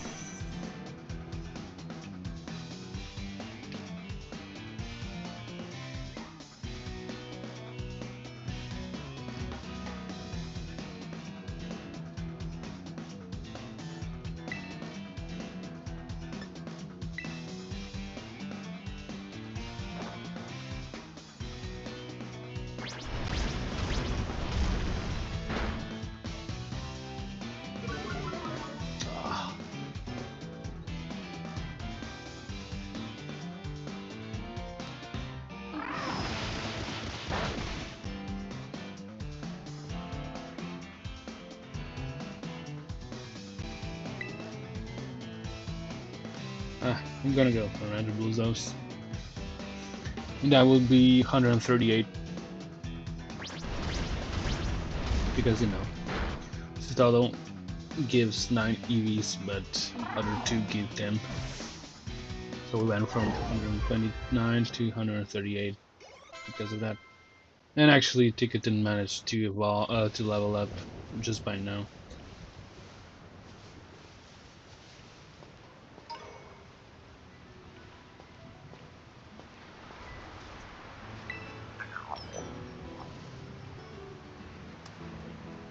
I think the Dunsparce. Actually, this is only Dunsparce. Never mind.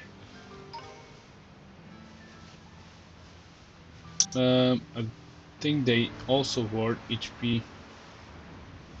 Do they?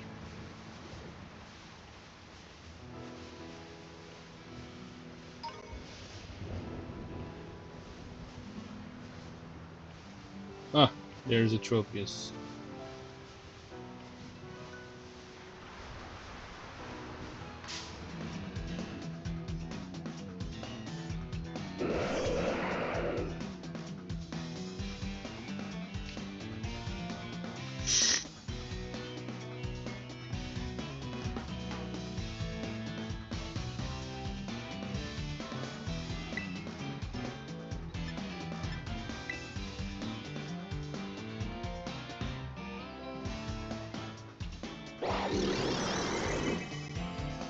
Also, it's using Wide Guard, which actually protects it from deep priority moves, I believe.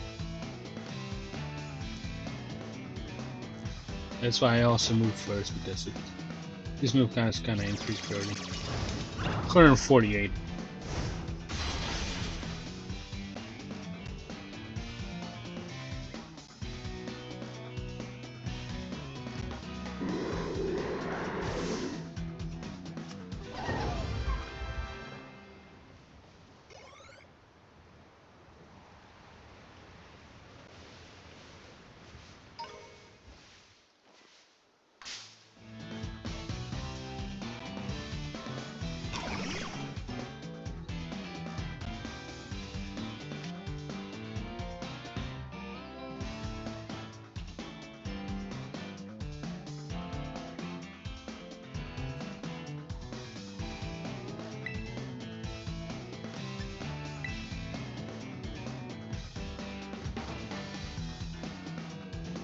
$158.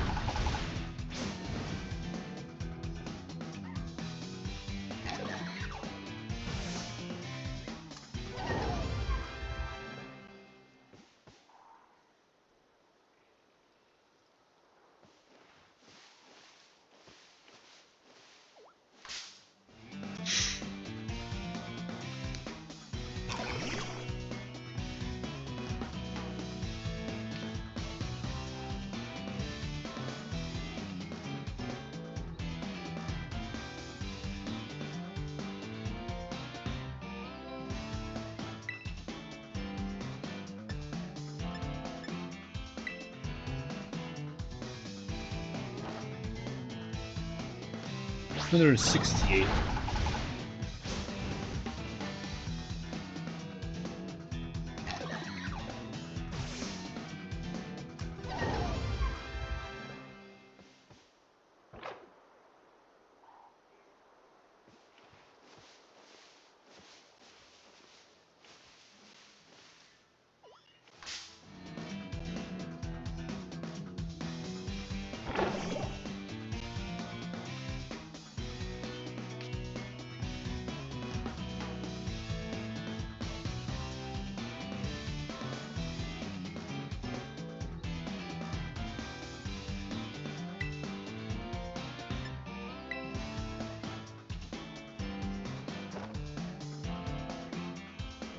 $178.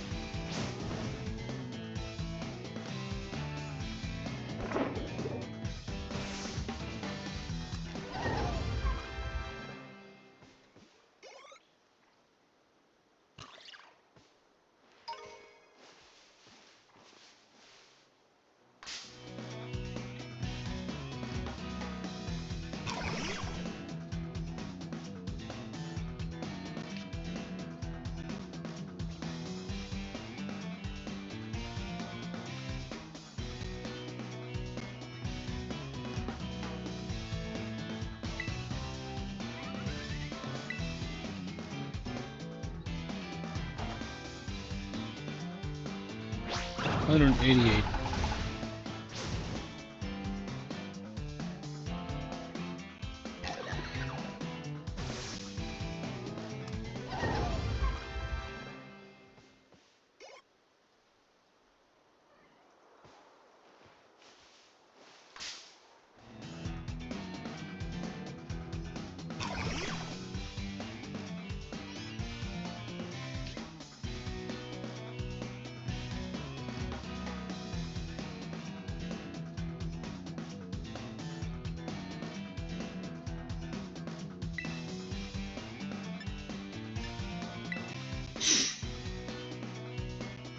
Let's see.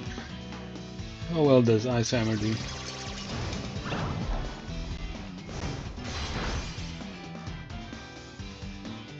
Ah. Yeah. Well, here we are. Not able to take out this Pokemon in one hit.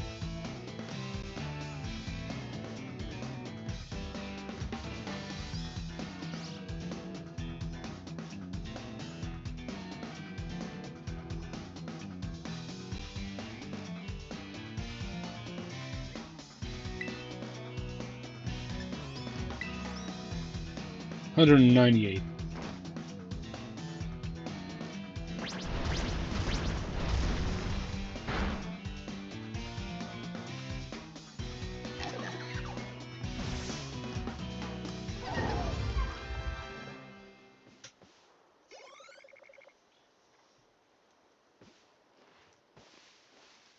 Ooh, I almost ran into him off. Accidentally, but I'm glad I did not.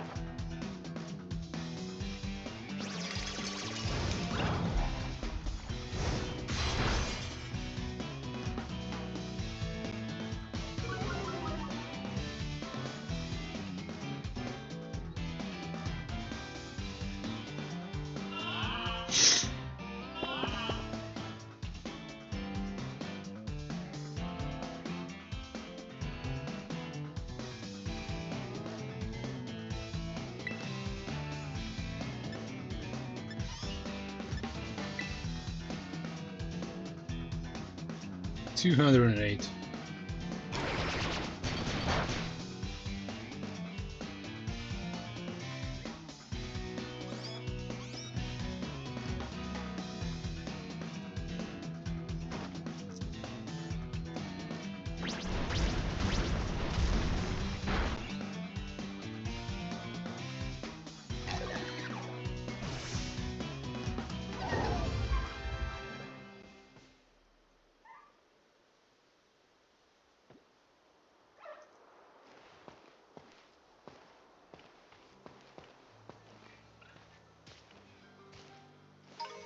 You know what? I think I'll just restore some of my power points on Ice Hammer just to finish this.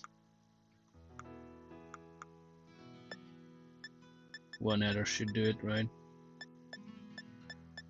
Actually, where is Ether? Oh yeah, I actually marked this as my favorite.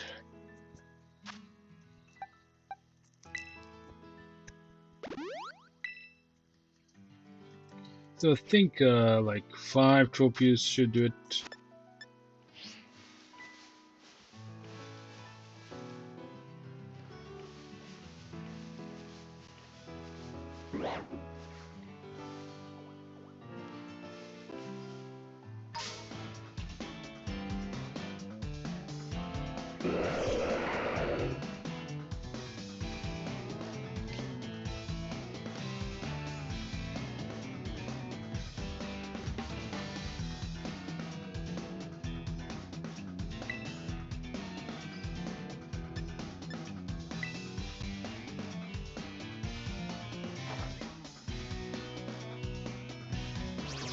118. 218.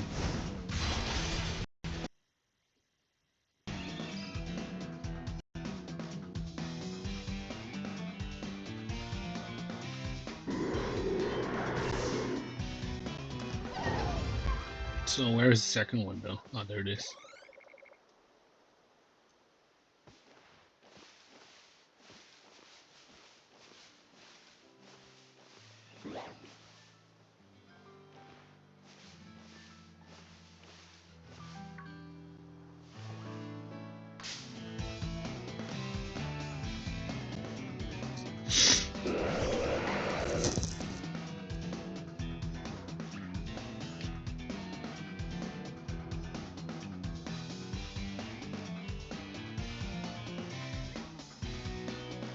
So apparently Citala is not common over here for some reason. Don't know why.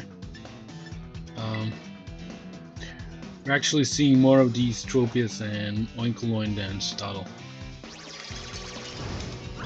Which is fine, I guess, for the purpose of EV training.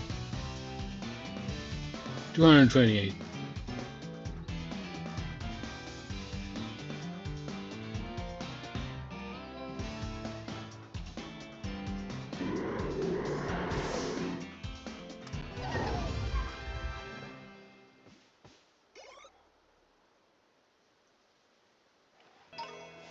So last time we're kinda almost finishing up, but I got kinda interrupted, so we're kinda finishing up with the EV training our Tinkerton, right? We were actually EV training HP, and I think so far we've trained up to 228 for values in hit points, right? So we're kind of close. Here's a Oinkoloin, which I'll probably battle. Also, no, I probably should. Let me just check my power points. I think no. I think I managed to. I think so, yeah. I managed to restore some power points on my Ice Camber book, and I think a ton is kind of ready to go.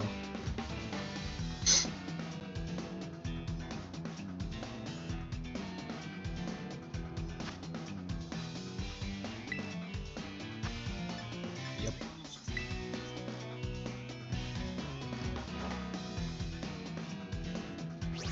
$238.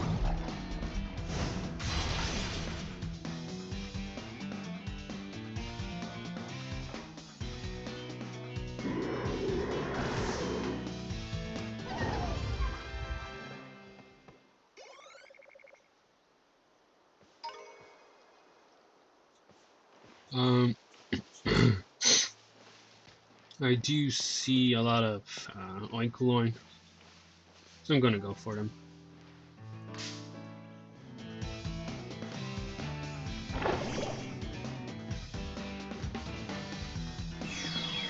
Oh, never mind. Actually, let me check out data though. Dido EV. Oh, actually, Dido awards 1 HP. That's kind of interesting. Maybe let's go for it. I'm probably gonna go with Ice Hammer.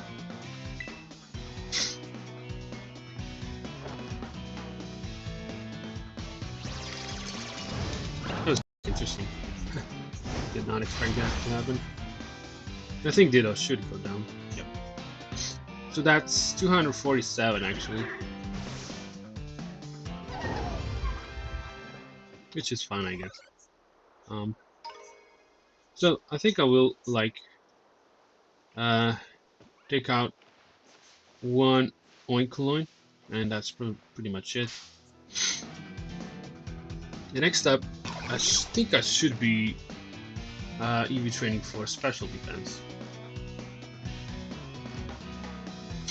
and I know just the place where to do that. It's actually Socarrat Trail, and I'm probably gonna, yeah, of course, once again use a lot of ice hammers. And the Pokemon we're kind of looking for is Toadscruel, which happens to award 2 EVs in special defense. So that's like 10 EVs in special defense once my Ticketon is holding. Yeah, that's pretty much it. We managed to finish our EV training in hit points. Let's maybe just check. Yeah, let's check whether have we finished EV training at all. There's HP up, and let's try to give it to our Ticketon.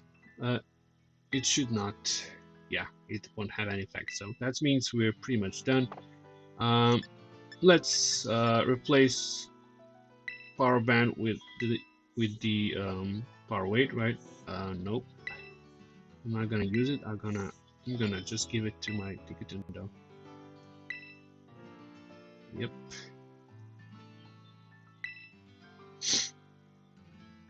So that's it. Our Ticketon is now holding power band, and yeah, you know what? I think I will. I think I will just go to the Socarrat Trail. I won't probably. No, I won't. I won't restore the power points of the Ice Hammer. I'm just flying over to the Socarrat Trail. It's actually really close. Yeah, maybe just by going to the Ground Blight Shrine will do the work. And let me just check how many of these do I need to take out. So, Ticketon should have 172 effort values in special defense, which means 17 of Toadscruel. Should suffice, right? Also, probably 18 because the last one should be like without the power band, which will award only 2 effort values in special defense. Yeah, that's kind of it. So 17 Toadscruel with power band and 1 Toadscruel without it should be the deal. Actually, yeah, the 18th one probably will be the one where I actually gave my Ticketon power belt. The beer bear actually, I was kind of trying to pick up this golden gimme gold coin, and we already see some Toadscruel, but actually I'm looking for. You know, Toadscruel. Oh, there it is. Actually, I do see one, and let's go right into it.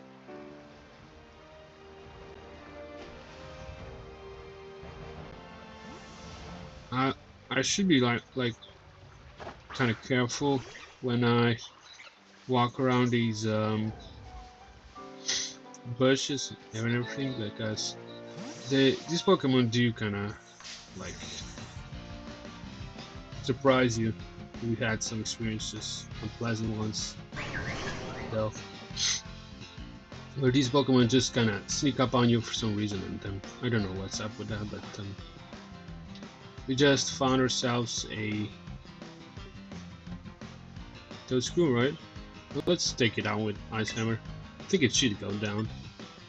I think it should go down by just 1 Ice Hammer.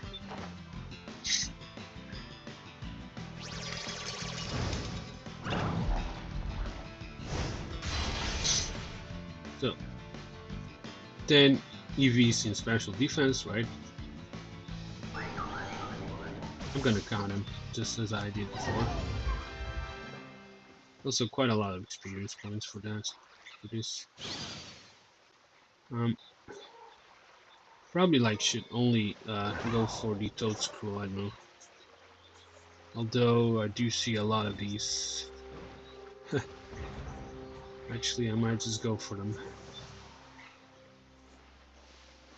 because I'm not about to wait for Toadscruel to reappear. Let me just, you know.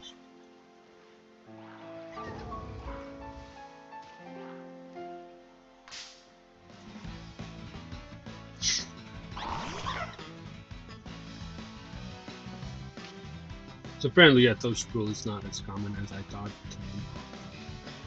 Toad School is more common. So I think I'm just gonna go for Toad School instead. It's okay.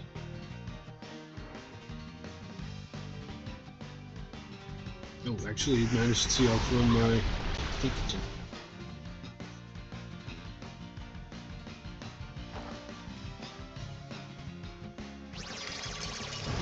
Oh, 19, right?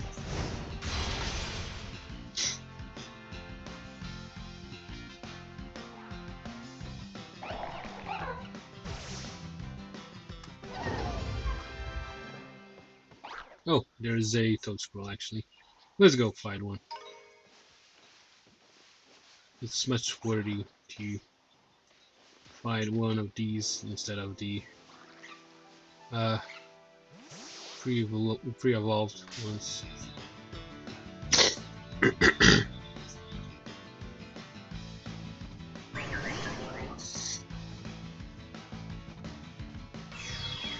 Oh. Oh, come on. You gotta be kidding me. Just when you don't need one, it actually appears. Goodbye.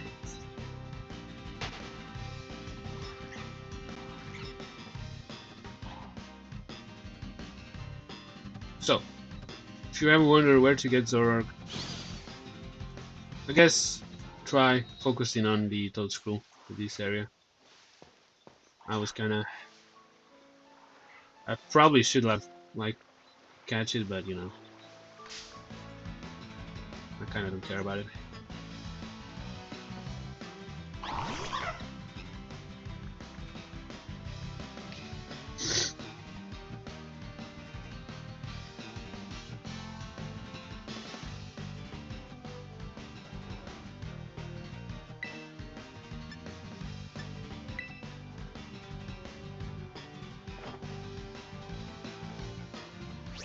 $28.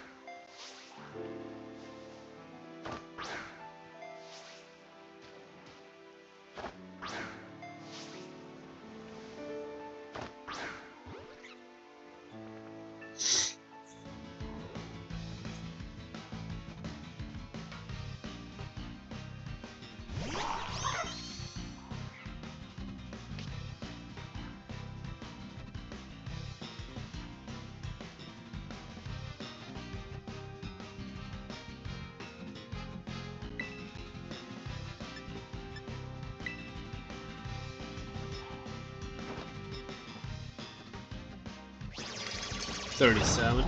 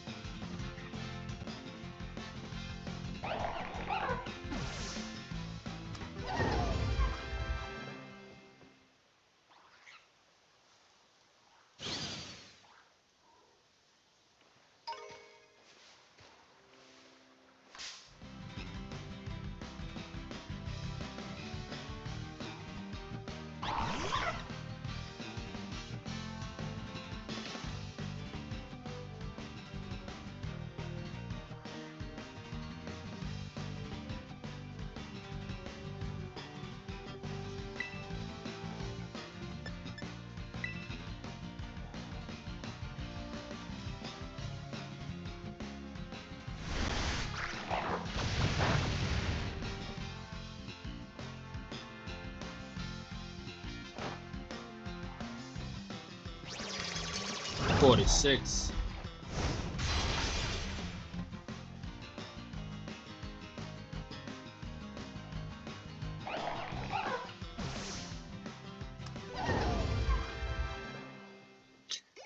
I probably need to like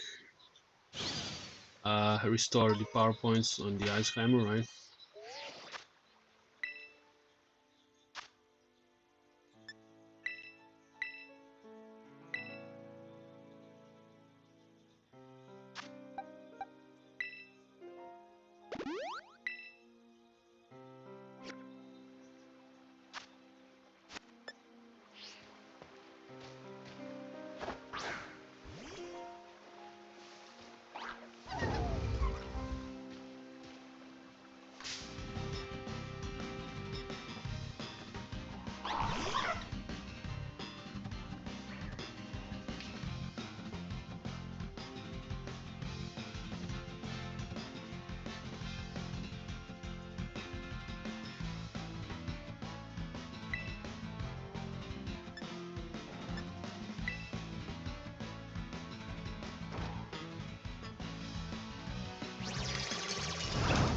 $55.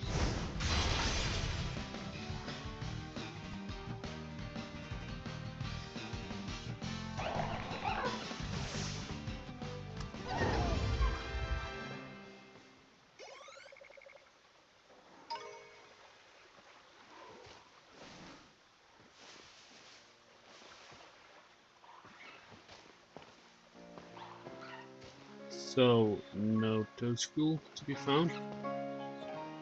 But apparently a lot of Sudowoodo and actually also spot ups. Oh, there we go.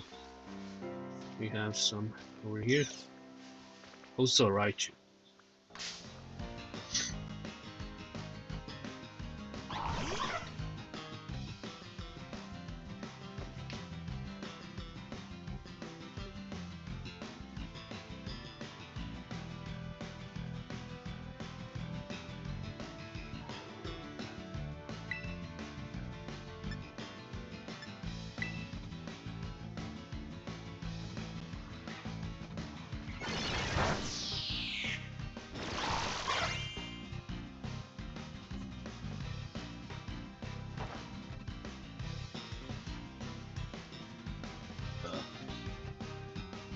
That kinda sucks.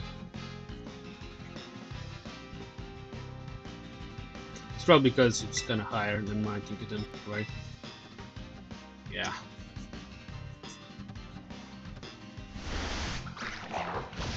Also, my Tinkerton is slowly taking some damage, but I don't mind that because these Pokemon are using mostly grass type attacks, and that's about 64 EVs in special defense, right?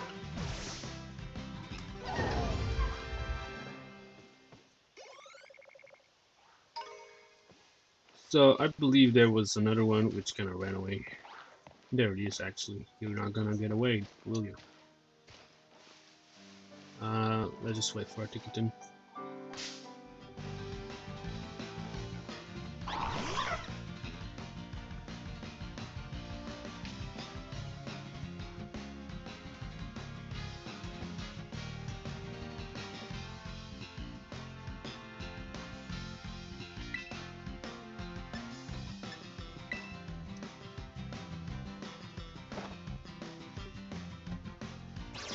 This time I'll be free.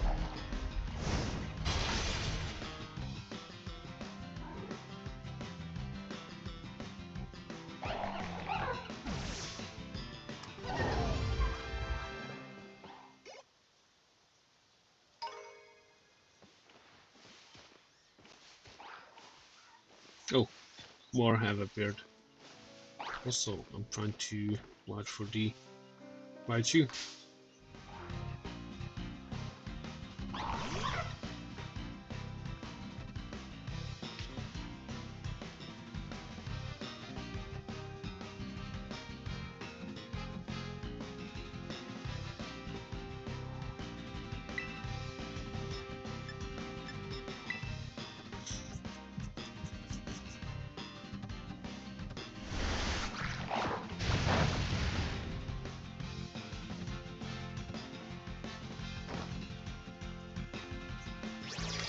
$82. Oh, that Toad Scroll actually also appeared. Let's go for it and hope it's not a Zoroark once again. We'll try to focus on it first.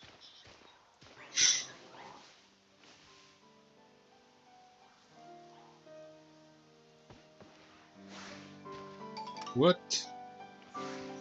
Ah. Yeah, another one. What? So apparently if you want to get a Zoroark just like... I'll watch out for these Toad Scroll.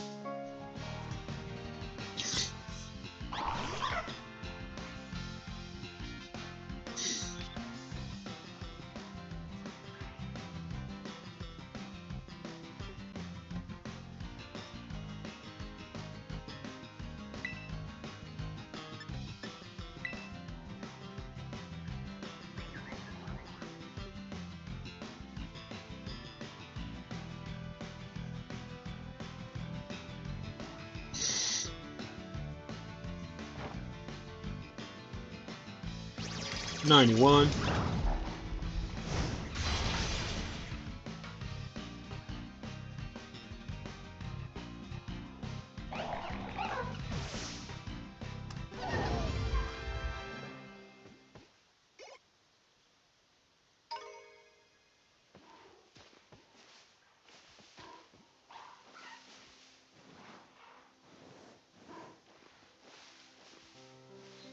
So apparently we have a slacking over here.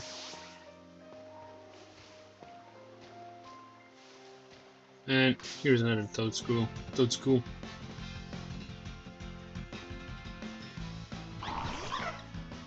Which should award us 100 EV in special defense so far.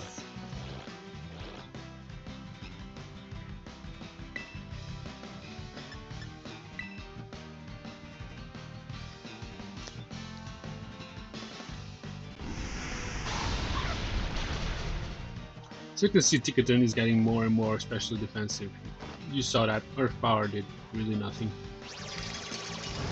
Even though it is actually super effective against Ticketon. So 100 of course.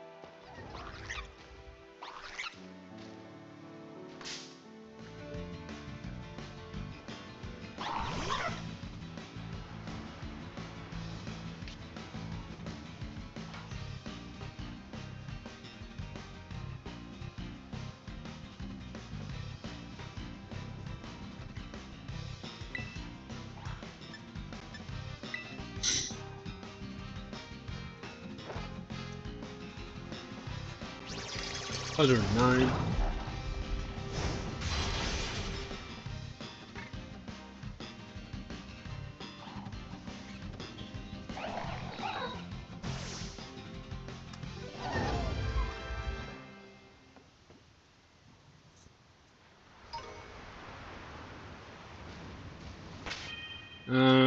How many power points does it have? Not any sure anymore. Let's check. Okay, 2 more.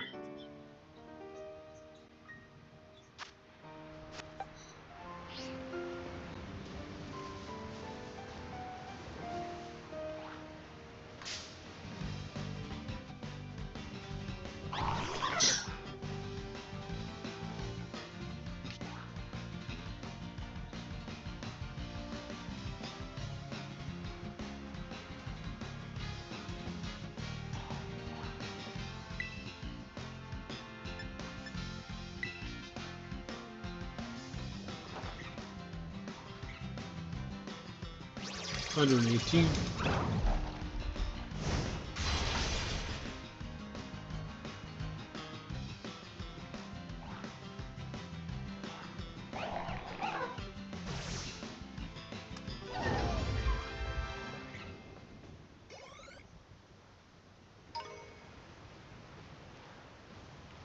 I do think we only need like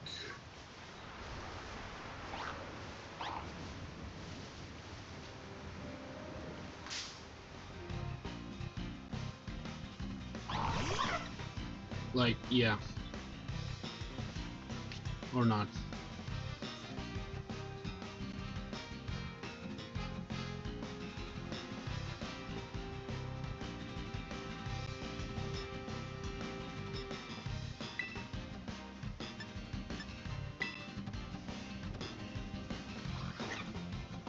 Actually, yeah, we need like only 5 of these after this one. So yeah, 127.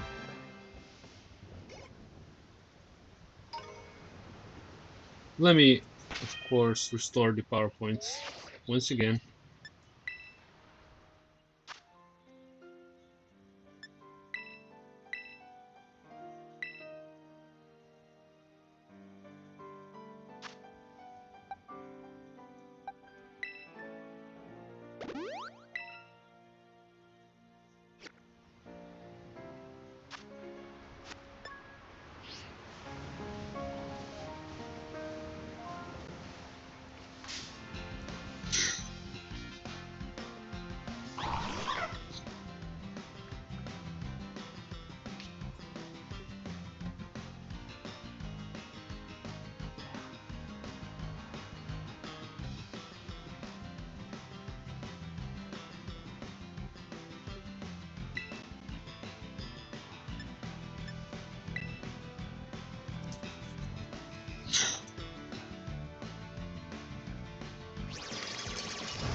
$136.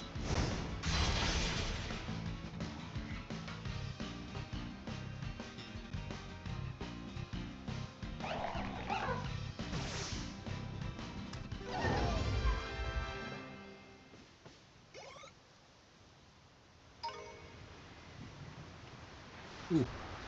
Is it a Zork or... No, actually it's a Toadscroll, but I won't actually fight it because it's more... I think it's smarter that I finish off this EV training just by fighting Toadscroll. Because what it will actually happen, I will actually hit 172 right off the bat.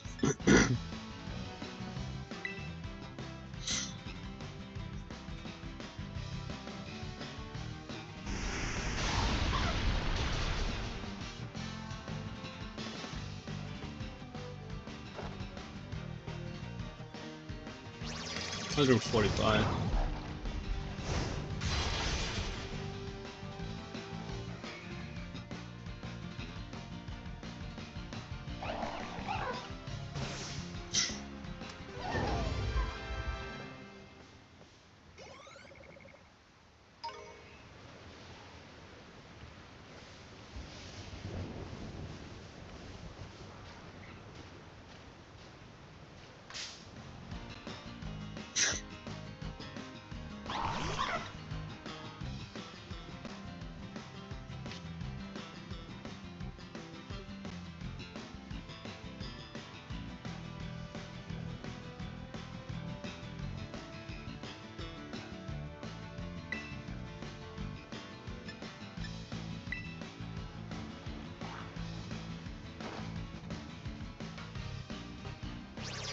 $153.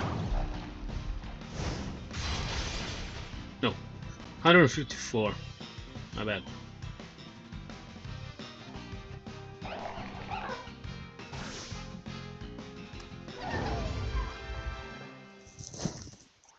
And yeah, 2 more and we're done. You can probably tell, right?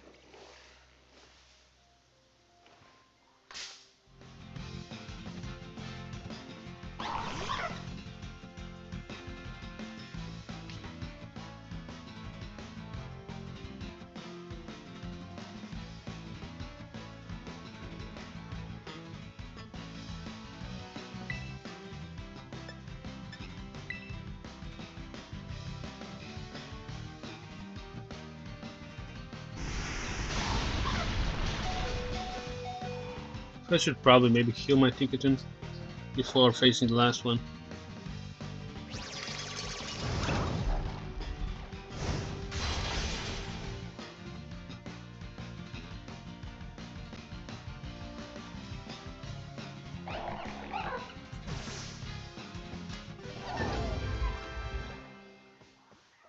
So I'm healing my Ticketon now. And I don't know.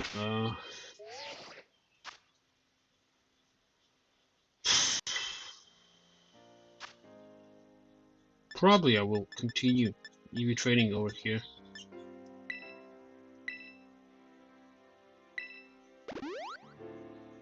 Yeah, the thing about Ticketon is that since I have EV trained it, I need to like spend a lot of the potions to heal it up.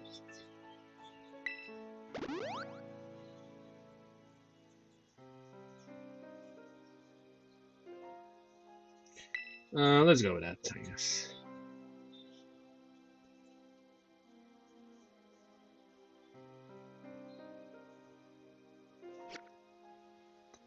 Yeah, definitely staying over here because I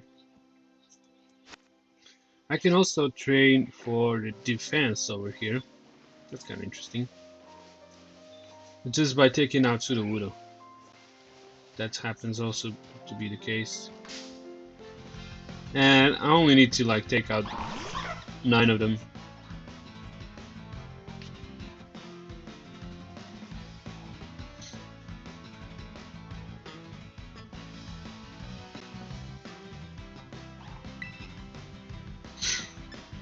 Yeah.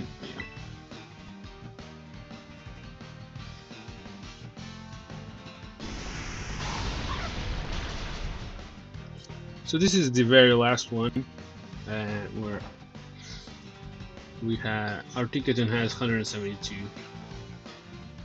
Actually, still does not, but after the next Ice Hammer, it should 172 EVs in special defense, as it should.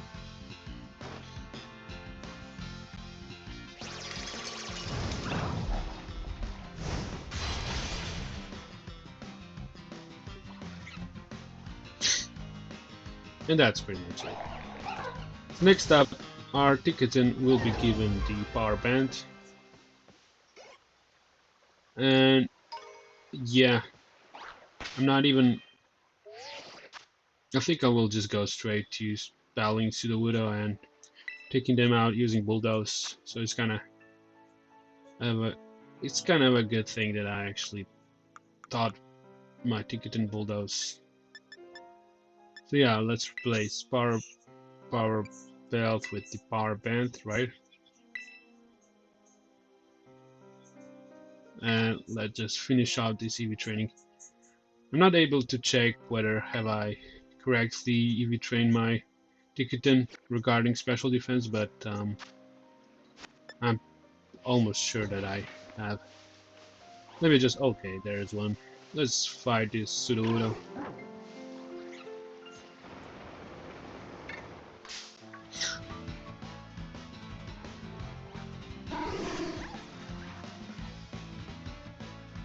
I don't know, maybe I will need to hit it twice with Bulldoze.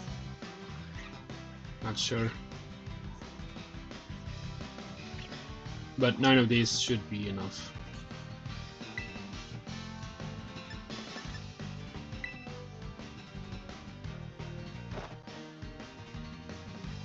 Let's see how much do I do with Bulldoze.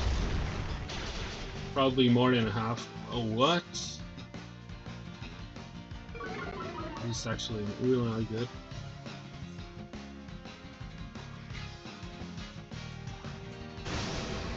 Just using cat switch.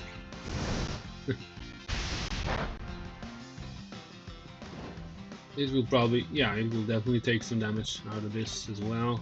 So, ooh, that was a critical hit though. Oh, that's quite a lot. So yeah, that kind of helped, I guess. I only need to use another Bulldoze.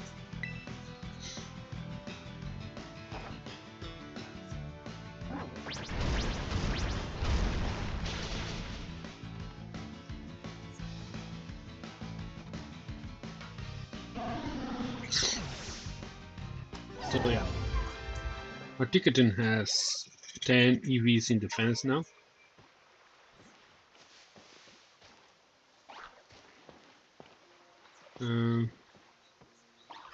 Let's try and find another one.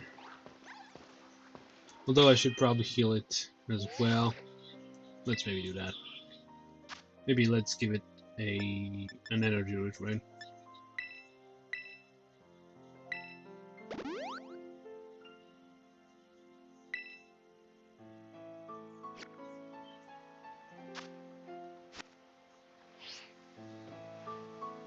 Kind of looking for the Sudowoodo, but the only wood I can find is this log over here, and of course the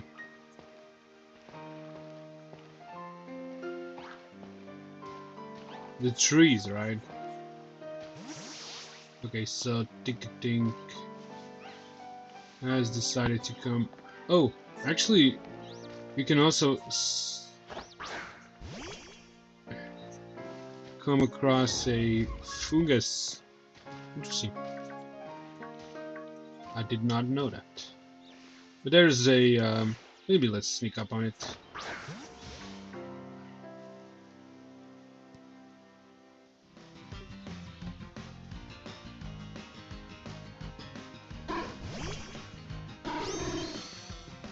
Yep, I managed to.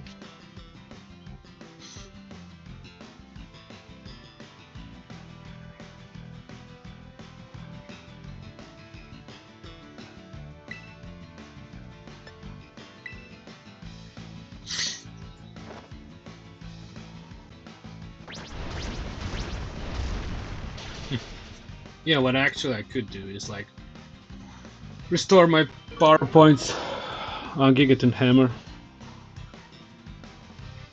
and maybe also increase his power points using power point ups. But apparently I'm using both those.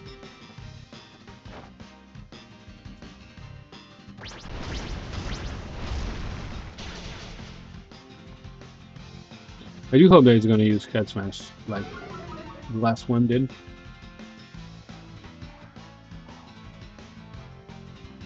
Oh. Okay.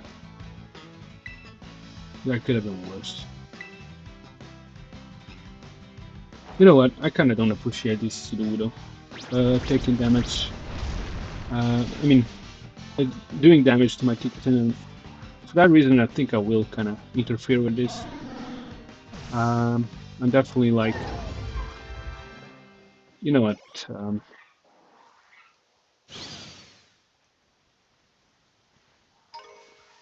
I don't know.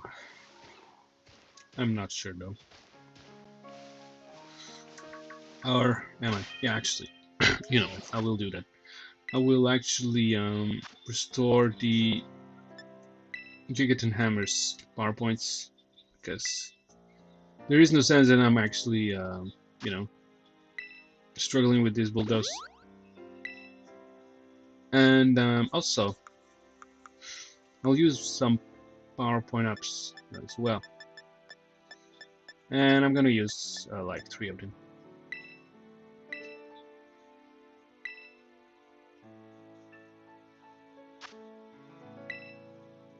Of course, being a signature move with Tinkerton, it's definitely worth using power point ups on this move.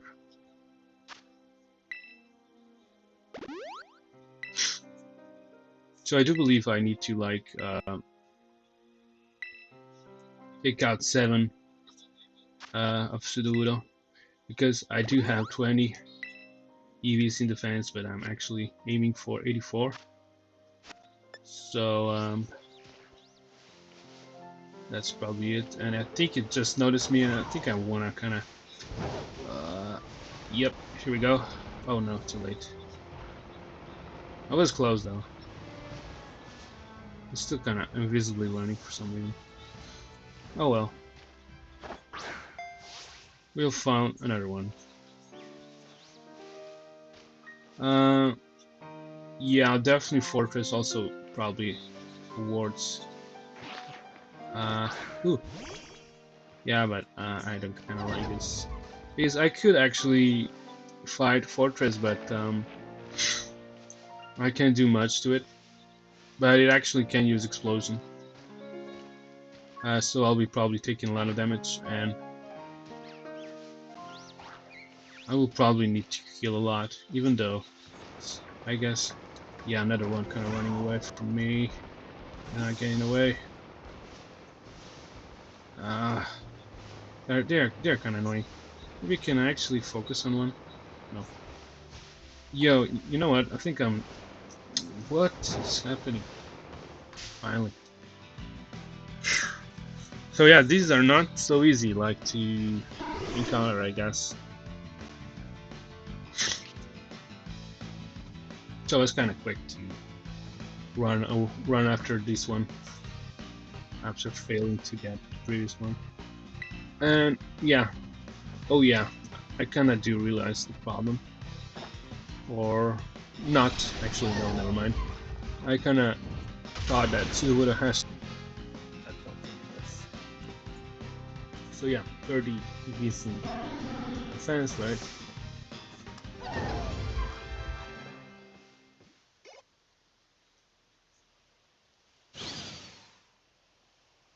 So apparently I will need to like hunt down these because they seem to just like run away from me. And there's another one. I'm just gonna straight into it.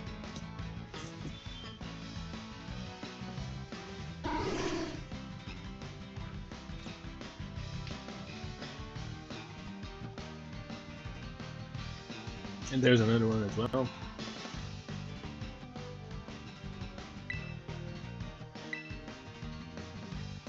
$40.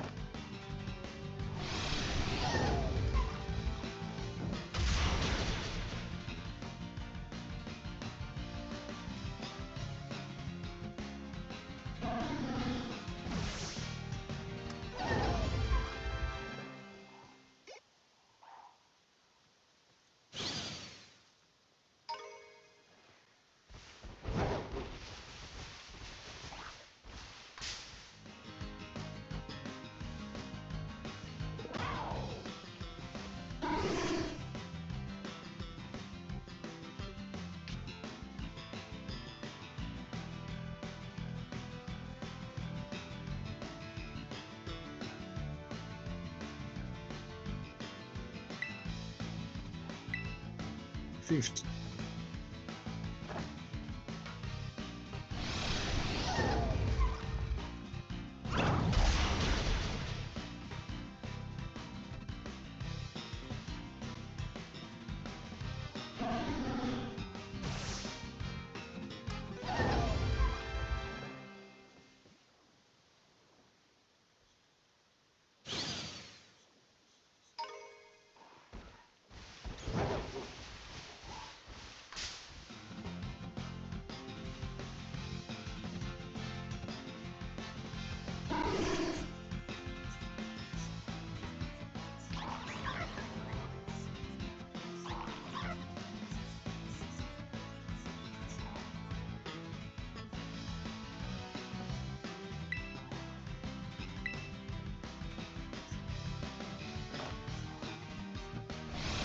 $60.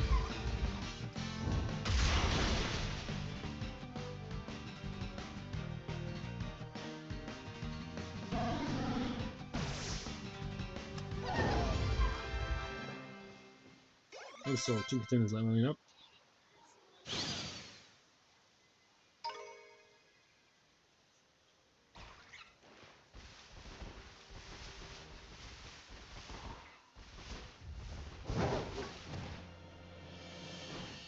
Oh, there it is.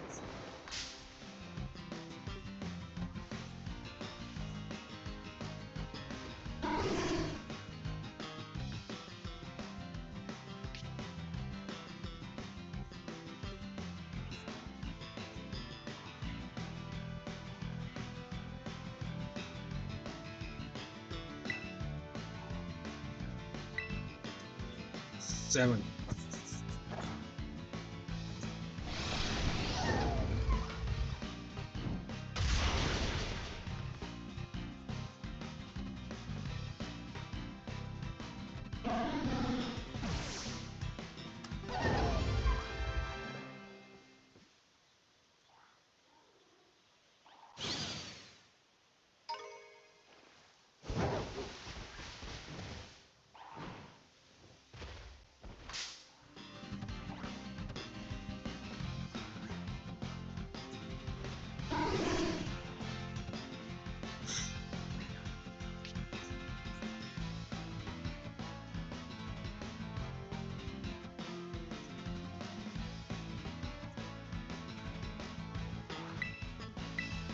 80.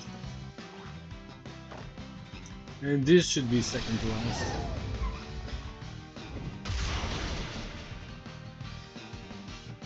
The last should be one behind.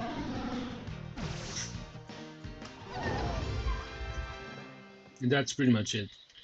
Like, because then we'll be getting the last of its 6 EVs available. And this is pretty much it. We managed to train our Ticketon as well.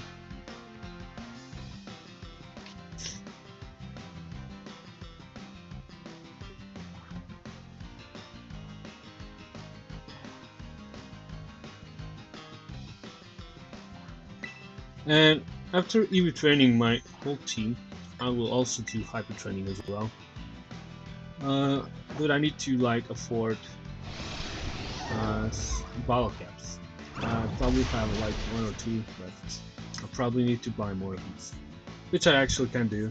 I just need to go over to the Cascarrafa. So that's it. Our Ticketon has been EV trained completely. We will verify this at the Levincia. Before we do that, let's just give our Ticketon the Wildlands as it usually holds it.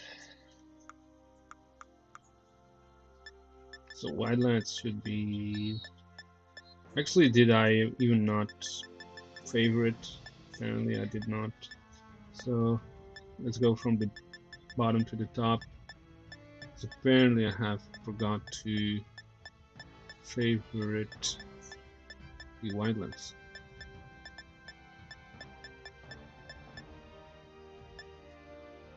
Yeah, only 2. Like I said, we should be able to afford more of these in order to hyper trade. There we go, Wildlands. Let's actually favorite it this time around and give it to the Ticketon.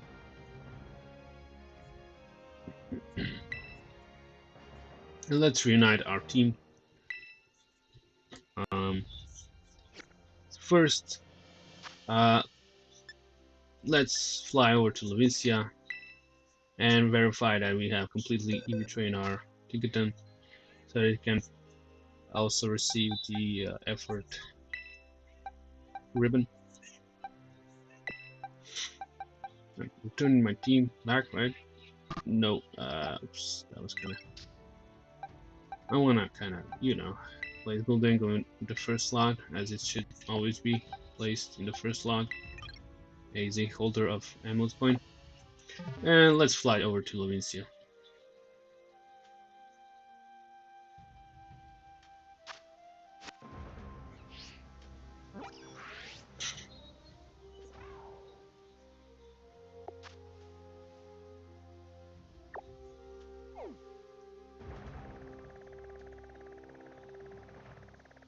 So, Levincia is actually on the other side of the map, on the east.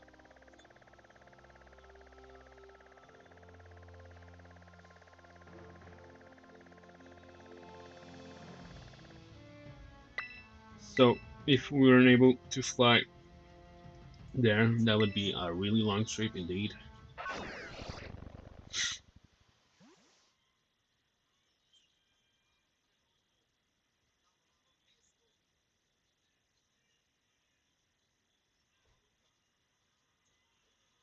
And after verifying Ticketon, I'm probably gonna fly over to the Cascarrafa where I can actually buy bottle caps, because I'm also gonna hyper train my team as well.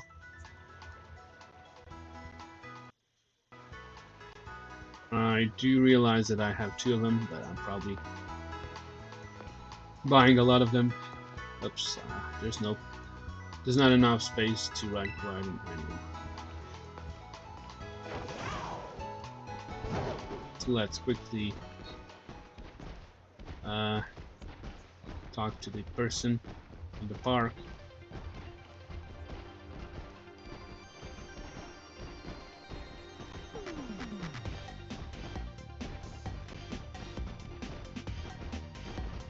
she is.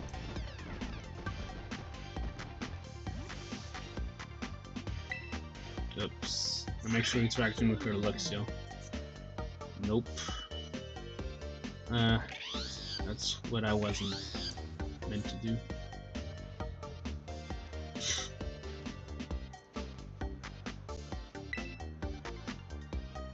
So it's always good to maybe check if a Pokemon has been completely retrained, just by, you know, checking if it is worthy of an effort ribbon.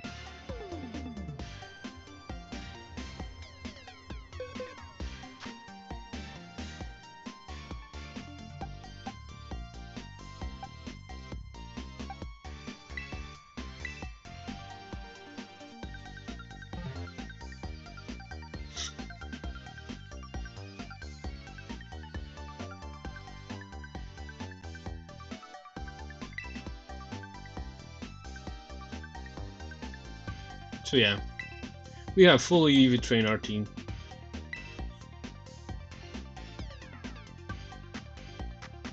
The next step should be hyper training as well.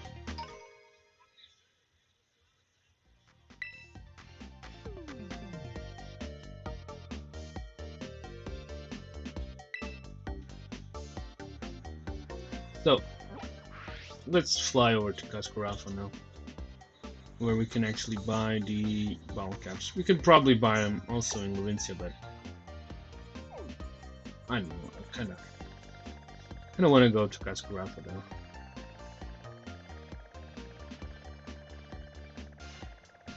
And after that, we're probably going to fly over to Montenevera. Of course, you probably know why. Because we can only hyper train there.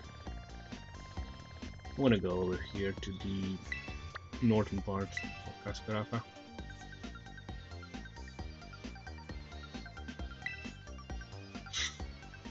I probably should maybe check out my team once again, just to know how many bottle caps should I buy. So, you know how these bottle caps work, right? So for every individual value of a stat of a Pokemon, they max that out, right? So if it's actually already maxed, you cannot hyper train. It does not make sense to hyper train a stat that's not maxed out, right? So let's maybe just check let's check the stats. So I'm gonna go over to the boxes, because since now our IV Judge function has been unlocked, you can take a look. Like, if I press plus, you can see that I can see, I can see how good the stats of my Pokemon are. So yeah, this particular Gundango actually won't be even hyper trained, because it just so happens to be maxed out on every stat beside attack, but there's no point of hyper training Gundango attack, because it's not designed to be an attacker rather than a special attacker. On the other hand, Excalibur should be hyper trained in HP, special defense, speed, defense, and attack. Again, special attack is not relevant, so I should be like buying 5 of bottle caps for now. Same goes for Armorous, which should be hyper training in HP, special attack, special defense, speed, and defense. Of course, hyper training in attack is not relevant, as it's designed to be a special attacker. So another 5 bottle caps for Armorous. Ticketon, yeah, pretty much the same story. It's not relevant to hyper train in special attack, because it's designed to be a physical attacker. Glamora, on the other hand, should be only hyper trained in HP, because for some reason all of the other stats seem to be pretty good, and they don't need to be hyper trained. So that's like 15 plus 1, 16 bottle caps, right? And Quaquaval should be only hyper trained in speed. Of course, hyper training in special attack is not relevant, because it's not designed to be a special attacker, but a physical one. And that's pretty much it. 17, right? So 17 bottle caps is what I do need. I do have 2, so I should be buying 15 more. Let's go over to the Leader Presence, I think.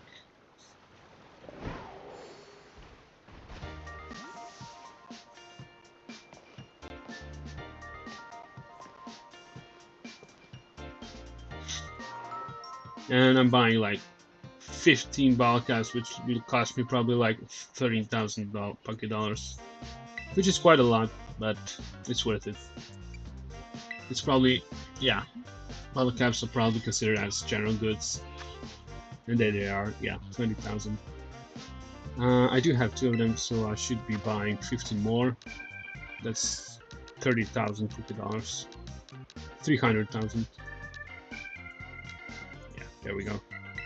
So, yeah, I'm gonna pay with money, of course. I cannot pay with the points. So, we have the required number of buttercups in order to hyper train, and let's do it. Let's just fly over to Montenevera. And that will pretty much conclude the training of my team, and pretty much everything. I maybe could check out the terror rates. I will kind of think about it. I don't find that necessary, to be honest, because I mostly do terror rates on my Valid version, where I have a lot of more Pokemon than in my Scarlet. Oops, I just kind of zoomed out. Yeah, I don't know why this keeps happening. If you wanna kind of zoom out to the max, you are kind of brought to this menu where you can see the badges, which I kind of don't like. Let me just quickly fly over to Montenevera just to demonstrate the hyper training. And I do believe this will be probably a wrap up of everything. We've pretty much seen everything there is, except for the terror rates. But yeah, the thing about terror rates is Jacq is kind of asking us to maybe investigate some higher level terror rates, which he means by level 5 terror rates. And once we kind of deal with enough of these level 5 terror rates, we should be able to unlock level 6 terror rates. These terror rates are pretty hard.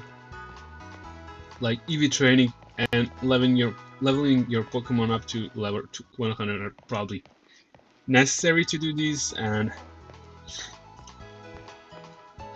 But what's interesting about this level 6 terror race is that they actually award you with the Herba Mystic gas. And let's just say, do you want one of your Pokemon to go through hyper training? Yeah, actually my whole team wants to go through hyper training. So, which Pokemon do you want me to hyper train?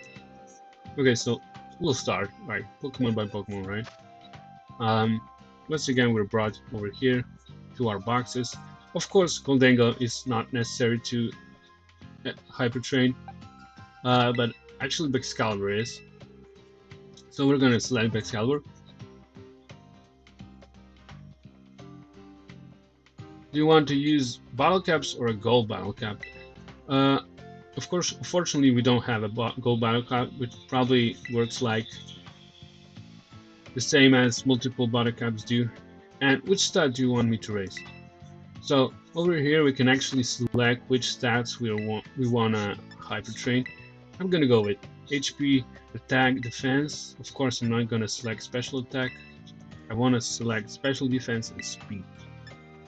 And that's pretty much it. Start hyper training. Hope you're ready. Let's get to the hyper training.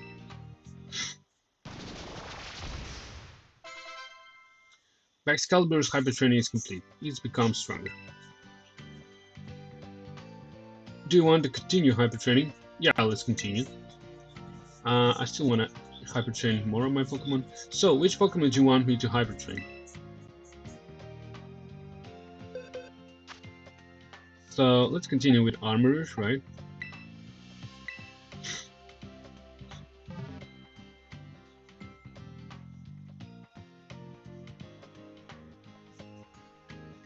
course, we're going to use power caps once again, which we do have 12 of, and we're going to raise. Similarly, we're going to raise HP, defense, special attack, special defense, and speed. We don't want to raise attack, of course.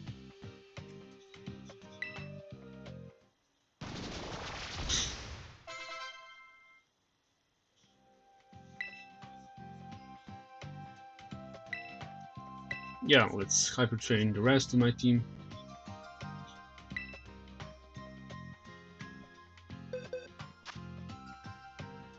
Tinkerton, right?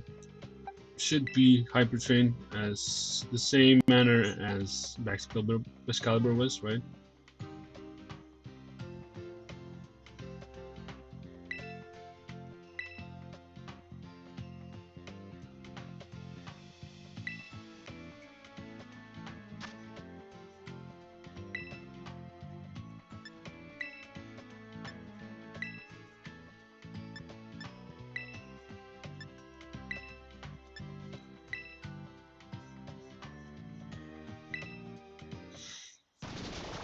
And the last two bottle caps should be safe for the Remora and Quick Whale, right? And also, yeah, we'll kind of check. Let's maybe check our Pokemon which have been already hyper trained.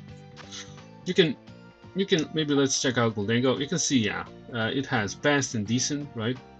And once we check out the Excalibur, you can see that once we did hyper train it, the stats that have been hyper trained are marked as hyper trained, which means they have been maxed out. But if we decide to maybe breed this Excalibur, the offspring should kind of inherit the values of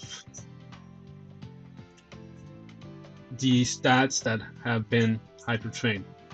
Of course, the offspring won't inherit like the perfect IVs from the hyper training, but they will rather inherit the original IVs that have been generated once this particular Pokemon has been generated.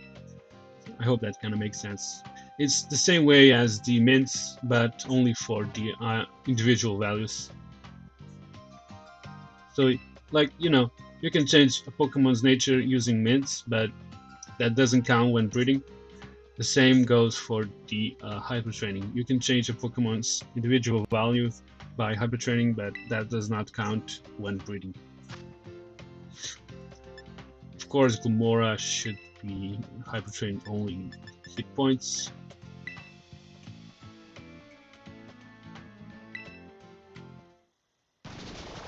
And lastly, Quaquaval, I believe, needs to be hyper trained in speed. And that's pretty much it. That's pretty much where I actually wanted to end this playthrough of Pokemon Scarlet. I really enjoyed it. I maybe could like take a look at more of these level 6 Terra raids, but unfortunately I kind of prefer to do them in my Vile version. The biggest benefit of them is receiving these Herba Mystica herbs, right? Which can be actually used to make Sparkling Power 3 sandwiches. So the only way you wanna get these is just by doing these level 6 Terra raids, which usually is recommended to do them in groups of more than 2 people. So at some point, if we would have decided to do that, we should be finding ourselves a sweet Herba Mystica. I don't want to continue hyper training. We should be able to find a sweet Herba Mystica. And so I actually decided to maybe check out on these steroids. Nonetheless, level 5 steroids, maybe even higher ones. For that reason, I actually managed to level up my team up to level 100. So you can see they are all kind of leveled up. Also, I kind of decided to maybe leave out the background music from this point, because you know, music gets kind of tedious.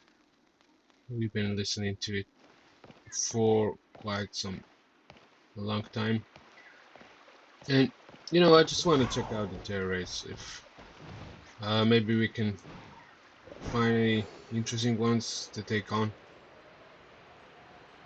That's pretty much it to conclude with this playthrough. Apparently we're gonna skip this indeed terror raid because it's indeed not that interesting. Oh, what for the cappuccino? Let me just zoom out. Okay, so I'm probably just gonna look out for the terror raids. I don't see any in the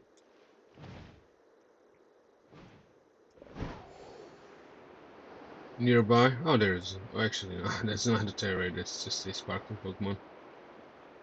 I already forgot what it is. So I'm kind of just flying, in hopes that I can actually find a terror raid. There's a terror raid down there. So let's hope it's a level 5 one. So we're gonna fall, and you can see, that's actually not the best, but it's okay. It's okay. We're gonna descending down there because we do see a terror raid. I'm gonna just check on it whether it's a level 5 or not. Any other terror raids in the side? Nope, just this one apparently.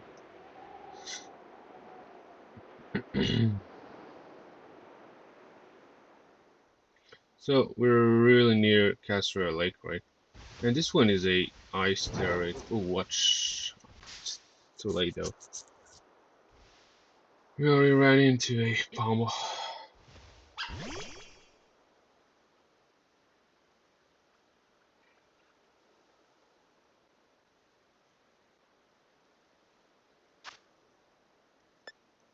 So let's run away.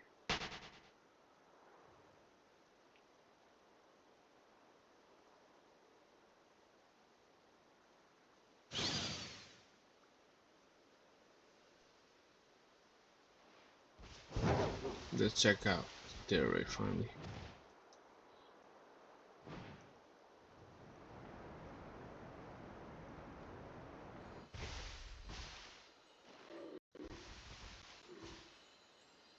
Maybe pick an item. Weak bear. Ooh, that's pretty good actually. Can we actually take this on?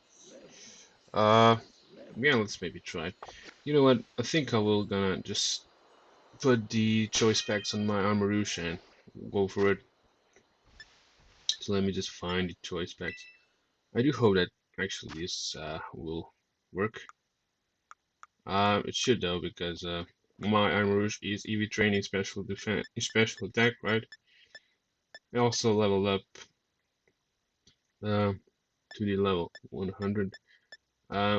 Actually, where did I put the choice packs? Probably. Actually, did I even? I don't even think I favored it.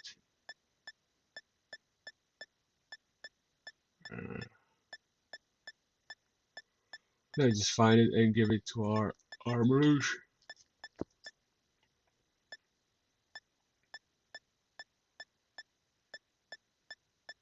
Yeah, there we go. So let's favor it and give it to the Armarouche, right?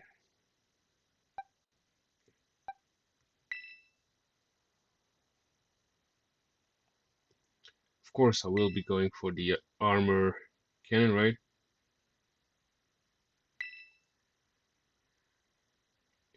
So I'll be just spamming armor cannon as much as I can.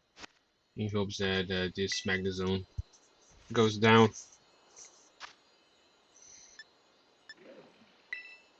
Although I'm kind of thinking, how good is Magnezone on its special defense? Okay, so let me just check once again if it's holding choice specs. Yeah, it is. Yes, it is. So let's go.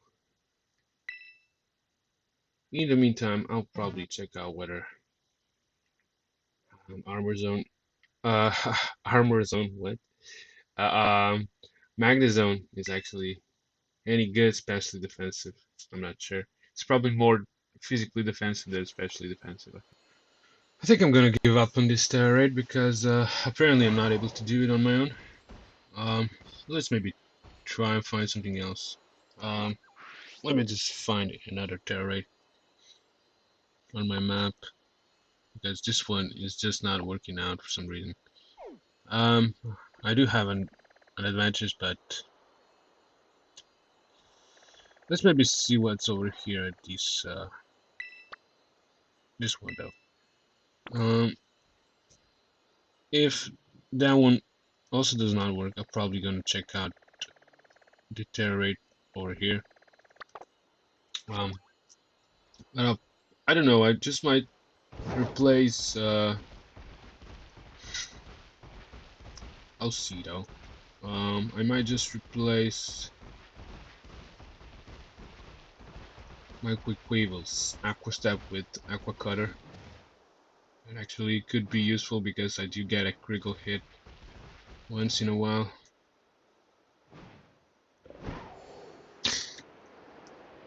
We'll see though.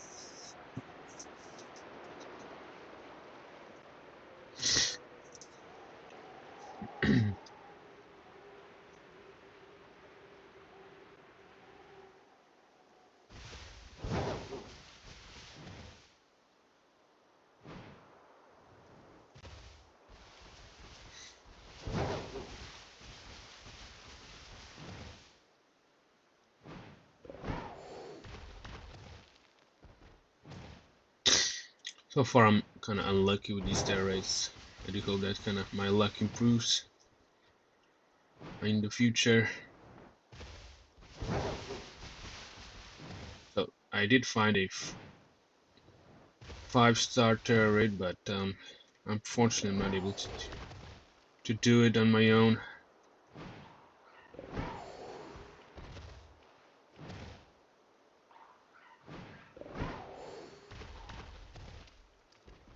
So I have decided just to go by riding, although that might not be the best idea, but especially with all these Persian.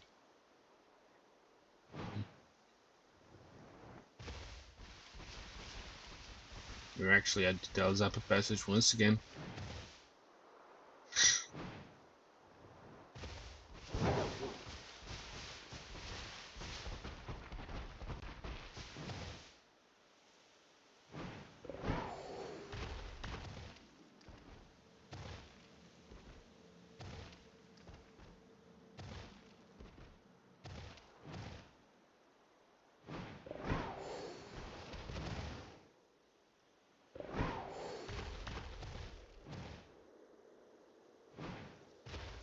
So am I like any close or what? Oh, there it is.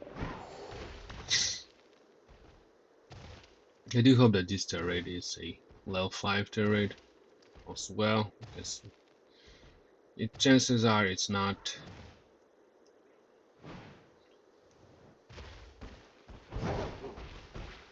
So at this point I'm kind of just only looking at terror raids that I'm able to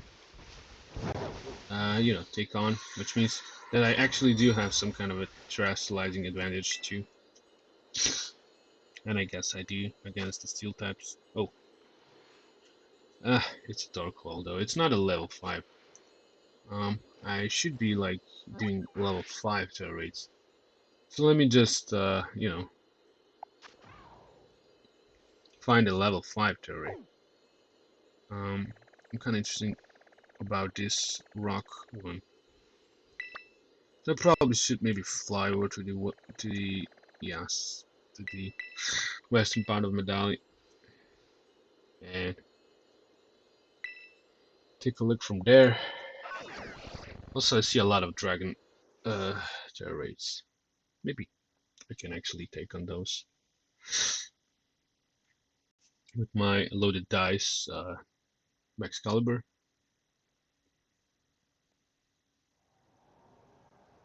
Although the problem with loaded dice is that it takes quite a lot of time to execute, right? But then again, it does. The more time it needs to execute, the more damage it does, right? So we'll see. Maybe I can also do these.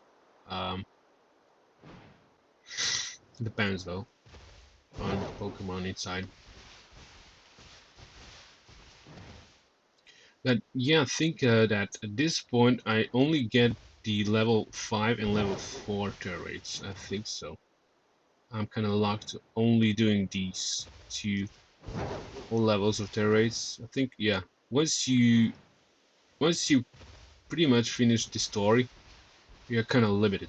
You aren't getting the level 3 and lower turrets anymore, are you? Actually, you still get to do level 3, but probably everything below the level 3 is kind of gone. Let's go check out those dragon turrets, because this one is kind of bad.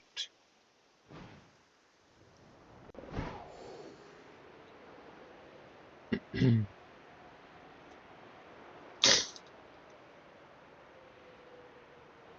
do believe there is one.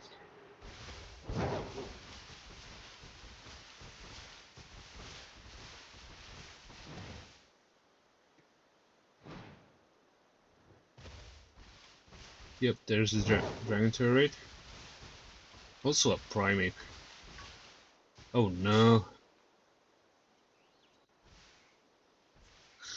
Well, yeah.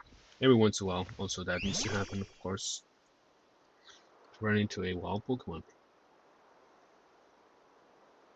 I just realized that I can maybe take on the Psychic turrets with my Goldengo.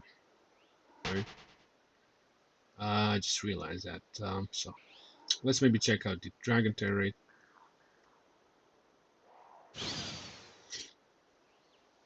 Unfortunately, yeah, I'm not able to do that Magnezone turret.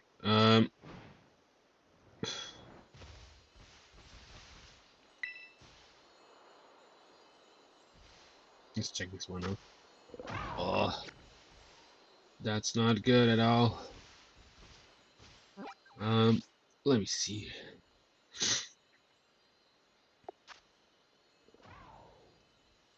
There's another one, right? But I should also maybe check out that Psychic one we just kind of missed. Yeah, I could maybe return over there, though. There could be something interesting over here.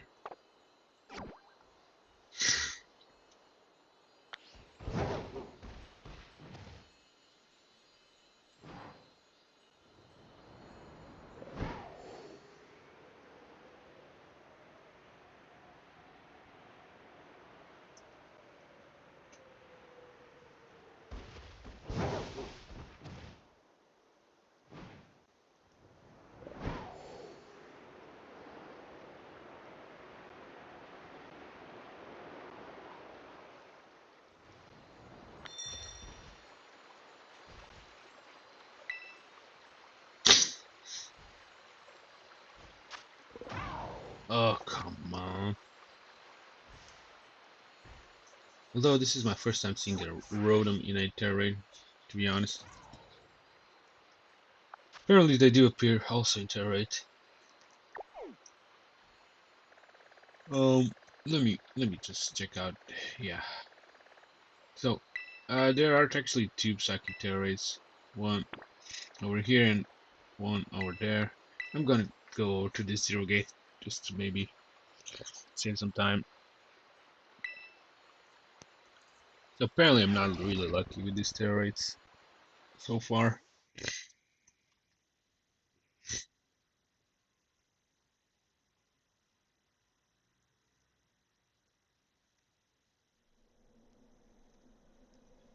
So we're almost at the area 0, but we're not planning to go there.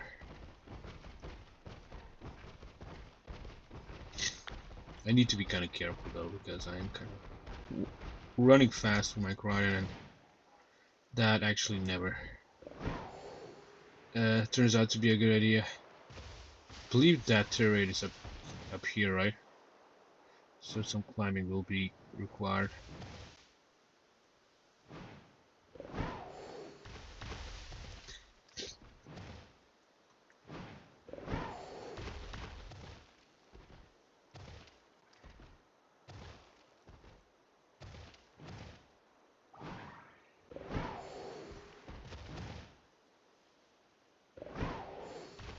And there we have it. There's the Terrate, also a sparkling Pokemon.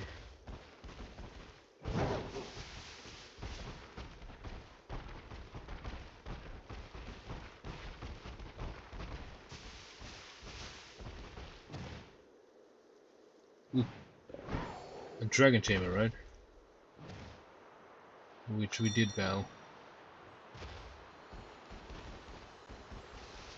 Let's check out what's over here. Ooh. Ooh. This is actually doable, because this Pokemon, yeah, Earthworm special defense is just terrible. And let's maybe try and do it. Yeah, that could be doable. So let me just replace choice specs on my Armrouge to my Goldango. And let's try. We'll see where it leads us.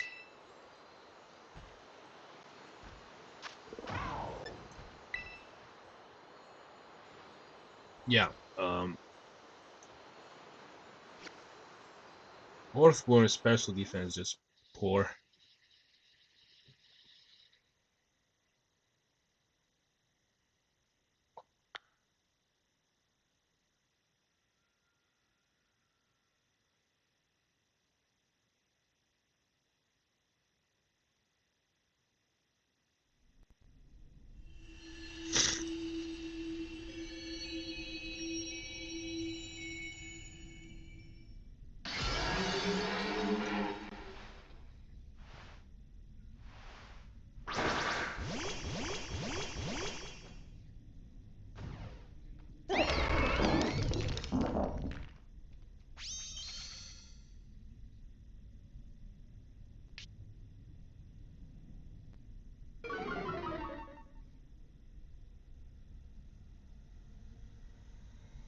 So I'm gonna go straight into this Shadow Ball.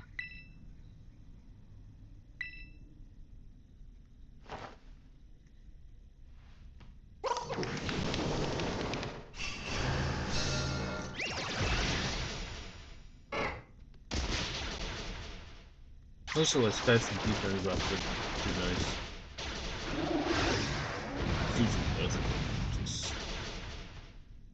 Okay, I guess it's manageable. Choosing coil though.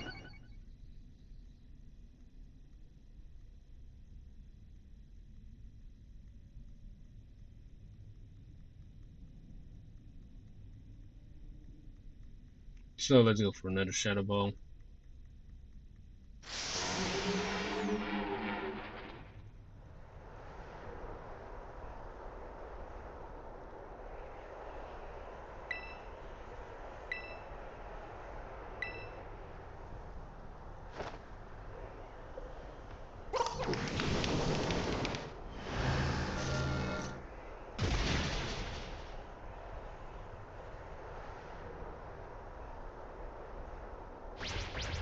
Using Slam Intention, which is kinda inferior to Earthquake.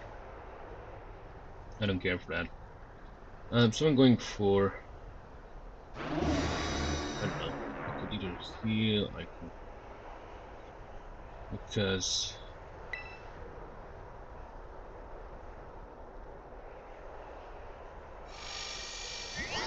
I don't know.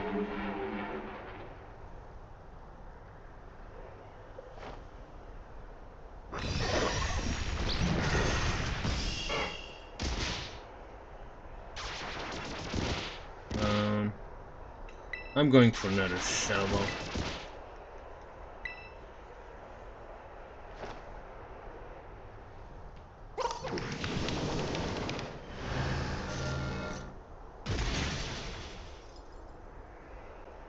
The next up I should be like Trash Lightning, right?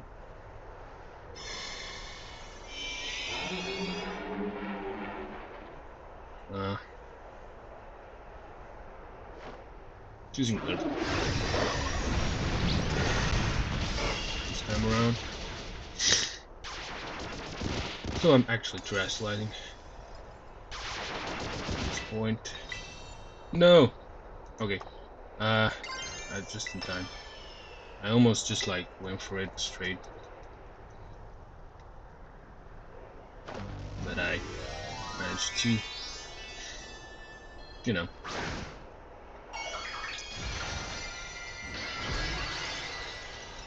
So I think I will heal up if, yeah, I still have some time. And I should be healing up for that reason. And also I kind of lost the ground type weakness, right? Ooh, that's quite a lot. That's quite a lot. I think healing up won't be necessary actually. I don't think so. I think my Goldengo should take that earthquake or whatever it's gonna. Okay. Yeah. We're done at least. This one kinda went well. Finally. So another Shadow Ball at the end.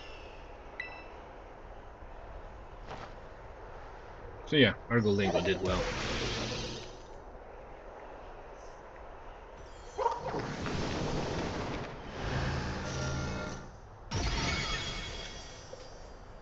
So this is our very first Terror Raid in our team. Successfully done. Kinda glad.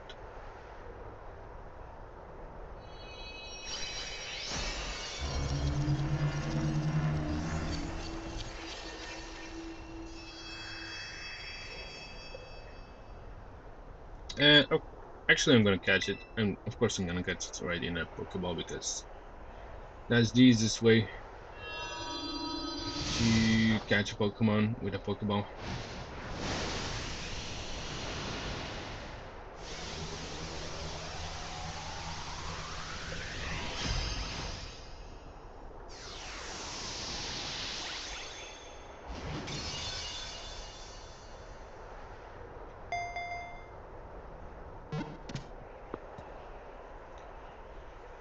So let's do more of these level 5.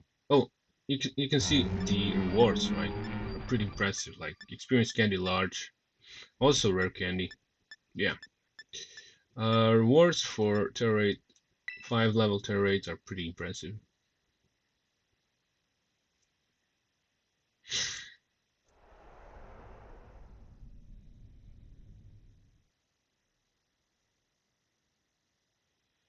So I believe Jacq expects us to do more of these, and let's do them. I'll also probably check out the other Terror Raid, if it's a level 5 Terror Raid as well.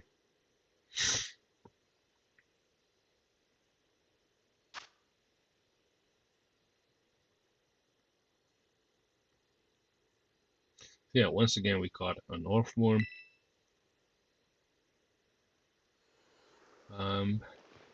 Let's maybe check out the other Psychic Terror Raid on the other side. I almost missed this one, which is kind of manageable. Was kind of manageable, right? So this one is actually really close to the Team Star base, right?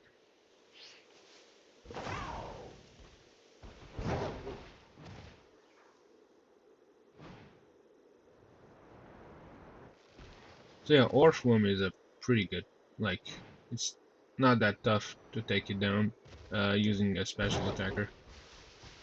Once you have a good one, like as I did right now. Of course, it's like it depends on the terror rate, right? The type of the terror rate is pretty much what actually dictates whether you can take it or not. If you do have something that can actually terrestrialize and have an advantage to the Pokemon, uh, okay, so we're really close to the entrance of the Area 0, right? I do see some issues over here. Yeah. Okay, so I kind of got out of that. Maybe I should not walk over here, but rather down there. Although I can actually run into a Pokemon, I am aware of that, but it seems more faster down here than up there. I might just bite my tongue, but so far no Pokemon.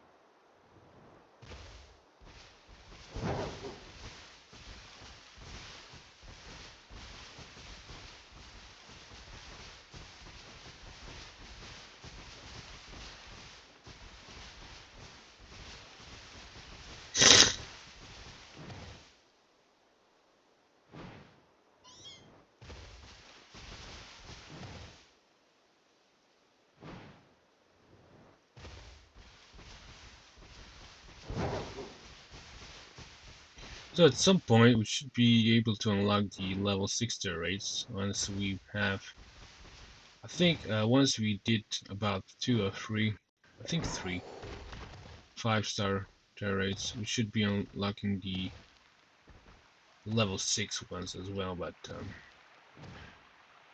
I don't know if we're actually able to do them. I probably won't be doing them. I'll just like do a bunch of these level 5 ones, and from over there we'll probably wrap it up. Because after that, it's pretty much nothing what actually happens in the game. Kind of just, you know, stuck. And you're actually free to do whatever you want in Paldea. You can train, you can look for Pokemon, you can do these steroids. You're pretty much like, you don't have any objectives anymore.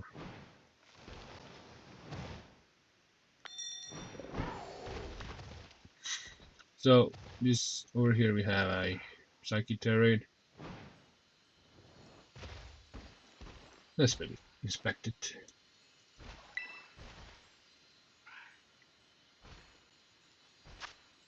Ah, Basculin level 3. Never mind. Let me find something interesting on the map.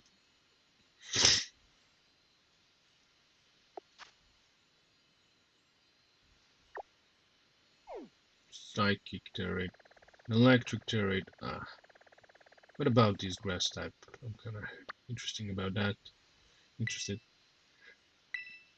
Also, I do see some Psychic Terrains at the Porto Marinada, over there. Also ghost type terrains as well, which actually we can also do using our Goldengo. Yeah, plenty of terrains to check out.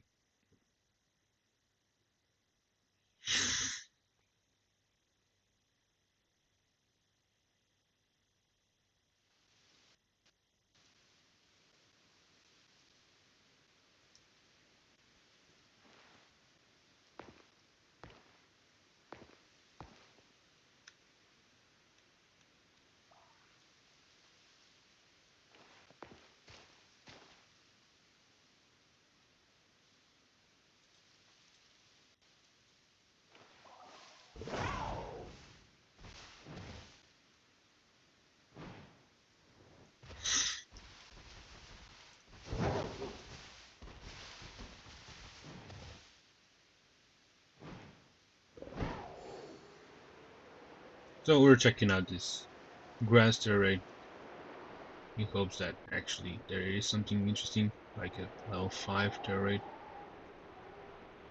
or a Glaseado desert. If not, we still have some interesting terrains in the nearby, like a ghost terrain and a psyche terrain down at Fort Marnada.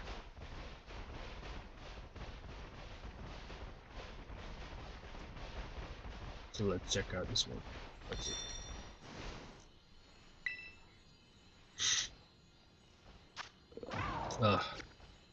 Larvitar, what? So, what's kind of interesting about that ghost terrain? Try to find it on the map. Oh, okay, so it's over here at the Port of Marnada. So I'll probably just fly over there.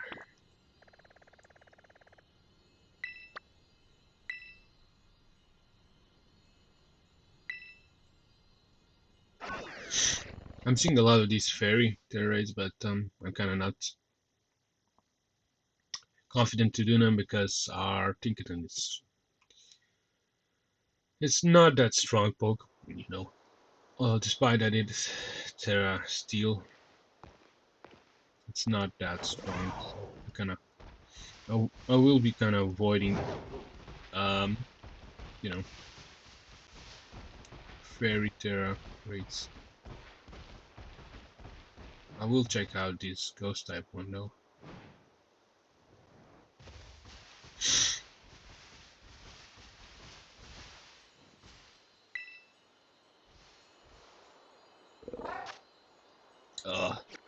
And of course, yeah, also it's a 4-level terrain, right?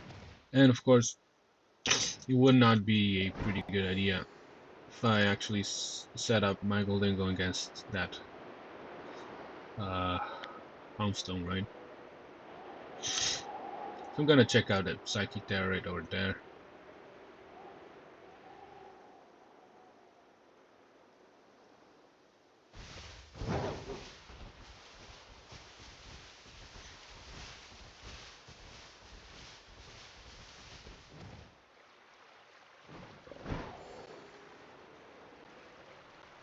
Oh, okay. That was close though.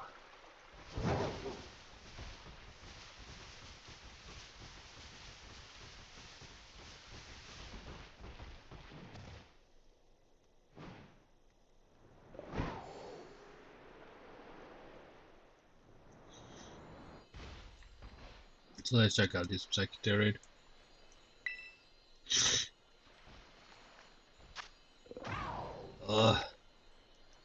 Magneton.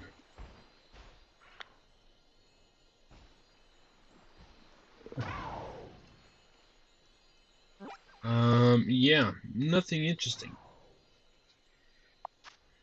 So, what about the terrains around the Cascarrafa Lake? Are they any interesting or what? I mean, yeah, there is a steel terrain. Let's maybe check it out. And also a psychic terrain. But that will kind of require us to, you know, swim between the Veluza.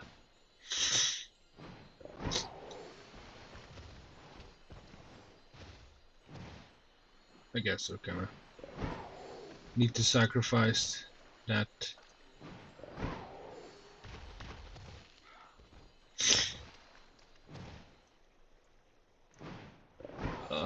Scyther. It's okay though.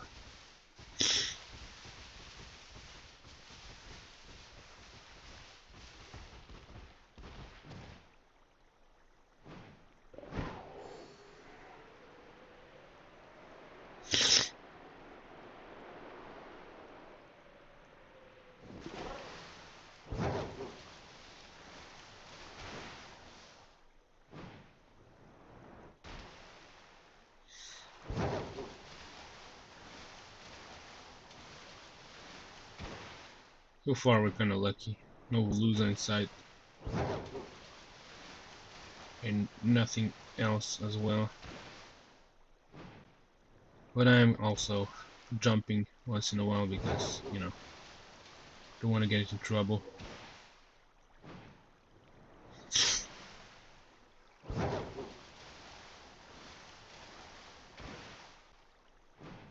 And we managed to get to the terrain with no problems, and we can already see the next one over there.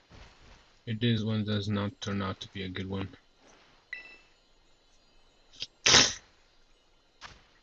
Come. We can do better than that.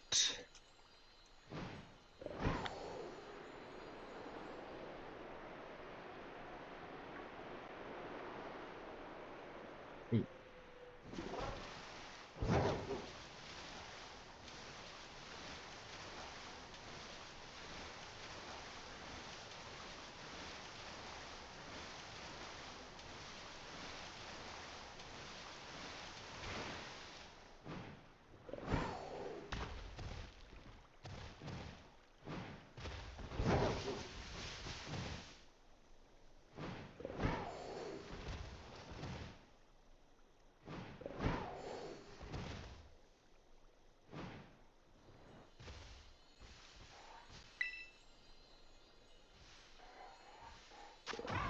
Ooh.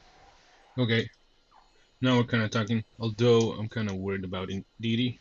So let me just check Indeedee stats real quick.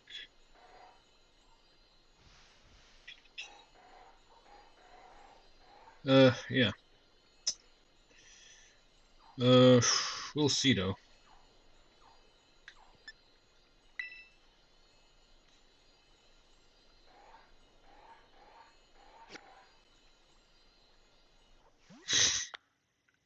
I mean, it has a slightly better special defense than Magnezone, so we'll see.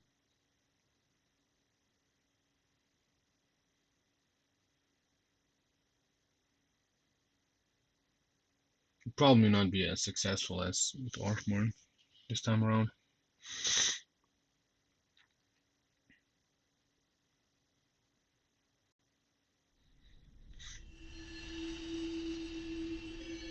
It's a level 5 turret, so I'll give it a shot. So.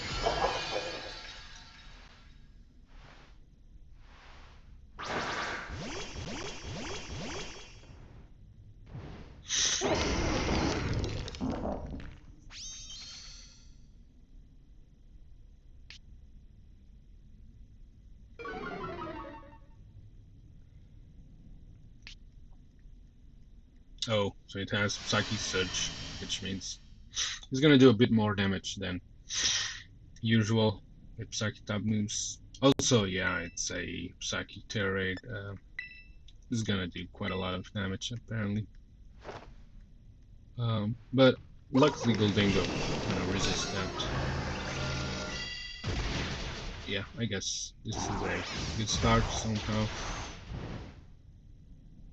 Okay, so it's using Trick Room. Interesting.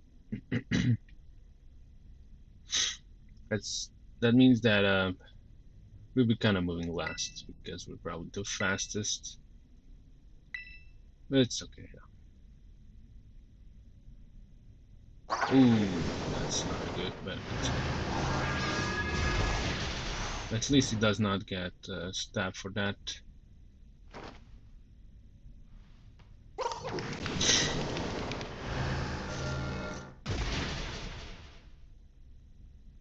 So far we're doing good. Also a critical hit, like, yeah. Oh, it's using Calm Mind. Not very fond of that, but I guess we'll need to deal with it. So yeah, it's gonna become more powerful and even more harder to take down. So that's not very pleasing. But I'm gonna Trash Light soon, so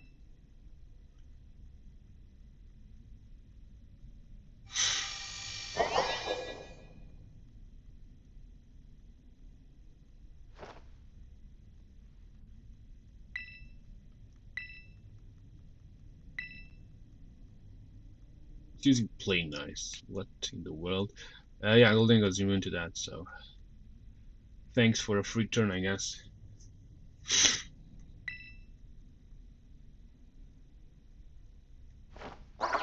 It's using Shower. Deal more damage than before, but it's okay. Still, Gholdengo defensively perfect.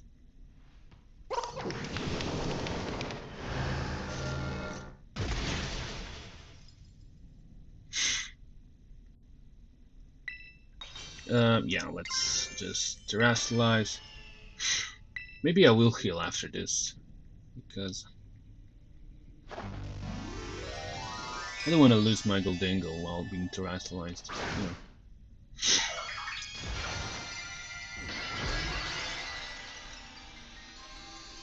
So it has Trick Room, Shadow Ball, Play Nice, something else. Probably a Psychic type.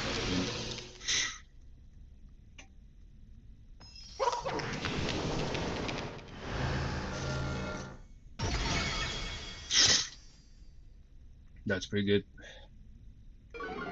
Also a special defense drop, so it's kind of down to 0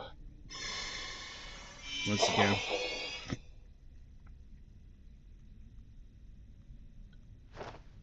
Yeah, season cycle. Yeah, this time around I kind of miss having. This is gonna clear it. So I'm healing up.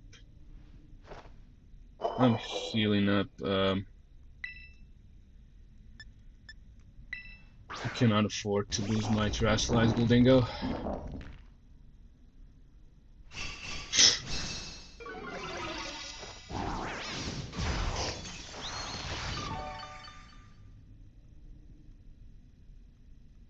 Yeah, that's quite a lot.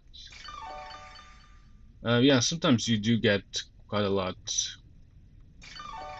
points by healing. Sometimes you just get. So, I'm kind of running out of time, right? Using Trick Room. I don't know what actually will happen this time around. Yeah, once again, he's gonna move first, and we're gonna move after. Yeah, I'm kind of running out of time, so this is not good. But I needed to heal up. Oh, this is perfect. It's going down. It is going down. So, actually not. Come on. This is unbelievable. Let me please move just once time. Oh, come on. So close. It's unbelievable.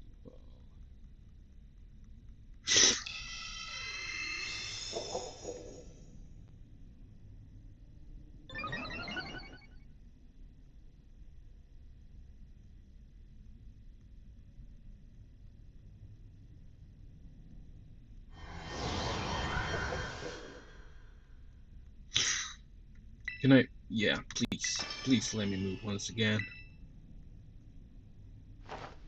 Yeah. It's done. It's done. For some reason I managed to move once again. And yeah, we did it once again. Kind of glad, because I would be kind of pissed if that was not the case.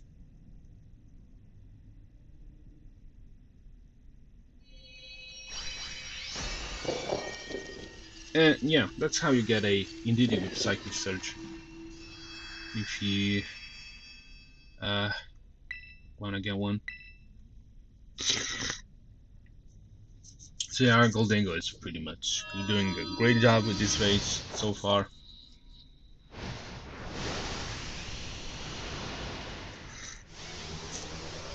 But yeah, if I did not manage to heal up, I would probably fail this.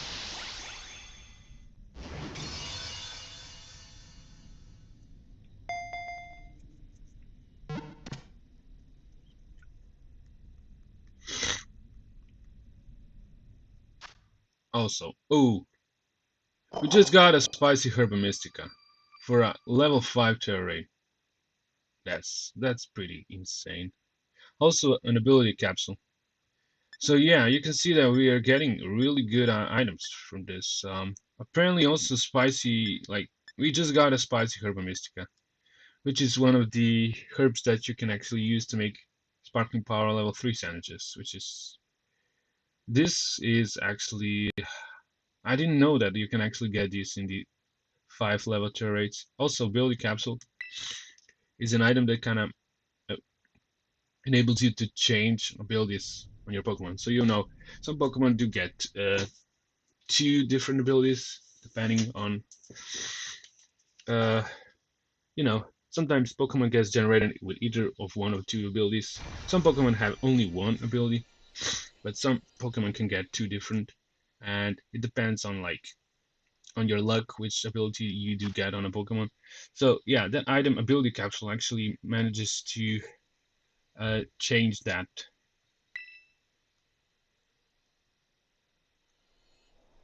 So this is our second level 5 tier rate. Let's maybe see if we can find another one. I think after 3 level 5 tier rates, we should be getting a call from Jacq. Let's maybe check out this teal. Oh, actually we did. Yeah, I think we did, right? What about this ground tier rate? Maybe we can actually do it using our quick wibble. Also we can see a lot of tier rates over there. So far, we kind of got a bit more lucky with these. Yagolingo has been kind of doing a lot of work.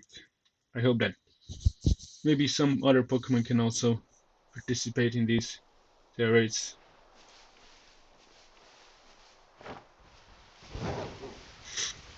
We'll see though.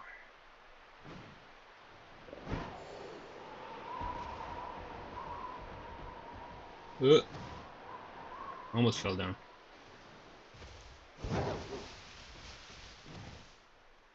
Let me check out this ground tier rate. Maybe our quick whale might do it. Depending on the Pokemon.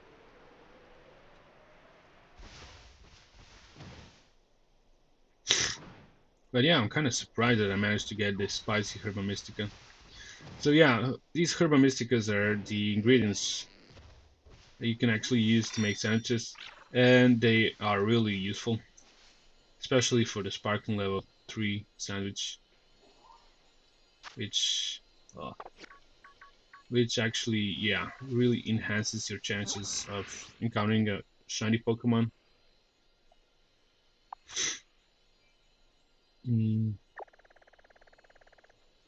So I'm probably gonna fly over there. Yeah, a lot of interesting terrains. Also a Kilowattrel. Mass Outbreak. Yeah, all of these 3 terrains should be kind of interesting.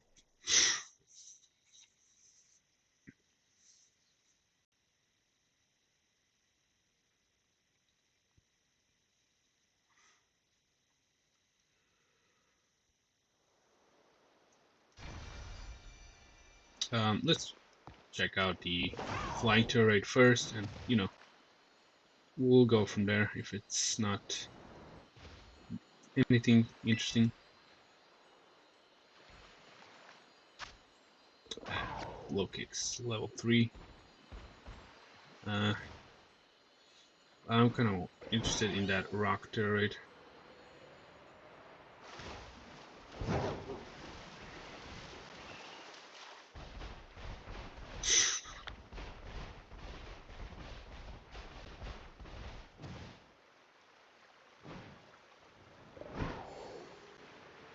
And I do believe there was a ghost terrain, right? Also, in the opposite direction from here.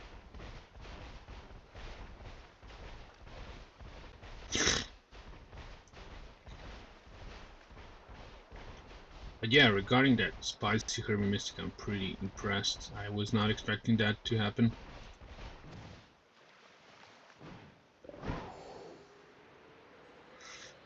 Apparently you can also get these herbs by doing 5-star level 5. Oh. Never mind.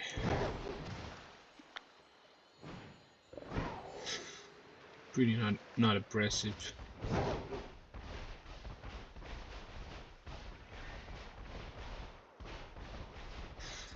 So I'm going like over to the, I don't know what's it called again, but it's a Team Star base.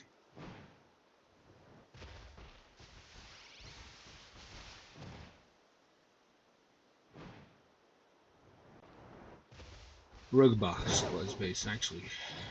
Almost was sure that it was Rugba squad's base, but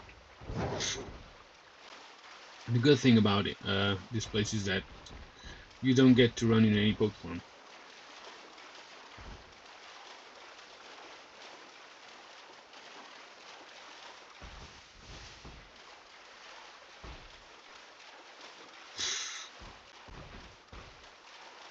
So let's hope that this Ghost Terra raid does contain something interesting, like a 5-star Terra raid.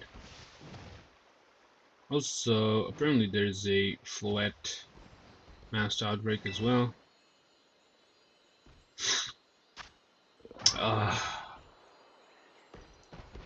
Terrible. But there's a Lilligant actually over here along with Fellow.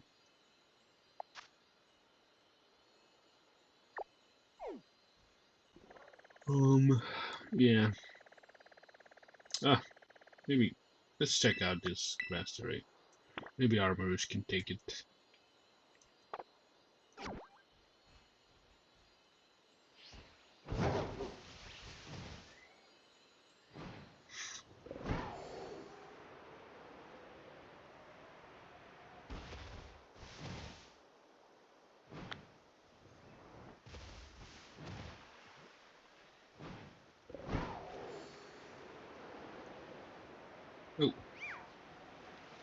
Oh.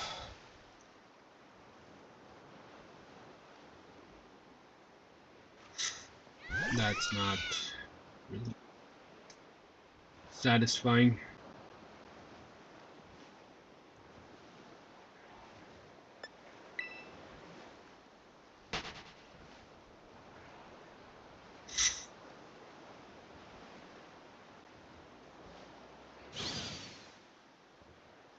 But, you know, we gotta deal with it, I guess.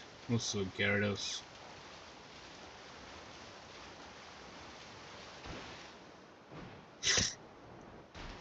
Once again, I'm kind of jumping.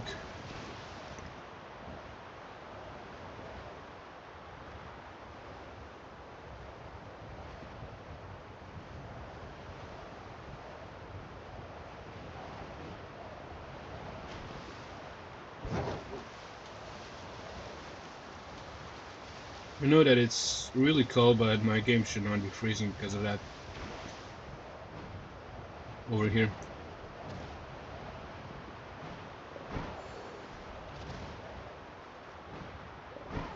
And there we have it. A Terra raid on our side.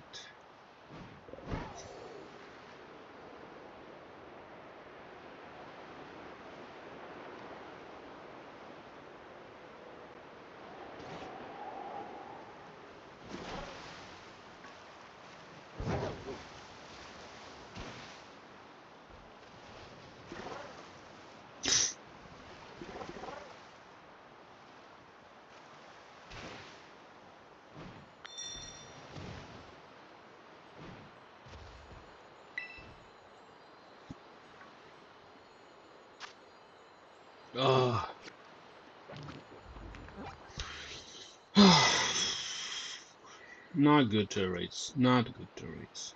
I want to kind of fly over somewhere else.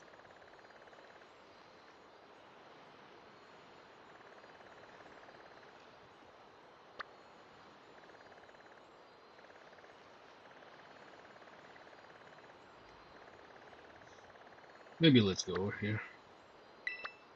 Over here I can see a lot of interesting turrets in the nearby.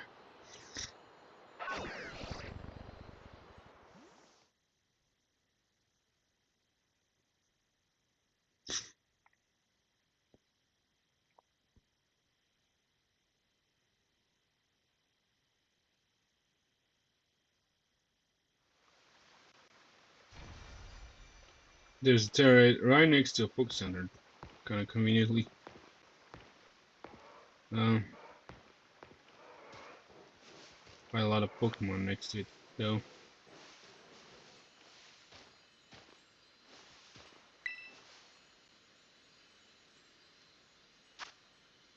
Oh. Anything else? Yeah, I think I did saw some interesting Terraids. I just kind of lost them from my memory, where they actually were. What about this Fire Terraid?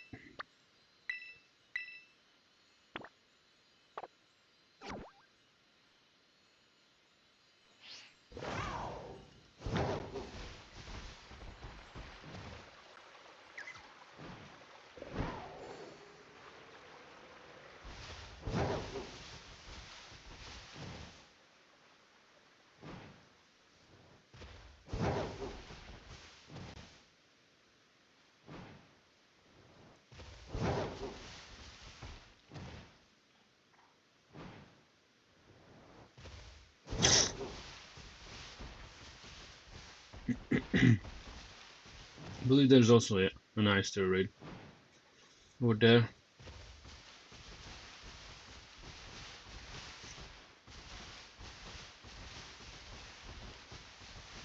Oh, almost went into that dearly. Ah.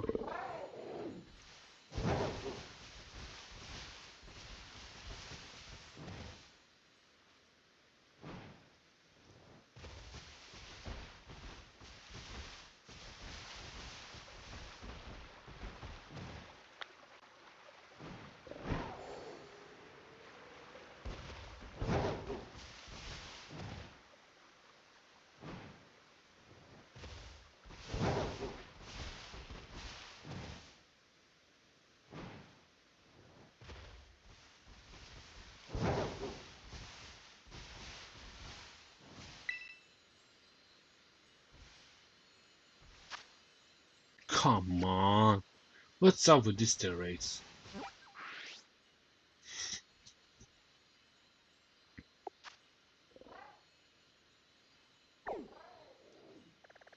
Is that ground Terraid any good or what?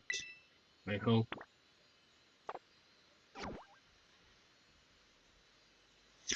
There it is. But at least we're kind of picking the league points for this inspection of the Terraids.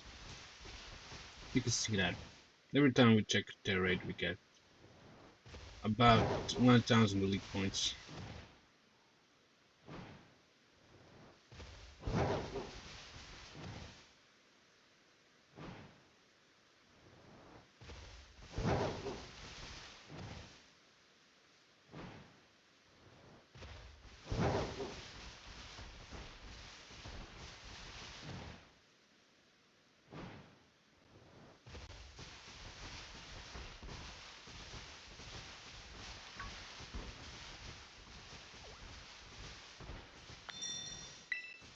So please be something good. Ugh. Come on. What's up with these Terraids? Probably need to like fly somewhere else. What about these over here now? I'm not kinda interested. Maybe that rock one. Maybe yeah, rock and dragon Terraids are kinda interesting, I guess.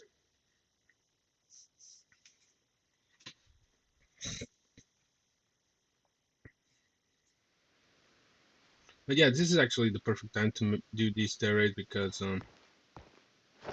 once you, I'm not checking the fighting type though, because I can deal with fighting type Terrasilize. Listen, I cannot deal with the Pokemon that use Terra Shield and their fighting Terra types.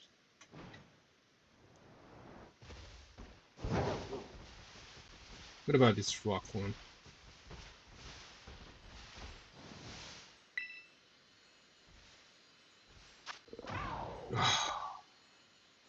Terrible. Terrible.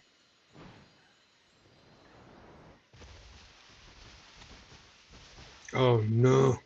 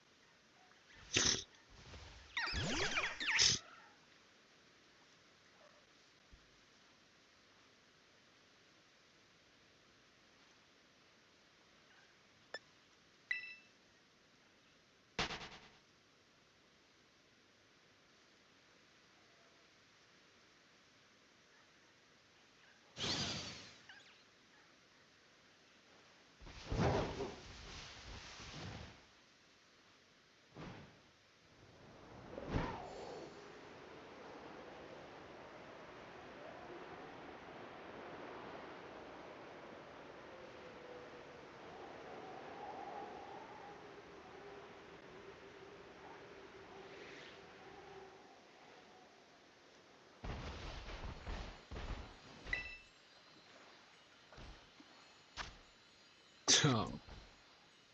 What is actually even happening?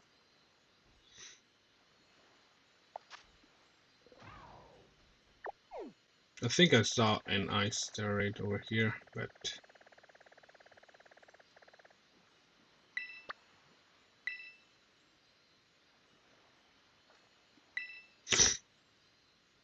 I doubt that it's gonna be anything interesting.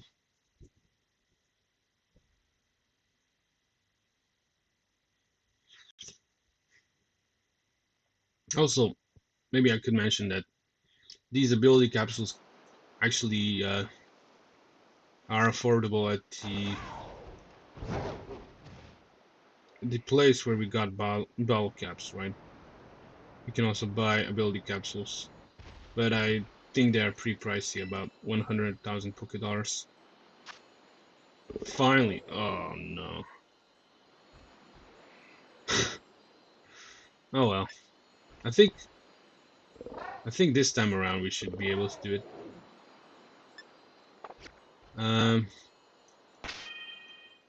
Let's go for it, I guess. I mean, we do have some experience with Poltergeist. Um, you know.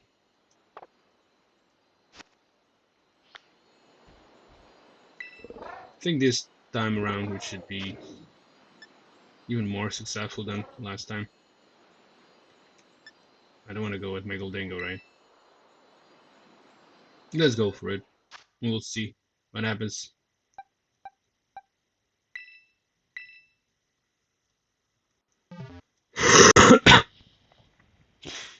Also, kind of interesting that I don't know what I'm doing, to be honest. But it's kind of interesting that we got the chance to catch Poltergeist once again. Last time it was for the Pokédex entry, but this time it's just for the, you know,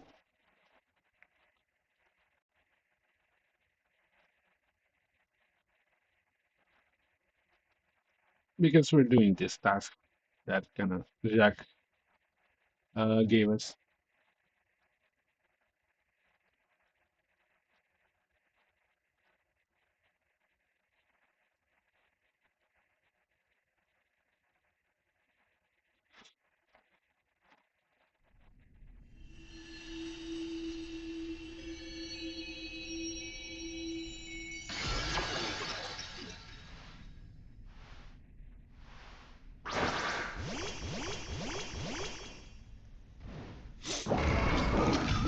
So this time around, it should be much easier because our armor is level 100. Also, it's EV trained in special attack and it's holding 3 specs, so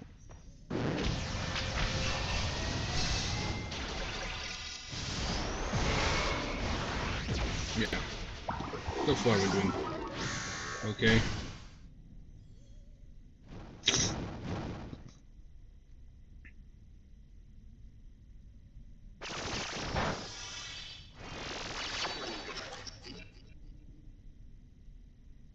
So I'm gonna go for another armor cannon.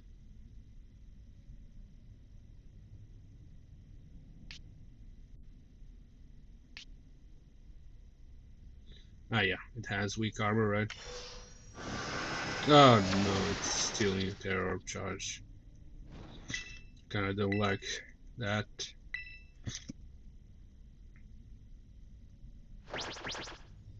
Ah.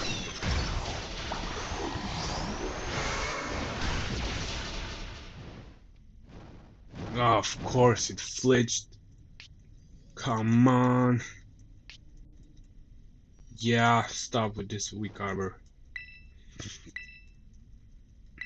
The least is taking some damage though. Fine. Oh,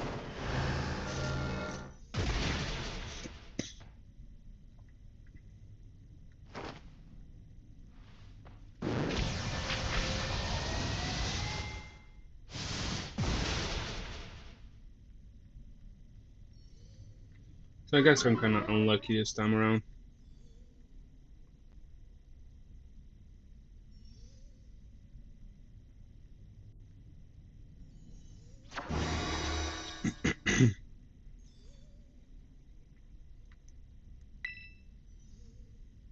I think I wanna kinda restart this because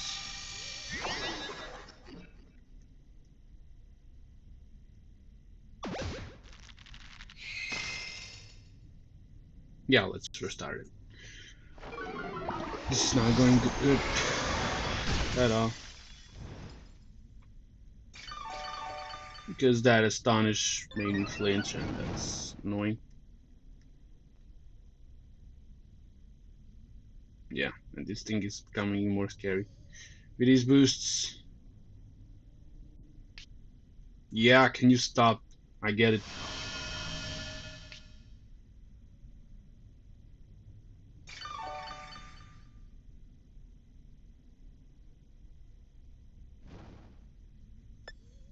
So I'm trying once again because this is not going anywhere.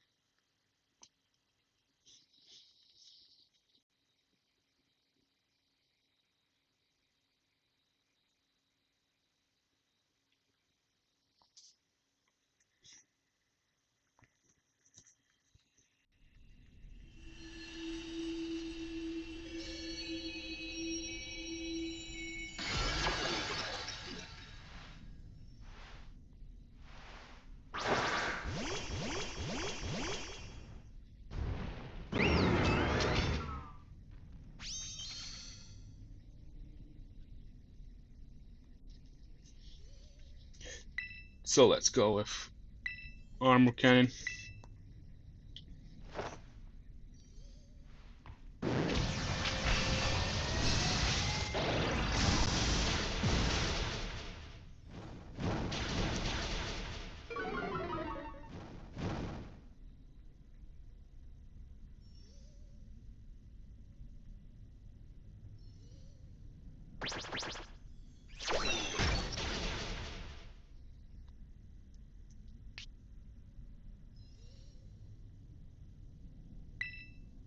Another armor cannon.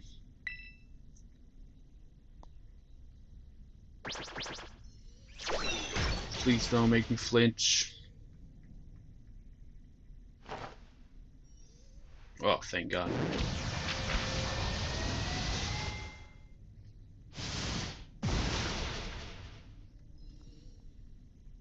So far, so good.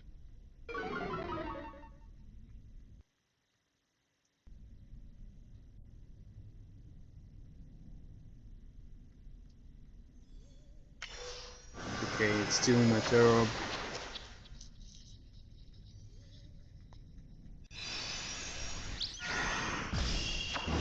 Also going for the terror shield.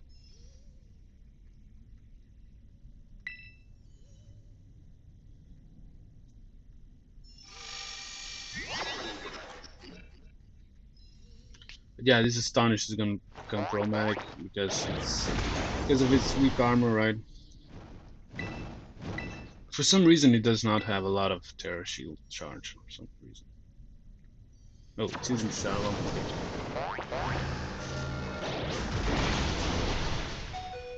Oh, that's close.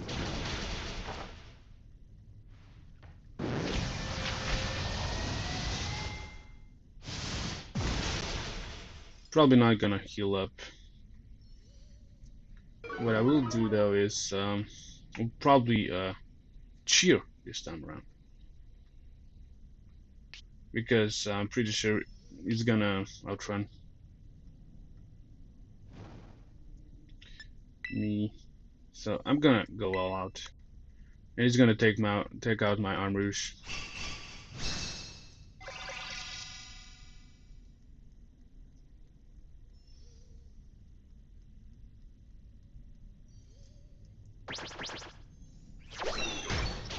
Yep, so my Arm Rouge will be coming back sometime soon.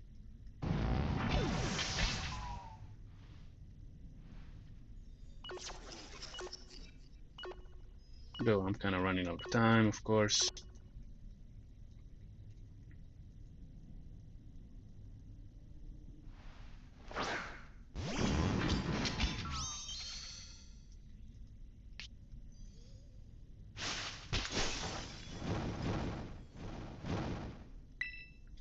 So I'm going for the armor cannon. Shadow ball.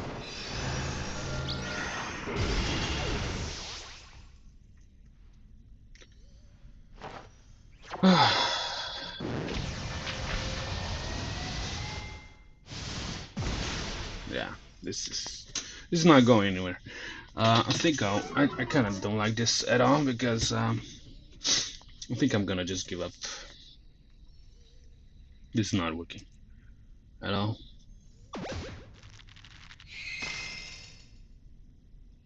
This is just not working.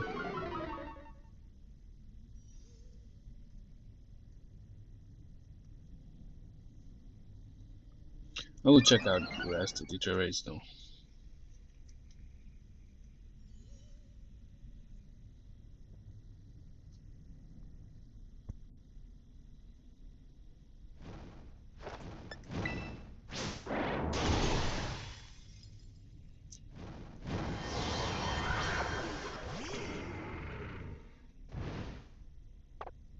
And can I maybe attack?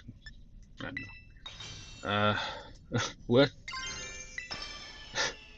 What's actually happening? What in the world?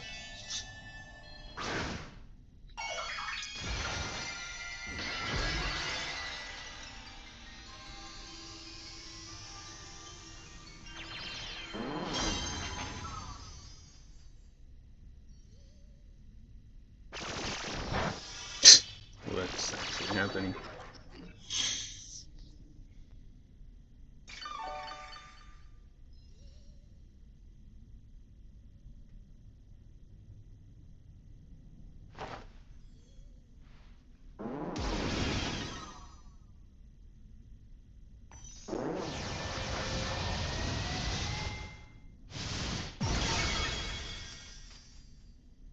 What in the world? I was about to quit this, and here we go.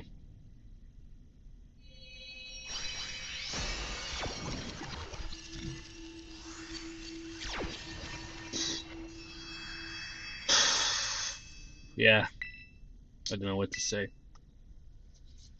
Kind of confused about everything, but apparently we managed to do it.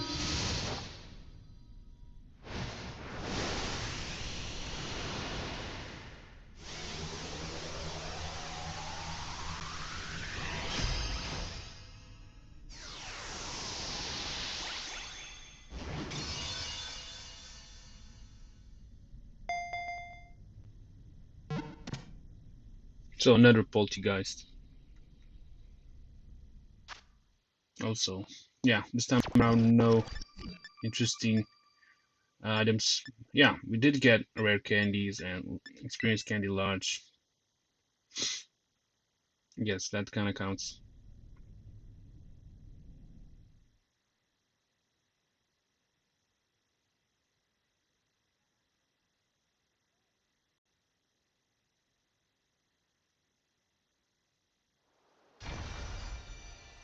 So, our third level 5 terrain.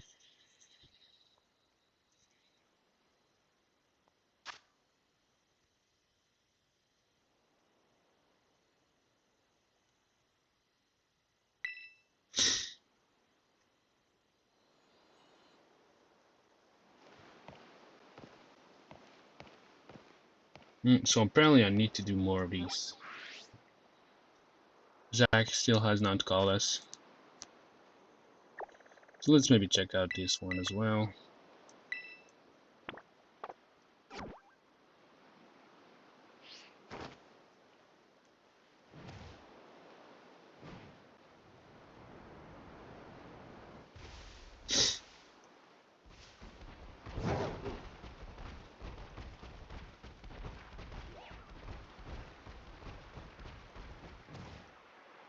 Kind of got lucky last time. It's kind of interesting. I don't know what to say though. Kind of don't like luck over skill situations like this. Okay, never mind.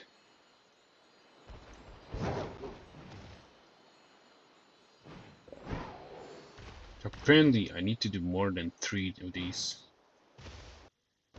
in order to get a call from Jacq.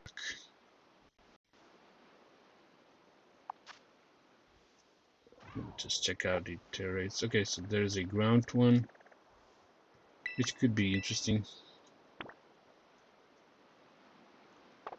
That's about it. Like, I cannot deal with electric or fairy type terrains.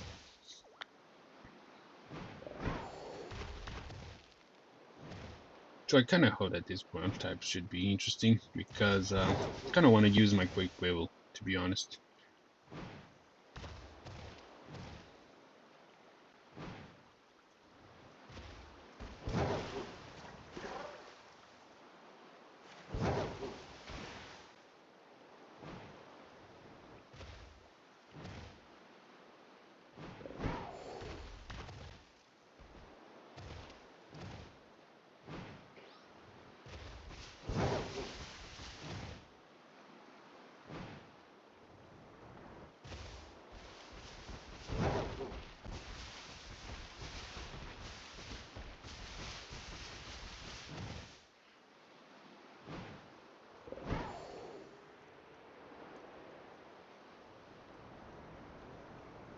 Ooh, it's kind of interesting.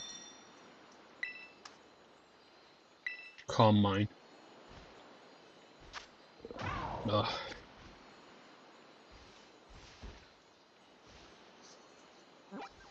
And what else? What else? Electric, fairy, a lot of electric. What about, yeah, this flying one? Maybe I can take it out using my Excalibur. There's another flying one over there to the west.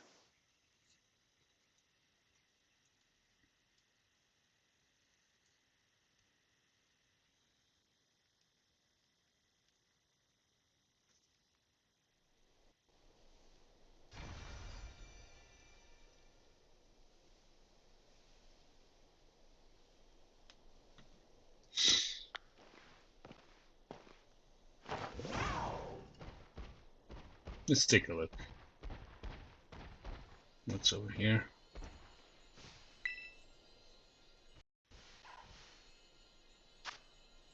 Ugh.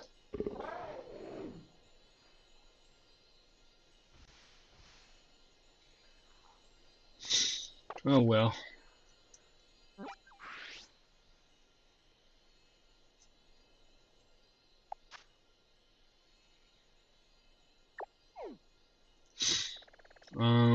I guess I'm flying over here. Yeah, we have some interesting terrains over here.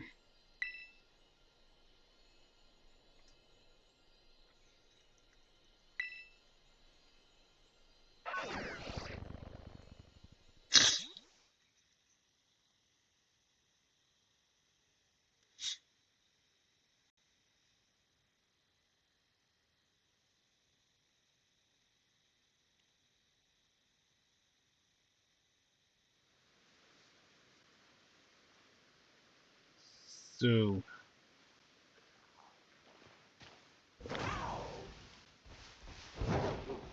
let's check them out. I'm gonna go, I don't know. Yeah, let's maybe start from the top to bottom.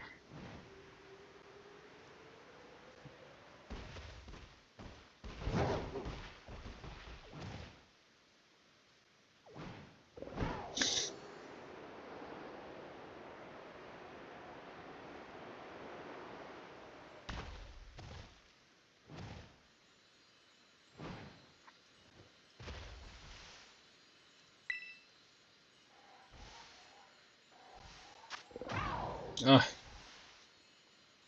another since poltergeist. Kind of worried. Yeah, I guess let's maybe try. Of course, I will go with my Excalibur this time. Kind of interesting how well do I do.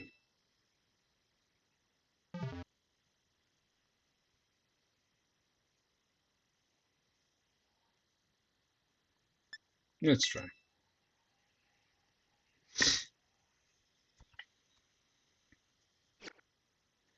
So yeah, loaded dice will be hitting quite hard, I guess.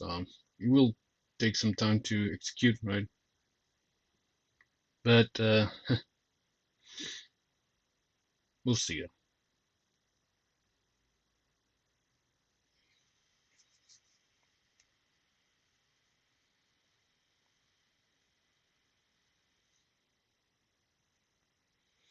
I think that Poltergeist defense is kind of lower than its special defense, right? I think we kind of talked about it, but I already forgot.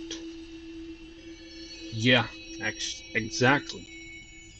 His defense is pretty poor, so this might go a bit better than I might think, or not. We'll see. But Poltergeist defense is kind of not really good, so let's go with Icicle Spear. Yeah, that's pretty good. Although we're activating its weak armor right out the bat. And yeah, this is gonna take a lot of time. But it's okay.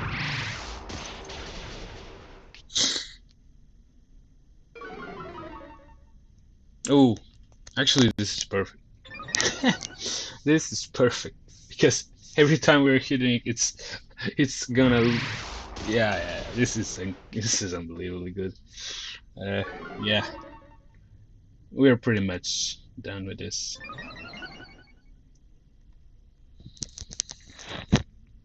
Like, it's losing defense every time we hit it, so you can tell, right?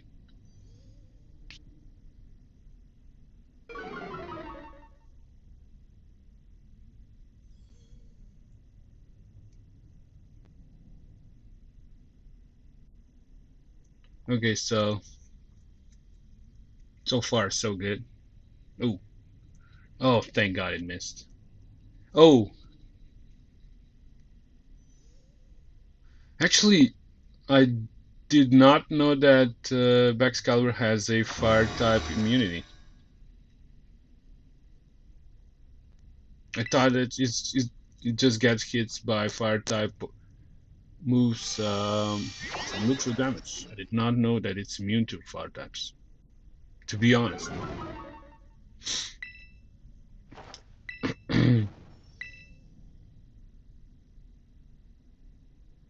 Yeah, you can use Will-O-Wisp all you want, like.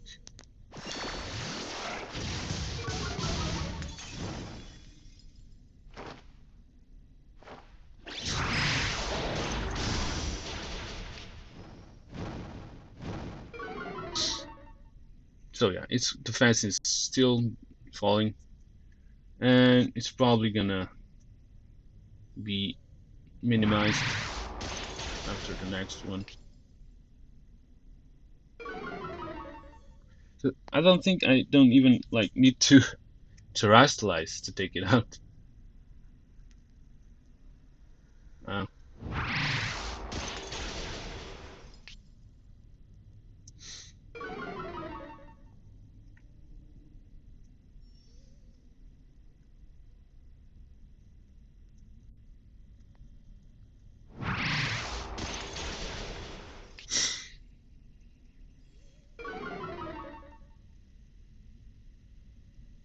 so these poltergeists should really be um,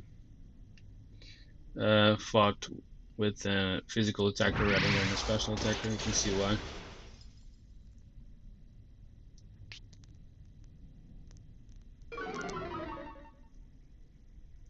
Apparently, its defense is still falling.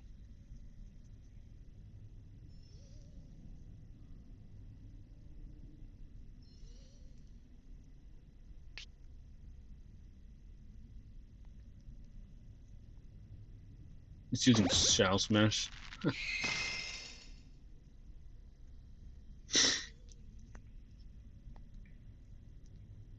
Yeah, so it has minimized defense, and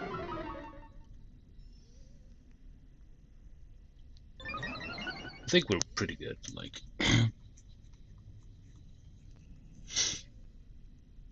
but it's kind of scary because it has, yeah, it has maxed out speed and also pretty high attack, offensive stats. And I don't care. Probably I'm not gonna able to terrestrialize, but I'm probably taking it down. Next. Yeah, it's using Will-O-Wisp, like. So yeah, Excalibur is actually perfect for a flying Terra raid poltergeist. Yeah, it's going down, definitely.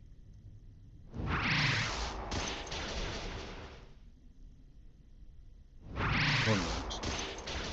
So this could be close. Yeah, because the problem is that the game still considers that it's still under the influence of a shield. But I think I still will be able to attack it one more time.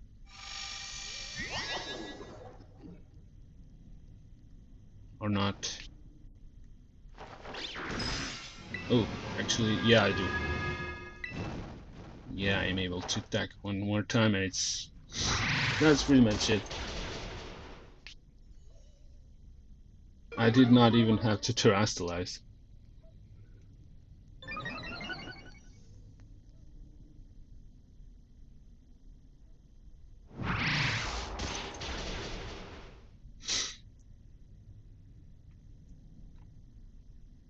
It was kind of interesting. Did not expect this to go so well.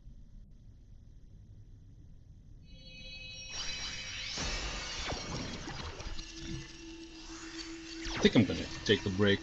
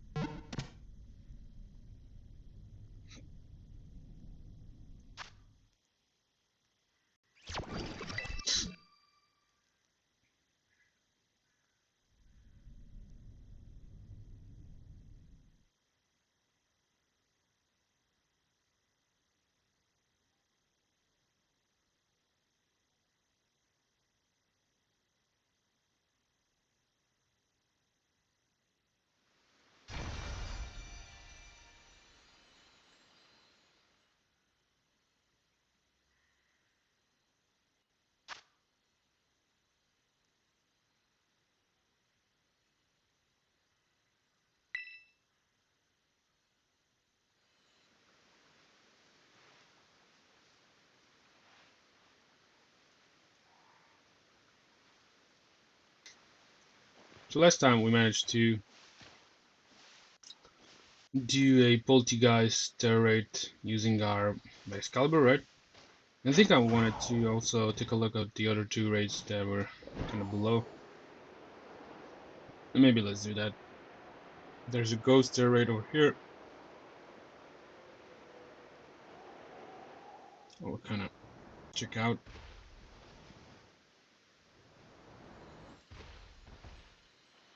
It actually contains a level 5 terror raid.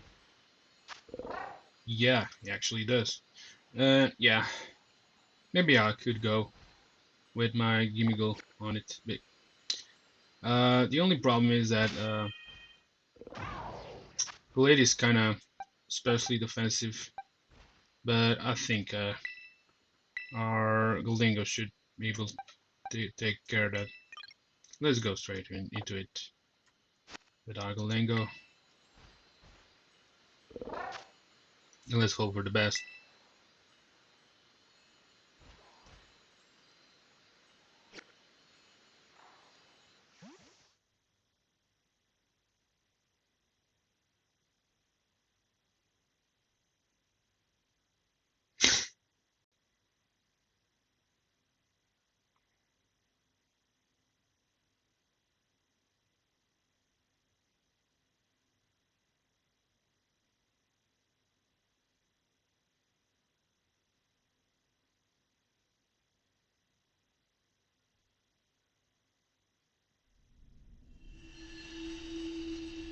Yeah, I mean, Glade is kind of especially defensive, so let's hope this works. If not, we'll probably focus on something else.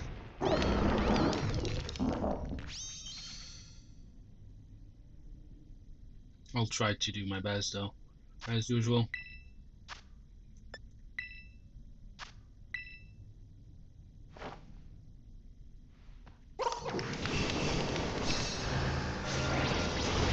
Yeah, okay.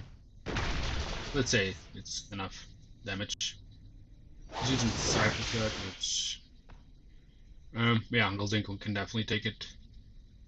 Yeah, the thing about Gholdengo is that it can actually resist the Galade's fighting type attacks. So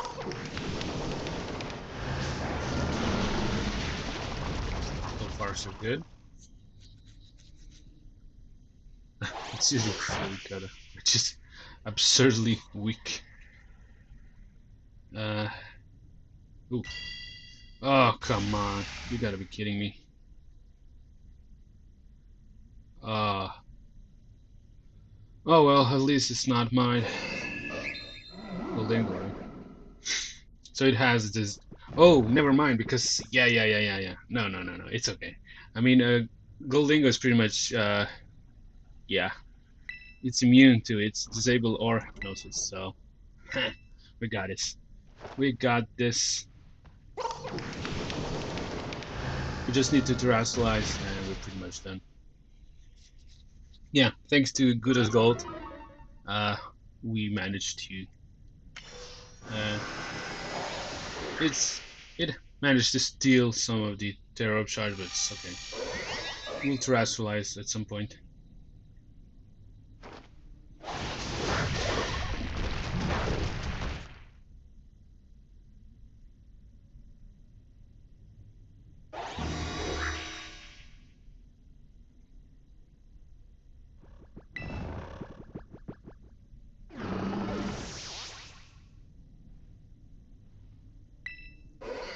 Let's go for another Shadow Ball. Our fourth one, so after this one we should be able to terrestrialize.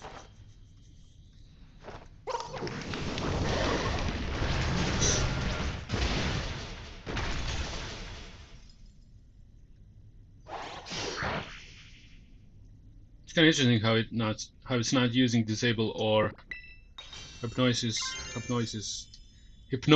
on my Gholdengo.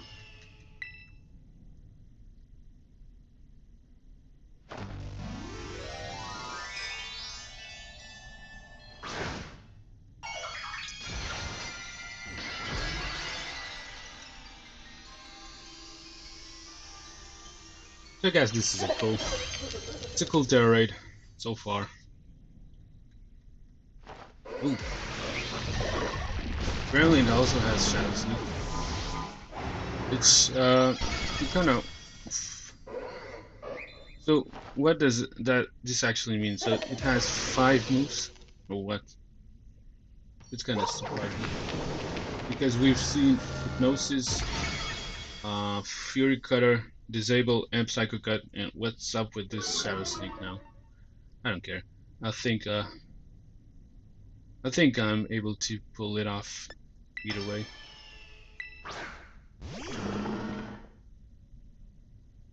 Still using Shadow Sneak. So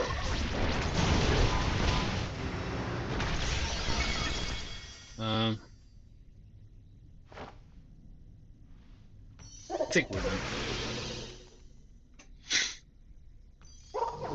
If not, I will be healing up. No, we're done actually. So apparently, yeah, in Terra Race, Pokemon can have more than 4 moves for some reason. Like, yeah, what's up with that? Now it's using Psychic Terrain. It doesn't even matter because it's over. Apparently, yeah, they have more than 4 moves. Apparently, it's still not over. Apparently, it has some HP left, and ooh, that was kind of risky though because I just went for a Shadow Ball. He could have used Shadow Sneak and took out my Guldengo, but luckily that's not the case.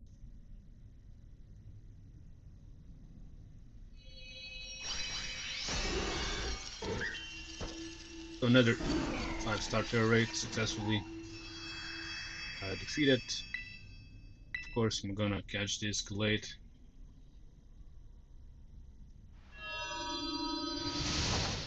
Does not hurt to catch one. At least we're getting also some Ralts material.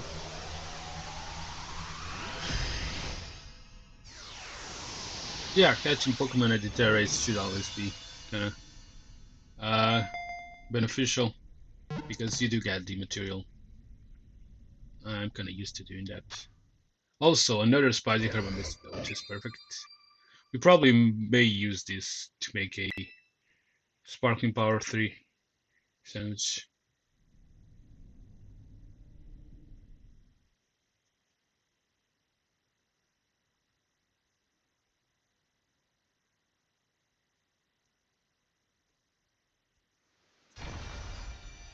And let's see, maybe Jacq will kind of decide to call us at this point. Maybe not. We'll see. So far, we've done 5 of these.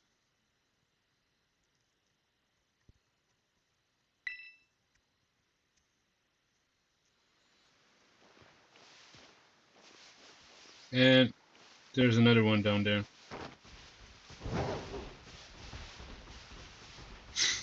I'm not sure whether it's a 5-star Terra Raid, but we're checking it out.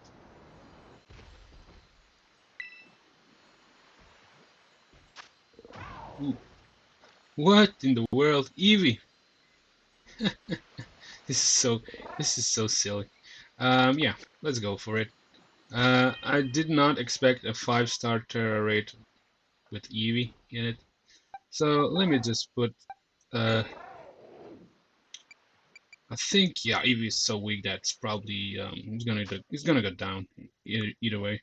But I will, just in case if Eevee decides to be too aggressive, I'm gonna of course put a choice band on my Quick Quibble.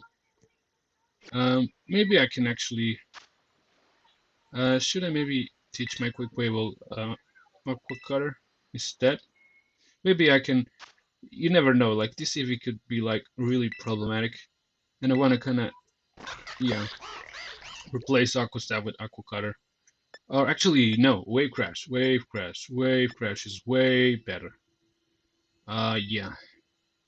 Although, yeah, we'll be taking damage in the process, but I almost forgot that Quick Quibble does learn Wave Crash.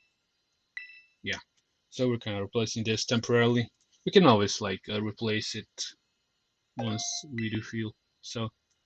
And yeah, I'm not gonna give this Eevee a chance. So that's the reason why I'm going for a Wave Crash quick Quavel with Choice Band.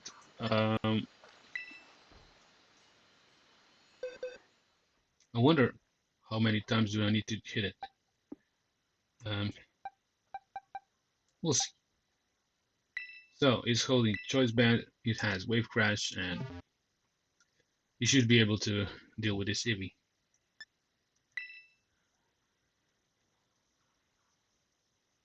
This kind of, I've never seen anything like this, like 5-star level Terra Raid with Eevee in it. Also that can actually happen. So this is our 6th Terra Raid, right?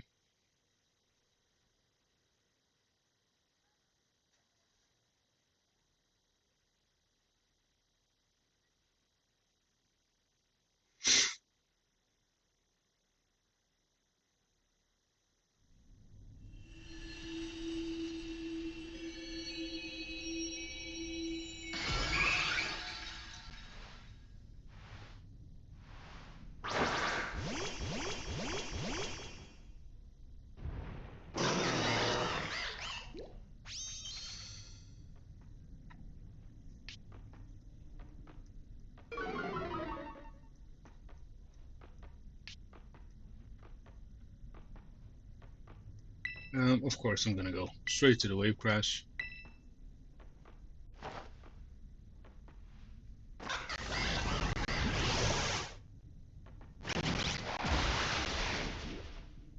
That's pretty good. Yeah.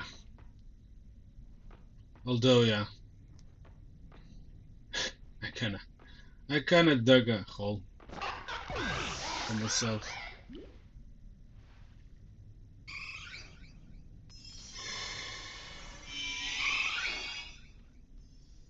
I kinda did dug a hole for myself.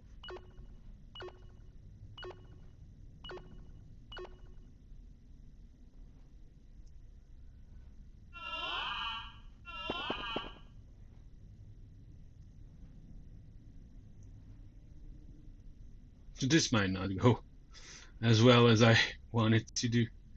Yeah, probably, yeah, I should have not used this Wave Crash. You know what, this is not going, this is so hilarious. This is not going the way I wanted. So let me just restart everything. Yeah, of course. See what happens if you go for too much power. You get hurt in the process.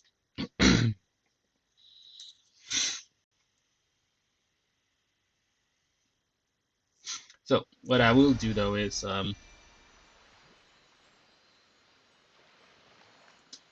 let's probably just teach our quick Quavel Aqua Cutter instead. Or I don't know what I'm actually doing. Oh yeah. Actually, you know what? I think Quick Quavel is pretty fun with Aquacept, so I don't think it's even necessary. I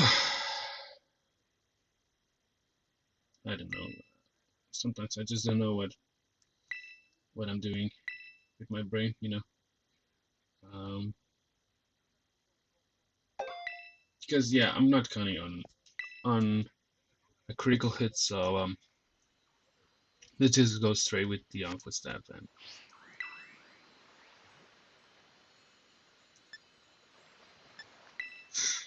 I'm kind of wasting time.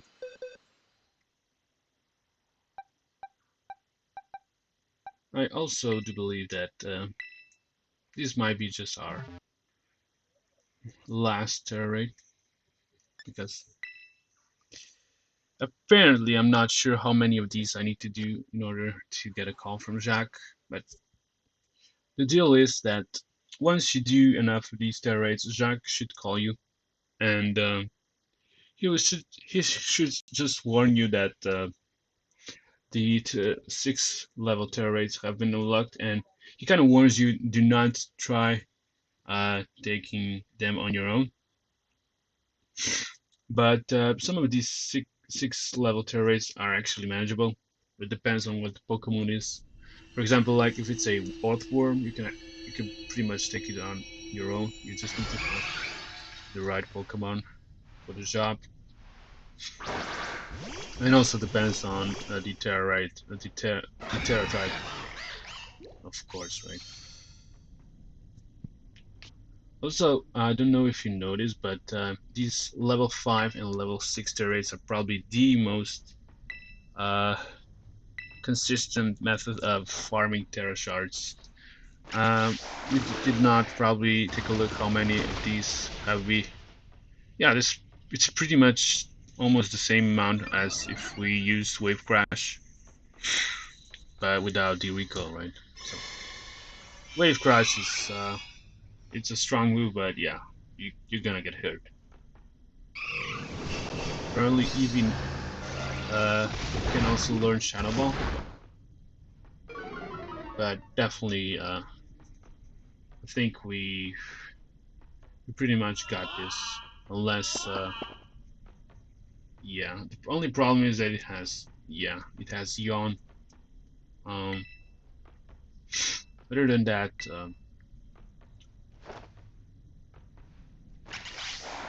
it's kind of doable.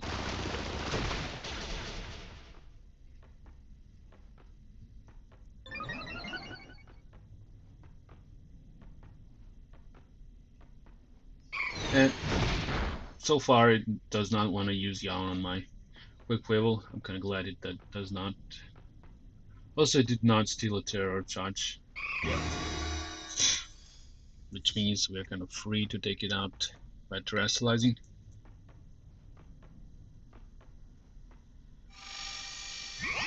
But you know, Eevee is kind of a weak Pokemon because it's not fully evolved, unlike the others. I'm really surprised that we did found one in a 5-star terrain. Apparently that also happens.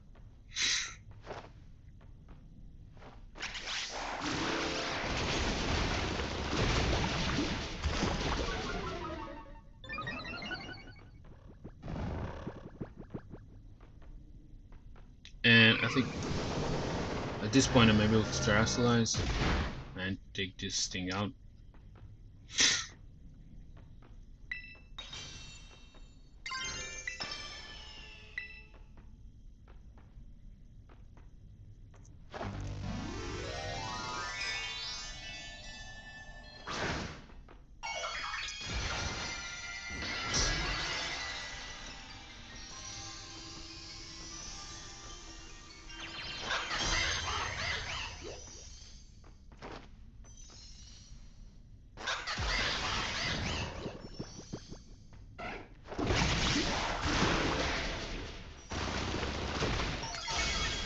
Yeah.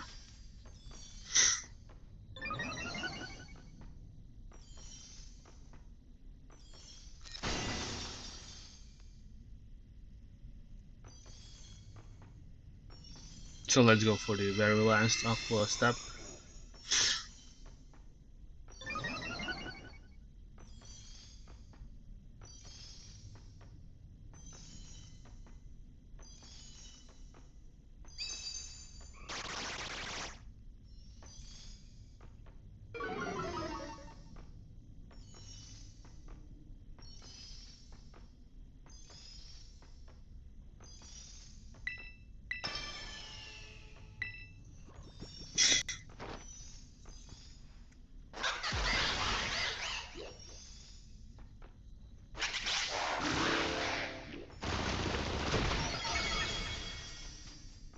And that's how it's done.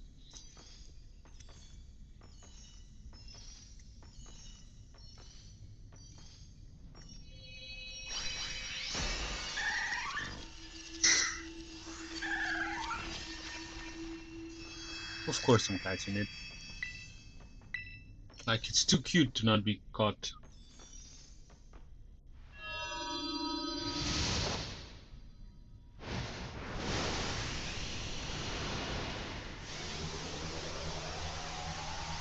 But shiny Eevee, that's another level of cuteness. I mean, regular one is cute, but the shiny one is like on another level.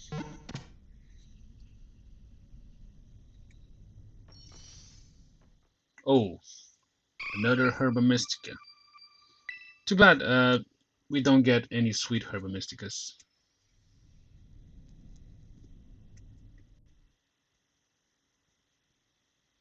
Because I could have maybe showed Mr. Saguaro one, and I'm kind of wondering what he would say.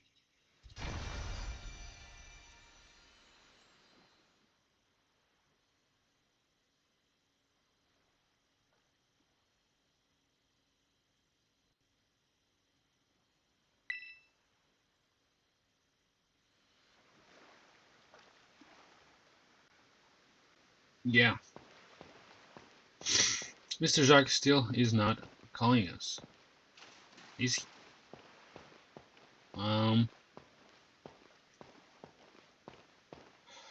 You know what? I think our time has come. Even though Jacq has not called us, I think we're kind of pretty much um, seen everything there is to see. At this point, we should maybe just like do more of these 5-star terror raids, but and we know what's gonna happen, right? At some point, Jacq should be calling us, and he's gonna tell us that we've unlocked 6-star level terror raids, right? What I want to do though is kind of go up to the Glaseado gym and kind of finish this journey of ours on the highest point of Paldea. I think that's kind of appropriate to maybe finish off our journey and maybe take a look of the Paldea up there. Some kind of I could have like just I could have just like flew over there because I do have it marked on my map, but you probably are used to my mistakes at this point. So I'm climbing, right? And too bad it's kind of dark, right? But it's kind of saddening, So we're at the Paldea's highest peak, one of the 10 sides of Paldea. I don't know if you have been before, but from here you can see pretty much all of Paldea. You can see over there, we're kind of bounded by that area, that mountainous area, but we can actually see the mountainous area from up here. You can see the 3 watchtowers. Over there we have the minefield area. Oh, watch out for the stall though. Yeah, this Pokemon are kind of aggressive. Over there we can see Canyon and the area we pretty much started our adventure. Near the Los Platos and Cabo Poco, right? Of course, we can see the Great Crater of Paldea over there. Which actually we had the chance to go there. Very far. You can also see actually Mesagoza and Naranja Academy. Over there we also have the heights of Alfornada, where we stopped. Also a lot of Pokemon apparently. Over here we can see those windmills where we actually fought with the Bombardier, right? That Titan. And of course we do see the Azado Desert where we fought the Great Tusk, the Quaking Earth Titan. Over here we do see I'm kind of oh no.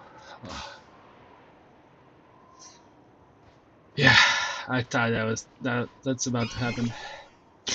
So yeah, a Sneasel encounter. But we can see a really good view of the Cascarrafa Lake from up here as well. And the Socarrat Trail. over there next to it.